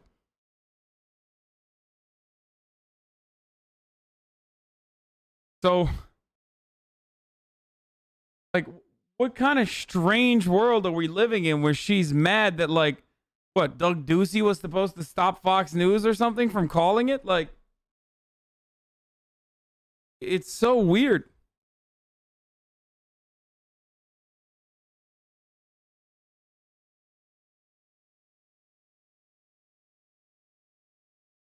Melon raided me? Oh, did Melon raid me? What up? What up, Antonio? What up, Antonio Fantano? Thank you, the needle drop for the raid. I'm giving this election cycle a soft 3 out of 10, or is it out of 5? If not impossible to cheat, and it will be easy to vote. 78% of the citizens already vote by mail in Arizona. Over the course of decades, we've established a system that works and can be trusted. Oops. Fake man. I told him I don't listen to music. The only music I listen to is this. Yo, Anthony Fantano, I don't know if you're still in here, but yo, you should rate this song, dude. You should review this song. I was born on a Dublin street where the loyal drums did beat. The loving English feet that walked all over us. Of course, I'm not gonna play the ad right now, but I want him to give this a light 11 out of 10. Didn't really work out that way. But he's not alone. Republicans also control Georgia, yet sheer incompetence and perhaps foul play have compromised the integrity of the election results there as well. Now, back in August... Guys, stop saying decision desk called this, decision desk called that. It doesn't matter. Like, the decision desk is meaningless. Do you understand? Decision desk can call whatever the fuck they want. It really doesn't matter. If and when it's time to accept an unfavorable outcome in this election, and we hope it never comes, but if and when that does happen, President Trump needs to do it with the same grace and composure he demonstrated at that town hall with Savannah Guthrie. So many people remarked about his tone. Oh my God. Oh, this is so bad. They're spreading the blame.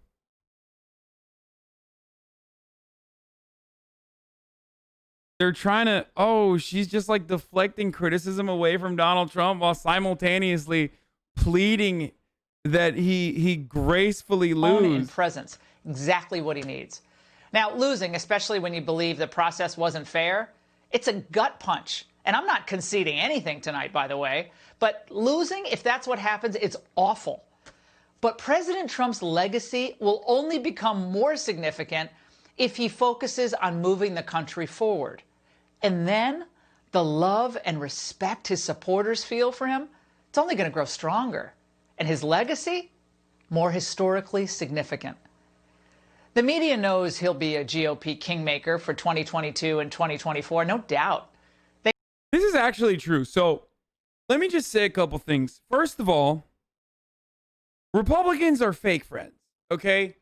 Republicans are absolutely fake friends. They're the worst kind of fake friend. And why do I say this?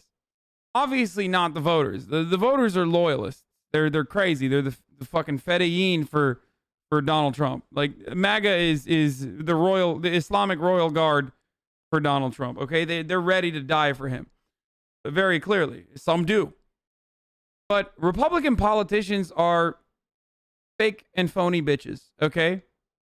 And the reason why I say this is because Donald Trump has done so fucking well for the conservative movement in this country. 3 Supreme Court justices, albeit, some of that was luck, and, 1/3 of that was definitely Mitch McConnell. He's increased turnout by historic numbers. I mean, more people turned out for him than did or Barack Obama. Donald Trump is the Barack Obama of racism, okay?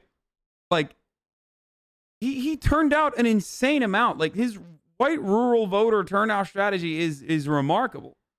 He fucking campaigned nonstop for throughout the entire process of his presidency. Very successful initiative for re-election, very clearly. Okay? Yeah, sure, he killed like 230,000 old people, but he did it in a way where if we're being real for the stock market, he did it in a way where, especially in the short term, the stock market recovered. Sure, he never stopped quantitative easing. As a matter of fact, despite the better judgment of those who knew more than him. But outside of that, especially in the short term, that's great. Republicans never think long term anyway. Massive tax cuts, massive amount of deregulation, destroying federal agencies from within.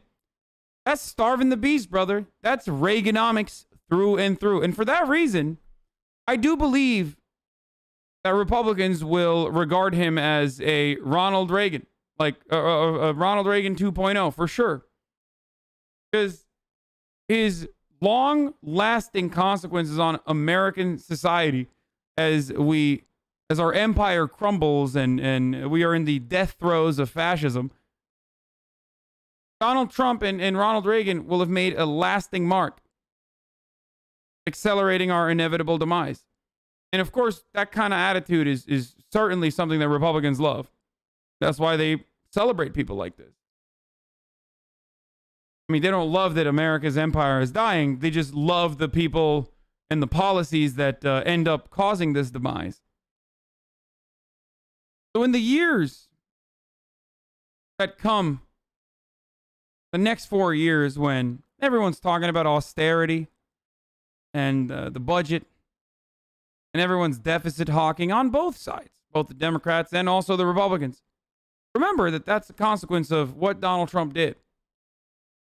Remember when you walk down the street and your sidewalk is fucking crumbling? When your ISPs can pretty much give you 1 megabyte of internet and tell you to shut the fuck up, regardless of how much money you spend on it? When your ISP infrastructure in the rural areas have still not gotten better, despite the fact that the politicians that you elected literally ran on expanding your bandwidth and expanding coverage in your rural communities. Remember that is Donald Trump. It's Donald Trump and the Republicans, and they're all the energy that they put towards deregulating key industries and destroying federal agencies that would have at least a modicum of power in controlling this process. So that's the type of shit that hurts people in the short term and really, really leaves long-lasting damage in the long term. But Republicans love it, dude. And Donald Trump did all that. He was uniquely and outwardly cruel to immigrant populations. Another thing that Republicans absolutely love. He did all that. So, you know, he was a very successful Republican. Like a very, very successful Republican. So when it's all said and done,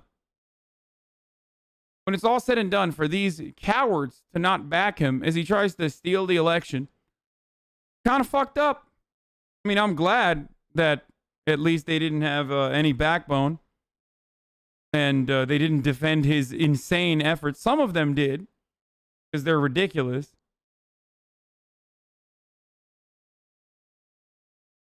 But, you know, when all is said and done, I think that Donald Trump did, once again, an incredible amount of work for the conservative project overall. Court packing at unprecedented levels with insane judges, like permanently offering an outsized partisan influence over the judiciary, while simultaneously undermining congressional power every step of the way, with Mitch McConnell stopping pretty much every single bill. Like, pretty much every single fucking bill. Making it so that we have a litigious system where the only laws that we move forward with are ones that are decided by a permanent supermajority 6-3 Supreme Court that, of course, will always favor conservative values and conservative legislation.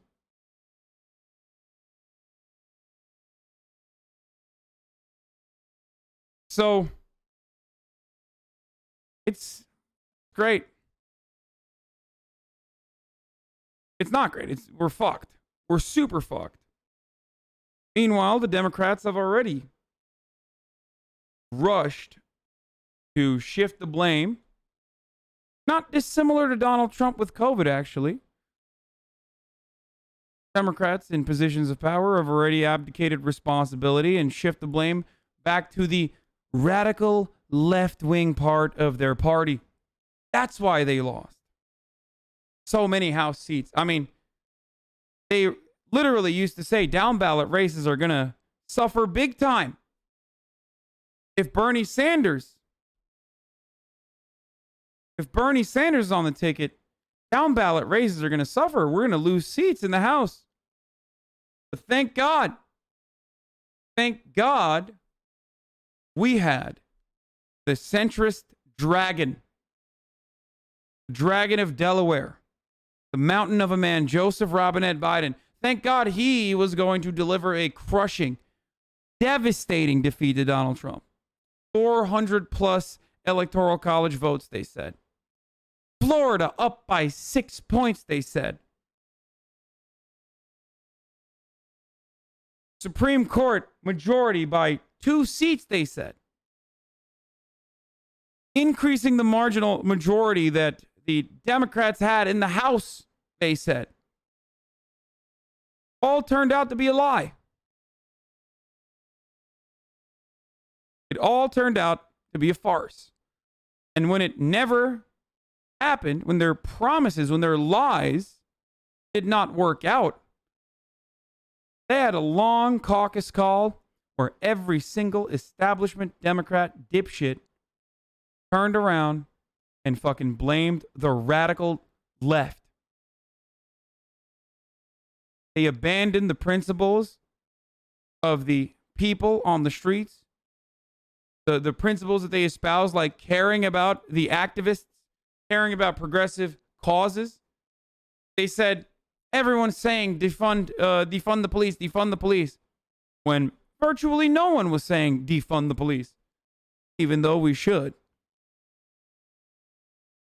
Virtually no politician in the Democratic Party said that, even though they should. Democrats should spend a long and really honest spend some long time and do their due diligence and take a good hard look at themselves for why they keep accepting the Republican framing in every conversation, because that's how you lose.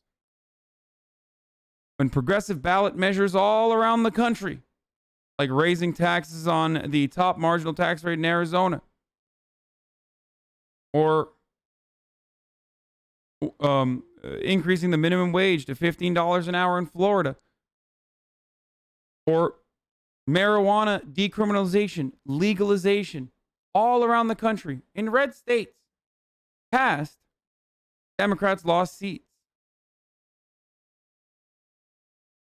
Initiatives backed by the DSA passed overwhelmingly. Candidates endorsed by the DSA won overwhelmingly. The establishment Democrats, on the other hand, lost a fuckload while spending a fuckload. Now, you might say I'm an outside agitator, that I'm not a real Democrat despite voting for the Democratic Party my entire life. Long before half of these neoliberals on the internet even knew or gave a shit about politics. But right now, the things I'm saying aren't about instituting communist Sharia in America tomorrow. These are modest social democratic reforms that the Democratic Party absolutely needs to adapt. Or adopt, not adapt. Holy shit. They need to adopt these principles because they're popular. But more importantly than just adopting these principles, they also need to advocate for them. And they need to do a better job with their fucking messaging. They need to do a better job marketing themselves. Because this fucking country is dominated by right-wing brain poisoning from the most popular nationally syndicated news network, Fox News, all the way down to AM radio. You leave the cities, and that's all you can fucking hear. The suburbs are infested with conservative talk radio and conservative local news broadcasts. The internet is infested with conservative media. And these people don't play safe. These people don't play it correctly. They don't play it in an honest way. They just lie. They say Nancy Pelosi is a socialist. They say Kamala Harris is a radical Marxist. It does not matter. But what the Democrats need to do is at the very least stop accepting the framing that these psychopathic right-wingers keep pushing on them and say, why are you calling me a socialist? What the fuck is a socialist exactly? Why is it so fucking bad? And start advocating for policies and clearly communicating how those policies will truly help the constituencies that they are supposed to represent. You have to start by rebuilding labor power in this country. It's going to be really fucking hard for the Republicans after spending all this time talking about how important it is that they represent the working class. It's going to be real fucking hard for them after talking about how the manufacturing jobs were shipped overseas to turn around and shit on unions. Right?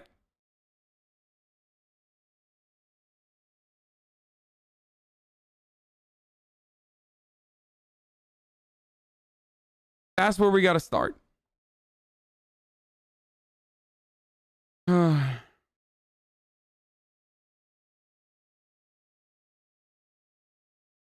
Anyway.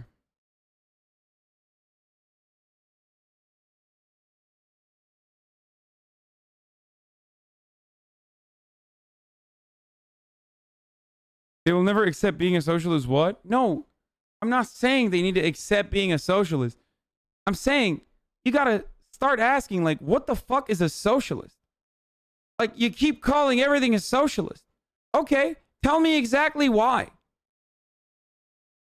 Because if you're not advocating for policies at all, and your main message is orange man bad, or Republicans bad, but the Republicans are like, well, here is why the Democrats are bad, because they're socialists, because they kick babies, because they want to execute babies that immediately come out of the vagina as soon as the fucking baby is coming out of the vagina. Democrats want to build a guillotine right next to the vagina to just chop the baby's head off.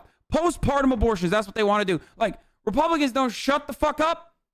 They make shit up all the time. Now, I'm not saying Democrats should make shit up, but I'm simply saying have some fucking easily understandable policies that aren't fucking means tested, that truly help these constituencies. So at least when these motherfuckers say, oh, you want to guillotine a baby's head as soon as it comes out of the pussy, you can be like, no, I don't.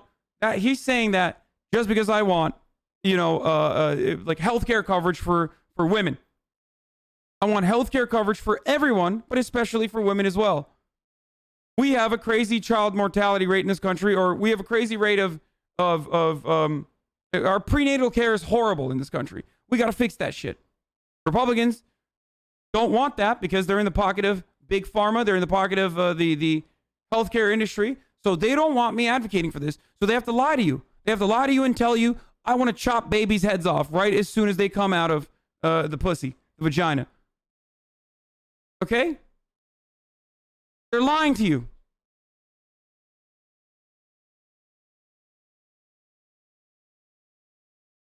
Maternal mortality rate is abysmal in America. Yeah.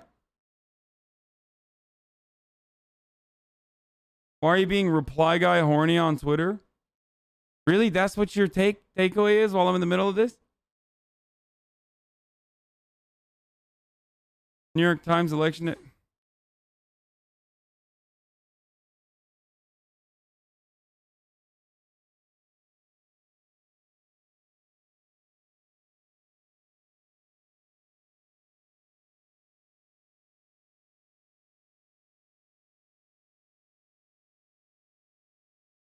To be counted after the count. Right. And the only thing we had wrong in that report, Sean, it's worse than we thought. I've been in Harrisburg, Pennsylvania the last 3 days. I want you to think about this. Over 100,000 provisional ballots, record number in the state of Pennsylvania, allowing votes to be counted after the election, contrary to state law, contrary, as Mark Levin pointed out, to the U.S. Constitution, allowing those votes to come in after Election Day, to not be separated as was required and the basis of Judge Alito's decision tonight. Cured ballots, issue number 4. Cured ballots, remedy ballots. Some counties allowed people to correct their ballot. Some counties did not. That is a direct contradiction to what happened in Bush v. Gore back in 2000 and directly on point. And finally, the 5th issue is the transparency issue that you brought up, Sean. You're allowed to be in there and to see, but they were keeping Dave Bossie and other people out of going in and looking at what was going on with the counting of the election. So this is the first time in American history where you have a party systematically set out to win an election after the election. And that's what they're doing, and it has to be stopped. It has to be stopped, just like Mark Levin said.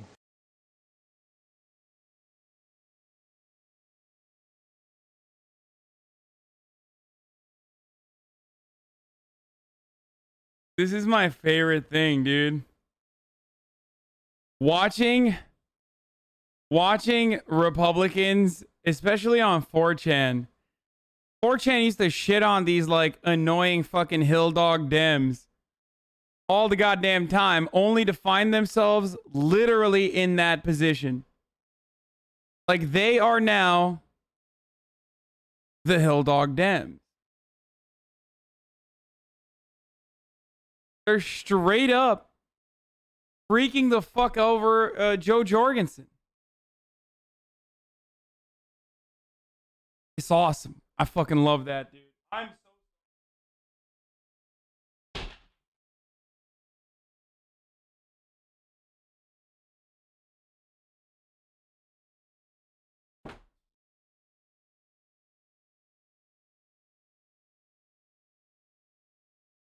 I'm so sorry for ever making fun of Joe Jorgensen fans. There was like a good ass whole week where JoJo fans would come in here and be like, "What do you think about the Gold Party?" Like, and I just kept making fun of them. And now I realize, like, those guys weren't Democrats anyway. I should have just told them, "Yeah, fuck yeah, dude, I love her. You should vote for her."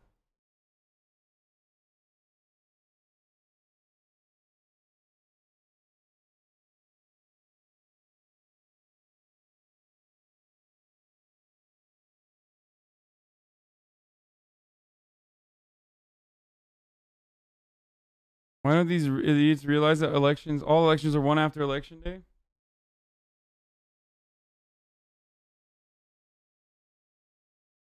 InfoWars? Dude, I'm not looking at it. Is there...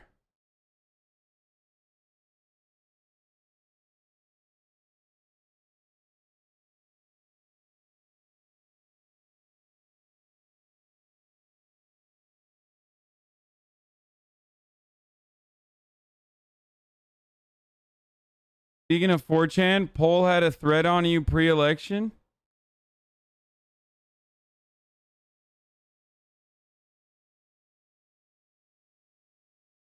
Oh, I did. I saw this. This was from last week on 4chan. This was an entire thread of people on Poll fantasizing about how they were going to watch me, salivating about how they're going to watch me lose my mind. That's why so many of them came in here and said stuff like, you know, Hasan, like, you're mad, right? Like, you lost. And then they really shut the fuck up. Notice how, no matter how big the chat's been, the number of chud takes have, like, are almost non-existent. So much so that I miss my pets. I miss Shitty, for example.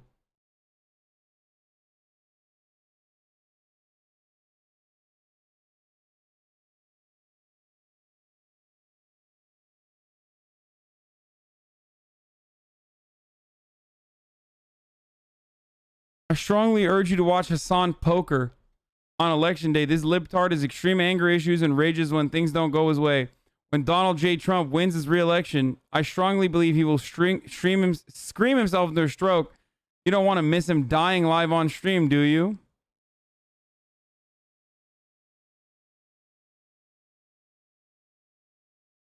Hasan is mega rich and lives in LA. I think he'll be fine, lol. It could have been our mole, and those came onto our stream from Poll, unknowingly helped him achieve the massive audience on election day. Don't worry, I don't use 4chan. I just collect images for salt later.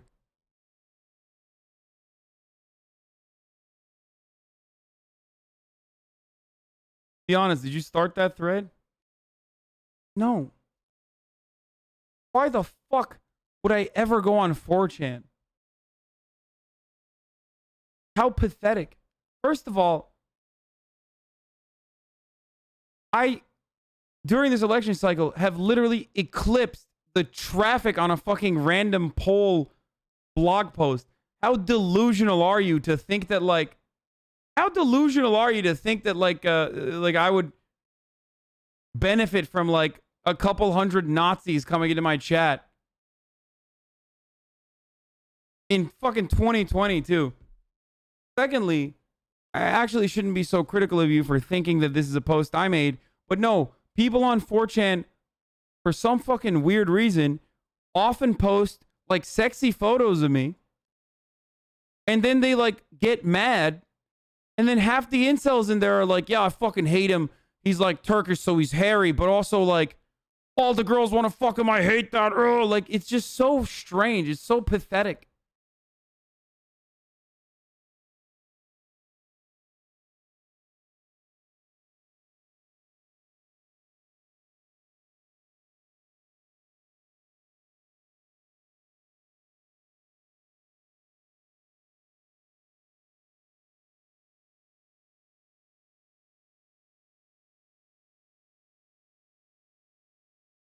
Feel like Steve can call it for us. I think Steve, when Steve say that Biden won, Biden fucking won.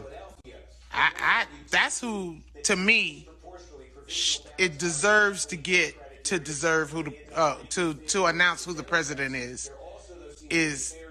Steve, because he's the one who cares the most. He cares the most. He cares the most, and he writes on the screen. He doesn't change his clothes. Or maybe this is the same clothes. Maybe Steve has 1 billion of these real shirts. He only has 2 belts, though, because you only need 2 belts when they're reversible. You only need 2. And maybe he has like a whole bunch of these pants. I don't know. But he's my hero. He's my hero right now. I just feel... I do love Steve Kornacki. All right, here is the nation's least likable demon, Rahm Emanuel, literally talking about the Biden White House. Let's see what good ideas he has, dude. Going to be people like at JCPenney and other retail. Those jobs aren't coming back. Give them the tools. 6 months, you're going to become a computer coder. We'll pay for it. And you'll get millions of people to sign up for that. They are not going back to parts of the retail economy, and we need to give them a lifeline to what's the next chapter.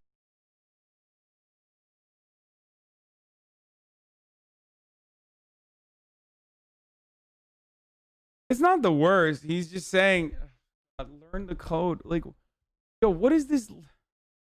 I want to make it seem better than it actually is, but it's hard. Yeah.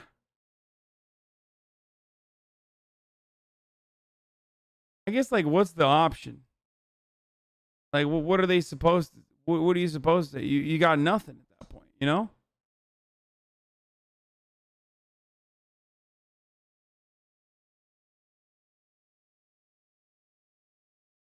Charlie Dennis, the former congressman from Pennsylvania. Thank you, Congressman, for joining. Before we get to this race, just real quickly, when you hear about the Chief of Staff, Mark Meadows, and possibly others around them, some aides or what have you, the reporting is still coming through. What do you make of this during the middle of? Yo, I can't do this. Yo, this shit sucks, dude.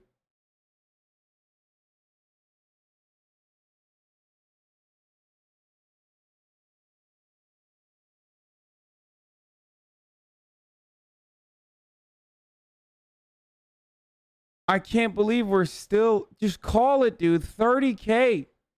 30 bills on Pennsylvania, 30 bills in Arizona, 22,000 people in Nevada, 4,000 in Georgia. Don't call those, just call Pennsylvania.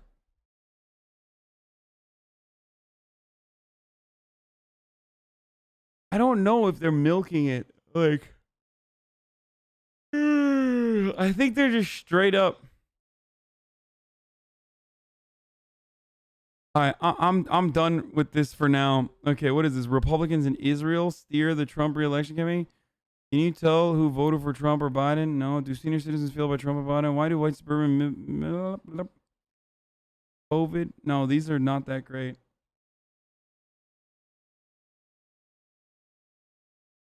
You can't call PA because of 100K provisionals that lean Trump.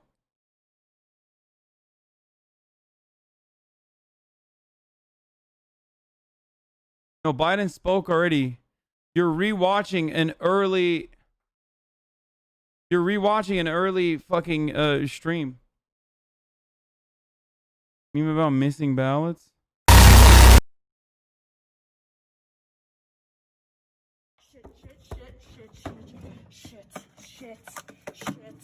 Shit. Oh, fuck. Shit.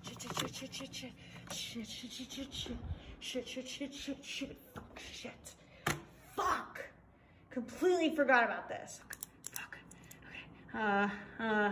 Okay. Fucker. No, come on. Shit. Fucker. Fuck. Oh, fuck. Fuck. Shit. Fuck. Oh, shitter. Fucker.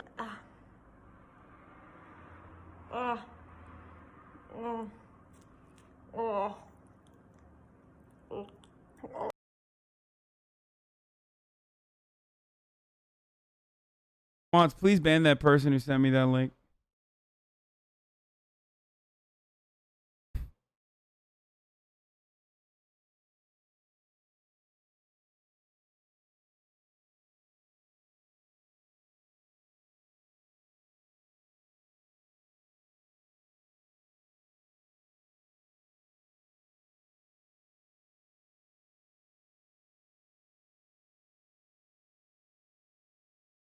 There's a second thought video that came out. I'm gonna watch that, or should I save that for tomorrow?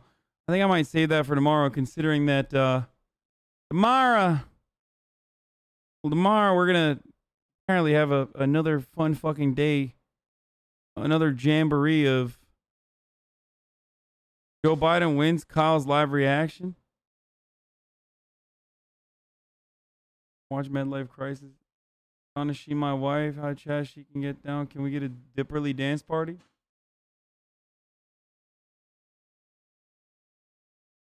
True electoral count shows Trump winning? What?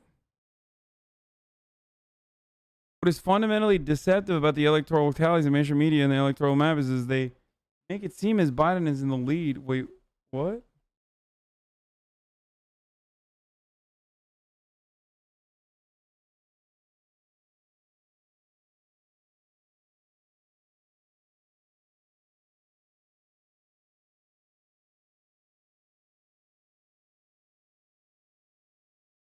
You just exposed him? Check his logs? That was kind of hot. You have hair between your ass cheeks.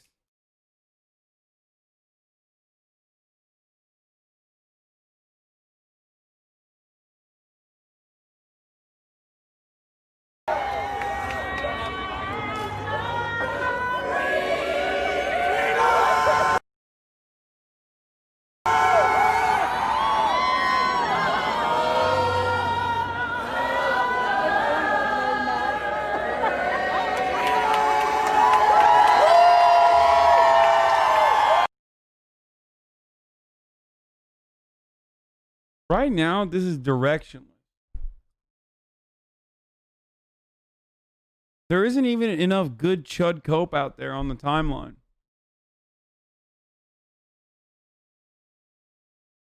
It just feels like a rudderless ship. These conservatives, they're running around. They got nothing. Some are saying streamer gets indefinitely banned on the same day he reaches affiliate because his name is Paja, close to Paja, which means masturbation in Spanish. What the fuck? A streamer named Piece of Sheet that has been on the platform for 8 years has been indefinitely banned for an inappropriate username. XQC and Tim the Tatman have a deep conversation. Uh-huh. This is the doll. Right. What You go to the doctor. I didn't think about that. You're absolutely right, bro.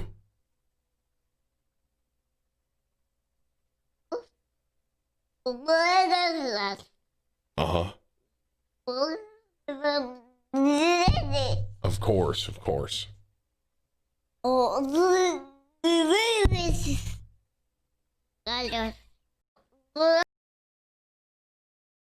I get it. Changes the non-clips and politics rules, moderation, transparency, and consistency. Hey, over the past few weeks, we've been working extensively on rule changes. This sort is only the preview, and change will take some time to come into effect. Non-clips rule. Politics rule. As politicians broaden their influence on platforms like Twitch, we have to be prepared for a different kind of political content in the future. We believe that when it comes to preventing moderator bias, reducing workload, and improving transparency, less moderation is better. Uh-oh. Bro, this is terrible. I already said this. Listen to my words. Heed my warnings. Politics on LSF is going to be bad. Nazis are going to overtake this fucking subreddit immediately. You understand? All it takes is like 3 centrist mods and like 1 Nazi, and then it's over. Do you understand? Flip it and ship it if you want. For the future, obviously. Not right now, because then they would ban it probably from LSF. They do this every fucking subreddit. They do this with every subreddit. There's like subreddits are either overtaken by like liberals or they're overtaken by Nazis. It's like you'll have a subreddit like Public Freakout, and then Nazis will try to overtake it.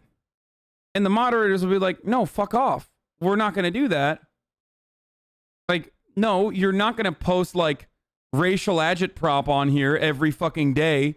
And it's literally just like, you know, Himmler's anus 68 posting a video of like a black dude from 1998 like killing like an old white lady or something. Being like, look, this happened this week. Why is the media not talking about this? And then Public Freakout will be like, well, that's not what this subreddit's for. Like, so then they'll be like, all right, fuck this shit. And then they turn around and they make their own subreddit called like Actual Public Freakout, where they can happily post their white supremacist agitprop, you know? So it happens all the time. So I'm worried that like now the LSF is like, yeah, we can do politics. Nazis are just going to come in and just post Nazi shit nonstop.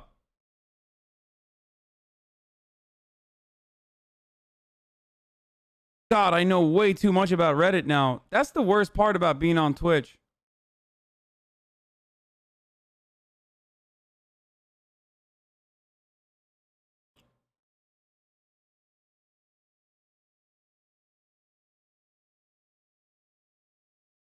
Stop baiting LSF? Yeah, dude. I'm going to really benefit from the LSF boost while the biggest media event of my career is happening for the past fucking 4 days. Thank you for exposing how narrow-minded and Twitch brain-rotted you are personally as a human being. Damn, dude. That fucking LSF boost, dude. Yeah, I'm a, up-and-comer streamer trying to get on LSF so I can get some fucking cred around these parts. Thanks.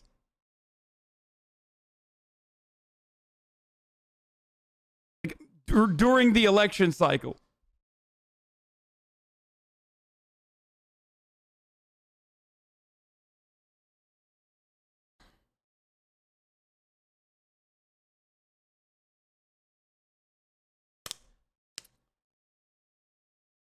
Oh, anyway, AP, we believe that when it comes to preventing moderator bias, reducing workload, and improving transparency, less moderation is better. Once the insanity of this election has been subsides. Oh my God, I can't even read anymore. All political submissions will be allowed. We can't give a specific point in time, and it could be anywhere from when AP calls all 3 races to be the candidate that actually gets a knock. We'll use our new power to focus on moderating the comments, keep arguments from drifting to ad hominem, see our rules. It's already written like a debate lord.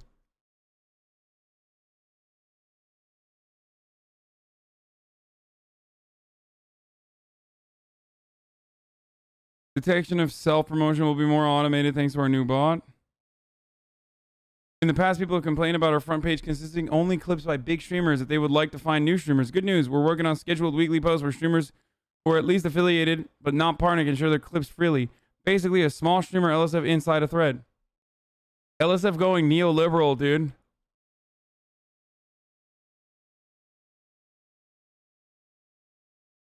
It's really disgusting that you care more about random subreddits than who's going to be president. You're the reason why Dems are allowed to come in and steal our elections. Okay, is this... What do we think, guys? Is this bait or like actually someone who has like lost their minds? Yeah, they post infrequently enough that it could be not bait. Nope, I don't think it's bait. I think it's a crazy person. Nope, they post way too infrequently for it to be bait.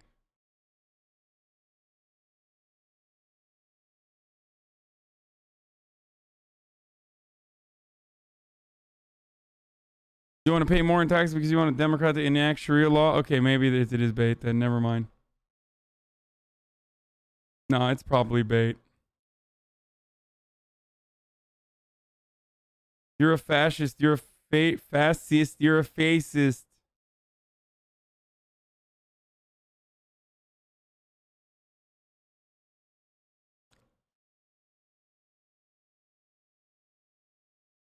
Pretends to be right about the election when it's really the troops we have to thank.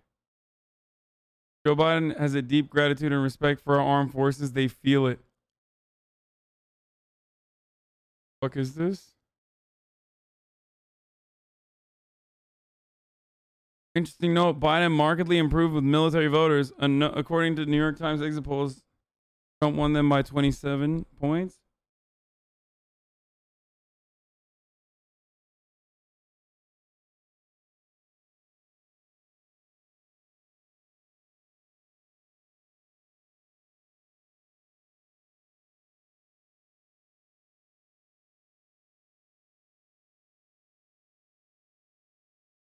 I didn't block. She blocked me.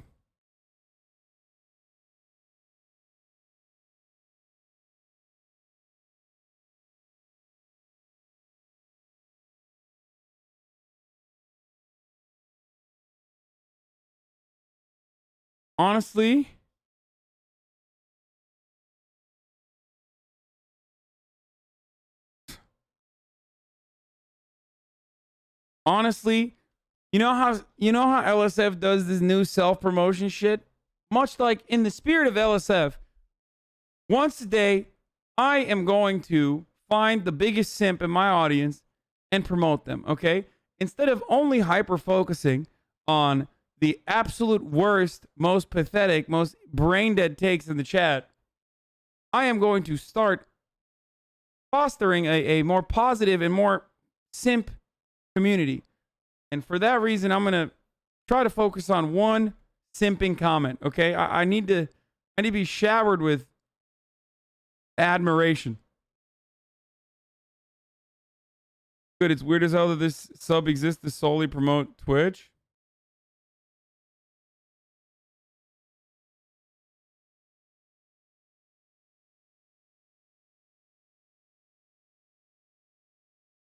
Oh boy, here we go. Little Destiny finally unbanned. All it took was for Hasan to get 200 views. Pog. This will be cancer turned into typical subreddit that's supposed to be about something else, but it's just full of political shit.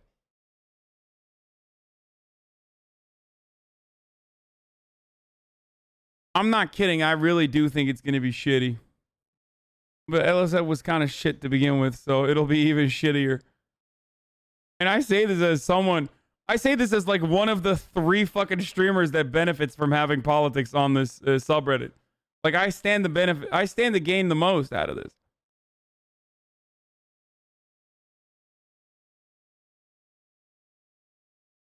Anyway, I'm not even going to do the accent. It's too late in the night.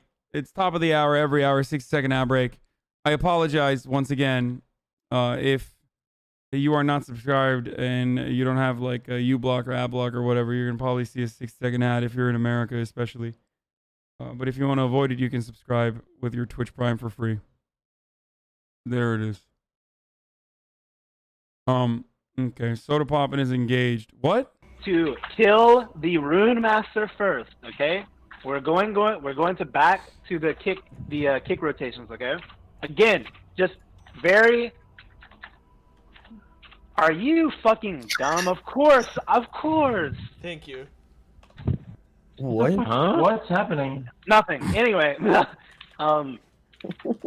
again, just so everyone's refreshed, we're gonna kill Runemaster first. We're going to kick rotation, Stormcaller, Broombeer. We're going to. Why are you guys laughing? To kill the Runemaster first, okay?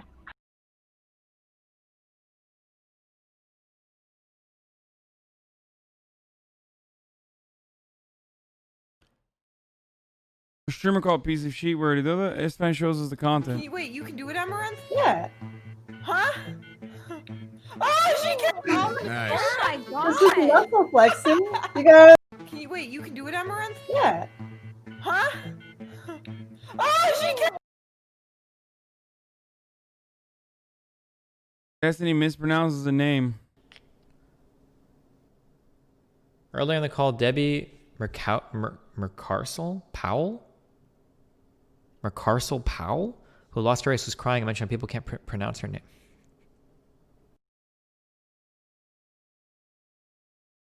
Political clip. Devin Nash finds out that deleting years of clips and VODs didn't matter because Twitch still has old clips stored in their server, which they can still be DMC'd. How?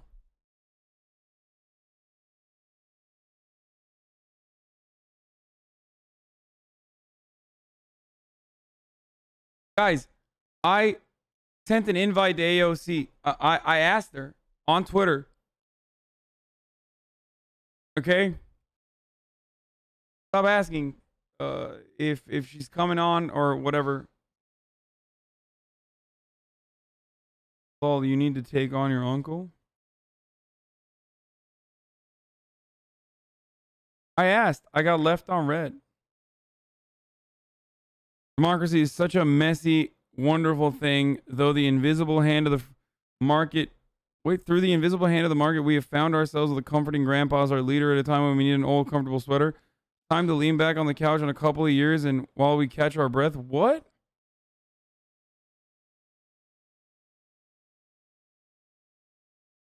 Bro, Jank is getting old, man. He really is. Look at on the new Austin show.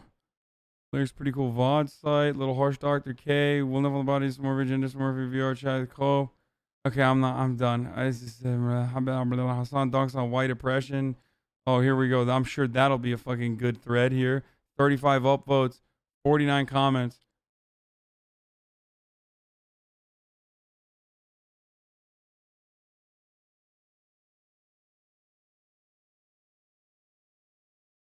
Wait, isn't he doing the same hypocritical thing? People of all types and colors can be oppressed. Oh my god, these are gonna be so good. Oh, I love how some frogs can't just enjoy your stream, so they always take their political discussion. Live stream fails right after he says it. Got to make literally every single sub extend the gigantic Reddit echo chamber. Oh my god, dude. Oh, he's so bent. Hasan's the only racist in this thread. Hasan's entire family are racist scum that mocked the Armenian genocide. What? Why do people say that? Like, today I learned that only black people have been slaves. Thank you for this great historic revision of Hasan Piker. Truly a 200 IQ take.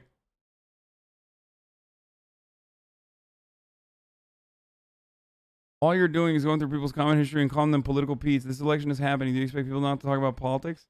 Are you stupid? All I'm doing is pointing out blatant cases of political peats who like to infect subreddits. Oh, dude, this is kind of mid. Hasan and his entire family, specifically Cenk Uygur, a racist scum that mocked the Armenian genocide. The Young Turk, plural, fuck Hasan and his entire hateful family. Are they brigading this shit from like 4chan or something? What the fuck?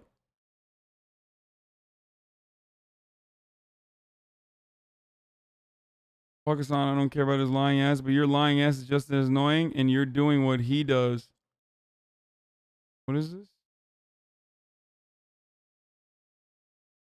Not my company. It's named after the English dictionary definition of Young Turk. Main host is Armenian. No one denies the Armenian genocide. Literally all one Google away, but go off. Also, you sound like a right-winger. What?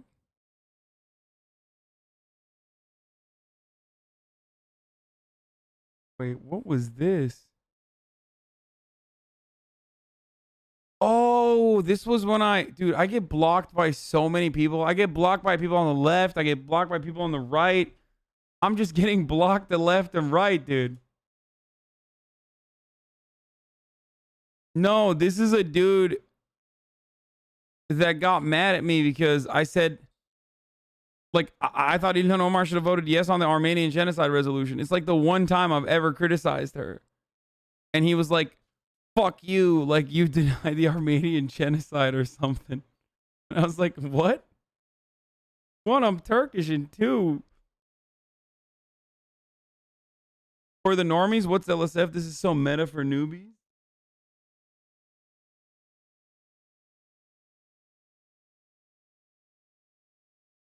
I know Mark Meadows is COVID ridden.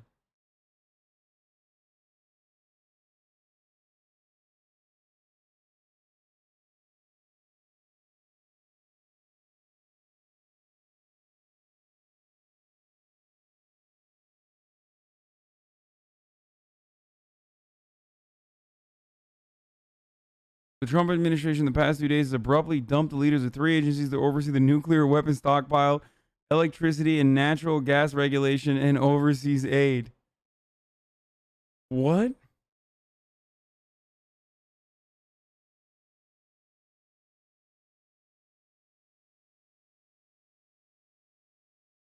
Oh no, dude.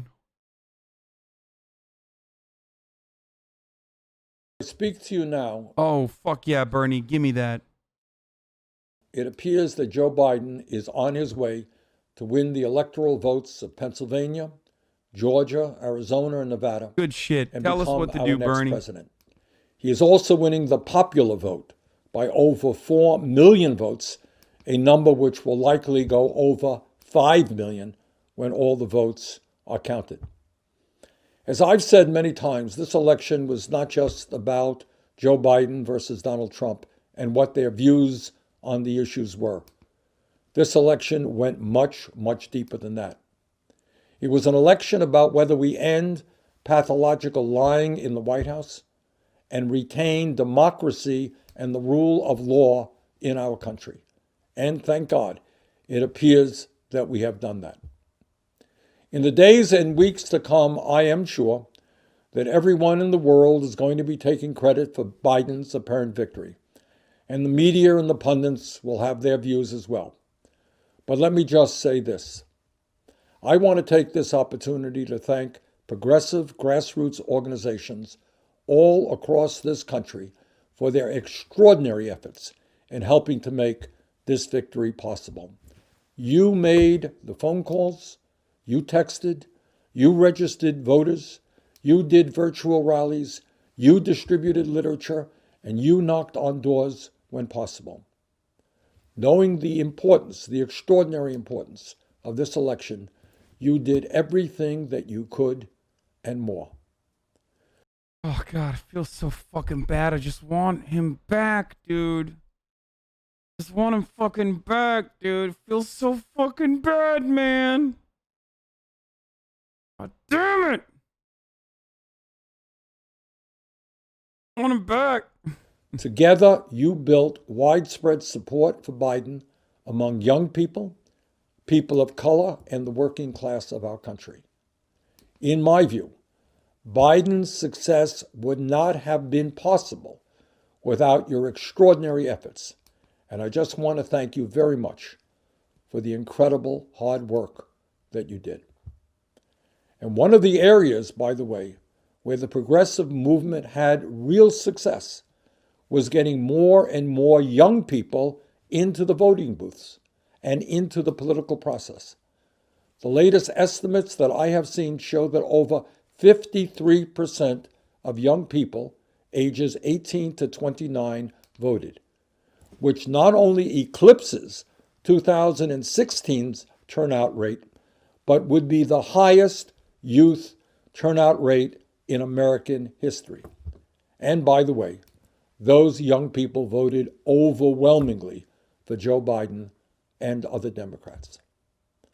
But tonight, as we celebrate our apparent election victory, We understand that our struggle is not over. It has just begun.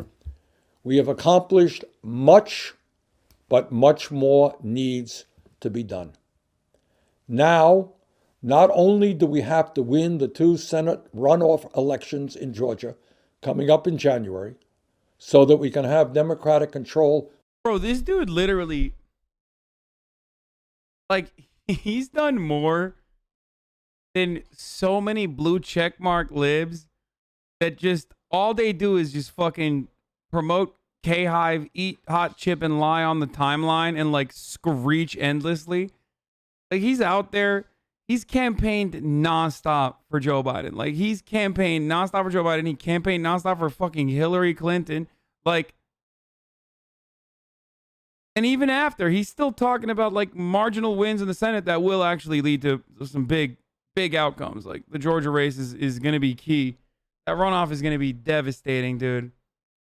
That runoff, I think, sets the tone for the Democratic Party in the next 4 years. Like, do they cave to the reactionary, garbage, right-wing, agitative propaganda and like say, no, we're distancing ourselves from socialism, we hate that? Or do they say, look, this is a gridlock Senate pushed for by Mitch McConnell. If you want shit done, Republicans are stopping you from doing it. That's why we need this fucking majority, bitch. Take down Loeffler and take down Perdue so that we can give you coverage, like ACA coverage. We can give you more than that. We can give you the fucking public option. We can give you amnesty to DACA recipients, and even more than that on top of that. Like, or the next 4 years are going to be gridlock, Mitch McConnell obstructions, left and right, as they talk about like balancing the budget, and I'm just going to fucking die. Okay, I'm going to wither away and die as I scream from the fucking rooftops about how like we should be doing more. Over the Senate. But we're going to have to do everything humanly possible to make sure that Congress and the new president move rapidly and aggressively to address the enormous crises facing our country. In the next several weeks, I will present to the Senate an agenda that I would like to see passed in the first 100 days of the new Congress.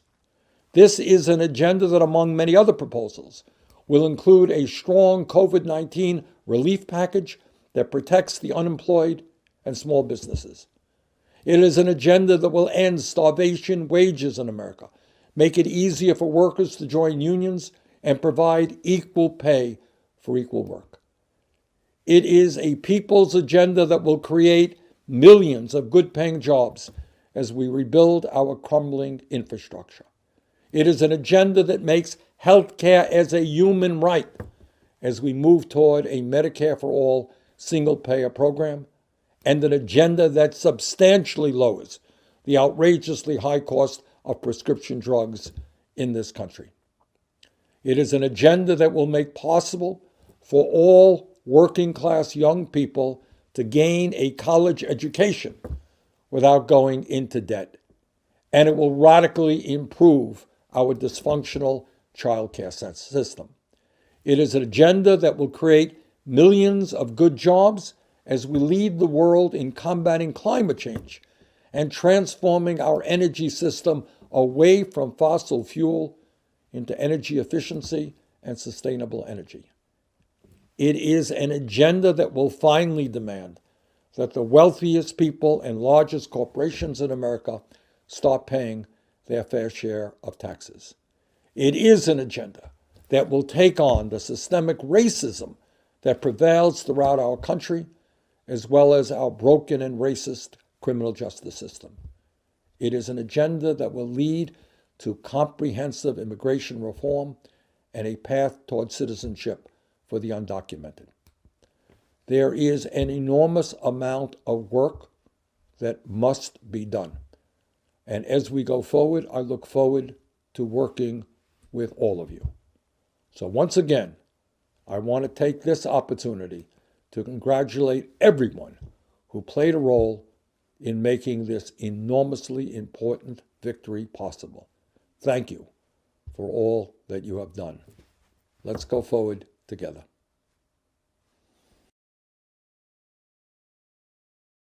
Man, I fucking love this dude. How do you not love him?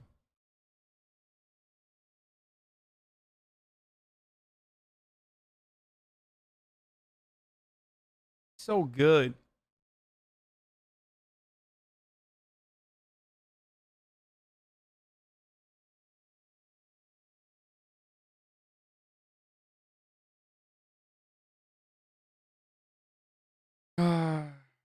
Goat.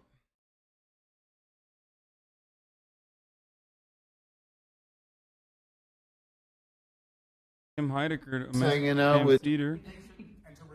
Hey Sam, just hanging out with D Lemon and C Cuomo, my two guiding lights during this crazy election. This is where I Bro, Uncle Sam followed me like literally last week.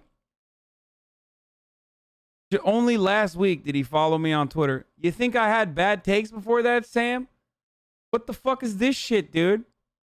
We text, okay?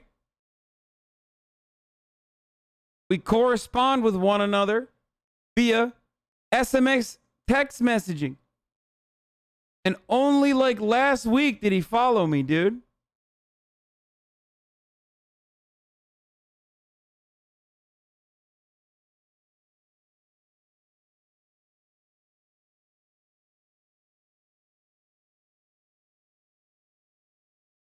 get all my info from. You can learn a lot. Just check out their banter, their back and forth, their camaraderie, and their expertise. You can learn a lot. Tim, I'm happy to know how you spend your leisure time. Can I suggest you be more comfortable if your TV wasn't mounted at such a height that your den feels like an airport waiting lounge? Damn, that's pretty funny, dude. Good job, Sam. He unfollowed? Did he? What the fuck? No, I'm still followed, dude.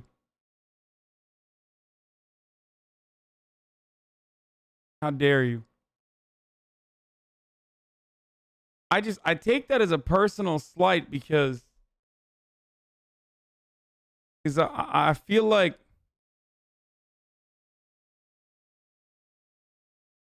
he just, you know, he was like, why the fuck would I follow this Zoom? I'm not even a Zoomer. I'm a boomer, but I'm a Zoomer for him. Why the fuck would I follow this dude? His takes are garbage. He also followed 1,160 people before.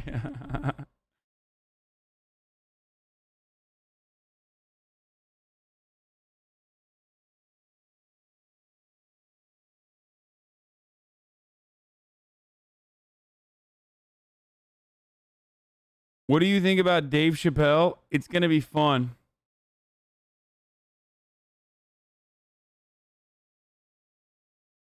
Tom Hartman follows you. XD.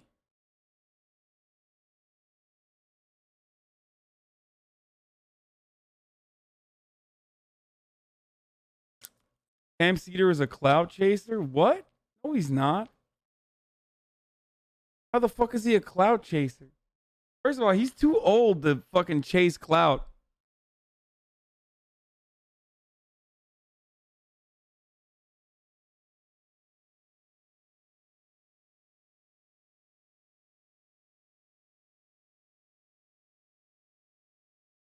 I thought we were supposed to have Ryan on stream. Man, it was his son's birthday, dude. I asked.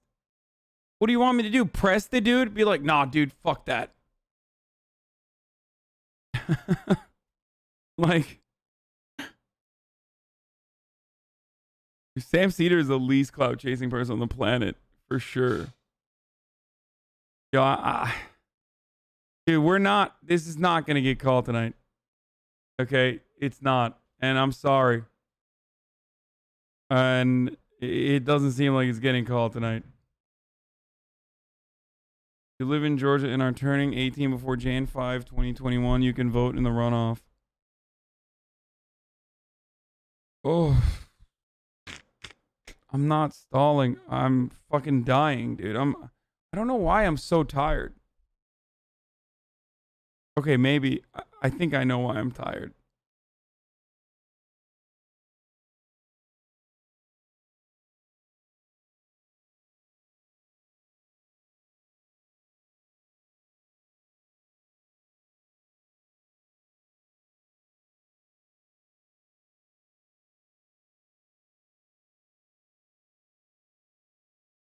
What is this?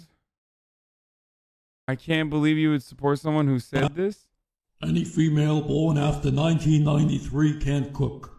All they know is McDonald's, charge their phone, twerk, be bisexual, eat hot chip, and lie. Any female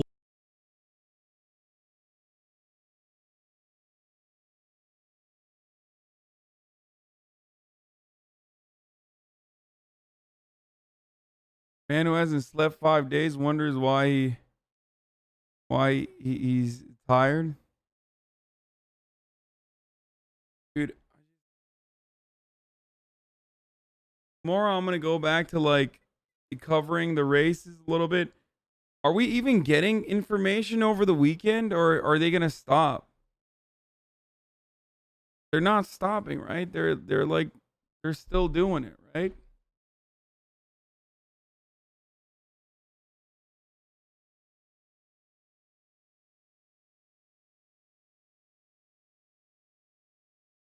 Bro, stop saying they called the race on decision desk, okay?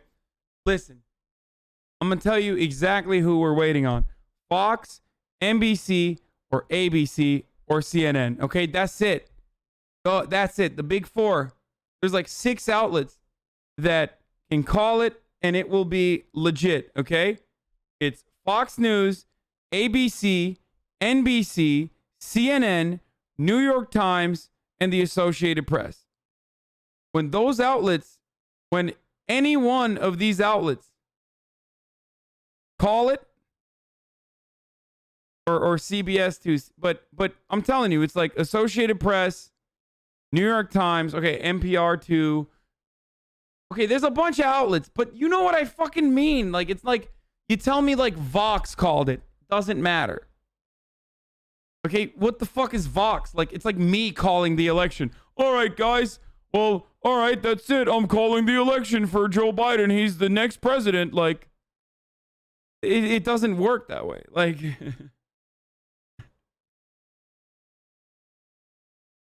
it's already done. Like, it's actually over. And for all intents and purposes, like, Joe Biden is the next president.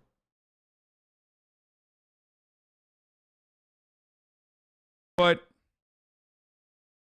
the decision desk alone does not fucking float it. Like, you know what I mean? They're an independent data collection website. ABC News, CBS, CNN, Fox News, Associated Press, Reuters, or the New York Times. Most of these dudes have them at 253. They haven't even called Arizona, except for Fox and Associated Press.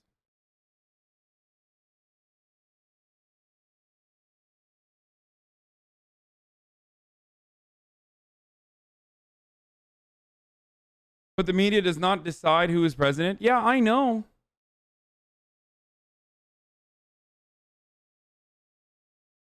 The media doesn't, but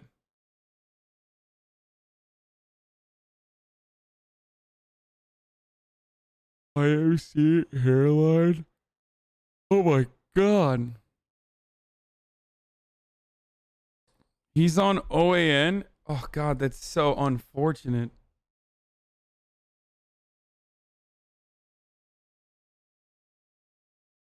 That's such an unfortunate head. And such an unfortunate head of hair. Malaysian Vegeta.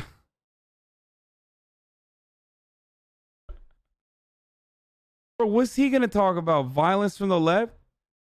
What is it? The leftist Malaysian party is attacking you? Like, what the fuck do you mean? Violence from the left. My man's out here giving us the intricacies of Malaysian politics. Like, okay, I mean, thanks, bro.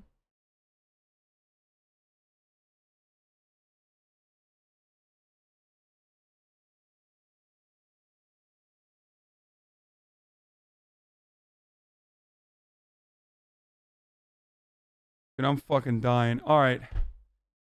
Listen, I can't. Ihan, based on Deconstructed, bro? Yeah, she's great. The fact of your existence was going to drive people in Minnesota to flip the state red. And you know one of the reasons we're going to win Minnesota? Ilhan Omar. Ilhan Omar. He said it basically at every single rally. Yeah. This woman is crazy. That's why I'm going to win Minnesota, because of her. That didn't happen.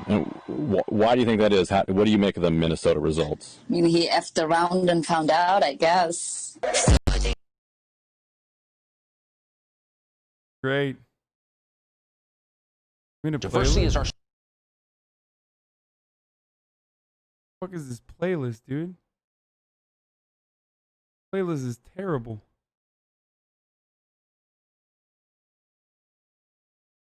All right. Can't call the election. But what I can call is the end to tonight's broadcast. I'm tired. It's only 9, but I'm fucking tired, man. What a fucking liar, dude. What a fucking weasel. It's always funny that this is how I end the stream on this note. Liar, dude. Holy It's shit, funny dude. because yeah, 9 hours is some filthy casual shit, I know. I'm sorry, guys. I feel like I'm letting you down. But I gotta I don't know why. I'm just like tired all the time now.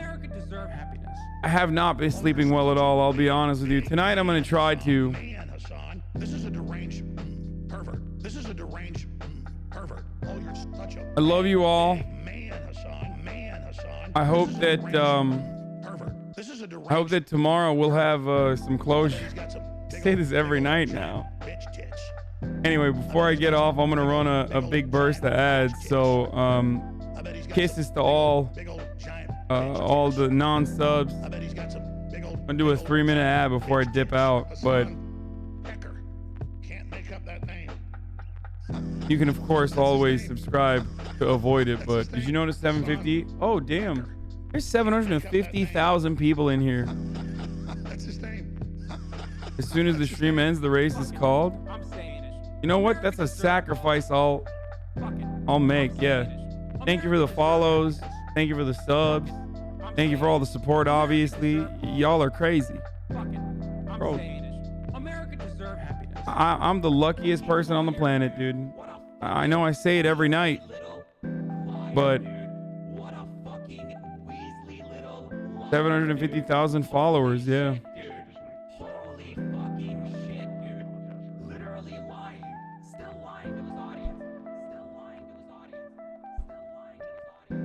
Anyway, I'm gonna hit that.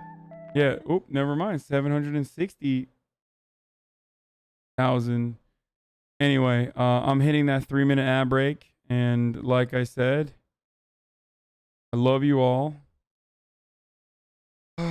Hopefully tomorrow we will get more.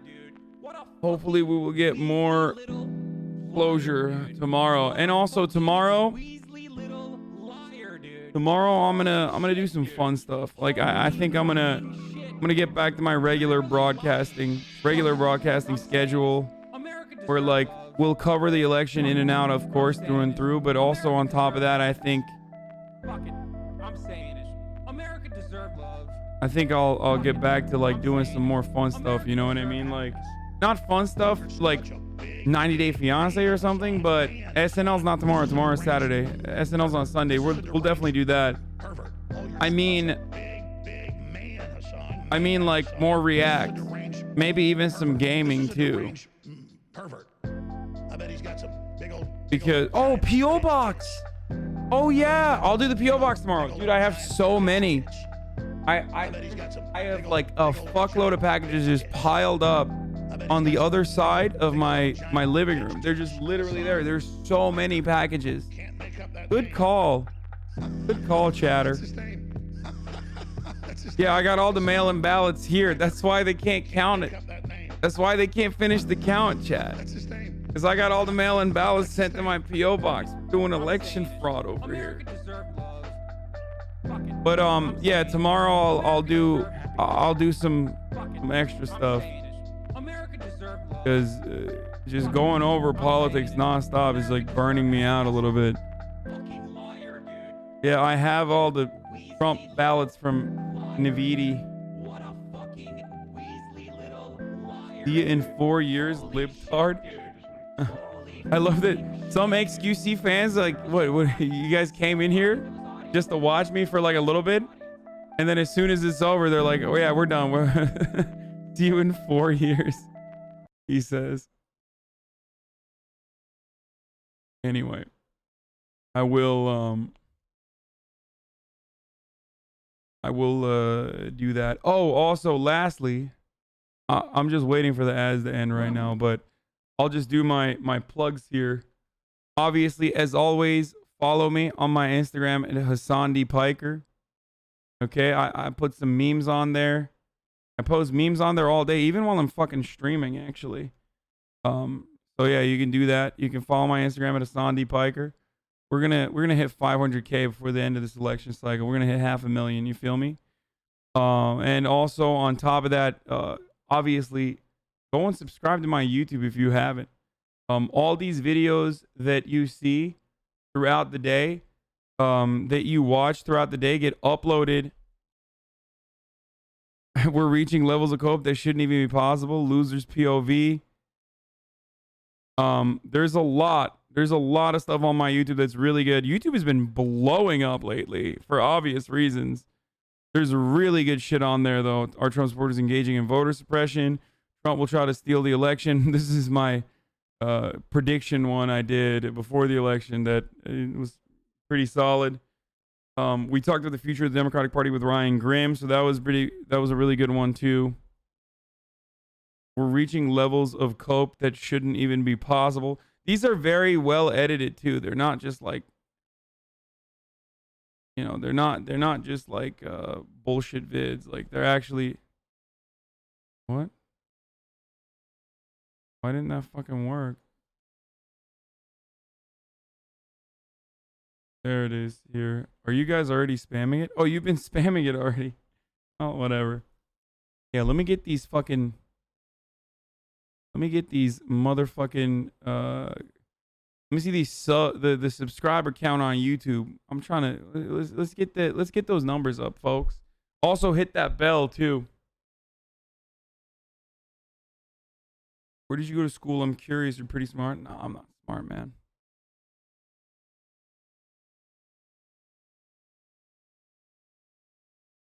Anyway, and all right.